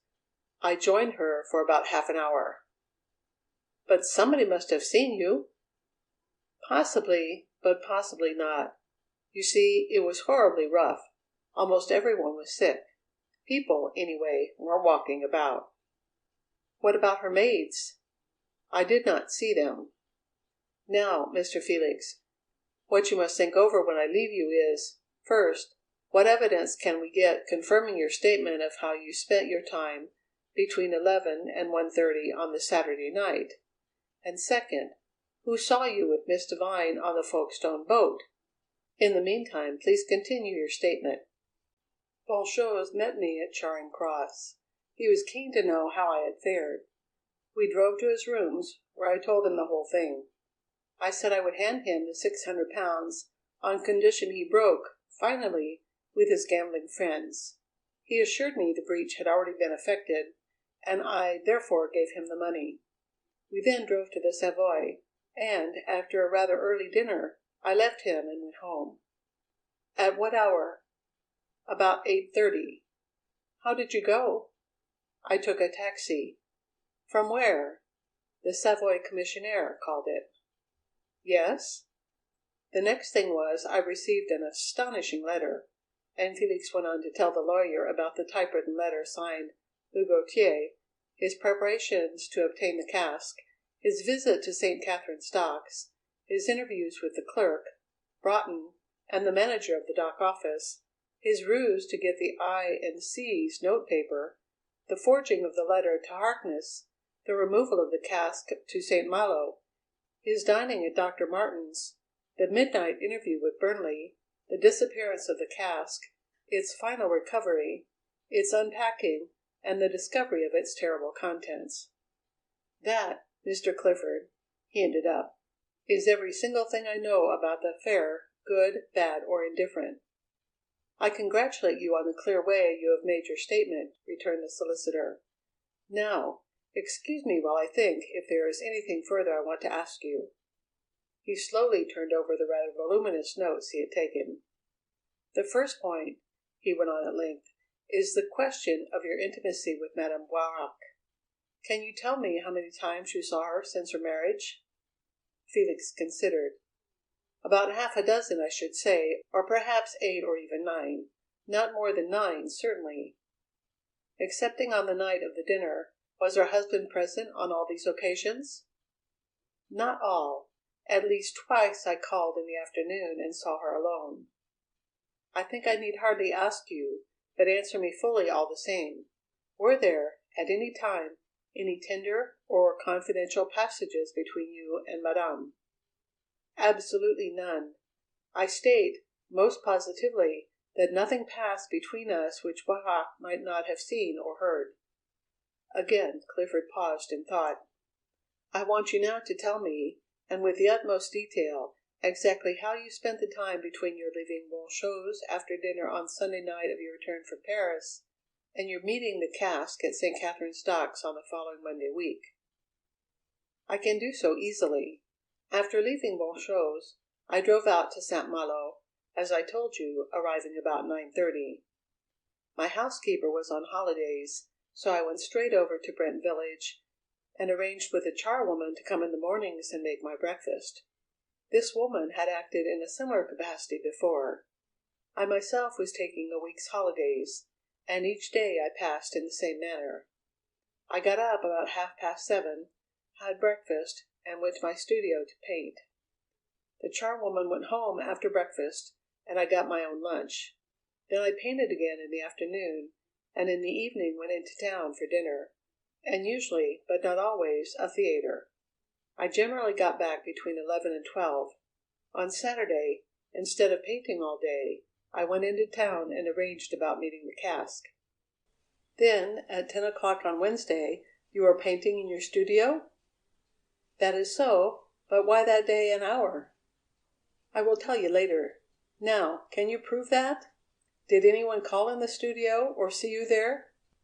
No one, I'm afraid. What about the charwoman? What is her name, by the way? Mrs. Bridget Murphy. No, I don't think she could tell where I was. You see, I practically did not see her at all. My breakfast was ready when I came down, and when I had finished I went direct to the studio. I don't know when she went home, but I should think it was fairly early. What time did you eat breakfast? 8 nominally, but I wasn't always very punctual. Do you remember, and have you any way of proving, what time you had breakfast on this particular Wednesday?" Felix thought over the question. "No," he answered, "I don't think so. There was nothing to distinguish that morning from the others." "The point is important. Perhaps Mrs. Murphy would remember?" "Possibly, but I hardly think so." "No one else could prove it? Were there no callers? No tradesmen's messengers?" "None. One or two people rang, but I didn't bother. I was expecting no one, and I just let them ring." "An unfortunate omission. Now tell me, where did you dine in town and spend the evenings?" "I'm afraid a different restaurant each night, and naturally a different theatre."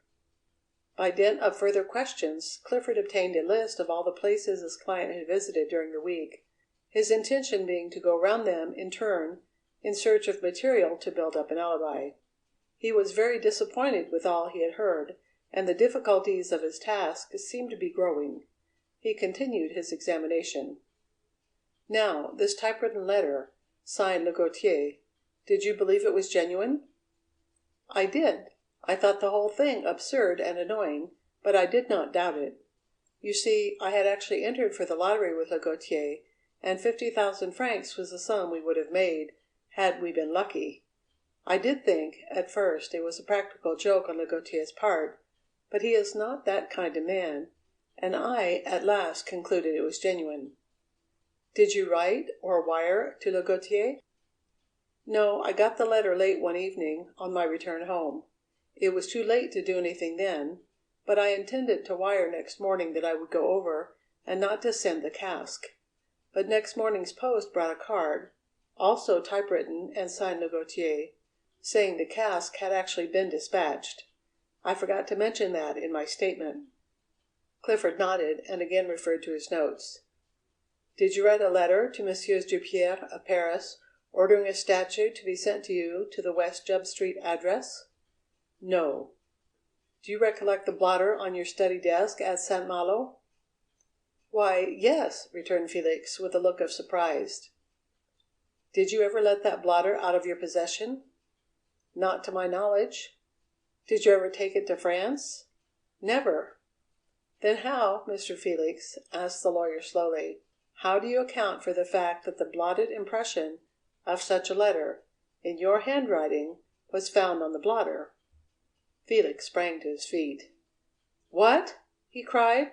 "What's that you say? A letter in my handwriting? I don't believe it. It's impossible." "I have seen it." "You have seen it?" The speaker moved excitedly about the cell, gesticulating freely. "Really, Mr. Clifford, this is too much. I tell you I wrote no such letter. You are making a mistake." "I assure you, Mr. Felix, I am making no mistake. I saw not only the impression on your pad, but also the original letter itself, which had been received by Messieurs Dupierre." Felix sat down and passed his hand across his brow, as if dazed. "I cannot understand it. You can't have seen a letter from me, because no such exists. What you saw must have been a forgery." "But the impression on the blotter?" "Good heavens, how do I know? I tell you I know nothing about it. See here," he added, with a change of tone, "there's some trick in it. When you say you've seen these things, I'm bound to believe you. But there's a trick, there must be." "Then," said Clifford, "if so, and I'm inclined to agree with you, who carried out the trick? Someone must have access to your study, either to write the letter there, or to abstract your blotter, or a page of it, which could afterwards be replaced. Who could that have been?" "I don't know. Nobody, or anybody. I can think of no one who would do such a thing. When was the letter written?" "It was received by Dupierre on Tuesday morning, 30th March. It bore a London postmark, therefore it must have been posted on Sunday night or Monday. That would be either the day or the day after you returned to London, after the dinner. Anyone could have got into the house while I was away. If what you say is true, someone must have, but I saw no traces. Now, Mr. Felix, who is Emmy?" Felix stared. "Emmy?" he said. "I don't understand. Emmy what?" Clifford watched the other keenly as he replied: "Your heartbroken Emmy." "My dear Mr. Clifford, I haven't the slightest idea what you're talking about. Your heartbroken Emmy? What under the sun do you mean?" "It should be clear enough, Mr. Felix. Who was the girl that wrote to you recently, imploring you not to desert her, and who signed herself your heartbroken Emmy?" Felix gazed at his visitor in amazement. "Either you're mad or I'm mad," he said slowly. "I have had no letter from any girl asking me not to desert her, and I have had no letter on any subject from any one signing herself Emmy. Really, I think you might explain yourself. Now tell me something else, Mr. Felix. You possess, I understand, 2 navy blue suits?" The astonishment on the artist's face did not lessen as he assented. "I want to know now when you last wore each of those suits." "As it happens, I can tell you.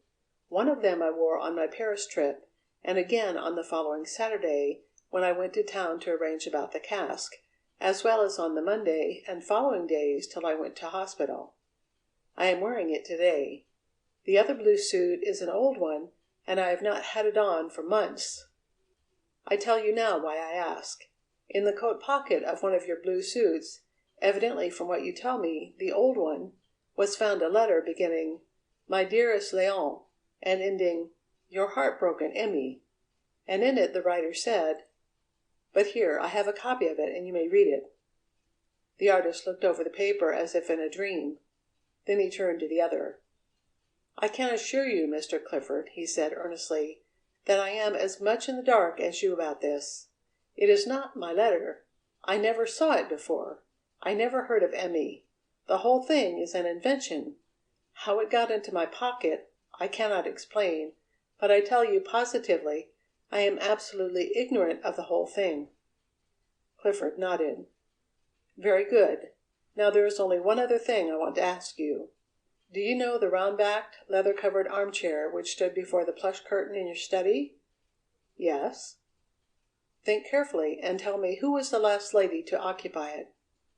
"That doesn't require much thought. No lady has ever sat in it since I bought it.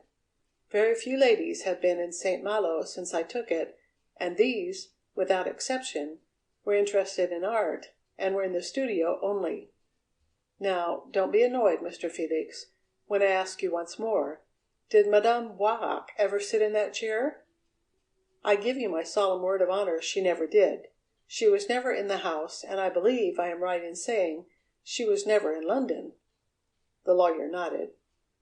"Now I have another unpleasant thing to tell you. Caught in the hem of that curtain and hidden by the chair, a pin was found, a diamond safety pin.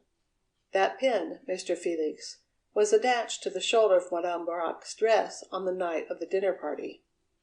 Felix, unable to speak, sat staring helplessly at the lawyer.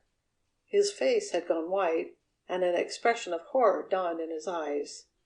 There was silence in the dull, cheerless cell, whose walls had heard so many tales of misery and suffering. Clifford, watching his client keenly, felt the doubts which had been partly lulled to rest, again rising. Was the man acting? If so, he was doing it extraordinarily well, but at last Felix moved. "My God!" he whispered hoarsely. "It's a nightmare! I feel helpless. I am in a net, and it is drawing close round me. What does it mean, Mr. Clifford? Who has done this thing? I didn't know anyone hated me, but someone must." He made a gesture of despair. "I'm done for. What can help me after that? Can you see any hope, Mr. Clifford? Tell me." But whatever doubts the lawyer felt, he kept to himself. "It is too soon to come to any conclusion," he answered in a matter-of-fact tone. "In cases of difficulty such as this, I have frequently known some small fact to come out, perhaps accidentally, which has cleared up the whole affair. You must not despair. We are only at the beginning. Wait for a week or two, and then I'll tell you what I think." "Bless you, Mr. Clifford. You put heart into me. But this matter of the pin, what can it mean? There is some terrible conspiracy against me. Can it ever be unravelled?" The lawyer rose. "That's what we have to try and do, Mr. Felix. I'm afraid I must be off now. Do as I say, keep up your heart, and if you can think of any evidence supporting your statements, let me know."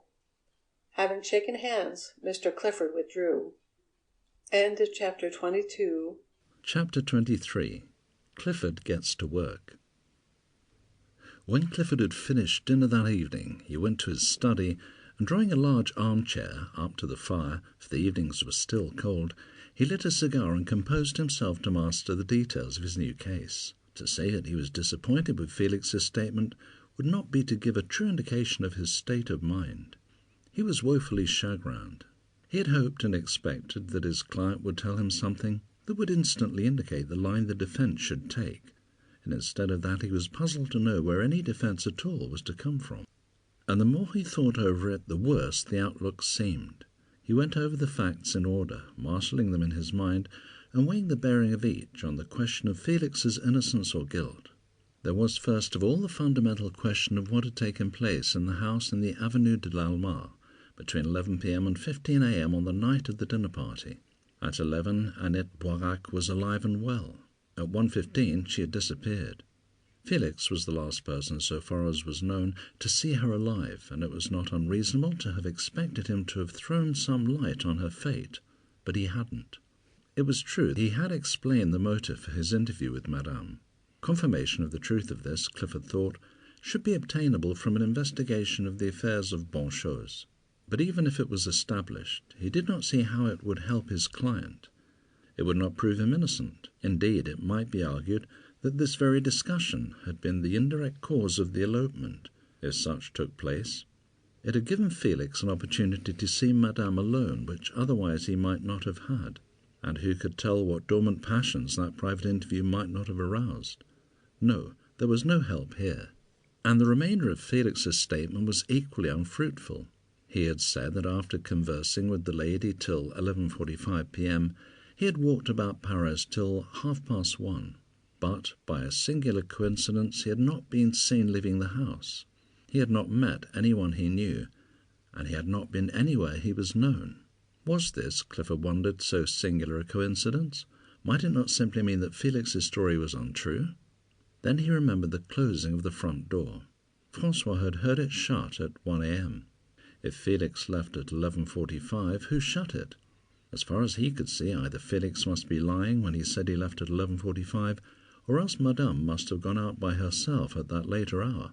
But the lawyer did not know which of these had happened, and the worst of it was there seemed no way of finding out.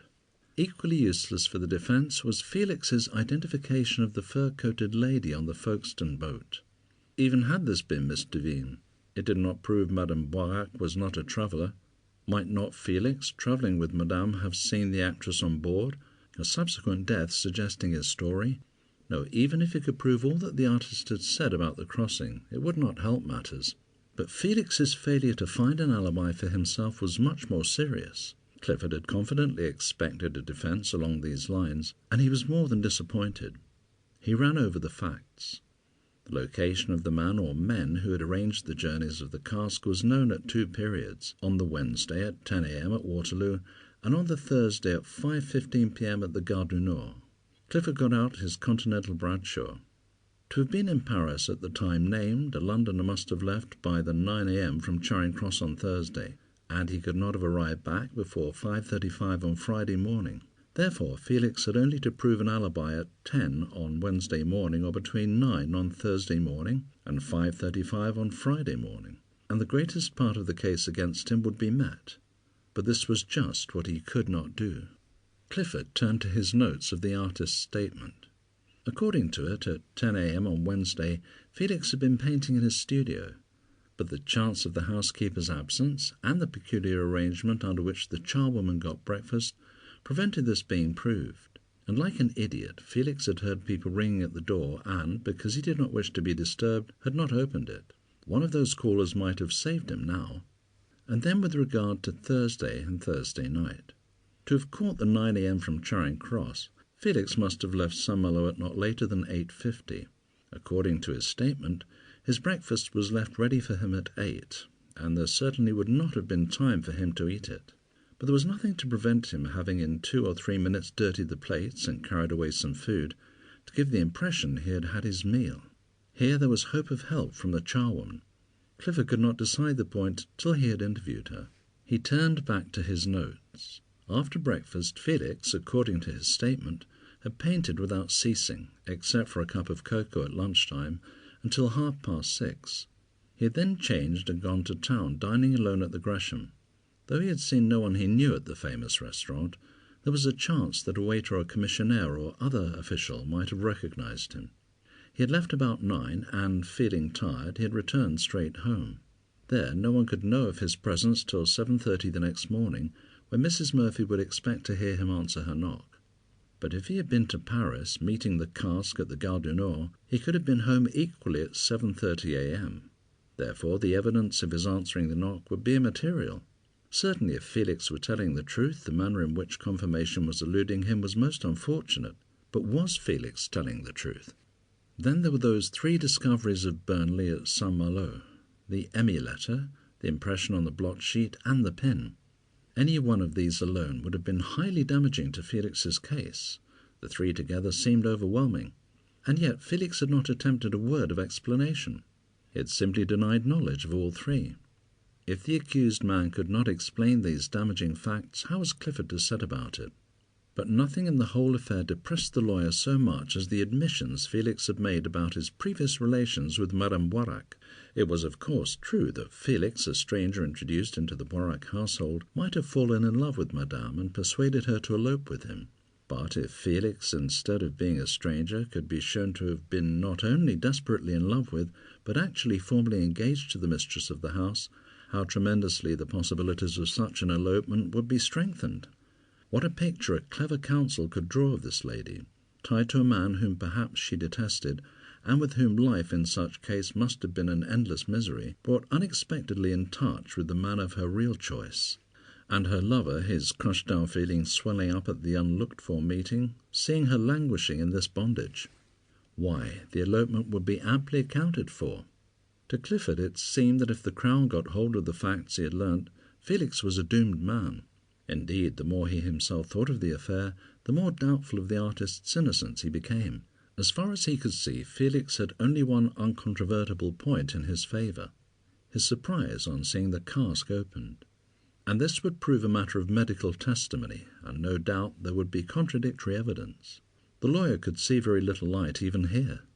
And then he reminded himself it was not his business to try Felix. Innocent or guilty, he, Clifford, was there to do the best he could for him.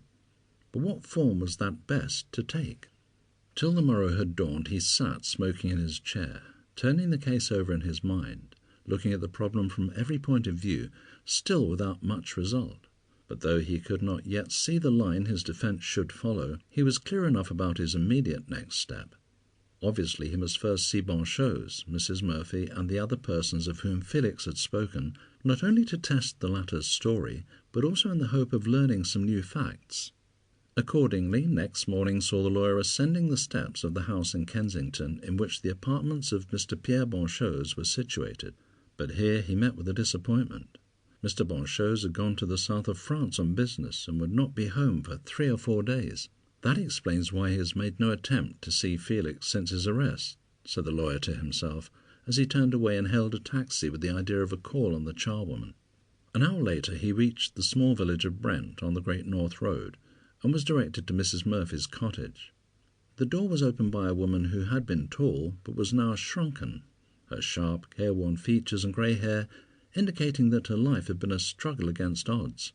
"Good morning," began the lawyer, courteously raising his hat. "You are Mrs. Murphy?" "I am, sir," returned the woman. "And would you come in?" "Thank you." He followed her into the small, poorly furnished living-room, and sat cautiously down on the somewhat dilapidated chair she pulled forward. "You know, I suppose," he went on, "that your neighbour, Mr. Felix of Saint-Malo, has been arrested on a very serious charge." "'Deed then I do, sir, and sorry I was to hear of it. A fine decent man he was too." "Well, Mrs. Murphy, my name is Clifford, and I am the lawyer who is going to defend Mr. Felix. I wonder if you'd be good enough to answer some questions to help me in his defence." "I would, sir, be glad to do it." "You managed the house for him recently while his housekeeper was away?" "I did, sir." "And when did Mr. Felix ask you to do that?" "On Sunday evening, sir. I was just thinking of going to bed when he came to the door. Now tell me, please, exactly what you did each day at St-Malo. I went in the morning, sir, and lit the fire and got his breakfast. Then I did out his room and washed up and left his lunch ready. He got his own lunch himself in the middle of the day and went into London for dinner at night. I see. At what hour did you reach the house in the mornings? About 7 o'clock. I called him at 7:30 and he had breakfast at 8. And about what hour did you leave? I could hardly be sure, sir. About 10:30 or 11, or maybe later. Can you remember the Wednesday of that week? I suppose you were at St-Malo at 10 o'clock. I was, sir. I was never left by 10 any morning. Quite so. Now what I want to know is this. On that Wednesday morning, was Mr. Felix in the house at 10 o'clock? So far as I know, he was, sir. But I want to be sure. Can you say positively he was there? Well, not to be certain, sir, I couldn't. Now, Thursday, Mrs. Murphy, did you see Mr. Felix on Thursday? The woman hesitated. I saw him 2 or 3 mornings, she said at last, but I couldn't be sure whether it was on Thursday. It might have been, though. You couldn't tell me at what hour he took his breakfast that morning? Well, I could not, sir. It was evident to Clifford that Mrs. Murphy, though an intelligent woman, would be no use to him as a witness. He remained at her house for a considerable time, was very probing and painstaking in his questions, but all to no purpose. While she corroborated what Felix had stated about his household arrangements, she dashed any hope the lawyer might have had of establishing an alibi. By the time he again reached the city, it was 1 o'clock. He decided he would lunch at the Gresham and pursue his investigations among the staff. The head waiter, with whom he began, could not himself give any information, but he took Felix's photo round among his men, and at last found one who had seen the artist. Felix, it appeared from this man's statement, had dined there one evening some 5 or 6 weeks previously. The man, an Italian, remembered him because he had first supposed him to be a compatriot. But unfortunately he could not fix the date, and no one else, so far as Clifford could learn, had seen the artist at all. Clifford had regretfully to admit that this evidence, like Mrs. Murphy's, was useless. In the lawyer's private judgment it undoubtedly tended to confirm Felix's statement, and he found himself more and more inclined to believe the Frenchman. But a personal impression was one thing, and evidence in court of law another. On reaching his office he wrote to Bonchose, asking him to call on urgent business immediately on his return to London. The next day saw him again at Brent village. Felix had stated he had gone by train to town each evening of the fateful week, and it had occurred to the lawyer that possibly some of the railway officials might have noticed him travelling. He made exhaustive inquiries, and at last found a ticket collector who volunteered some information. Felix said this man was a regular traveller. He went to town each morning by the 8:57 and returned at 6:50 each evening. But the collector had noticed that for some days he had not travelled by these trains, but instead gone up by the evening trains, leaving Brent at either 6:20 or 6:47. The collector went off duty at 7 o'clock, so he could not tell anything about Felix's return, nor could anyone else, so far as Clifford could ascertain. But unfortunately the collector could not state how long it was since the artist had changed his habits. Still less could he say if he travelled up to town on the Thursday evening in question. Clifford then strolled to St-Malo in the hope of finding it was overlooked by some other house, the occupants of which might have seen the artist on the fateful Thursday. But here again he was disappointed. There was no house in the immediate vicinity. Puzzled as to his next step, the lawyer returned to his office. He found pressing business of another kind awaiting him, and for the remainder of that day, as well as the next 2, he was too fully occupied to turn his attention seriously to the murder case. On the morning of the 4th day there was a letter from Mr. Lucius Heppenstall, K.C. It was written from Copenhagen, and the barrister explained that he was in Denmark on business and hoped to be back in about a week, when he and Clifford could meet and go into the case together. Hardly had Clifford finished reading the letter when a young man was announced. He was tall and slight, with dark hair and eyes, a small black moustache, and a short, hooked nose, which gave him something of the appearance of a hawk. "Bonchose," said Clifford to himself, and he was not mistaken. "You have not heard of Mr. Felix's arrest?" he asked, as he waved his visitor to an armchair and held out his cigarette case. "Not a word," replied Bonchose, speaking good English, but with a foreign accent. He had a quick, vivacious manner, and moved sharply as if on wires. "I cannot tell you how utterly surprised and shocked I was to get your note. But the thing is perfectly absurd, outrageous. Anyone who knew Felix would know he could not commit such a crime. It is surely a misunderstanding that a very short time will clear up. I fear not, Mr. Bonchose. I very much fear not. Unfortunately, the case against your friend is strong.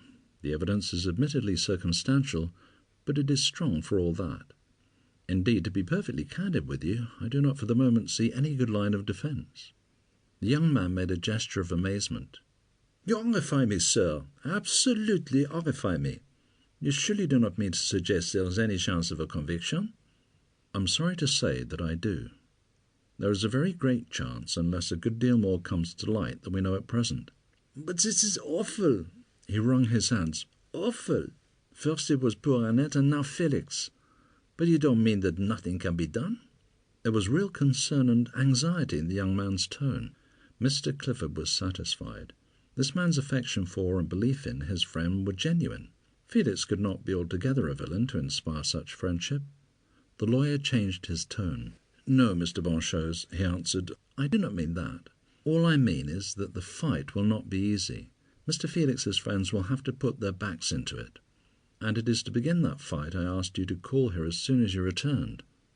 I got back early this morning, and I was here before your office opened. Take that as a measure of my willingness to help. I do not doubt it, Mr. Bonchose. And now I want you to please tell me everything you can about Mr. Felix, and your own life, where it has touched his. Also about your unhappy cousin, the late Madame Boirac. I shall do so, and if at any point I am not clear, please ask me questions. Begin by explaining who he and Annette really were, children of a younger daughter and the eldest son, respectively, of the late Monsieur André Humbert of La Roche. He gave an account of their childhood, their early love of art, their moving to Monsieur Dauphin's school in Paris, the meeting with Felix, and the latter's love for Annette. Then he told of his move to the wine merchant's firm at Narbonne, his being sent to London, his joy at again meeting Felix, his weakness for cards, the help Felix had given him, and the recent serious money difficulties into which he had fallen. He recounted his having written on the matter to Annette, the hope expressed to Felix that he would see her on the subject, his meeting the artist at Charing Cross on the Sunday evening of his return to London, their dinner together, the receipt of the £600, and finally Felix's departure in a taxi for Saint-Malo. His whole statement, thought Clifford, was singularly like those of Mrs. Murphy, the Gresham waiter, and the ticket collector at Brent Station, in that while it confirmed what Felix had said and strengthened the lawyer's growing belief in the artist's innocence, it was of very little use for the trial. It was true that he, Clifford, was now in a position to prove most of Felix's statement, but the worst of it was that most of Felix's statement might be proved without proving Felix's innocence. So much so indeed that Clifford could not yet quite banish the suspicion that the whole thing was prearranged. He questioned Mr. Bonchose exhaustively, but without learning anything fresh. His visitor had not seen the artist on the Wednesday or Thursday, and could not help towards the alibi. Finding that nothing was to be gained by further conversation, Clifford bowed the young man out, having promised to let him know how things progressed. End of Chapter 23. Chapter 24 of the Cask. Mr. George's La Touche. Some days later, Mr. Clifford and Mr. Lucius Heppenstall, K.C., who were close personal friends, dined together at the former's residence, intending, afterwards, to have a long chat over the case. Mr. Heppenstall had returned from Denmark rather earlier than was expected, and had already studied the documents received from the prosecution, as well as Clifford's notes of what he had learnt. The two men had, together, interviewed Felix and Bonchose, and some other small inquiries had been made, the only point of importance discovered being that the late Miss Devine had crossed from Calais to Folkestone on the Sunday in question, and had been alone on deck, both her maids having been helplessly ill. The meeting on this evening was to formulate a policy, to decide on the exact line which the defence should take. The difficulty of this decision was felt by both men to be considerable. In their previous cases, there had nearly always been an obvious defence. Frequently 2 distinct lines, or even 3, had been possible, the problem then being the selection of the best. But here their difficulty was to find any defence at all. "The first thing we must settle," said Heppenstall, throwing himself into an easy chair, "is whether we are going to assume this fellow Felix innocent or guilty. What is your own private opinion?" "I hardly know what to think," he answered finally. "I must admit that Felix's manner and personality impressed me favourably. He certainly told his story in a convincing way. Then these people that we have recently seen confirm a great deal of what he said. Further, they evidently like and believe in him. Look at Martin, for example. He is a noisy, blustering fellow, but he is no fool. He knows Felix well, and he believes in him to the extent of offering to guarantee our fees to get him off. All that must count for something. Then there is nothing inherently impossible in his story. It all might have happened just as he says. And lastly, his admitted shock when the cask was opened seems strongly in his favour. But? Well, there is all the rest of the case." "Then you have no private opinion?" "Not definitely. My opinion inclines towards innocence, but I am by no means sure." "I rather agree with you," remarked the K.C. Then, after a pause, "I have been thinking this thing over, and I don't for the life of me see a chance of clearing him on the evidence. It is too strong. Why, if it is true, it is overpowering. It seems to me our only hope is to deny the evidence." "To deny it?" "To deny it. You must admit that Felix is either guilty or the victim of a plot." "Of course."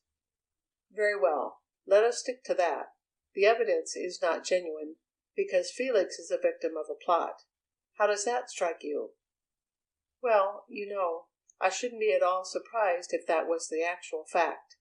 I've thought over it a good deal, and the more I think, the more I begin to doubt those things that were found at St. Malo. That letter from Emmy, the marks on the blotting paper, and the diamond pin, they all strike me as being a little too conclusive to be natural. Their very comprehensiveness suggests selection. Then, typewritten letters any one can produce. No, I shouldn't wonder if you're on the right track. I think it's our best defence, anyway." "I think it's our only defence. But, mind you, it's an easy theory to suggest, but a mighty hard one to establish." "There's only one way," Heppenstall declared, pouring himself out some whisky from the jar at his elbow. "We must suggest the real murderer. If we must find the real murderer, we may as well let the case alone. If Scotland Yard and the Sûreté couldn't get him, we are not likely to." "You haven't quite got me. I don't say we must find him. It will be enough to suggest him. All we have to do is to show that some other person had a motive for Madame's death, and could have murdered her and carried out the plot against Felix. A doubt would then arise as to which of the two was guilty, and, if that doubt was strong enough, Felix would get the benefit of it. But that makes our problem no easier. The difficulty still lies in the finding of this other person. We can only try. It may lead to something. Our first question, then, is, if Felix is innocent, who might be guilty?" There was silence for several seconds, then Heppenstall spoke again. "Who, perhaps I should say, is least unlikely to be guilty?" "I think there can be only one answer to that," returned Clifford. "In the very nature of the case, a certain suspicion must attach to Boirac. But the police were fully alive to that. From all we hear, they went into it thoroughly, and came to the conclusion he was innocent. It depended on an alibi, but you know as well as I do alibis can be faked." "Undoubtedly, but they concluded this one wasn't. We don't know the exact details, but it seems to have been fully tested. At all events, from the information available, I think we may assume that if Felix is innocent, Boirac is guilty. There is no suggestion of any third party being involved. If, then, we can show that Boirac had a motive for the crime, and that he could have committed it, and made the plant, that's all we want. We have not to prove him guilty." "I suppose that is so. Then our next point is, what might have been Boirac's motive?" "That's not hard to find. If Boirac found his wife was carrying on with Felix, it might explain his desire to kill her." Yes, and it would give a twofold reason for his working for Felix's conviction. First, self-defense by shifting over the suspicion, and second, revenge on the man who had spoilt his home. Quite. I think a plausible motive might be built up. Next, let us ask, when was the body put in the cask? The police say in London, because there was no opportunity elsewhere. Yes, and to me it seems a quite sound deduction. Now, if that is true, it follows that if Boirac killed his wife, he must have travelled here to do it. But the alibi? Leave the alibi for a moment. Our defence must be that Boirac followed his wife to London and murdered her there. Now, can we suggest possible details?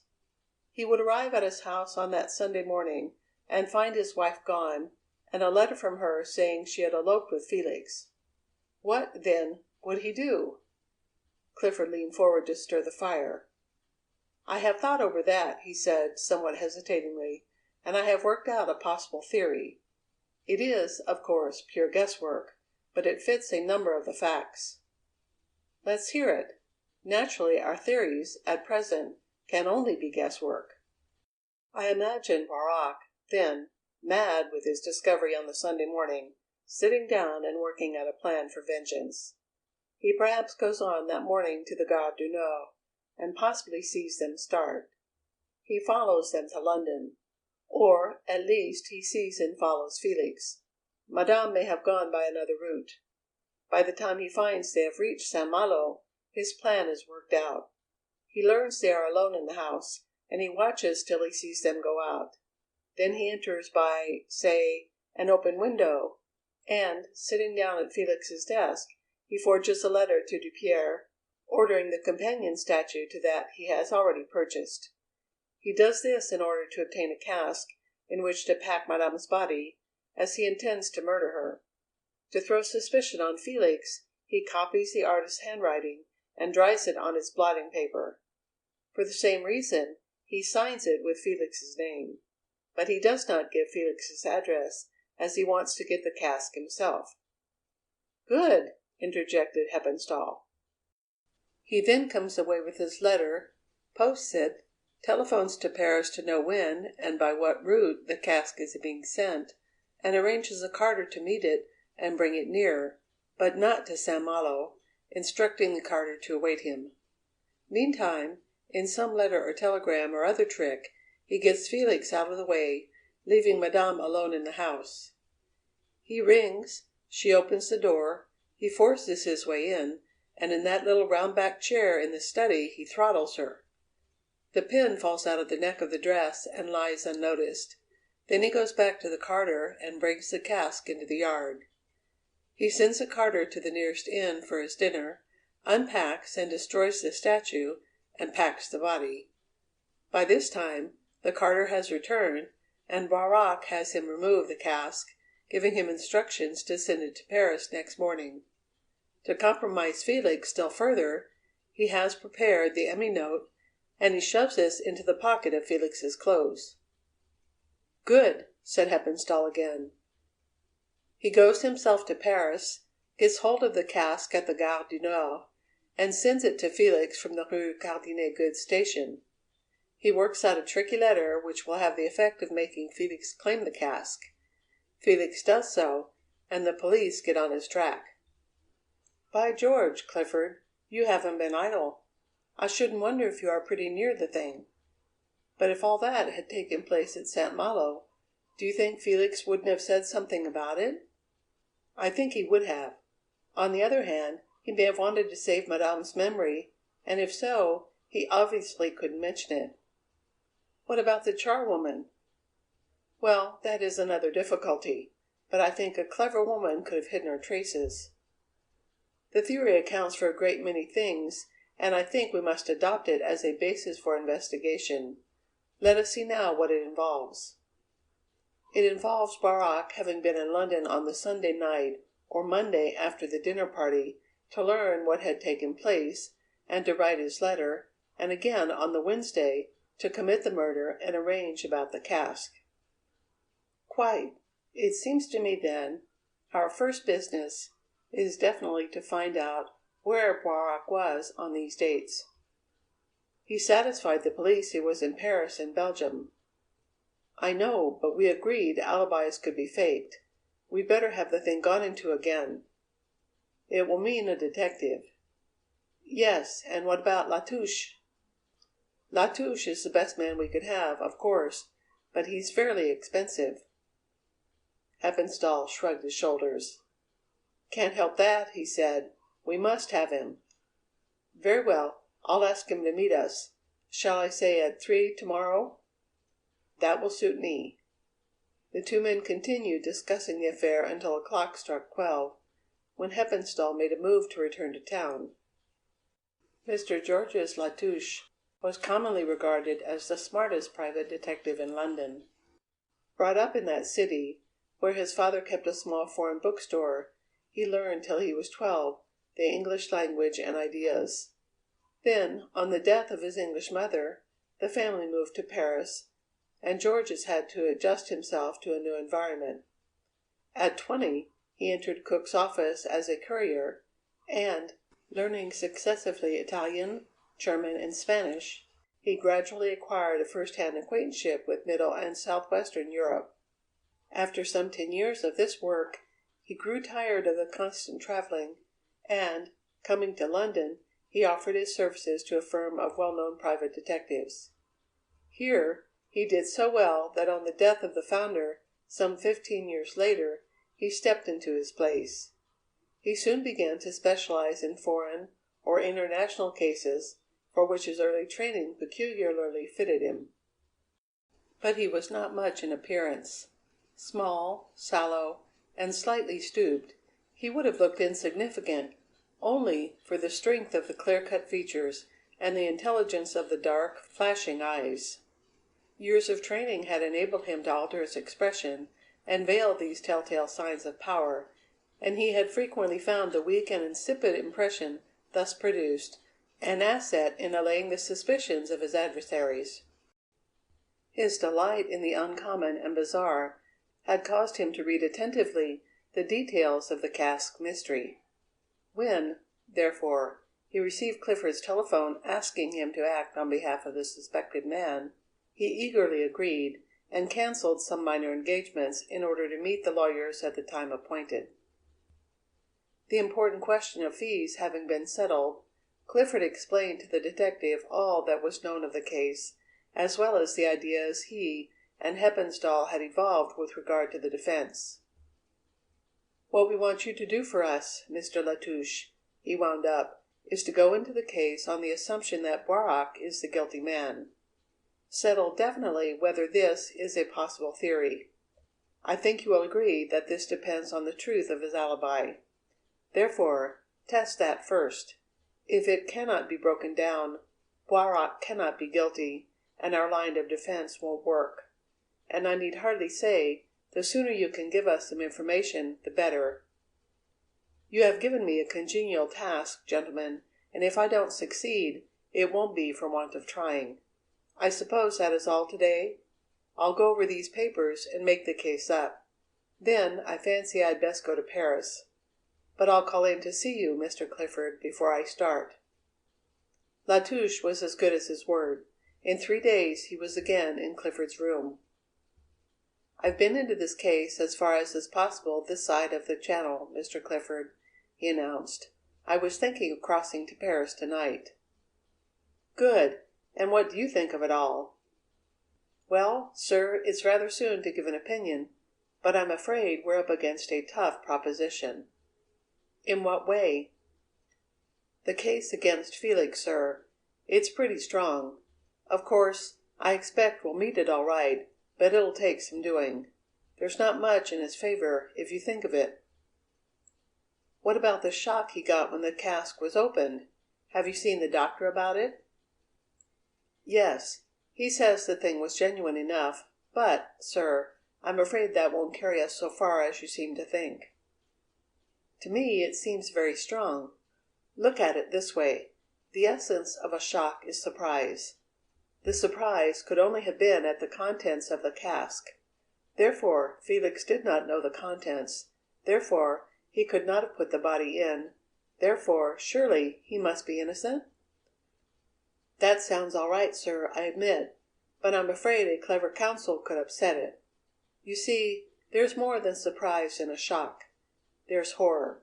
And it could be argued that Felix got both surprise and horror when the cask was opened." "How, if he knew what was in it?" "This way, sir. What was in it was hardly what he was expecting. It might be said that he put in the body as he had seen the lady alive. But she had been dead for a good many days when the cask was opened. She would look a very different object. He would be filled with horror when he saw her. That horror, together with the fact that he would be all keyed up to act surprised in any case, would produce the effect." Clifford had not thought of this somewhat gruesome explanation, and the possibility of its truth made him uncomfortable. If the strongest point in Felix's favor could be met as easily as this, it was indeed a black lookout for his client. But he did not voice his doubts to his visitor. "If you can't get enough to support the defense we suggest," he said, "we must just try some other line." "I may get what you want all right, sir. I'm only pointing out that the thing is not all plain sailing. I'll cross, then, tonight, and I hope I may soon have some good news to send you." "Thank you. I hope so." The two men shook hands, and Touche took his leave. That night he left Charing Cross for Paris. End of chapter 24. Chapter 25. Disappointment. Touche was a good traveller, and usually slept well on a night journey, but not always. It sometimes happened that the rhythmic rush and roar through the darkness stimulated rather than lulled his brain, and on such occasions, lying in the wagon leats of some long-distance express, more than one illuminating idea had had its birth. To-night, as he sat in the corner of a first-class compartment in the Calais-Paris train, though outwardly a lounging and indolent figure, his mind was keenly alert, and he therefore took the opportunity to consider the business which lay before him. His first duty, obviously, was to retest Boirac's alibi. He had learnt what the authorities had done in the matter, and he would begin his work by checking Lefarge's investigation. For the moment he did not see how to improve on his confrere's methods, and he could only hope that some clue would present itself during his researches, which his predecessor had missed. So far he was in no doubt as to his proceedings, for this inquiry into Boirac's alibi had been directly asked for by his employers. But after that he had been given a free hand to do as he thought best. He turned to what he considered the central feature of the case, the finding of the body in the cask, and began to separate in his mind the facts actually known about it from those assumed. First, the body was in the cask when the latter reached St. Catherine's docks. Secondly, it could not have been put in during the journey from the Rue Cardanet goods station. So much was certain. But the previous step in the cask journey was surmise. It was assumed that it had been taken from the Gare du Nord to the Rue Cardanet on a horse-cart. On what was this assumption founded? 3 facts. First, that it left the Gare du Nord on a horse-cart. Second, that it reached the Rue Cardanet in the same manner.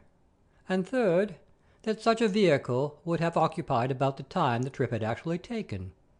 The assumption seemed reasonable, and yet he had to remember that they were up against a man of no ordinary ability, whoever he might be.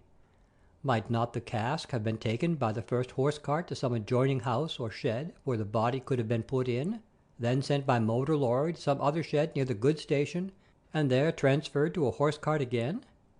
This undoubtedly seemed far-fetched, and unlikely. Nevertheless, the facts were not known, and, he thought, they should be. He must find the carter who brought the cask to the goods station. Then he would be certain where the body was put in, and therefore whether the murder was committed in London or Paris. He noted a third point. The various letters in the case, and there were several, might or might not be forgeries, and if the former, it was obviously impossible for him to say off-hand who had written them. But there was one letter which could not be a forgery, at least in a certain sense. The Lagoutie letter which Felix said he had received was done on a typewriter which could be identified. It was hardly too much to assume that the man who typed that letter was the murderer. Find the typewriter, thought Latouche, and the chances are it will lead to the guilty man. A further point struck him.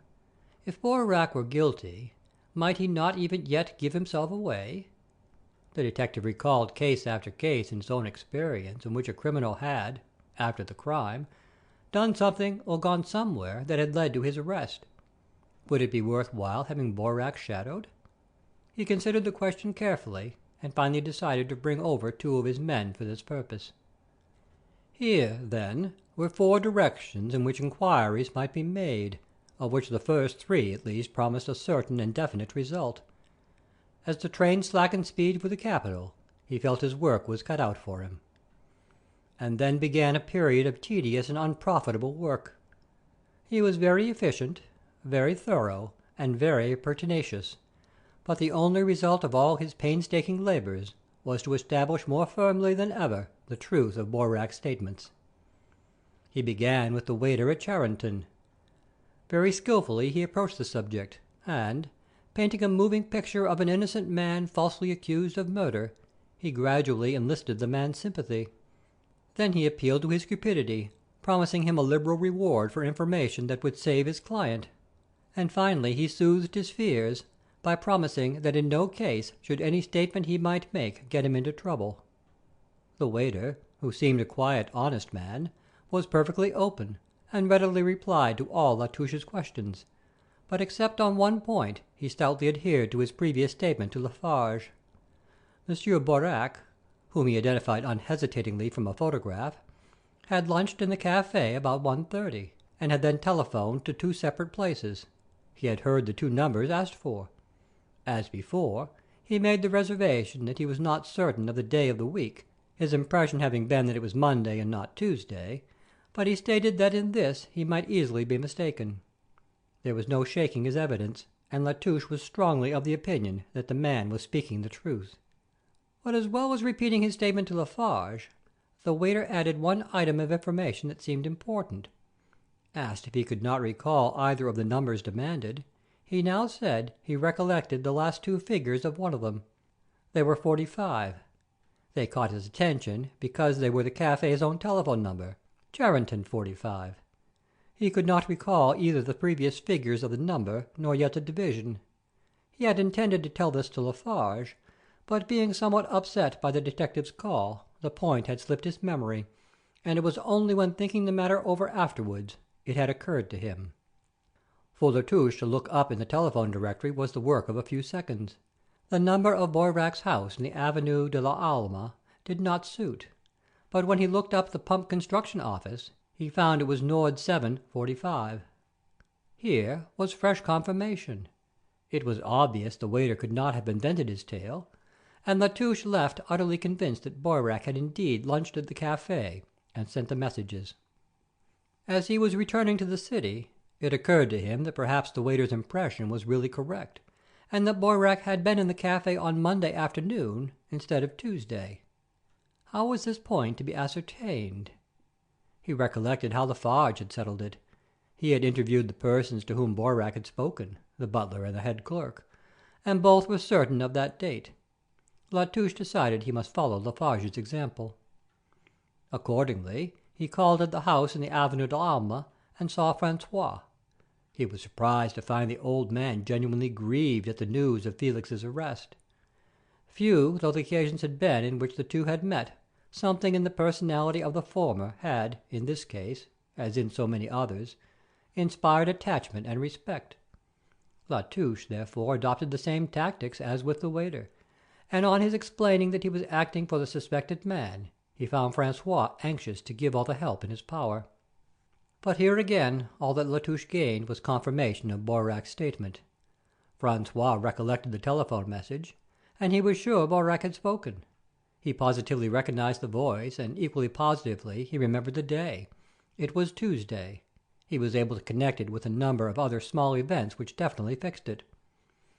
Lefarge was right, thought the detective, as he strolled up the Avenue de la Alma. Boirac telephoned from Charenton at 2:30 on Tuesday. However, I may as well go through with the business." He turned his steps, therefore, toward the head office of the Avron Pump Construction Company. Repeating Lefarge's tactics, he watched till he observed Boirac leave. Then he entered the office and asked if he could see Monsieur de Fresnay. "I'm afraid not, monsieur. I believe he has gone out," answered the clerk who had come over to attend to him. "But if you will take a seat for a moment, I shall ascertain." La Touche did as he was asked, looking admiringly round the large office with its polished teak furniture, its rows of vertical file cabinets, its telephones, its clicking typewriters, and its industrious and efficient-looking clerks. Now La Touche was not merely a thinking machine. He had his human side, and, except when on a hot scent, he had a remarkably quick eye for a pretty girl. Thus it was that as this eye roamed inquisitively over the room, it speedily halted at and became focused on the second row of typists, a girl of perhaps 2 or 3 and 20. She looked, it must be admitted, wholly charming. Small, dark, and evidently vivacious, she had a tiny pointing mouth and an adorable dimple. Plainly dressed as became her businesslike surroundings, there was, nevertheless, a daintiness and chicness about her whole appearance that would have delighted an even more critical observer than the detective. She flashed an instantaneous glance at him from her dark, sparkling eyes, and then, slightly elevating her pert little nose, became engrossed in her work. "I am sorry, monsieur, but Monsieur de Fresnay has gone home slightly indisposed. He expects to be back in a couple of days, if you could conveniently call again." La Touche hardly felt a proper appreciation of the clerk's promptness, but he thanked him politely and said he would return later. Then, with a final glance at an averted head of dark, luxuriant hair, he left the office. The chief clerk's absence was a vexatious delay. But, though it would hold up his work on the Alibi for a day or two, he might begin on one of the other points which had occurred to him during the journey to Paris. There was, for example, the tracing of the carter who brought the cask from the Gare du Nord to the Rue Cardanet. He would see what could be done on that. Accordingly, he went out to the great goods station and, introducing himself to the agent in charge, explained his errand. The official was exceedingly polite, and, after some delay, the 2 porters whom Burnley and Lefarge had interviewed some weeks before were ushered into the room. La Touche questioned them minutely, but without gaining any fresh information. They repeated their statement that they would recognize the carter who had brought the cask were they to see him again, but were unable to describe him more particularly than before. La Touche then went to the Gare du Nord. He was fortunate in finding the clerk who had handed over the cask to the blackbidder Jacques de Belleville. But again he was disappointed. Neither the clerk nor any of the other officials he interviewed recollected the carter who had taken the cask, and none therefore could say if he was like the man who delivered it at the goods station. Baffled on this point, La Touche turned into a café, and, ordering a bock, sat down to consider his next step. Apparently Lefarge had been right to advertise. He recollected from the report he had had from the authorities that all the advertisements had appeared in, among other papers, Le Journal. He determined he would see those advertisements in the hope of discovering why they had failed. He accordingly drove to the office of the paper, and asked leave to look over the files. A slight research convinced him that the advertising had been thoroughly and skilfully done. He took copies of each fresh announcement. There were nearly a dozen. Then, returning to his hotel, he laid down on his bed and looked them over again. The paragraphs varied in wording, type, and position in the columns, but necessarily they were similar in effect. All asked for information as to the identity of a carter who, about 6 o'clock on Thursday, the 1st of April, had delivered a cask at the Rue Cardanet goods station. All offered a reward varying from 1,000 to 5,000 francs, and all undertook that the carter would not suffer from the information being divulged. After a couple of hours' hard thinking, La Touche came to the conclusion that the advertising had been complete. He saw no way in which he could improve on what Lefarge had done, nor could he think of anything in the announcements themselves which might have militated against their success. To clear his brain, he determined to banish all thoughts of the case for the remainder of the day. He therefore went for a stroll along the boulevards, and after a leisurely dinner turned his steps toward the Folies Bergère, and there passed the evening.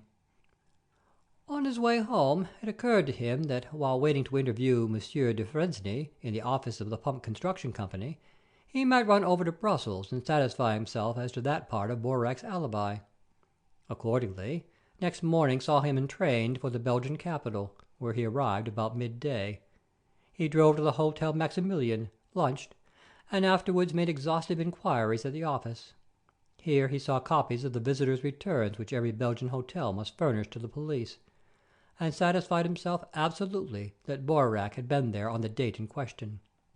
As a result of Lefarge's inquiries, the clerk recollected the circumstances of the pump manufacturer's telephone, and adhered to his previous statement in every particular. Touche took the afternoon train for Paris, considerably disappointed with the results of his journey. On the chance that the chief clerk might be back at work, he returned next day to the pump works. Again he waited till Boirac had left, and again entered and asked for Monsieur de Fresnay. The same prompt clerk came forward to speak to him, and, saying that Monsieur de Fresnay had returned that morning, once more asked him to be seated while he took in his card. Touche then suddenly remembered the girl he had so much admired, but whose existence he had forgotten since his last visit. He glanced across the room. She was there, but he could not see her face. Something had evidently gone wrong with the splendid-looking machine which she Touche whimsically wondered why you did not say played or drove, and she was bending over it, apparently adjusting some screw. But he had no time to pursue his studies of female beauty. The prompt clerk was back at his side almost immediately to say that Monsieur de Fresnay could see him. He accordingly followed his guide to the chief clerk's room. Monsieur de Fresnay was quite as ready to assist him as had been his other informants, but he could tell him nothing the detective did not already know. He repeated his statement to Lefarge almost word for word. He was sure Monsieur Boirac had telephoned about 2:30 on the Tuesday. He unmistakably recognized his voice, and he was equally certain of the date. Touche regained the street and walked slowly back to his hotel. It was beginning to look very much as if the alibi could not be broken, and he was unable for the moment to see his next step in the matter. Nor had any information resulting from the labors of Mallet and Farrell, the two men he had brought over to shadow Boirac. Up to the present the latter had been most circumspect, not having been anywhere or done anything in the slightest degree suspicious. As Touche wrote a detailed report of his proceedings to Clifford, he felt for the first time a distinct doubt as to the outcome of his investigations. End of chapter 25. Recording by Todd.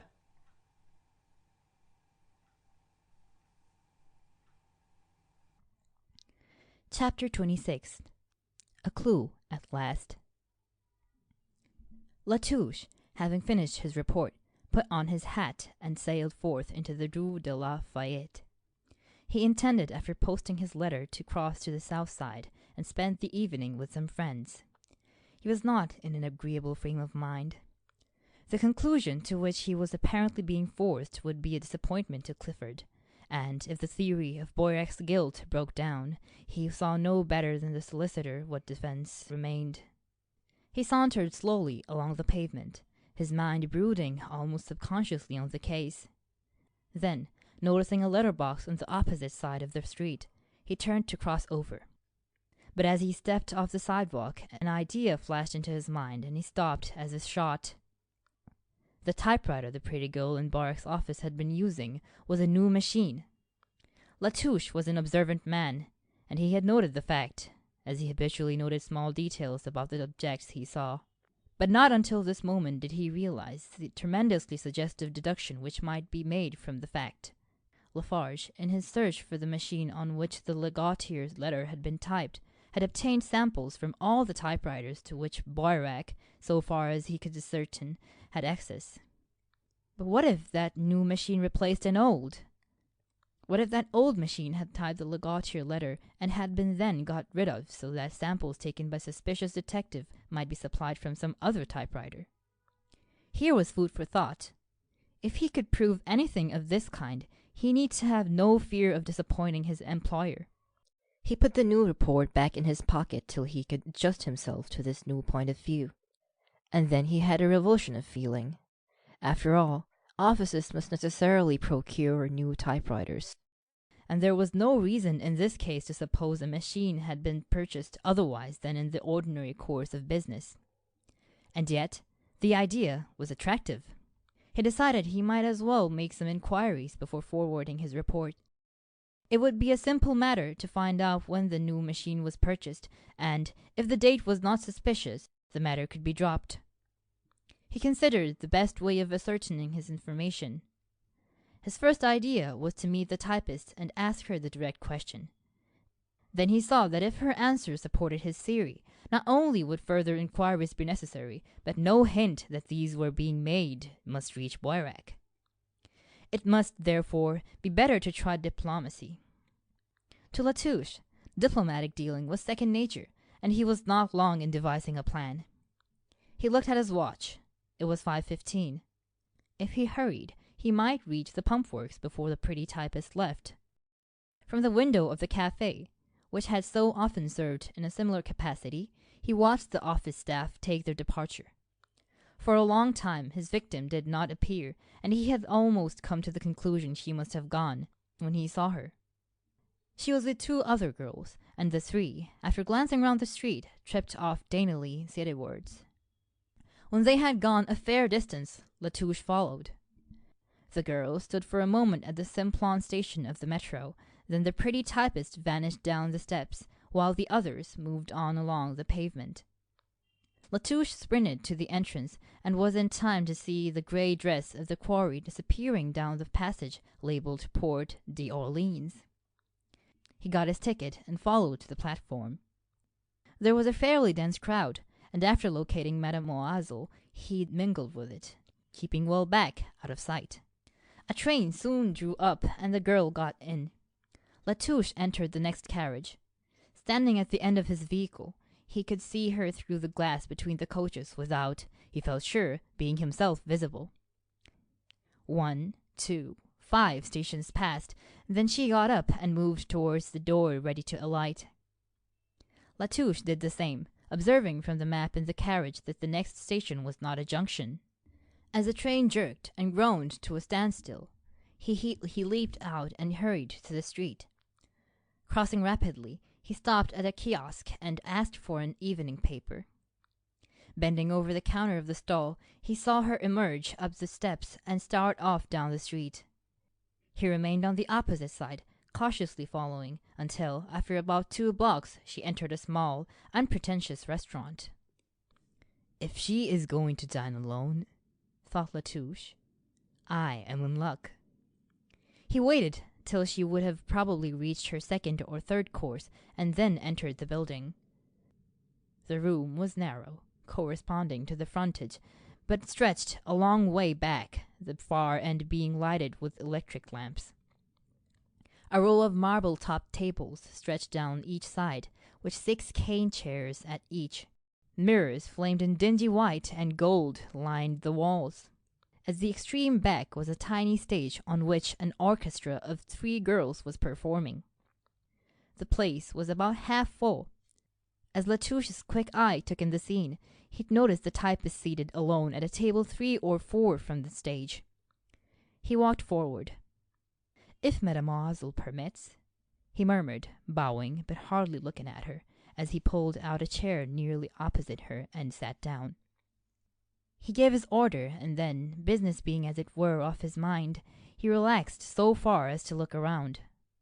He glanced at the girl, seemed suddenly to recognize her, gave a mild start of surprise, and leant forward with another bow. "Mademoiselle will perhaps pardon if I presume," he said in his best manner, "but I think we have met before, or, if not quite, almost." The girl raised her eyebrows but did not speak. "In the office of Monsieur Boirac," went on the detective. "You would not, of course, notice, but I saw you there busy with a fine typewriter." Mademoiselle was not encouraging. She shrugged her shoulders, but made no reply. Touche had another shot. "I am perhaps impertinent in addressing Mademoiselle, but I assure her no impertinence is meant. I am the inventor of a new device for typewriters, and I try to get opinion of every expert operator I can find on its utility. Perhaps Mademoiselle would permit me to describe it and ask hers." "Why don't you take it to some of the agents?" She spoke frigidly. "Because, Mademoiselle, answered Latouche, warming to his subject. "I am not quite certain if the device could be sufficiently valuable. It would be costly to attach, and no firm would buy unless it could be shown that operators wanted it. That is what I'm so anxious to learn."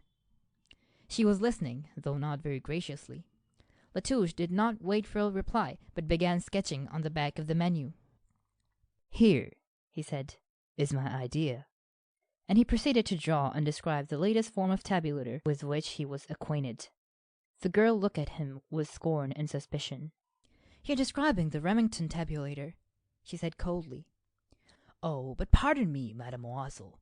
You surely don't mean that. I have been told that this is quite new." "You have been told wrongly. I ought to know, for I have been using one of the very same as what you say is yours for several weeks." "You don't say so, mademoiselle. That means that I have been forestalled, and all my work has been wasted." Latouche's disappointment was so obvious that the girl thawed slightly. "You'd better call the Remington depot and ask to see one of their new machines. Then you can compare the tabulator with yours." "Thank you, mademoiselle. I'll do so tomorrow." "Then you use the Remington?" "Yes, a number 10. "Is that an old machine? Pardon my questions, but have you had it long?" "I can't tell you how long it has been at the office. I'm only there myself, 6 or 7 weeks." 6 or 7 weeks? And the murder took place just over 6 weeks before. Could there be a connection, or was this mere coincidence? "It must be a satisfaction to a man of business," Latouche went on conversationally as he helped himself to wine, "when his business grows to the extent of requiring an additional typist.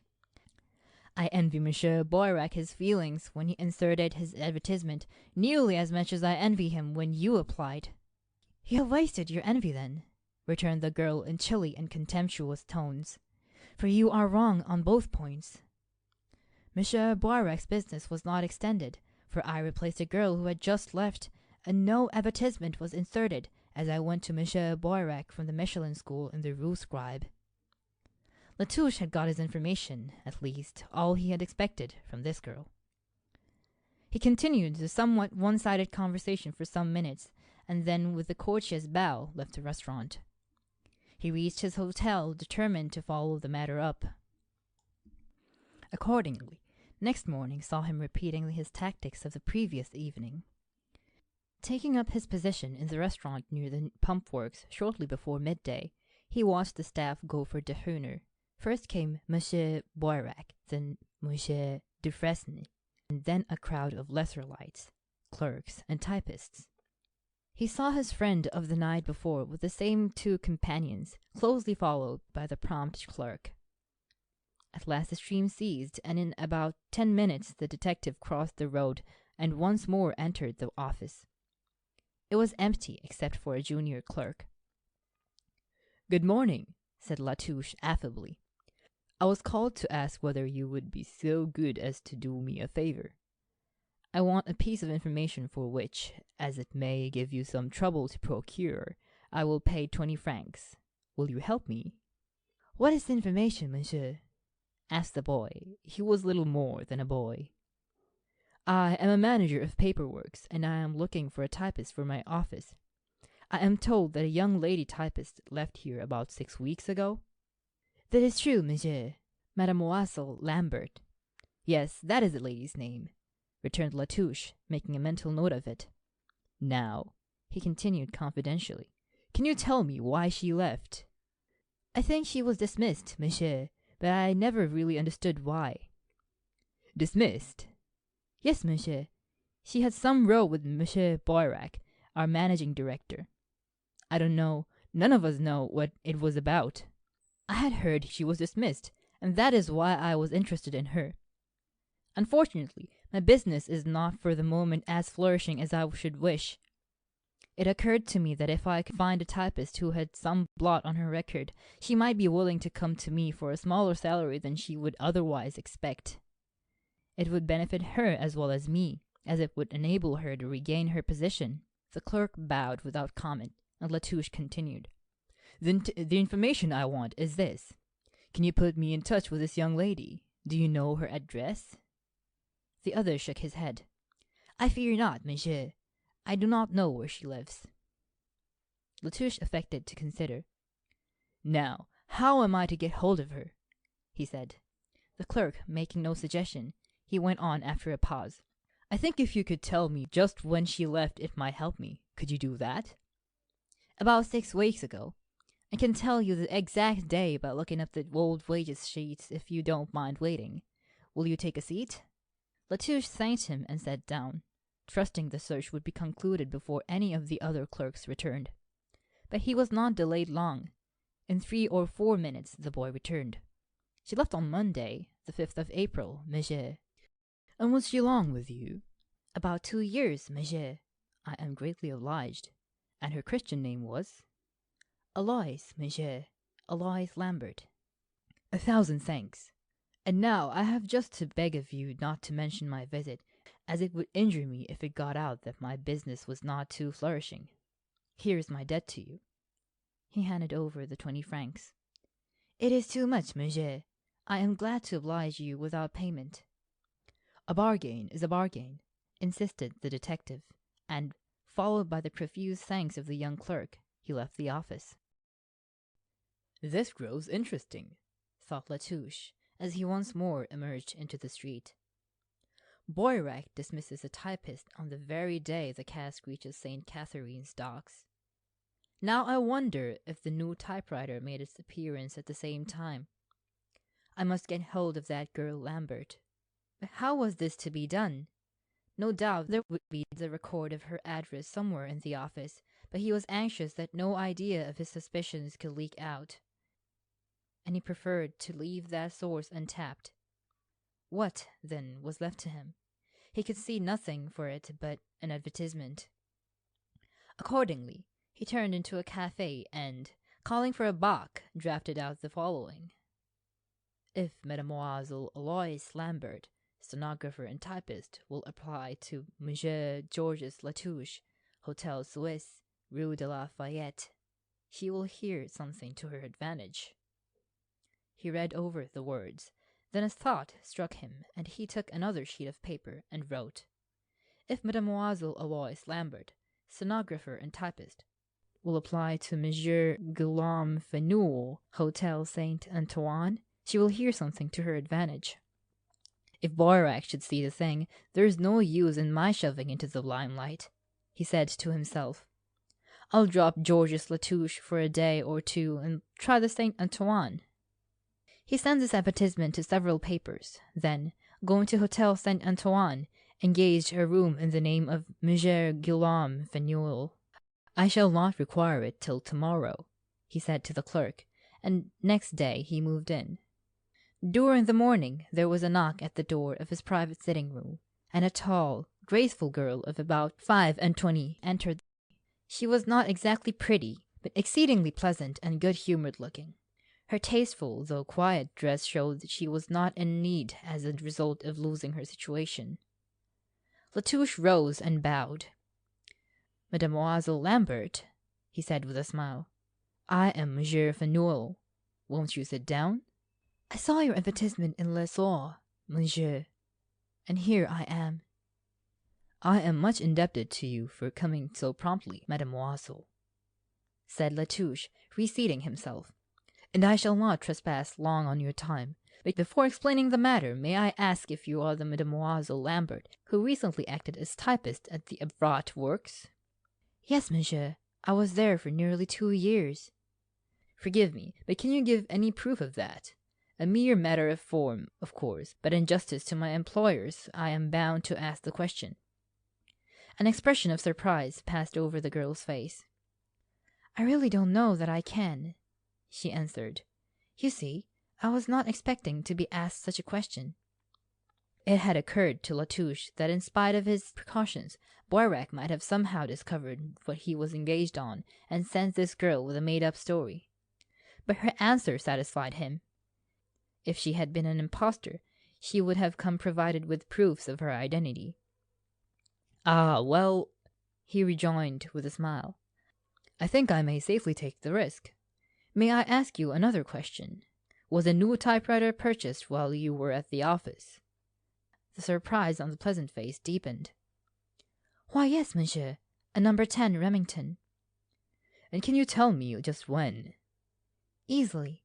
I left the office on Monday, 5th April, and the new machine was sent 3 days earlier, on Friday, the 2nd. Here was news indeed. Touche was now in no doubt about following up the matter. He must get all the information possible out of this girl, and the need for secrecy would make him stick to diplomacy. He smiled and bowed. You will forgive me, mademoiselle, but I had to satisfy myself you were the lady I wished to meet. I asked you these questions only to ensure that you knew the answers. And now I shall tell you who I am and what is the business at issue. But first, may I ask you to keep all I may tell you secret? His visitor looked more and more mystified as she replied, I promise, monsieur. Then I may say that I'm a private detective, employed on behalf of the typewriter company to investigate some very extraordinary, I can only call them frauds, which have recently been taking place. In some way, which up to the present we have been unable to fathom, several of our machines have developed faults which, you understand, do not prevent them working, but which prevent them being quite satisfactory. The altering of tensions and the slight twisting of type to put them out of alignment are the kind of things I mean. We hardly like to suspect rival firms of practicing these frauds to get our machines into disfavor, and yet it is hard to account for it otherwise. Now, we think that you can possibly give us some information, and I am authorized by my company to hand you 100 francs if you will be kind enough to do so.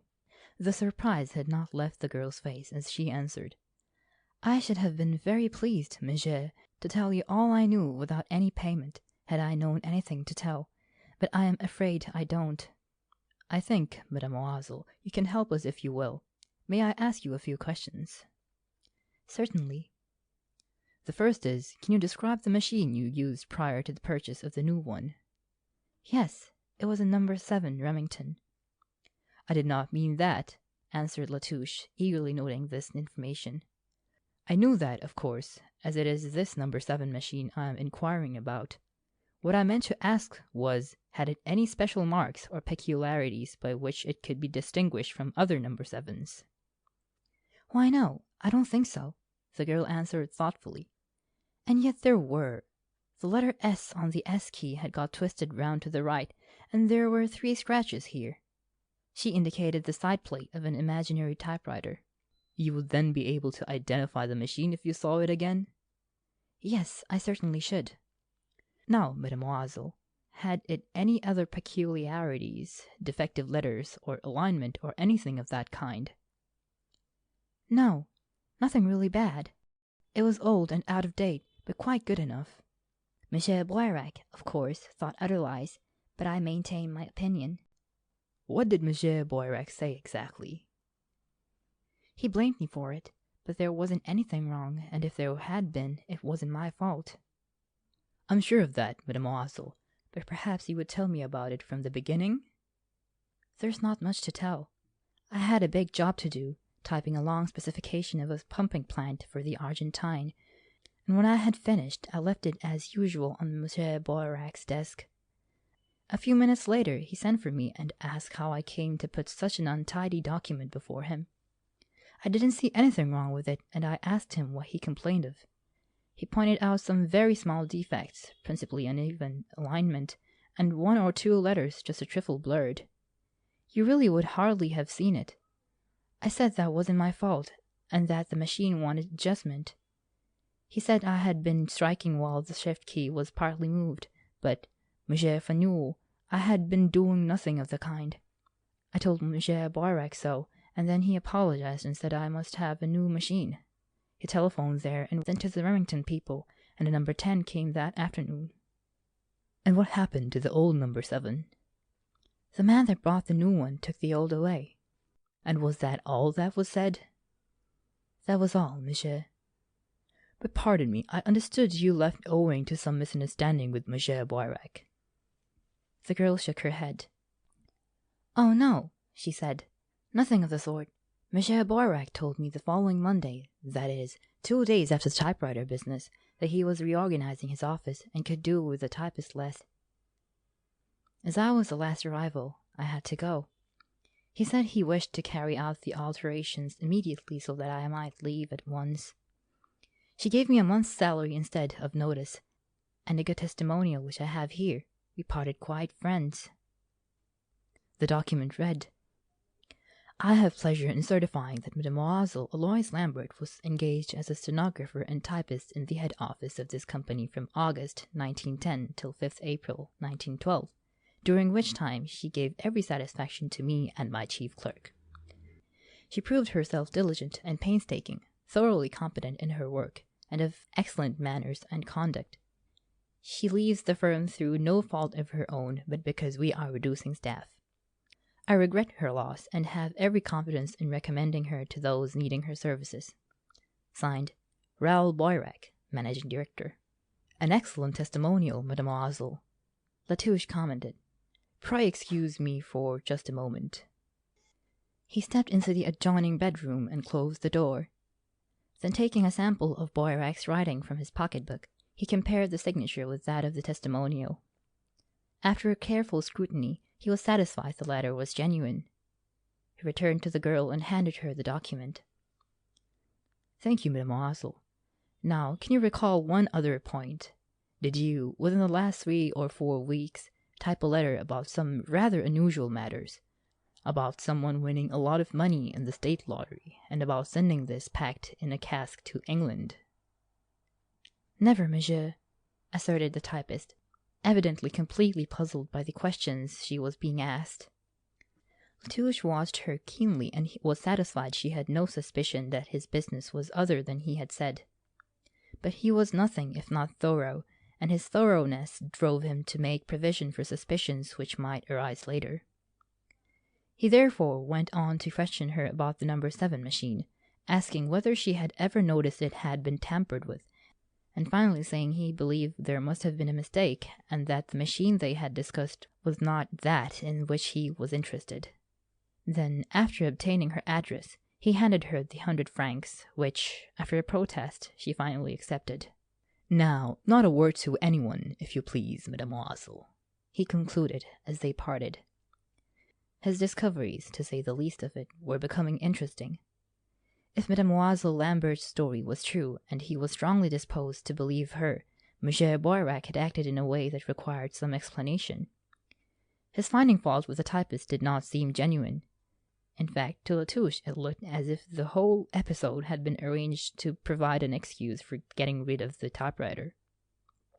Again, the manufacturer's dismissal of his typist at a day's notice was not explained by his statement that he was about to reorganize his office.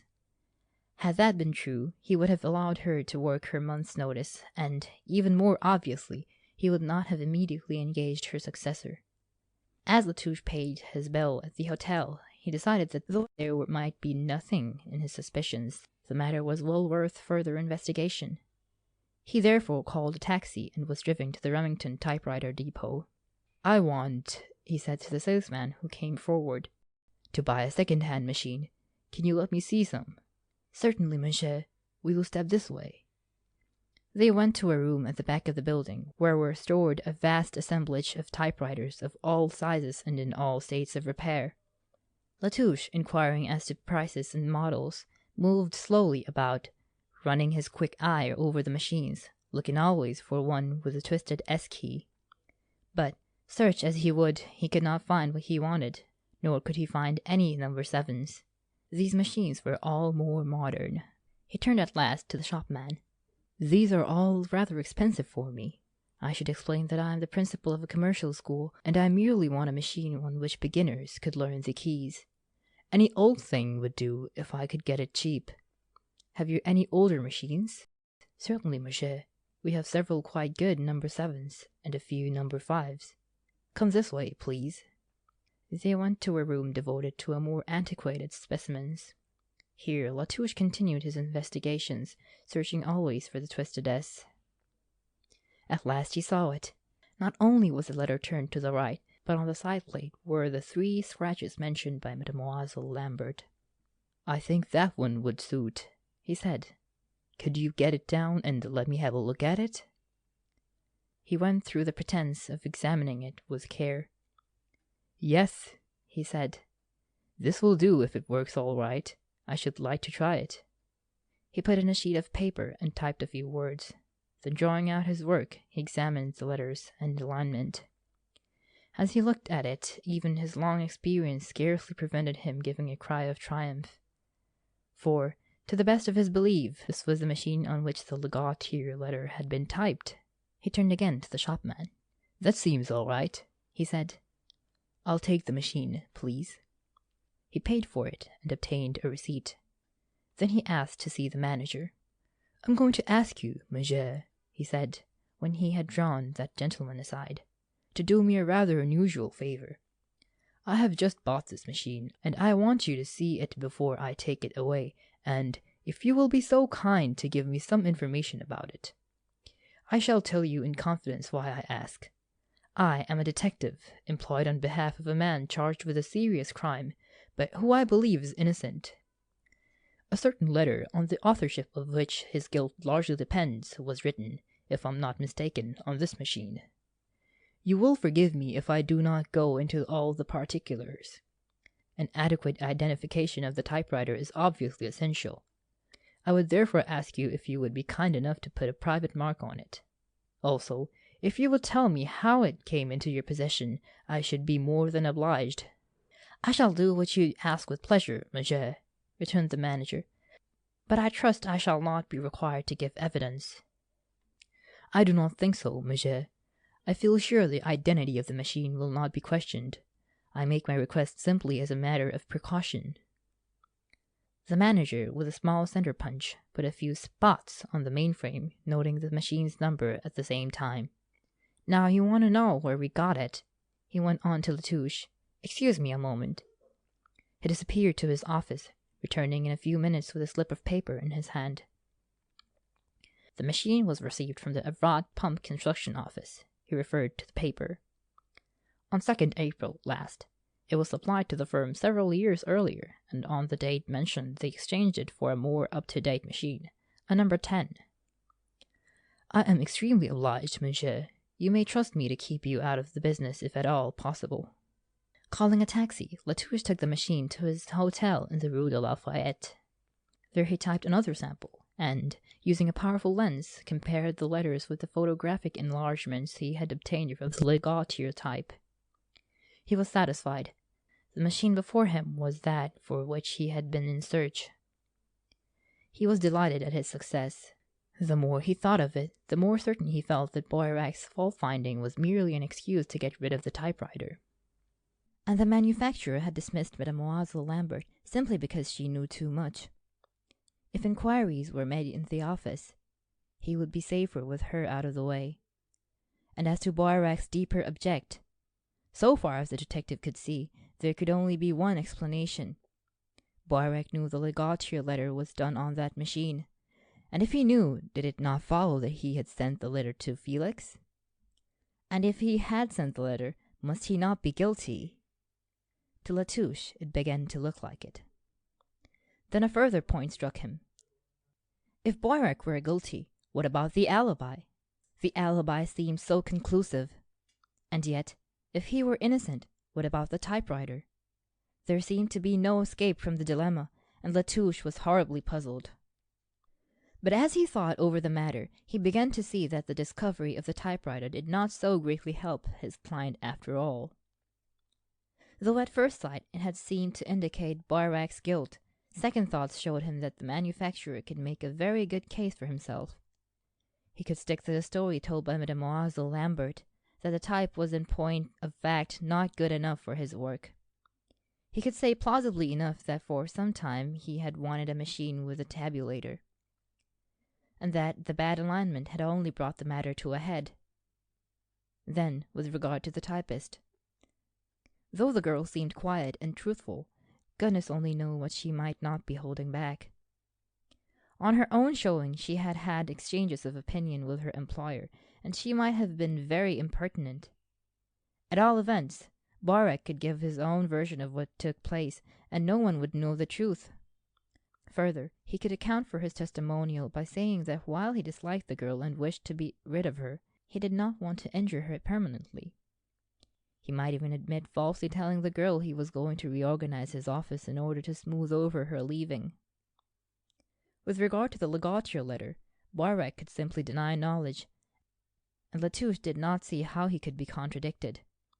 It could even be argued that Felix might have bribed a clerk to copy the letter for him on that machine as to throw suspicion on Boirac.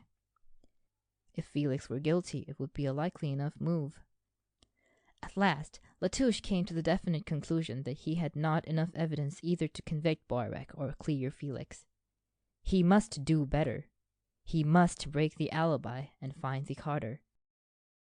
End of chapter 26.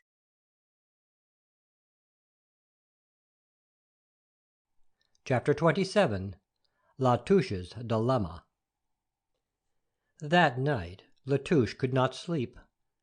The atmosphere was sultry and tense. Great masses of blue-black clouds climbing the southwestern sky seemed to promise a storm. The detective tossed from side to side, his body restless, his mind intently awake and active.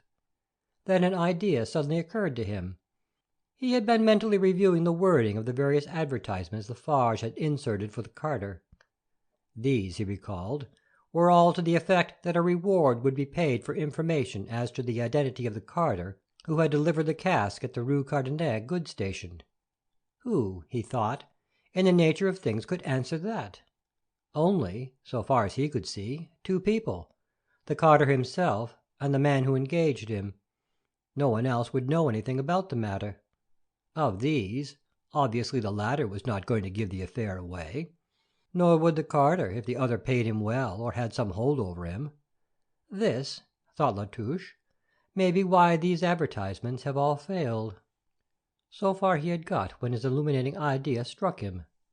The fault of these advertisements was that they had appealed to the wrong people. Instead of appealing to the carter, could his associates not be approached, or rather his employer? For it was obvious that neither Boirac nor Felix could be his employer, except in the case of this one job.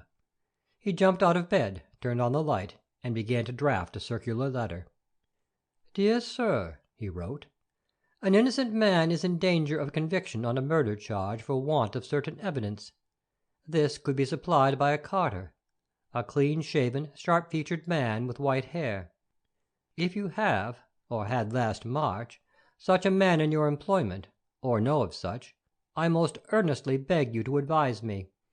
I am a private detective, working on behalf of the accused man. I guarantee no harm to the carter. On the contrary, I am willing to pay all men who answer the description 5 francs if they will call on me here any evening between 8 and 10, as well as 500 francs to the man who can give me the information I require." Repeating the maneuver he had employed in the case of the advertisement for Mademoiselle Lambert, Latouche did not add his own name and address. He signed the note Charles Epée, and headed it Hôtel d'Arles, Rue de Lyon. Next morning he took his draft to a manufactory of office supplies, and arranged for copies to be made and posted to the managers of all the carding establishments in Paris, the envelopes being marked confidential. Then he went on to the Rue de Lyon, and in the name of Charles Epée, engaged a room at the Hôtel d'Arles. Taking the metro at the Place de la Bastille, he returned to the goods station in the Rue Cardanet. There, after a considerable delay, he found his 2 friends, the porters who had unloaded the cask on that Thursday nearly 2 months before. Explaining that he expected the carter he was in search of to call at his hotel on some evening in the early future, he offered them 5 francs a day to sit in his room between 8 and 10 p.m. to identify the man should he arrive. To this the porters willingly agreed. That evening they had their first meeting, but without success. No clean-shaven, white-haired, sharp-featured carters turned up. When Latouche returned to his Rue de Lafayette hotel, he found a letter from Clifford. The police had made 2 discoveries. The first Latouche had realized they were bound to make sooner or later. They had learnt of Felix's identity with the art school student who had been in love with the late Mademoiselle Boirac, and of the short-lived engagement between the two. All the assistance which these facts gave the prosecution was therefore now at the disposal of the authorities. The second piece of information was that Inspector Burnley had found the carter who had taken the cask from Waterloo on the Wednesday morning of the fateful week, and delivered it at Charing Cross next morning, for, it seemed, both these jobs had been done by the same man. It appeared that about 7:30 on the Tuesday evening of that week, a dark foreign-looking man with a pointed black beard had called at the office of Messrs. Johnson, the large carting agents in Waterloo Road, and had hired a dray and man for the 2 following days, as well as the use of an empty shed for the same period. He had instructed the carter to meet him at Waterloo Station at 10 o'clock next morning, Wednesday. There, on the arrival of the Southampton boat train, he had claimed the cask and had it loaded up on the dray, as was already known. The vehicle had been taken to the shed, where it had been left, the horse having been sent back to the stable. The black-bearded man told the driver he might take the remainder of the day as a holiday, but he wanted him to return on the following morning, Thursday, take the cask to Charing Cross, and there book it to Paris. He had handed him the amount of the freight, as well as 10 shillings for himself. Upon the man asking where in Paris the cask was to be sent, the other had told him he would leave it properly addressed. This he had done, for next morning the cask had a new label, bearing the name of Jacques de Belleville, cloak-room, Gare du Nord. The carter had then left the black-bearded man in the shed with the cart and cask. Next morning he had booked the latter to Paris. Asked if he could identify the black-bearded man, the carter had said he believed he could, but he failed to do so. On being taken to see Felix, he stated the artist was like the dark foreigner, but he would not swear he was the same man. This news interested Latouche greatly, and he sat smoking into the small hours, seeing how far he could work these new facts into the theories of the crime which he and Clifford had discussed. If the prosecution were correct, Felix must have been the man who called at the cartage establishment at 7:30 on Tuesday evening. He would therefore have had undisputed possession of the cask from about 11 a.m. on the Wednesday until, say, 7 on the following morning, and there were 2 obvious ways in which he could have put in the body. Either he could have procured another horse and taken the cask to St. Malo, where, in the privacy of the walled yard, he could have removed the statue and substituted the body, returning the cask to the shed by the same means, or he could have hidden the body in his 2-seater and run it to the shed, making the exchange there. Unfortunately, Latouche saw, the facts he had just learned would fit only too well with the theory of Felix's guilt. On the other hand, they supplied another period for which an alibi might be found for the artist, at 7:30 on Tuesday night. But, remembering his own and Clifford's researches into the manner in which Felix spent that week, Latouche was not hopeful of help there. The detective then turned his thoughts to Clifford's theory of Boirac's guilt, and immediately he saw how the news crystallized the issue of the alibi. Up to the present, the alibi had been considered as a whole, the portions which had been tested and those which had not, alike included. Generally speaking, it had been argued that if Boirac was in Paris and in Belgium during the fateful days, he could not have been in London. But now here was a direct issue between definite hours. At 7:30 on the Tuesday evening the bearded man was at Johnson's in the Waterloo Road. At 2:30 that same day Boirac was at Charlton. Latouche looked up his Continental Bradshaw. A train arrived at Victoria at 7:10, which would just enable a traveller from Paris to reach the carting contractors at the hour named. But that train left Paris at 12 noon. Therefore it was utterly and absolutely out of the question that Boirac could be the man. But then there was the typewriter. Latouche was back on the horns of the old dilemma. If Boirac was guilty, how did he work the alibi? If innocent, why did he get rid of the typewriter? He almost writhed in his exasperation. But it only made him more determined than ever to reach a solution, cost him what it might of labor and trouble. The next evening he set off to the Hotel de l'Arles, in the Rue de Lyon, to await with the goods yard porters the coming of sharp-featured carters with white hair. A number of replies to his circular had come in. Some were merely negative, the recipients having written to say that no carter answering to the description was known to them. Others stated they knew men of the type required, mentioning names and addresses. Latouche made lists of these, determining to call on any who did not come to see him at the hotel. While he was engaged in this work, his first visitor was announced. This man was clean-shaven and white-haired, but the sharpness of his features was not much in evidence. The porters immediately gave the prearranged sign that this was not the man, and Latouche, handing him his 5 francs, bowed him out, at the same time noting him, seen, on his list. After he left came another and another, till before 10 o'clock they had interviewed no less than 14 men. All of these more or less completely answered the description, but all the porters instantly negatived. The following evening 11 called, and the next 4, with the same result. On the third day there was another letter from Clifford. The lawyer wrote that he had been greatly struck by the intelligence of the carter who had carried about the cask in London. Surprised at so superior a man holding such a position, he had brought him to his house in the hope of learning his history, and there he had made a discovery of the highest importance, and which, he thought, would lead them direct to the end of their quest. The carter, John Hill, had been quite ready to tell his story, which was as follows. Until 4 years previously, Hill had been a constable in the Metropolitan Police. He had a good record, and, he had believed, a future. Then he had had an unfortunate difference with his superior officer. Hill did not give the particulars, but Clifford understood it was a private matter and concerned a girl. But it led to a row during hours of duty, in which Hill admitted having entirely forgotten himself. He had been dismissed, and, after a long and weary search, could find no better job than he now held. "But," wrote Clifford, "it's an ill wind, etc. This curious history of Hill's is the thing that will settle our case. He has been trained in observation, and he observed something about the man with the cask that will definitely settle his identity. When he was paying him, he noticed on the back of the first joint of his right forefinger a small scar as if from a burn. He says he is sure of this mark, and can swear to it. I asked him if he had told the police. He said not, that he didn't love the police, and that he had answered what he had been asked and nothing more.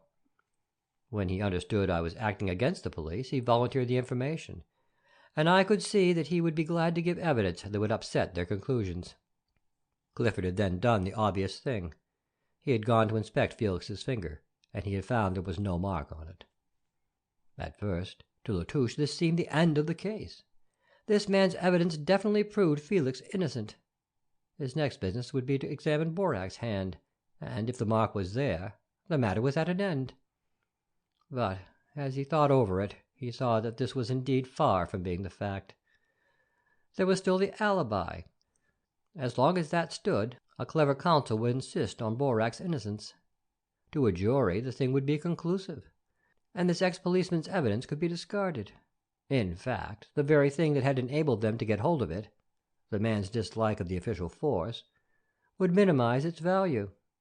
It would be argued that Hill had invented the scar to upset the police case. By itself a jury might not accept this suggestion, but the alibi would give it weight. In fact, would make it the only acceptable theory. However, the next step was clear. Latouche must see Boirac's hand, and if there was a scar, Hill must see it too. About 11 o'clock, therefore, the detective hailed a taxi with an intelligent-looking driver. Having reached the end of the Rue Championnet, he dismounted, explaining to the man what he wanted him to do. A few moments later found him once more seated in the window of the café, his eyes fixed on the pump construction office across the street. The taxi, in accordance with orders, drove slowly about, ready to pick him up if required. About 11:45, Boirac came out and began walking slowly citywards. Latouche quietly followed, keeping at the other side of the street, the taxi hovering close behind. Then the detective congratulated himself on his foresight, for, on Boirac's reaching the end of the street, he hailed another taxi, and getting in, was driven rapidly off. It was the work of a couple of seconds for Latouche to leap into his car, and to instruct his driver to follow the other vehicle. The chase led down to the Grands Boulevards to Bellini's in the Avenue de l'Opera. Here Boirac entered, followed by his shadower. The great restaurant was about 3/4 full, and Latouche from the door was able to see Boirac taking his seat in one of the windows. The detective dropped into a place close to the cash desk, and adding table d'hôte lunch, insisted on getting the bill at once, on the grounds that his time was limited and that he might have to leave before finishing. Then he ate a leisurely lunch, keeping an eye on the manufacturer. That gentleman was in no hurry, and Latouche had spent a long time over his coffee before the other made a move. A number of people were leaving the restaurant, and there was a very short queue at the cash desk. Latouche so arranged his departure that he was immediately behind Boirac in the queue. As the manufacturer put down his money, Latouche saw his finger. The scar. was there. Here at last is certainty, thought the detective as he drew back out of the other's sight. So Boirac is my man after all. My work is done. Then the annoying afterthought arose. Was his work done? Was the proof he had got of Boirac's guilt sufficient? There was still the alibi. Always that alibi loomed in the background, menacing his success. Though Latouche had now no doubt Boirac was the man the carters saw, he felt it would be more satisfactory if the two could be brought together in the hope of getting direct evidence of identity. As time was of value, he called up Clifford and rapidly discussed the point. It was agreed that, if possible, Hill should be sent to Paris by that evening's train. A couple of hours later there was a telegram from the solicitor that this had been arranged. Accordingly, next morning Latouche met the English boat train at the Gare du Nord and welcomed a tall dark man with small, close-cut moustache. As they breakfasted, the detective explained what he wished done. "The difficulty is that you must see Boirac without him seeing you," he ended up. "We do not want him to know we are on his trail." "I understand that, sir," returned Hill. "Have you any plan arranged for me?" "Not exactly, but I thought if you were to make up with a false beard and wear glasses he wouldn't spot you. You could dress differently also. Then I think you might lunch in the same restaurant and come out behind him and see his hand when he's paying, same as I did." "That would do, sir, but the worst of it is I don't know my way about either in Paris or in a restaurant of that class." "You can't speak any French?" "Not a word, sir."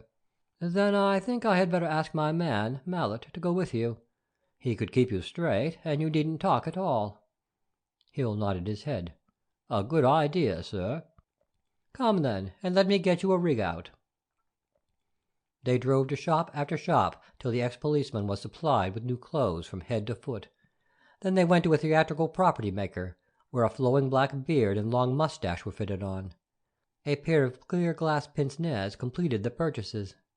When, an hour later, Hill stood in Latouche's room dressed up in his new disguise, no one who had known him before would have recognized the ex-policeman, still less the London carter. "Capital, Hill," said Latouche. "Your own mother wouldn't know you." The detective had sent a wire for his assistant, and Mallet was waiting for them. Latouche introduced the two men and explained his plans. "We haven't much more than time," said Mallet, "so if you're ready, we'll go on." In something under 3 hours they returned. The expedition had been a complete success. They had gone direct to Bellini's, preferring to take the risk that the manufacturer did not lunch at the same place each day, rather than that of following him again. And they were not disappointed. Towards 12, Boirac had entered and taken his seat at what was probably the same table in the window. On his rising to leave, they had repeated Latouche's maneuver, and Hill, just behind him when he was paying, had seen his finger. Instantly he had identified the scar. Indeed, before seeing it, he had been sure from Boirac's build and way of moving he was the man they sought. In the evening, Latouche gave Hill a good dinner, paid him well, and saw him off by the night train to London. Then he returned to his hotel, lit a cigar, and lay down on his bed to wrestle again with the problem of the alibi. He now knew that the alibi was faked. Boirac, beyond question, had been in London at 7:30 on the Tuesday evening. Therefore he could not have been at Charenton at 2. That was the ever-recurring difficulty, and he could see no way out. He took a piece of paper and wrote down the hours at which they definitely knew the manufacturer's whereabouts. At 7:30 on Tuesday evening he was in London at Johnson's cartering establishment in Waterloo Road. From 10 to 11 next morning, Wednesday, he was with Hill, getting the cask from Waterloo to the shed. He could not have left London in that interval, so this meant that he must have been in the English capital from 7:30 o'clock on Tuesday evening until 11 on Wednesday morning. Then he was at the Hotel Maximilian in Brussels at 11 on that same Wednesday evening. So much was certain beyond doubt or question. Did these hours work in? On Tuesday, frankly, they did not. What about Wednesday? Could a man who was in London at 11 in the morning be in Brussels at 11 the same evening? Latouche got his Continental Bradshaw. Here it was. London to depart 2:20 p.m. Brussels arrive 10:25 p.m. That seemed all right. A traveller arriving by that train would reach the Hotel Maximilian about 11. Then Latouche remembered that Boirac's account of how he spent this day had not been substantiated. He had told Lefarge he had gone to his brother's house at Milanes, having forgotten that the latter was in Sweden. No confirmation of that statement was forthcoming. Neither the caretaker nor anyone else had seen the manufacturer. Touche was not long in coming to the conclusion he had never been there at all. No, he had crossed from London by the 2:20. Then the detective recalled a telephone. A message had been sent by Boirac from one of the cafés in the old town, asking the hotel clerk to reserve a room. That call had been received about 8 o'clock. But at 8 o'clock Boirac was not in the old town. He was on his journey from London. Touche took up his Bradshaw again. Where would a traveller by the 2:20 p.m. from Charing Cross be at 8 o'clock? And then, like a flash, he understood. The boat arrived at Ostend at 7:30 p.m., and the Brussels train did not leave until 8:40. He had telephoned from Ostend. So that was it. A simple plan, but how ingenious. And then Touche remembered that Lefarge had been quite unable to confirm the statement that Boirac had dined at the café in the Boulevard Anspach, or had been present at Les Tournois in the Théâtre de la Monnaie. No, he was on the right track at last. The Wednesday now was accounted for, but there still remained the terrible difficulty of the Tuesday. What about the café at Charenton? And then Touche got another of his inspirations. He had solved the Wednesday telephone trick. Could that on Tuesday be explained in the same way? He had already noted that a traveller by the train leaving Paris at 12 noon and arriving at Victoria at 7:10 could just reach Waterloo Road by 7:30. Thinking again over the point, he suddenly saw the significance of the hour of the call at the carding establishment.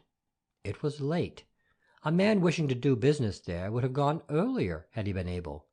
But this man was not able. He had only reached the city at 7:10. He turned back to the telephone calls. Where, he asked himself with growing excitement, would a passenger by the 12 noon from Paris be at 2:30? And then he was dashed with disappointment. That train did not reach Calais until 3:30 p.m., and at 2:30 it must have been running at full speed somewhere between Abbeville and Boulogne. Boirac could not have telephoned from the train, therefore he could not have travelled by it. Touche had hoped to find that, adopting the same manoeuvre on each day, the manufacturer had telephoned from some station en route, presumably Calais. But that, apparently, was not so. At the same time, the detective could not but feel he was getting near the truth. He looked at the timetable again. The train in question reached Calais at 3:31, and the boat left at 3:45. That was a delay of 14 minutes. Would there be time, he wondered, to make 2 long-distance calls in 14 minutes? Hardly, he thought. He considered what he himself would do if confronted with Boirac's problem. And then suddenly he saw it. What could be more obvious than to go by an earlier train and to break the journey at Calais? How would this timetable work? Paris, departure at 9:50 a.m. Calais, arrive at 1:11 p.m. Calais, depart 3:45 p.m. Victoria, arrive 7:10 p.m. If Boirac had done that, he would have had over 2.5 hours in Calais, which would have given him the opportunity he required. Touche believed he had reached a solution at last. But Boirac had been actually seen telephoning from Charenton. For a moment the detective's spirits fell. But he felt he must be right so far. Some explanation of the difficulty would occur to him. And it did. The waiter had believed Boirac was there on Monday. And he must have been. In some way he must have faked the telephoning. There could be nothing else for it. Another point occurred to him. Surely, he thought, the telephone operator always mentions the name of the calling town in interurban calls. If Boirac had called up his office from Calais, would not the operator have said, "Calais wants you"? If so, how had the manufacturer been able to deceive his butler and chief clerk? This was undoubtedly a difficulty.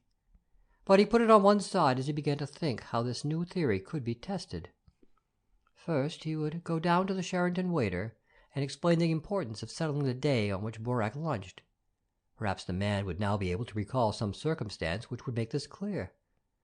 Next, he would find out from Francois and Dupierre whether any phrase such as "Calais wants you" had been used by the telephone operator. This inquiry, he noted, must be made with great skill, so as to avoid rousing Boirac's suspicions should either man repeat the conversation. From the telephone central at Calais, if not at Paris, he could doubtless find if calls were made from the former town to the latter at the hour in question, and he might also find that someone answering to the description of Boirac had made these calls. Finally, it might be possible at Ostend to get information about the Brussels call. Inquiries on these points should reveal enough to either confirm or disprove his theory. The next morning, therefore, saw Touche again in the café at Charenton, in conversation with the waiter. "The point as to which day the gentleman was here has become important," he explained, "and I shall hand you another 20 francs if you can settle it." The man was evidently anxious to earn his money. He thought earnestly for some time, but at last had to confess he could recall nothing fixing the date.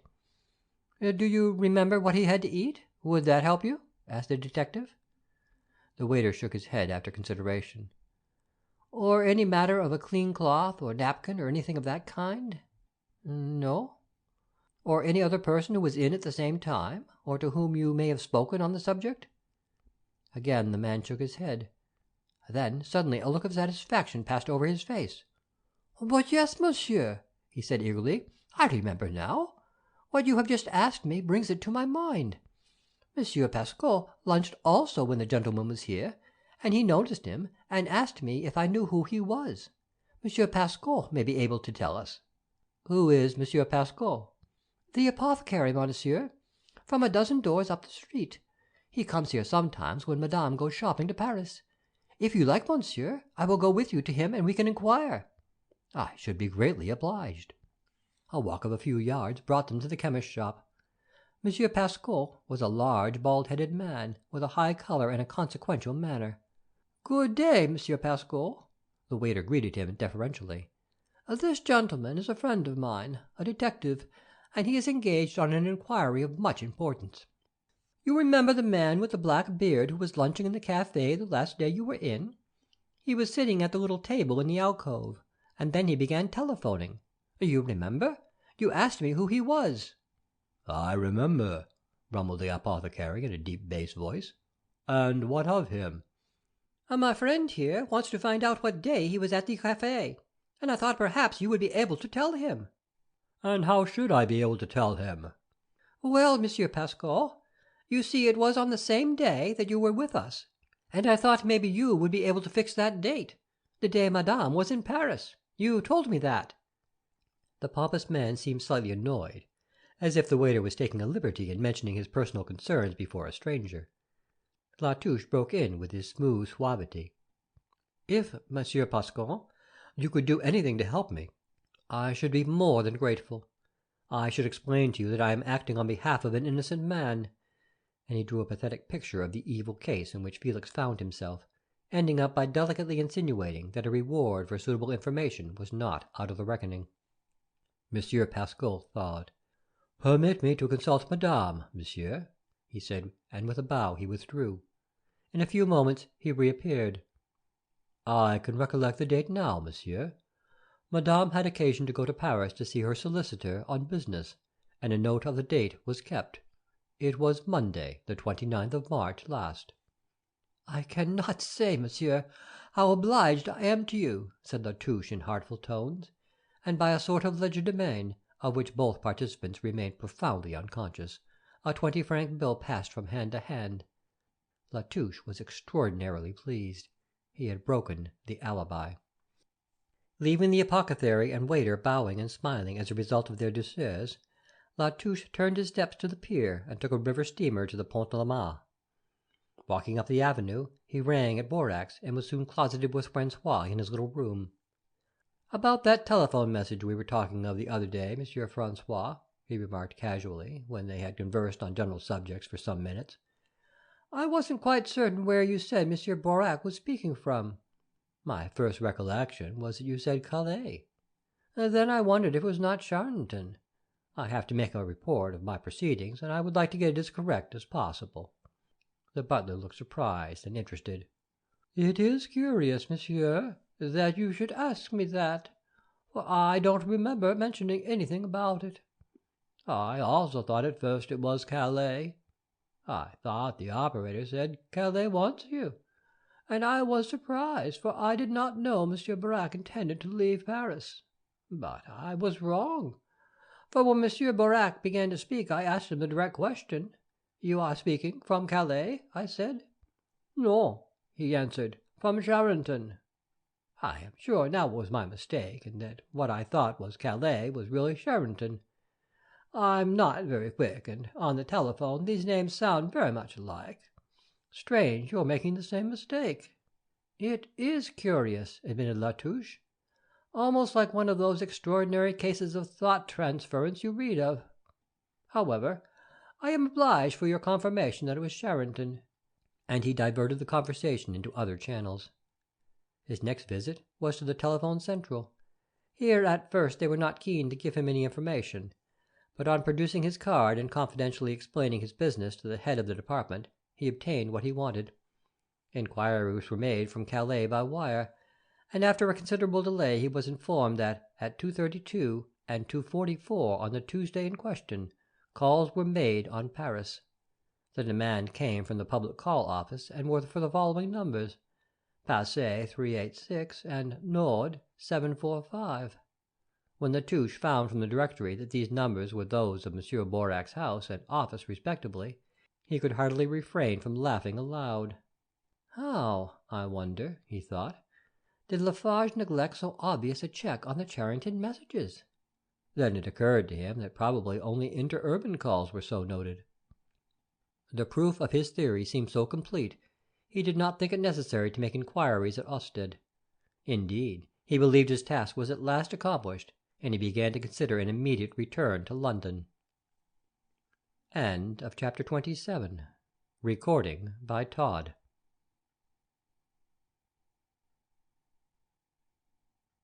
Chapter 28. The Unravelling of the Web. When Latouche solved the problem of how Boirac had faked his alibi, his first impression was that his work was done. But, as had happened so often before, second thoughts showed him that this was hardly the case. Though he had established Boirac's guilt to his own satisfaction, he doubted if he could prove it in court, and, indeed, the whole matter was still far from clear. He felt that if he could only find the carter who had brought the cask to the Rue Cardanet, he would reach certainty on at least some of the points which were puzzling him. He therefore decided to concentrate once more on this problem. Since the sending out of his circular to the managers of the various carting establishments in the city, he had interviewed no less than 27 more or less clean-shaven, white-haired, and sharp-featured carters, but all to no purpose. The man he wanted was not among them, and as answers to practically all his circulars had been received, he had reluctantly come to the conclusion his plan had failed. That evening, when Mallet called to make his customary report on Boirac's doings, the two men discussed the matter, and it was a remark dropped by his assistant that turned Latouche's thoughts to a point he had previously overlooked. "Why do you think he was employed by a cartage contractor?" Mallet had asked, and Latouche had been going to reply with some asperity that cartage contractors were not uncommonly found to employ carters, when the pertinence of the other's question struck him. Why, indeed? Of the thousands of carters in Paris, only a small proportion were employed by cartage firms. By far the greater number worked for specific businesses. Might not the man who brought the cask to the goods station belong to this class? And if so, might not this account for the failure of the original advertisements? If a carter were bribed to use his employer's vehicle for his own gain, he would not afterwards give the fact away. And to Latouche it seemed that such a move would be just what might be expected from a man of Boirac's mentality. But if this theory were correct, if the carter had thus been bound over to silence, how was the man to be discovered and the truth wrung from him?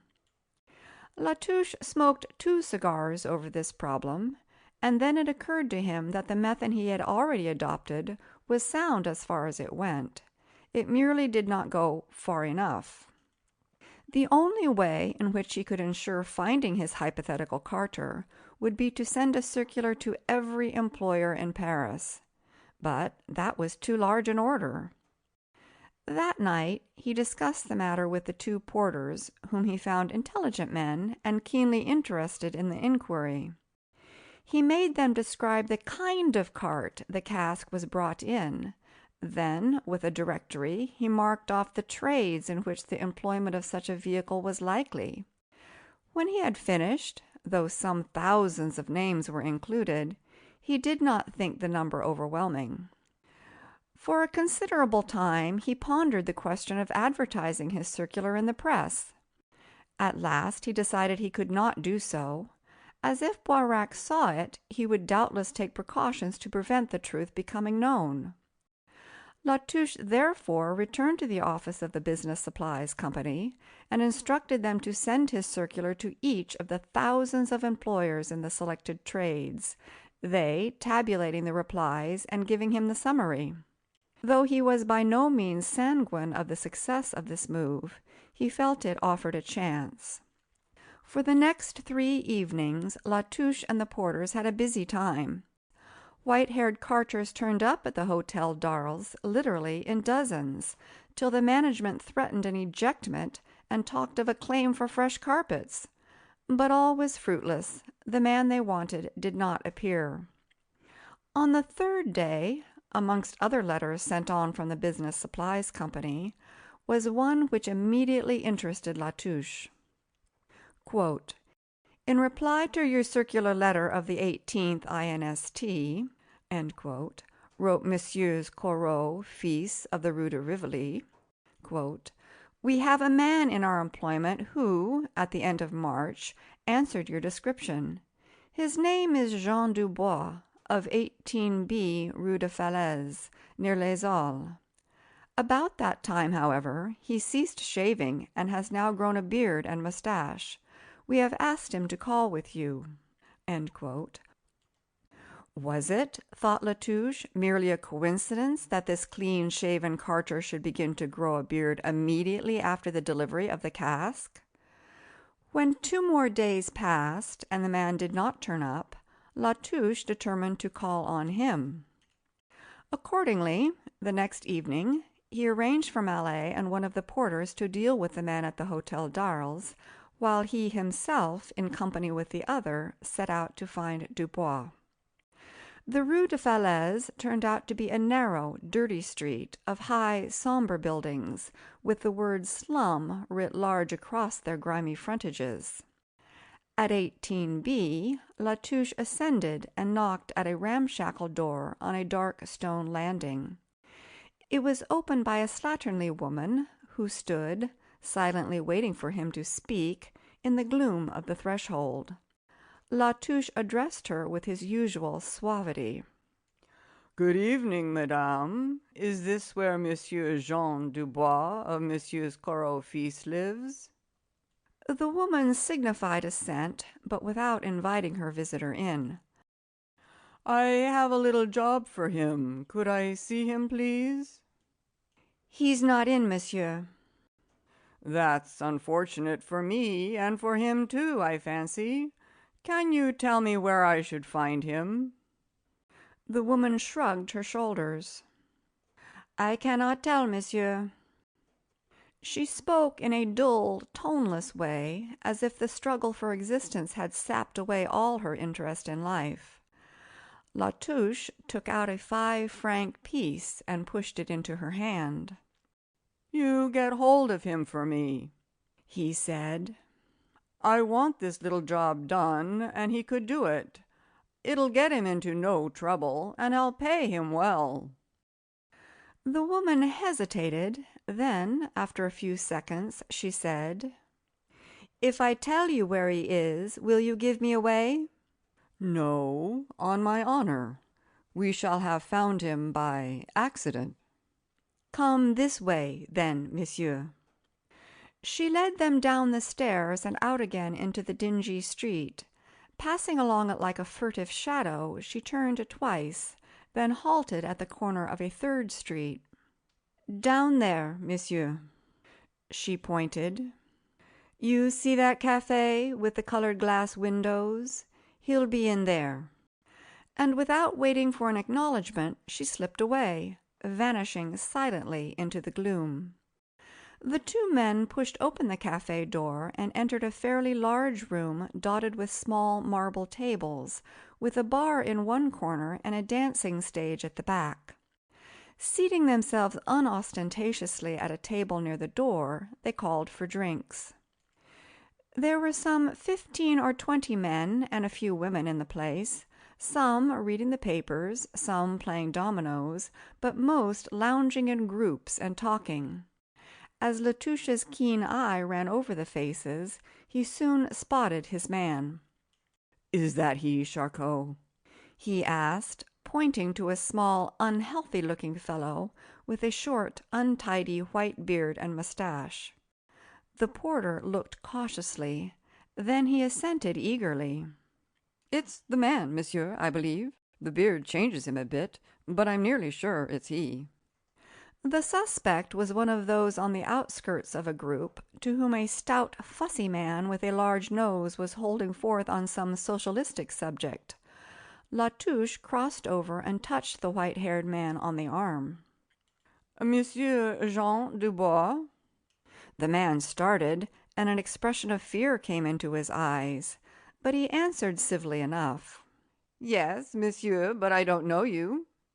"My name is Latouche. I want a word or two with you. Will you have a drink with me and my friend here?" He indicated the porter, Charcot, and they moved over. The fear had left Dubois' eyes, but he still looked uneasy. In silence they sat down. "Now, Dubois, what will you take?" When the carter's wants were supplied, Latouche bent toward him and began speaking in a low tone.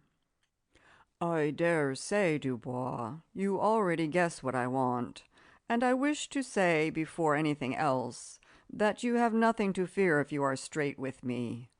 On the contrary, I will give you 100 francs if you answer my questions truly. If not, well, I am connected with the police, and will become better acquainted." Dubois moved uneasily as he stammered, "I don't know what you mean, monsieur." "So that there shall be no mistake, I shall tell you. I want to know who it was engaged you to take the cask to the Rue Cardonet goods station."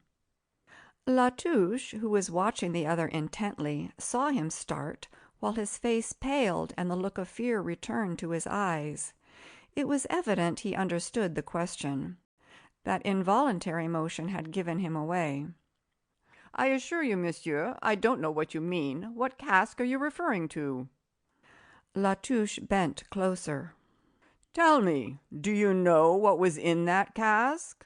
No? Well, I'll tell you. There was a body in it, the body of a woman, a murdered woman. Did you not guess that from the papers? Did you not realize that the cask you carried to the station was the one that all the papers had been full of? Now, do you want to be arrested as an accessory after the fact in a murder case?"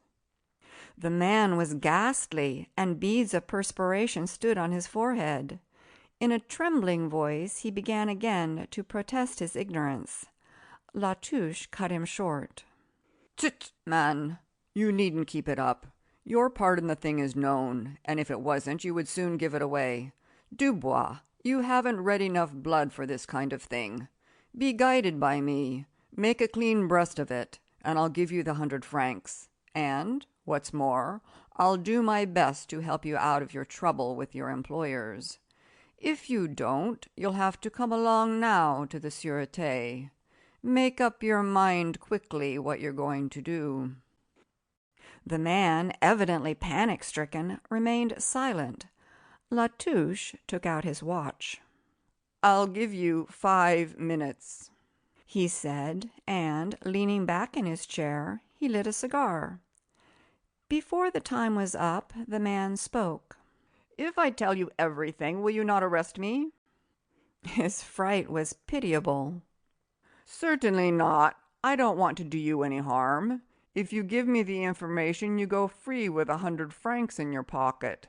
But if you try to deceive me, you can explain your position tomorrow to the examining magistrate."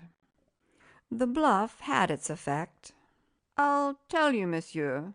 I'll tell you the whole truth." "Good," said Touche. "Then we had better move to a more private place. We'll go to my hotel, and you, Charcot," he turned to the porter, "get away back to the Rue de Lyon and tell Monsieur Mallet and your friend the man's found. Here's what I owe you, and a trifle more." Charcot bowed and vanished, while Touche and the carter, getting out into one of the larger streets, drove to the Rue de Lafayette. "Now, Dubois," said the detective, when they were seated in his room. "I'm going to tell you the gospel truth, monsieur," began the carter, and from his earnest, anxious manner, Touche believed him. "And I'm not going to deny that I was in the wrong, even if I do get the sack over it. But I was fair tempted, and I thought it was an easy way to earn a bit of money without doing anyone any harm. For that's the fact, monsieur. What I did no harm to anyone. It was on Monday, monsieur, Monday the 29th of March, that I was out at Sheraton delivering goods for Messieurs Carreau. I stopped at a café there for a glass of beer. While I was drinking it, a man came up to me and asked, was that my cart? I said I was in charge of it, but it belonged to Messieurs Carreau. "I want a little job done with a cart," he says, "and it's not convenient for me to go into Paris to an agent's, and if you would save me the trouble by doing it for me, I'll pay you well." "I couldn't do that, monsieur," I says, "for if my employers got to know they'd give me the sack." "But how would they know?" he asks. "I wouldn't tell them, and I guess you wouldn't either." "Well, monsieur, we talked on, and first I refused, but afterwards I agreed to do it. I admit I was using the cart like that, but he tempted me. He said it would only take about an hour, and he would give me 10 francs, so I agreed." "What was this man like?" "He was a middle-sized man, monsieur, with a black pointed beard, and very well dressed." "And what did he want you to do?" "On the next Thursday afternoon, at 4:30, I was to go to an address he gave me and load up a cask, and bring it to the corner of the Rue de Lafayette, close to the Gare du Nord. He said he would meet me there, and tell me where to take it." "And did he?" "Yes, I got there first and waited about 10 minutes. Then he came up. He took the old label off the cask, and nailed on another he had with him. Then he told me to take the cask to the State Railway goods station in the Rue Cardanet and book it to London. He gave me the freight as well as the 10 francs for myself. He said he should know if the cask did not get to London, and threatened that if I played any tricks, he would inform Messieurs Corot what I had done." This statement was not at all what Touche had expected, and he was considerably puzzled. "What was the address he gave you, at which you were to get the cask?" "I forget the exact address. It was from a large corner house in the Avenue d'Alma." "What?" roared Touche, springing excitedly to his feet. "The Avenue de l'Alma, do you say?" He laughed aloud. So this was it. The cask that went to St. Catherine's docks, the cask containing the body, had gone not from the Gare du Nord, but direct from Boirac's house. Fool that he was not to have thought of this! Light was at last dawning. Boirac had killed his wife, killed her in her own house, and had then packed her body in the cask, sending it direct to Felix. At long last Touche had got the evidence he wanted, evidence that would clear Felix, evidence that would bring Boirac to the scaffold. He was thrilled with his discovery. For a moment the whole affair seemed clear, but once again second thoughts showed him there was a good deal still to be explained. However, once he had got rid of this Dubois, he would see just where he stood. He questioned the carter exhaustively, but without gaining much further information. That the man had no idea of the identity of his seducer was clear. The only name he had got hold of was that of Dupierre, for Boirac had instructed him to say at his house that he had called for Messieurs Dupierre's cask. Asked if he had not seen the advertisements of rewards for the information he had now given, the man said he had, but that he was afraid to come forward. First, he feared he would lose his job if the matter came to his employer's ears, and then the very fact that so large a reward was offered had frightened him, as he assumed he had unwittingly helped with some crime. He had suspected the matter was one of robbery until he saw the discovery of the cask in the papers. Then he had at once guessed that he had assisted in the murderer to dispose of his victim's body, and he had lived in a veritable nightmare lest his share in the business should be discovered. Failing to get anything further out of him, Touche finally dismissed him somewhat contemptuously with his 100 francs. Then he settled himself to try and puzzle out his problem, and first to the movements of the cask. It had started from Boirac's house. How did it get there? Clearly from Dupierre's. It must have been the cask in which Boirac's statue had been sent home. That cask, then, left Dupierre's on the Saturday of the dinner party, reaching Boirac's house the same day. It lay there until the following Thursday. During that time the statue was taken out and the body substituted. The cask then travelled to London, was taken by Felix to Saint-Malo, and finally got into the hands of the police at Scotland Yard. But then, what about the cask which was met at Waterloo and sent back from London to the Gare du Nord? This, Touche saw, must have been a different cask, and there must therefore have been two moving about, and not one as they had believed. He tried to follow the movements of this second cask. It left Dupierre's on the Tuesday evening, reached Waterloo on the following morning, and on next day, Thursday, was sent back to Paris, reaching the Gare du Nord at 4:45 p.m. It had always been assumed this cask went from there to the Rue Cardonet goods station. This was now proved to have been an error. Where, then, did it go? Like a flash, Touche saw.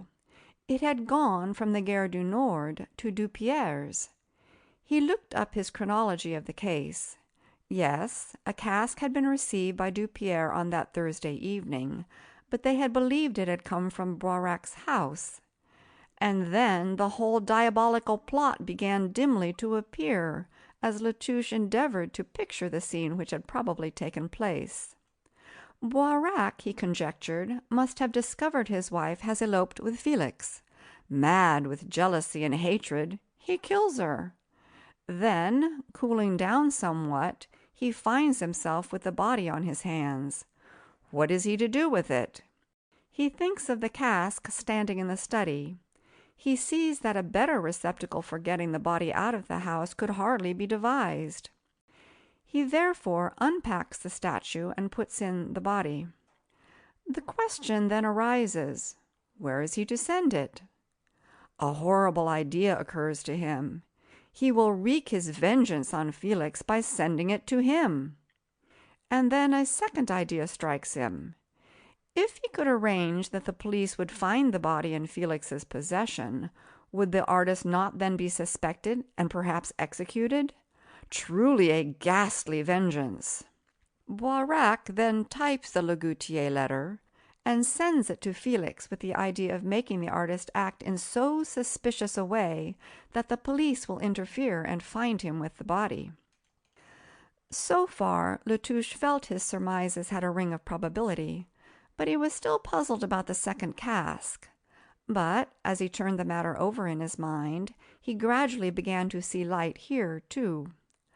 Boirac had received a cask from Dupierre with his statue, but as it had gone to Felix, he had no empty cask to send back in its place to the sculptors. He must return them an empty cask, or else suspicion falls on him at once.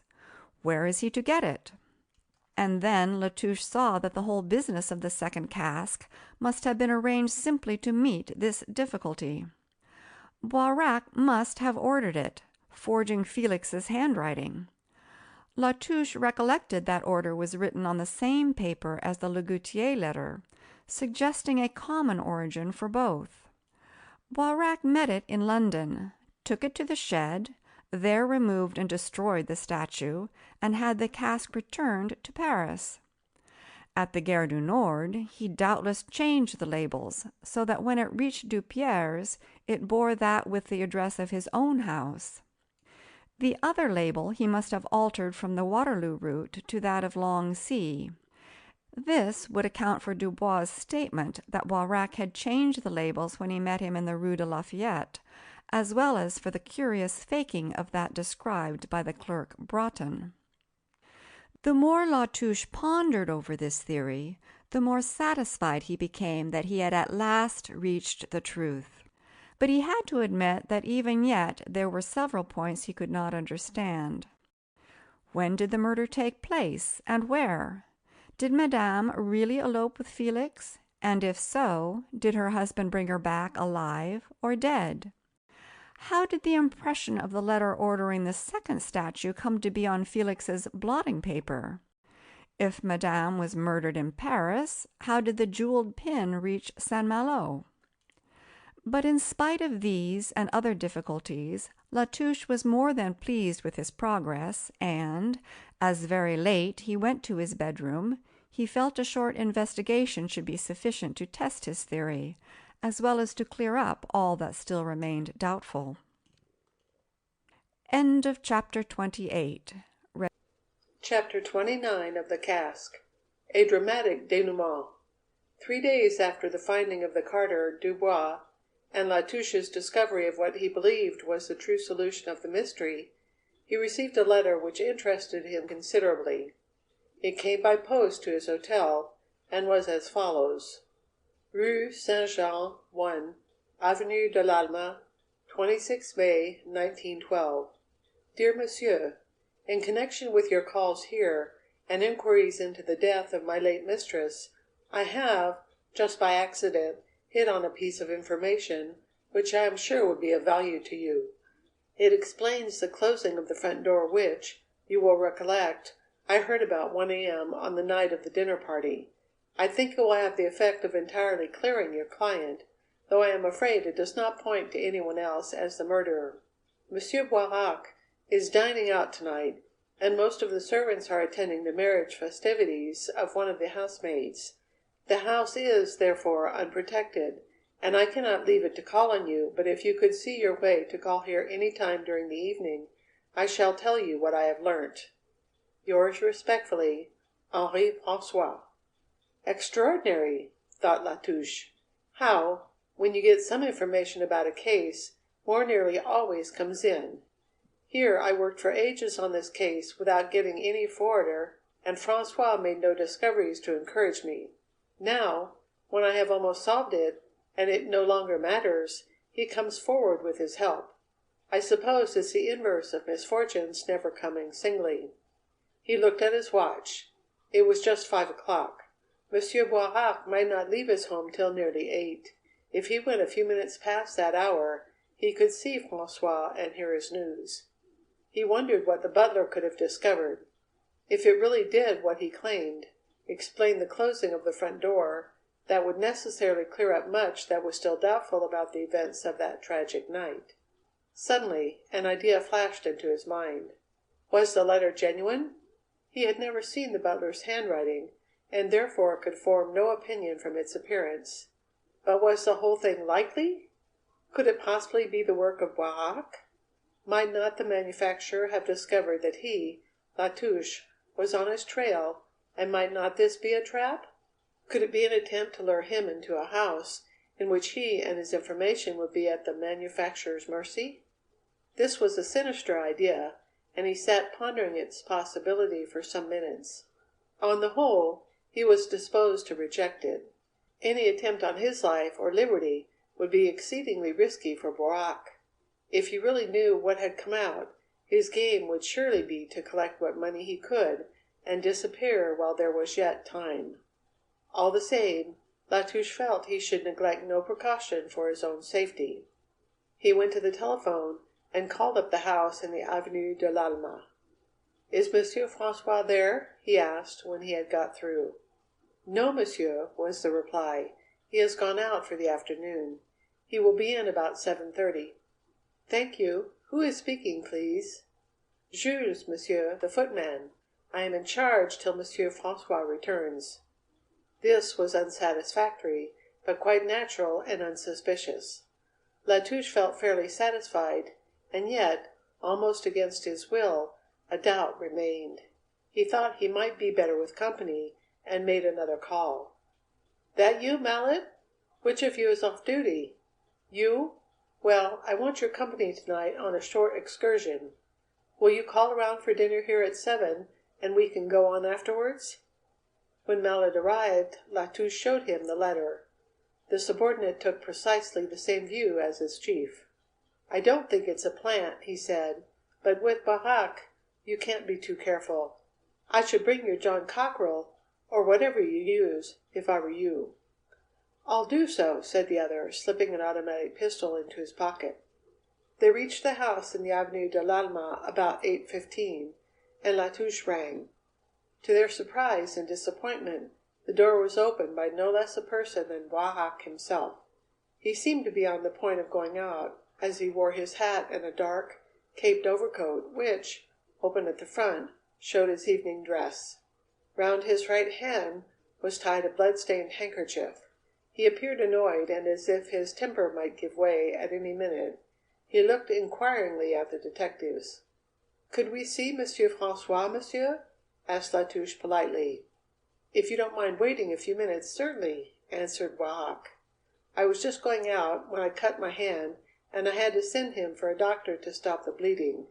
He will be back in a moment. If you like to wait, you can do so in his room, the fourth door on the right." Latouche hesitated a moment. What if it was a plant after all? Finding Boirac here alone was certainly suspicious, but the cut, at least, was genuine. Latouche could see the red stain slowly spreading across the handkerchief. "Well, messieurs, I'm sorry I can't hold the door open. Kindly either come in and wait, or, if you prefer it, call back later on."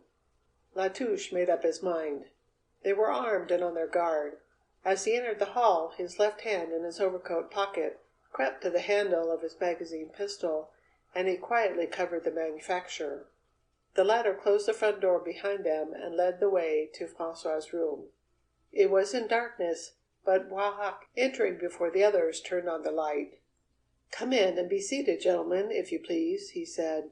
"I should like a word with you before François returns." Latouche did not, at all, like the turn affairs were taking. Boirac's conduct seemed to him to grow more and more suspicious. Then he reflected again that they were 2 to 1, were armed, and keenly on their guard, and that there could be no cause for uneasiness. Besides, there could be no trap. Boirac had preceded them into the room. The manufacturer pulled together 3 chairs. "If you would kindly be seated, gentlemen, I would tell you what I want you to know." The detectives obeyed, Latouche still keeping his pistol turned on his host. "Gentlemen," went on the latter, "I owe you both a very full apology for having played a trick on you, but I am sure, when I have explained the extraordinary circumstances in which I am placed, you will hold me, if not justified, at least excused. And first, I must tell you that I know who you are, and on what business you came to Paris." He paused for a moment. Then the others not replying, he continued: "I happened to notice your advertisement, Monsieur Latouche, for Mademoiselle Lambert, and it set me thinking. And when I found, Monsieur Mallet, that you and your friend were shadowing me, I thought still more. As the result of my cogitations, I employed a private detective, and learnt from him the identity of both of you, and what you were engaged on. When I learnt that you had found Mademoiselle Lambert, I guessed you would soon discover the typewriter, and sure enough, my detective soon after reported that you had purchased a second-hand No. 7 Remington. Then I had the carter, Dubois, shadowed, and thus I learnt that you had discovered him also. I have to compliment you, Monsieur Latouche, on the cleverness with which you found out these matters." Again he paused, looking inquiringly and somewhat hesitatingly at the others. "Pray proceed, Monsieur Boirac," said Latouche at last. "First, then, I offer you my apologies for the trick played you. I wrote the note which brought you here. I feared if I wrote in my own name you would suspect some trick on my part and refuse to come. Not unnaturally, a suspicion of the kind did enter our minds," answered Latouche. "It is but fair to tell you, Monsieur Boirac, that we are armed." Latouche withdrew his automatic pistol from his pocket and laid it on a table at his hand. "And if you give either of us the slightest cause for anxiety, we shall fire without waiting to make inquiries." The manufacturer smiled bitterly. "I am not surprised at your suspicions. They are reasonable, though absolutely unfounded, and your precautions cannot therefore be offensive to me. As I tried to do everything thoroughly, I may admit this cut on my hand was also faked. I simply squeezed a tube of liquid red paint onto the handkerchief. I did it to account for my being alone in the hall when you arrived, which I thought necessary, lest you might refuse to enter." Latouche nodded. "Pray proceed with your statement," he said again. For a man of his years, Boirac looked strangely old and worn. His black hair was flecked with white, his face drawn and unhappy, and his eyes weary and sombre. Though he had been speaking quietly enough, he seemed deeply moved and at a loss how to proceed. At last, with a gesture of despair, he went on. "What I have to say is not easy, but, alas, I deserve that. I may tell you at once, without any beating about the bush, I brought you here tonight to make my confession. Yes, gentlemen, you see before you the miserable, guilty man. I killed her, gentlemen. I did it that awful night of the dinner party. And since then I have never known one moment's ease. What I have suffered no living being could describe. I have been in hell ever since. I have aged more in these last few weeks than in 10 years of ordinary life. And now, when to the gnawings of remorse, the certainty of the result of your researches is looming before me, I can bear it no longer. The suspense must end. Therefore, after much thought, I have decided to make my confession." That the man was in earnest and his emotion genuine, Latouche could no longer doubt, but his suspicions still remained. He asked a question. "Why have you brought us here to tell us, Monsieur Boirac? Surely the obvious thing would have been for you to go to the Sûreté and see Monsieur Chauvet." "I know I should have done that, but this was easier. I tell you, gentlemen, it is bad enough to have to say this to you here, sitting quietly in my own house. There, with several and perhaps stupid officials, with typists, I just couldn't face it. What I want you to do is this. I will tell you everything. Any questions you ask, I will answer. Then I don't want to be bothered with it again. All I now hope for is that the end will come quickly. You do what is necessary, and at the trial I will plead guilty. You will agree? We will hear what you have to say. For that, at least, I am grateful."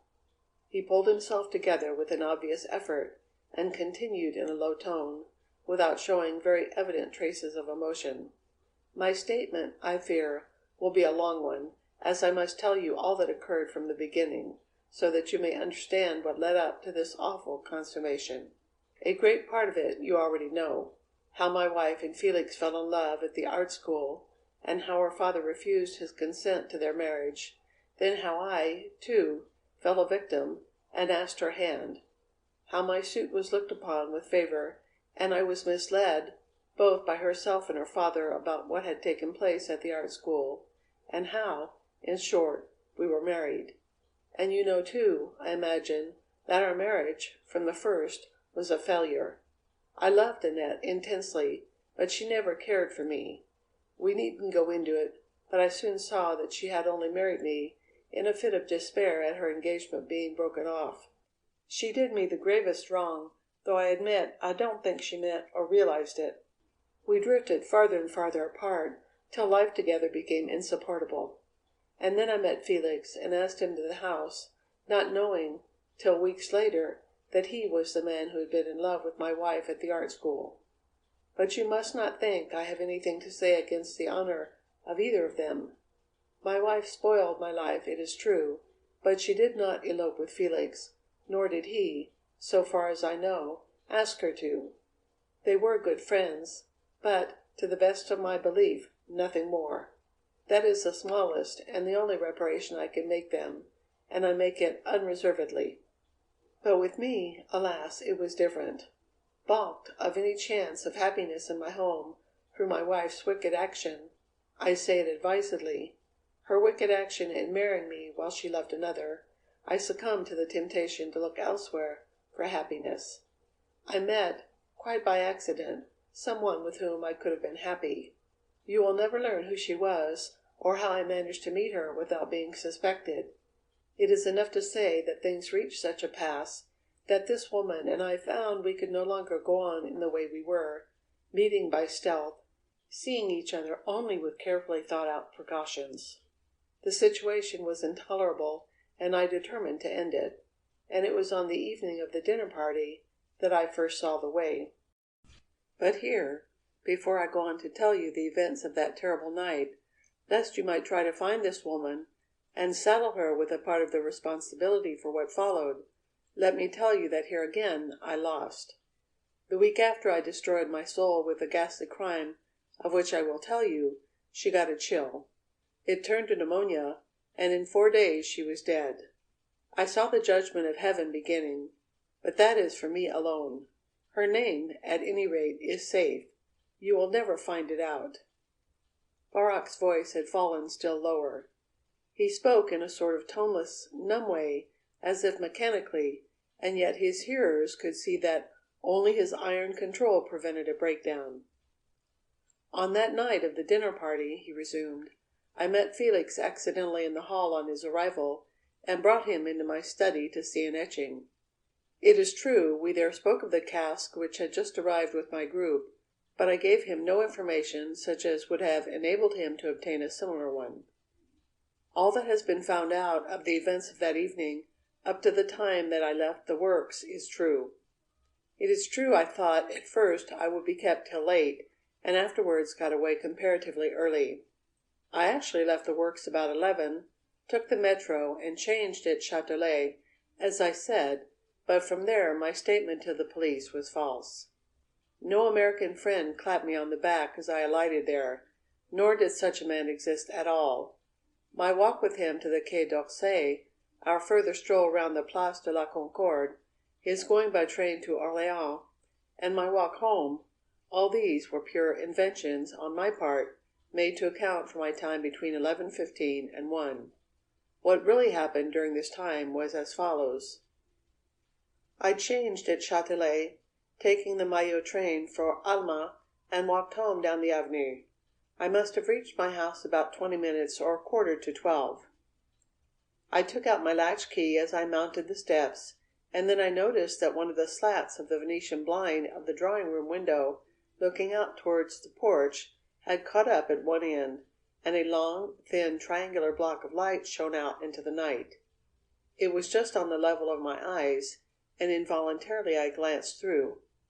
What I saw inside stiffened me suddenly, and I stood looking. In an armchair in the farther part of the room sat my wife, and bending closely over her, with his back towards me, was Felix. They were alone, and, as I watched, a plan entered my mind, and I stood transfixed with my pulses throbbing. Was there something between my wife and Felix? And if not, would it not suit my purpose to assume there was? I continued looking in, and presently Felix rose to his feet, and they began talking earnestly, Felix gesticulating freely, as was his habit. Then my wife left the room, returning in a few moments, and handing him a small object. I was too far off to see what it was, but it seemed like a roll of banknotes. Felix put it carefully in his pocket, and then they turned and walked towards the hall. In a few seconds the door opened, and I shrank down into the shadows below the window-sill. "Oh, Leon," I heard my wife's voice, and it seemed charged with emotion.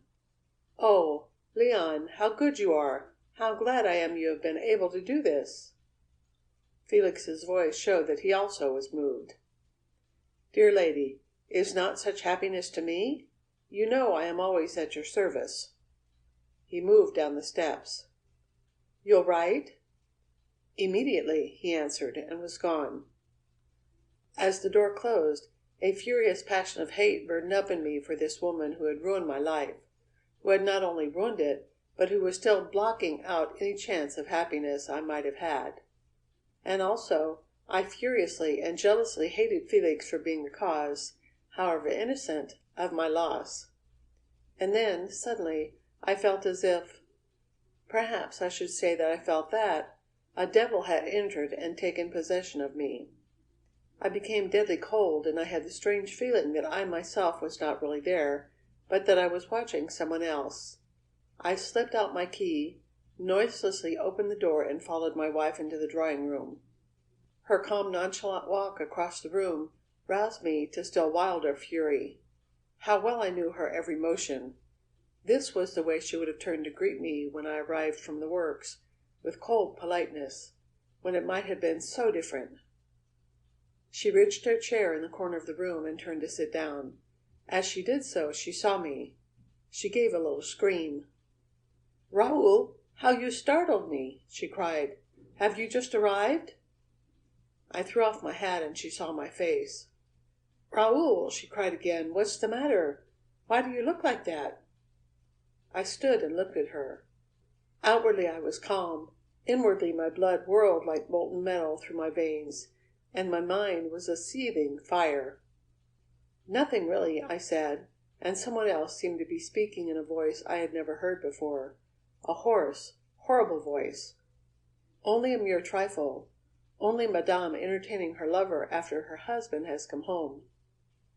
She staggered back as if from a blow, and collapsed into a chair, and turned her now pallid face to me. "Oh!" she cried in a trembling, choking voice. "Raoul, it's not true! It's not true, Raoul, I swear it! Don't you believe me, Raoul?" I stepped closer to her. My hate swirled up in a blinding, numbing, overwhelming passion. It must have shown in my eyes, for sudden fear leapt into hers. She tried to scream, but her dry throat produced only a piteous little cry. Her face had grown ghastly. Drops of sweat grew on her brow. I was close by her now. Instinctively, my hands went out. I seemed to feel her slender neck between them, with my thumbs pressing. She read my purpose, for a hideous terror shone in her eyes. Dimly I was conscious of her hands tearing at my face. I stopped. My brain was numb. I seemed to see myself from a great distance, standing, looking at her. She was dead. I hated her more than ever. I was glad to see her dead, to watch that horror still lingering in her eyes. And he? How I hated him, he who had lost me, my love, and spoilt my life. I would go now. I would follow him and I would kill him. Kill him as I had killed her. I stumbled blindly to find the door. And then the devil that possessed me suggested another plan. He had wanted her. Well, he would get her. If he couldn't have her alive, he could have the next best thing. He could have her dead. Monsieur Boirac paused. He had been speaking in a high-pitched voice, and gesticulating as if overwhelmed with excitement. He seemed unconscious of his hearers, as if, carried away by his recollections, he was mentally living over again the awful scene, passing once more through the frenzy of that terrible time. Then, after a few moments' silence, he pulled himself together and went on in a more normal tone. "I determined to send the body to Felix, not only to satisfy my hate, but in the hope that his efforts to get rid of it would bring suspicion of the murder on him. Where, I wondered, could I get a receptacle in which to send it? And then it occurred to me that in the study adjoining was the cask that had just arrived with my statue. It was large, strongly made, and bound with iron. It would suit my purpose admirably. I crossed to the study and unpacked the group. Then, quite coolly, I carried the body in and placed it in the cask. The idea that I must divert suspicion from myself grew in my mind, and I therefore took off my wife's evening shoes, as their presence would tend to show she had not left the house. I filled up the cask with sawdust, ramming it tight. The body being so much larger than the group, there was a lot of sawdust over. This I swept up with a clothes brush from the hall and put in a handbag, which I locked. Finally, I've replaced the wooden top of the cask loosely as before, though still strongly enough not to come out if the cask was moved. When I had finished, no one would have suspected that anything had been tampered with.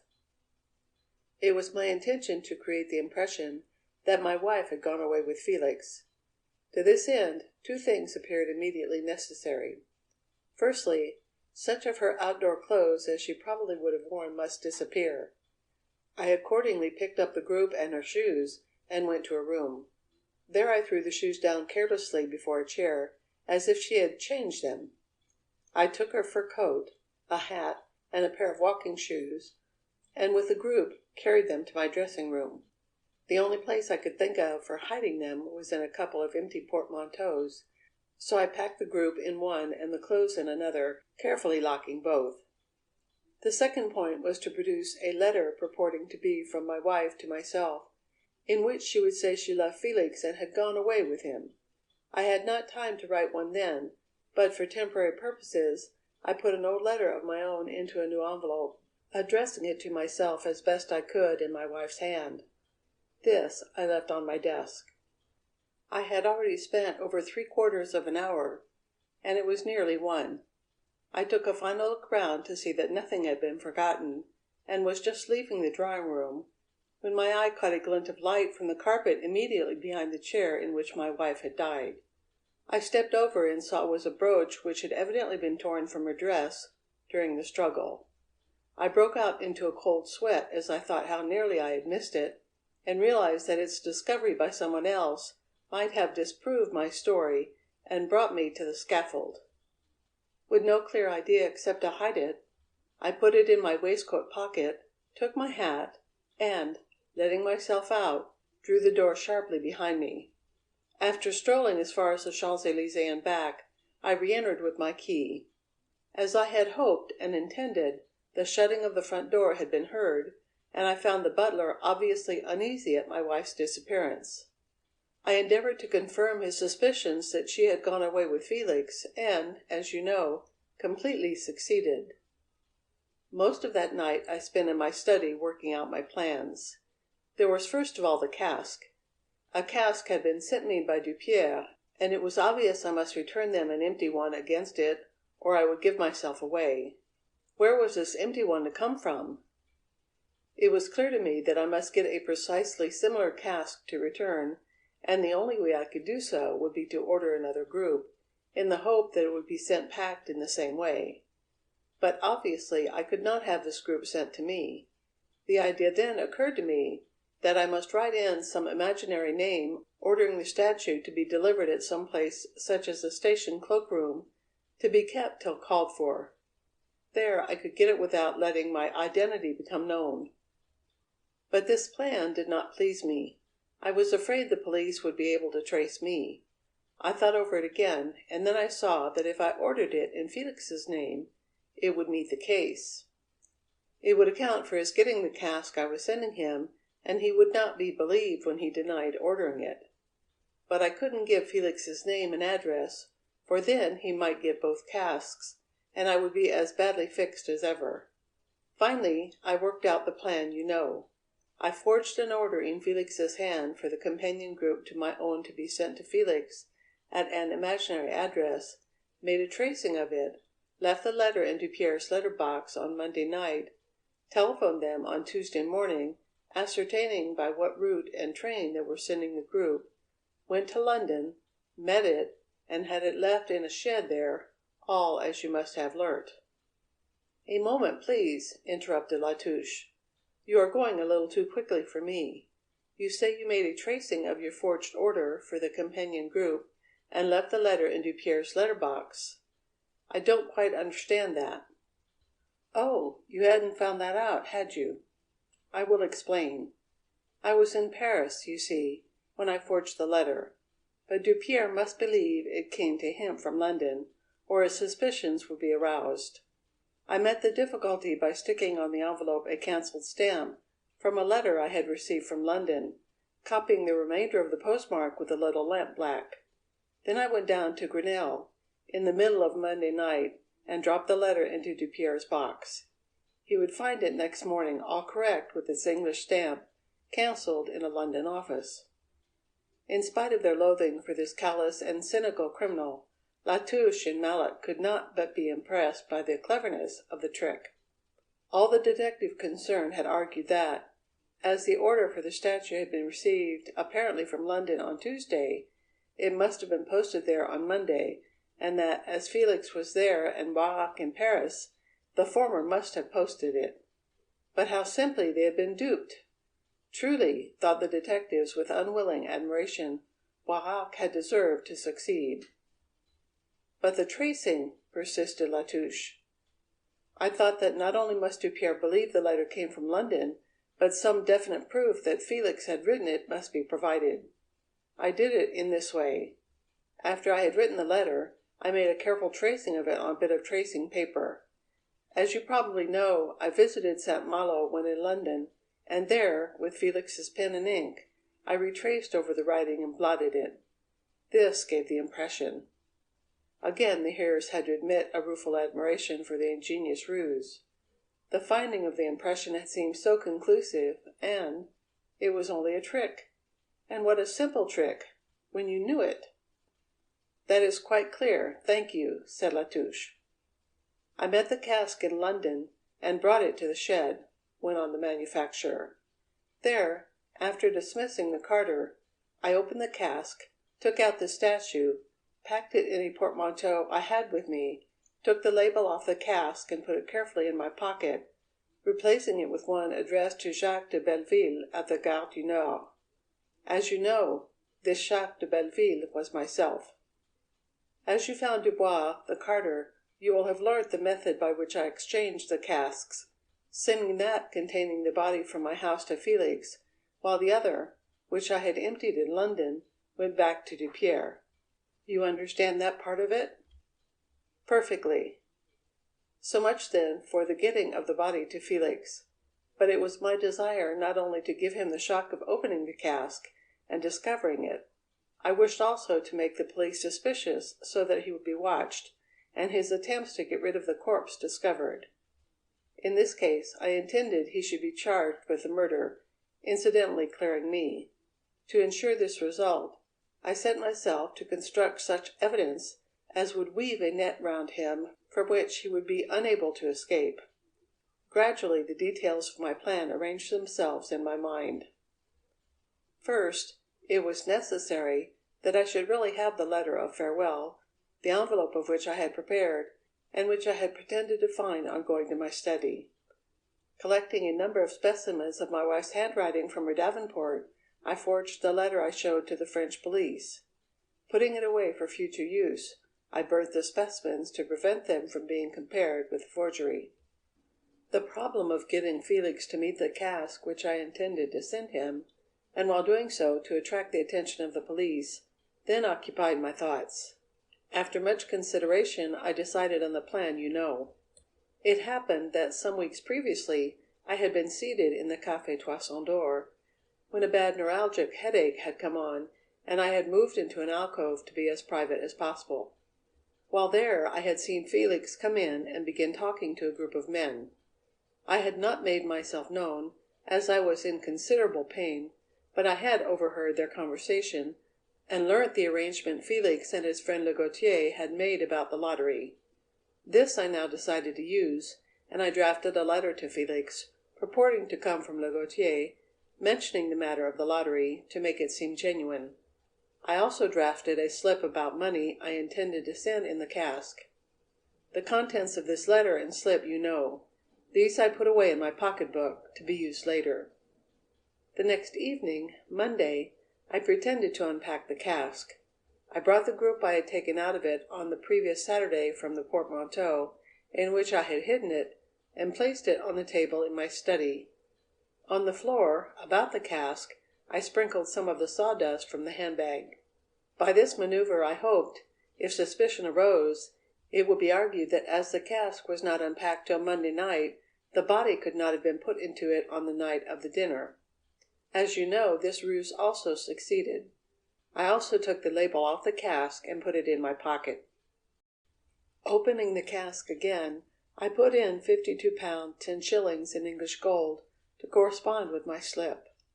I hoped that, if the police got hold of the cask, they would assume that Felix had put in this money in order to strengthen his story that the cask had been sent to him.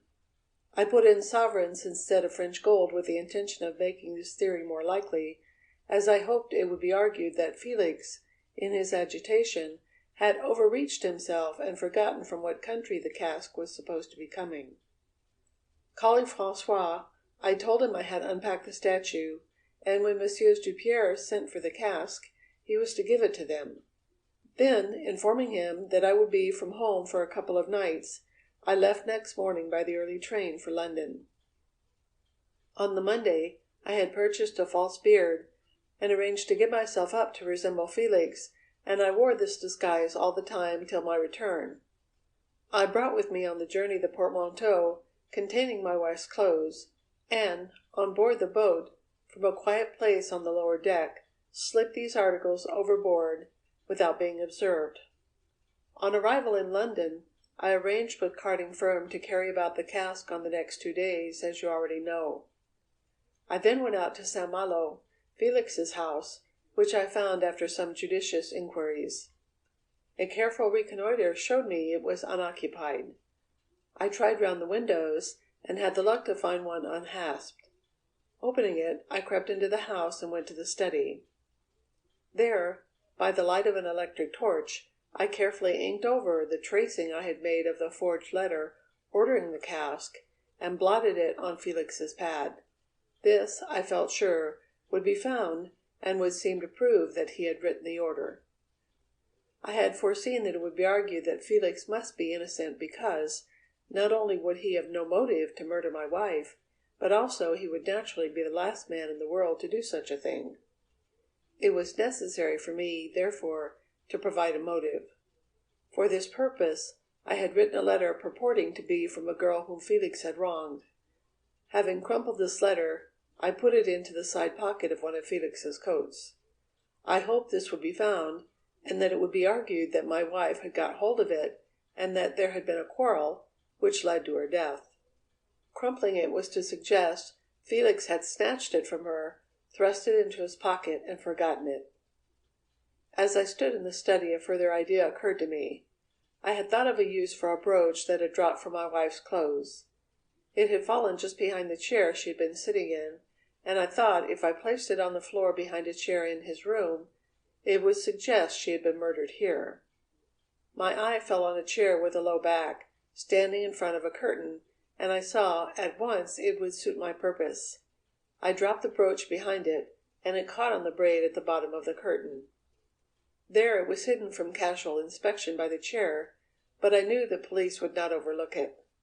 I withdrew without disturbing anything or leaving traces, closed the window, and returned to the city. Such was my plot, and, but for your cleverness, it would have succeeded. Is there any other point on which you are not clear?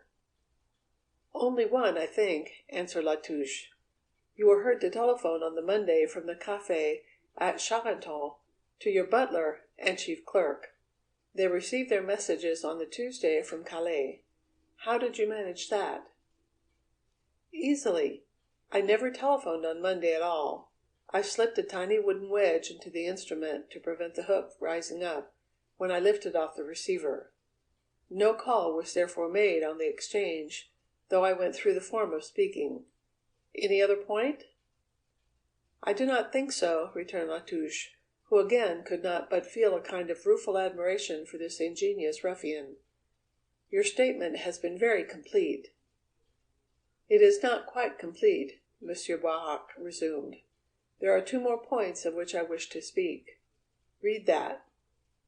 He took a letter from his pocket and handed it to Latouche. Both men leaned a little forward to look. As they did so, there was a slight click and the light went out. What sounded like Boirac's chair was heard falling. "Hold the door!" yelled Latouche, springing to his feet and fumbling for his electric torch. Mallet leaped for the door, but, tripping over the chair, missed it. As Latouche flashed on his light, they could see it closing. There was a low, mocking laugh. Then the door slammed, and they heard the key turn in the lock. Latouche fired rapidly through the panels, but there was no sound from without. Then Mallet flung himself on the handle. But at his first touch it came off. The holes for the screws had been enlarged, so that they had no hold. The door opened inwards, and presented to the imprisoned men a smooth, unbroken surface, with nothing on which to pull. To push it towards the hall was impossible, as it shut solidly against the frame. Their only hope seemed to split it, but as they gazed at its solid oak timbers, this hope died. "The window!" cried Touche, and they swung round. The sashes opened readily, but outside were shutters of steel plate, closely fastened. Both men shoved and prized with all their might, but Boirac had done his work well.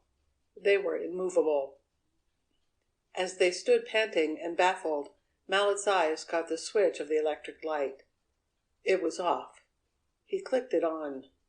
Though no answering flood of light poured down, he noticed something that interested him. "Your torch, Latouche!" he cried, and then he saw what it was. Tied to the switch was a length of fisherman's gut. Practically invisible, it passed down the wall and through a tiny hole in the floor. Anyone pulling it from below would switch off the light. "I don't understand," said Latouche. "That means he had a confederate?" "No," cried Mallet, who had been looking about with the torch. "See here." He pointed to the chair Boirac had occupied, and which now lay on its side on the floor. Fastened to the left arm was another end of gut, which also entered a hole in the floor. "I bet those are connected." Their curiosity temporarily overcame their fears. Latouche turned on the switch, and Mallet, pulling the gut at the arm of the chair, heard it click off again. "Ingenious devil!" he muttered. "It must go round pulleys under the floor, and now he has cut off the current at the meter." "Come on, Mallet," Latouche called. "Don't waste time. We must get out of this." Together they threw themselves on the door with all the weight of their shoulders. Again they tried, and again, but to no purpose. It was too strong. "What does it mean, do you think?" panted Mallet. "Gas, I expect. Perhaps charcoal. Any use shouting at the window?" "None. It's too closely shuttered, and it only opens into a courtyard." And then suddenly they perceived a faint odour which, in spite of their hardened nerves, turned their blood cold, and set them working with 10 times more furious energy at the door. It was a very slight smell of burning wood. "My God!" cried Mallet. "He set the house on fire!" It seemed impossible that any door could withstand so furious an onslaught.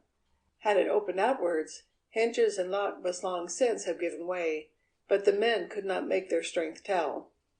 They worked till the sweat rolled in great drops down their foreheads. Meanwhile the smell increased. Smoke must be percolating into the room. "The torch here!" cried Latouche suddenly. Taking his pistol, he fired a number of shots on the bolt of the lock. "Don't use them all. How many have you?" "2 more." "Keep them." The lock seemed shuttered, but still the door held. The men's efforts were becoming frenzied, when Mallet had an idea. Along the farther wall of the room stood a heavy, old-fashioned sofa. "Let's use the couch as a battering ram." The room was now thick with smoke, biting and gripping the men's throats. Hampered by coughing and bad light, they could not work fast. But at last they got the couch across the room and planted end onto the door. Standing one at each side, they swung it back, and then with all their strength drove it against the timber. A second time they drove, and a third, till at the 4th blow there was a sound of splitting wood, and the job was done. Or so they thought. A moment later they found their mistake. The right bottom panel only was gone. "The left panel! Then the bar between." Though the men worked feverishly, their operations took time. The smoke was now increasing rapidly, and then suddenly Latouche heard a terrible, ominous sound. Crackling was beginning somewhere not far off. "We haven't much time, Mallet," he gasped, as the sweat poured down his face. Desperately they drove the couch against the bar. Still it held. The terrible fear that the couch would come to pieces was in both their hearts. "The torch!" cried Mallet hoarsely. "Quick, or we're done!" Drawing his magazine pistol and holding it close to the door, he fired its full charge of 7 shots at the vertical bar. Latouche instantly grasped his idea and emptied his 2 remaining shots at the same place. The bar was thus perforated by a transverse line of 9 holes. There was a singing in the men's ears and a weight on their chests as, with the energy of despair, they literally hurled the heavy couch against the weakened bar. With a tearing sound, it gave way. They could get through. "You for it, Mallet! Quick!" yelled Latouche, as he staggered drunkenly back. But there was no answer. Through the swirling clouds, the detective could see his assistant lying motionless. That last, tremendous effort had finished him. Latouche's own head was swimming. He could no longer think connectedly. Half unconsciously he pulled the other's arms to the hole.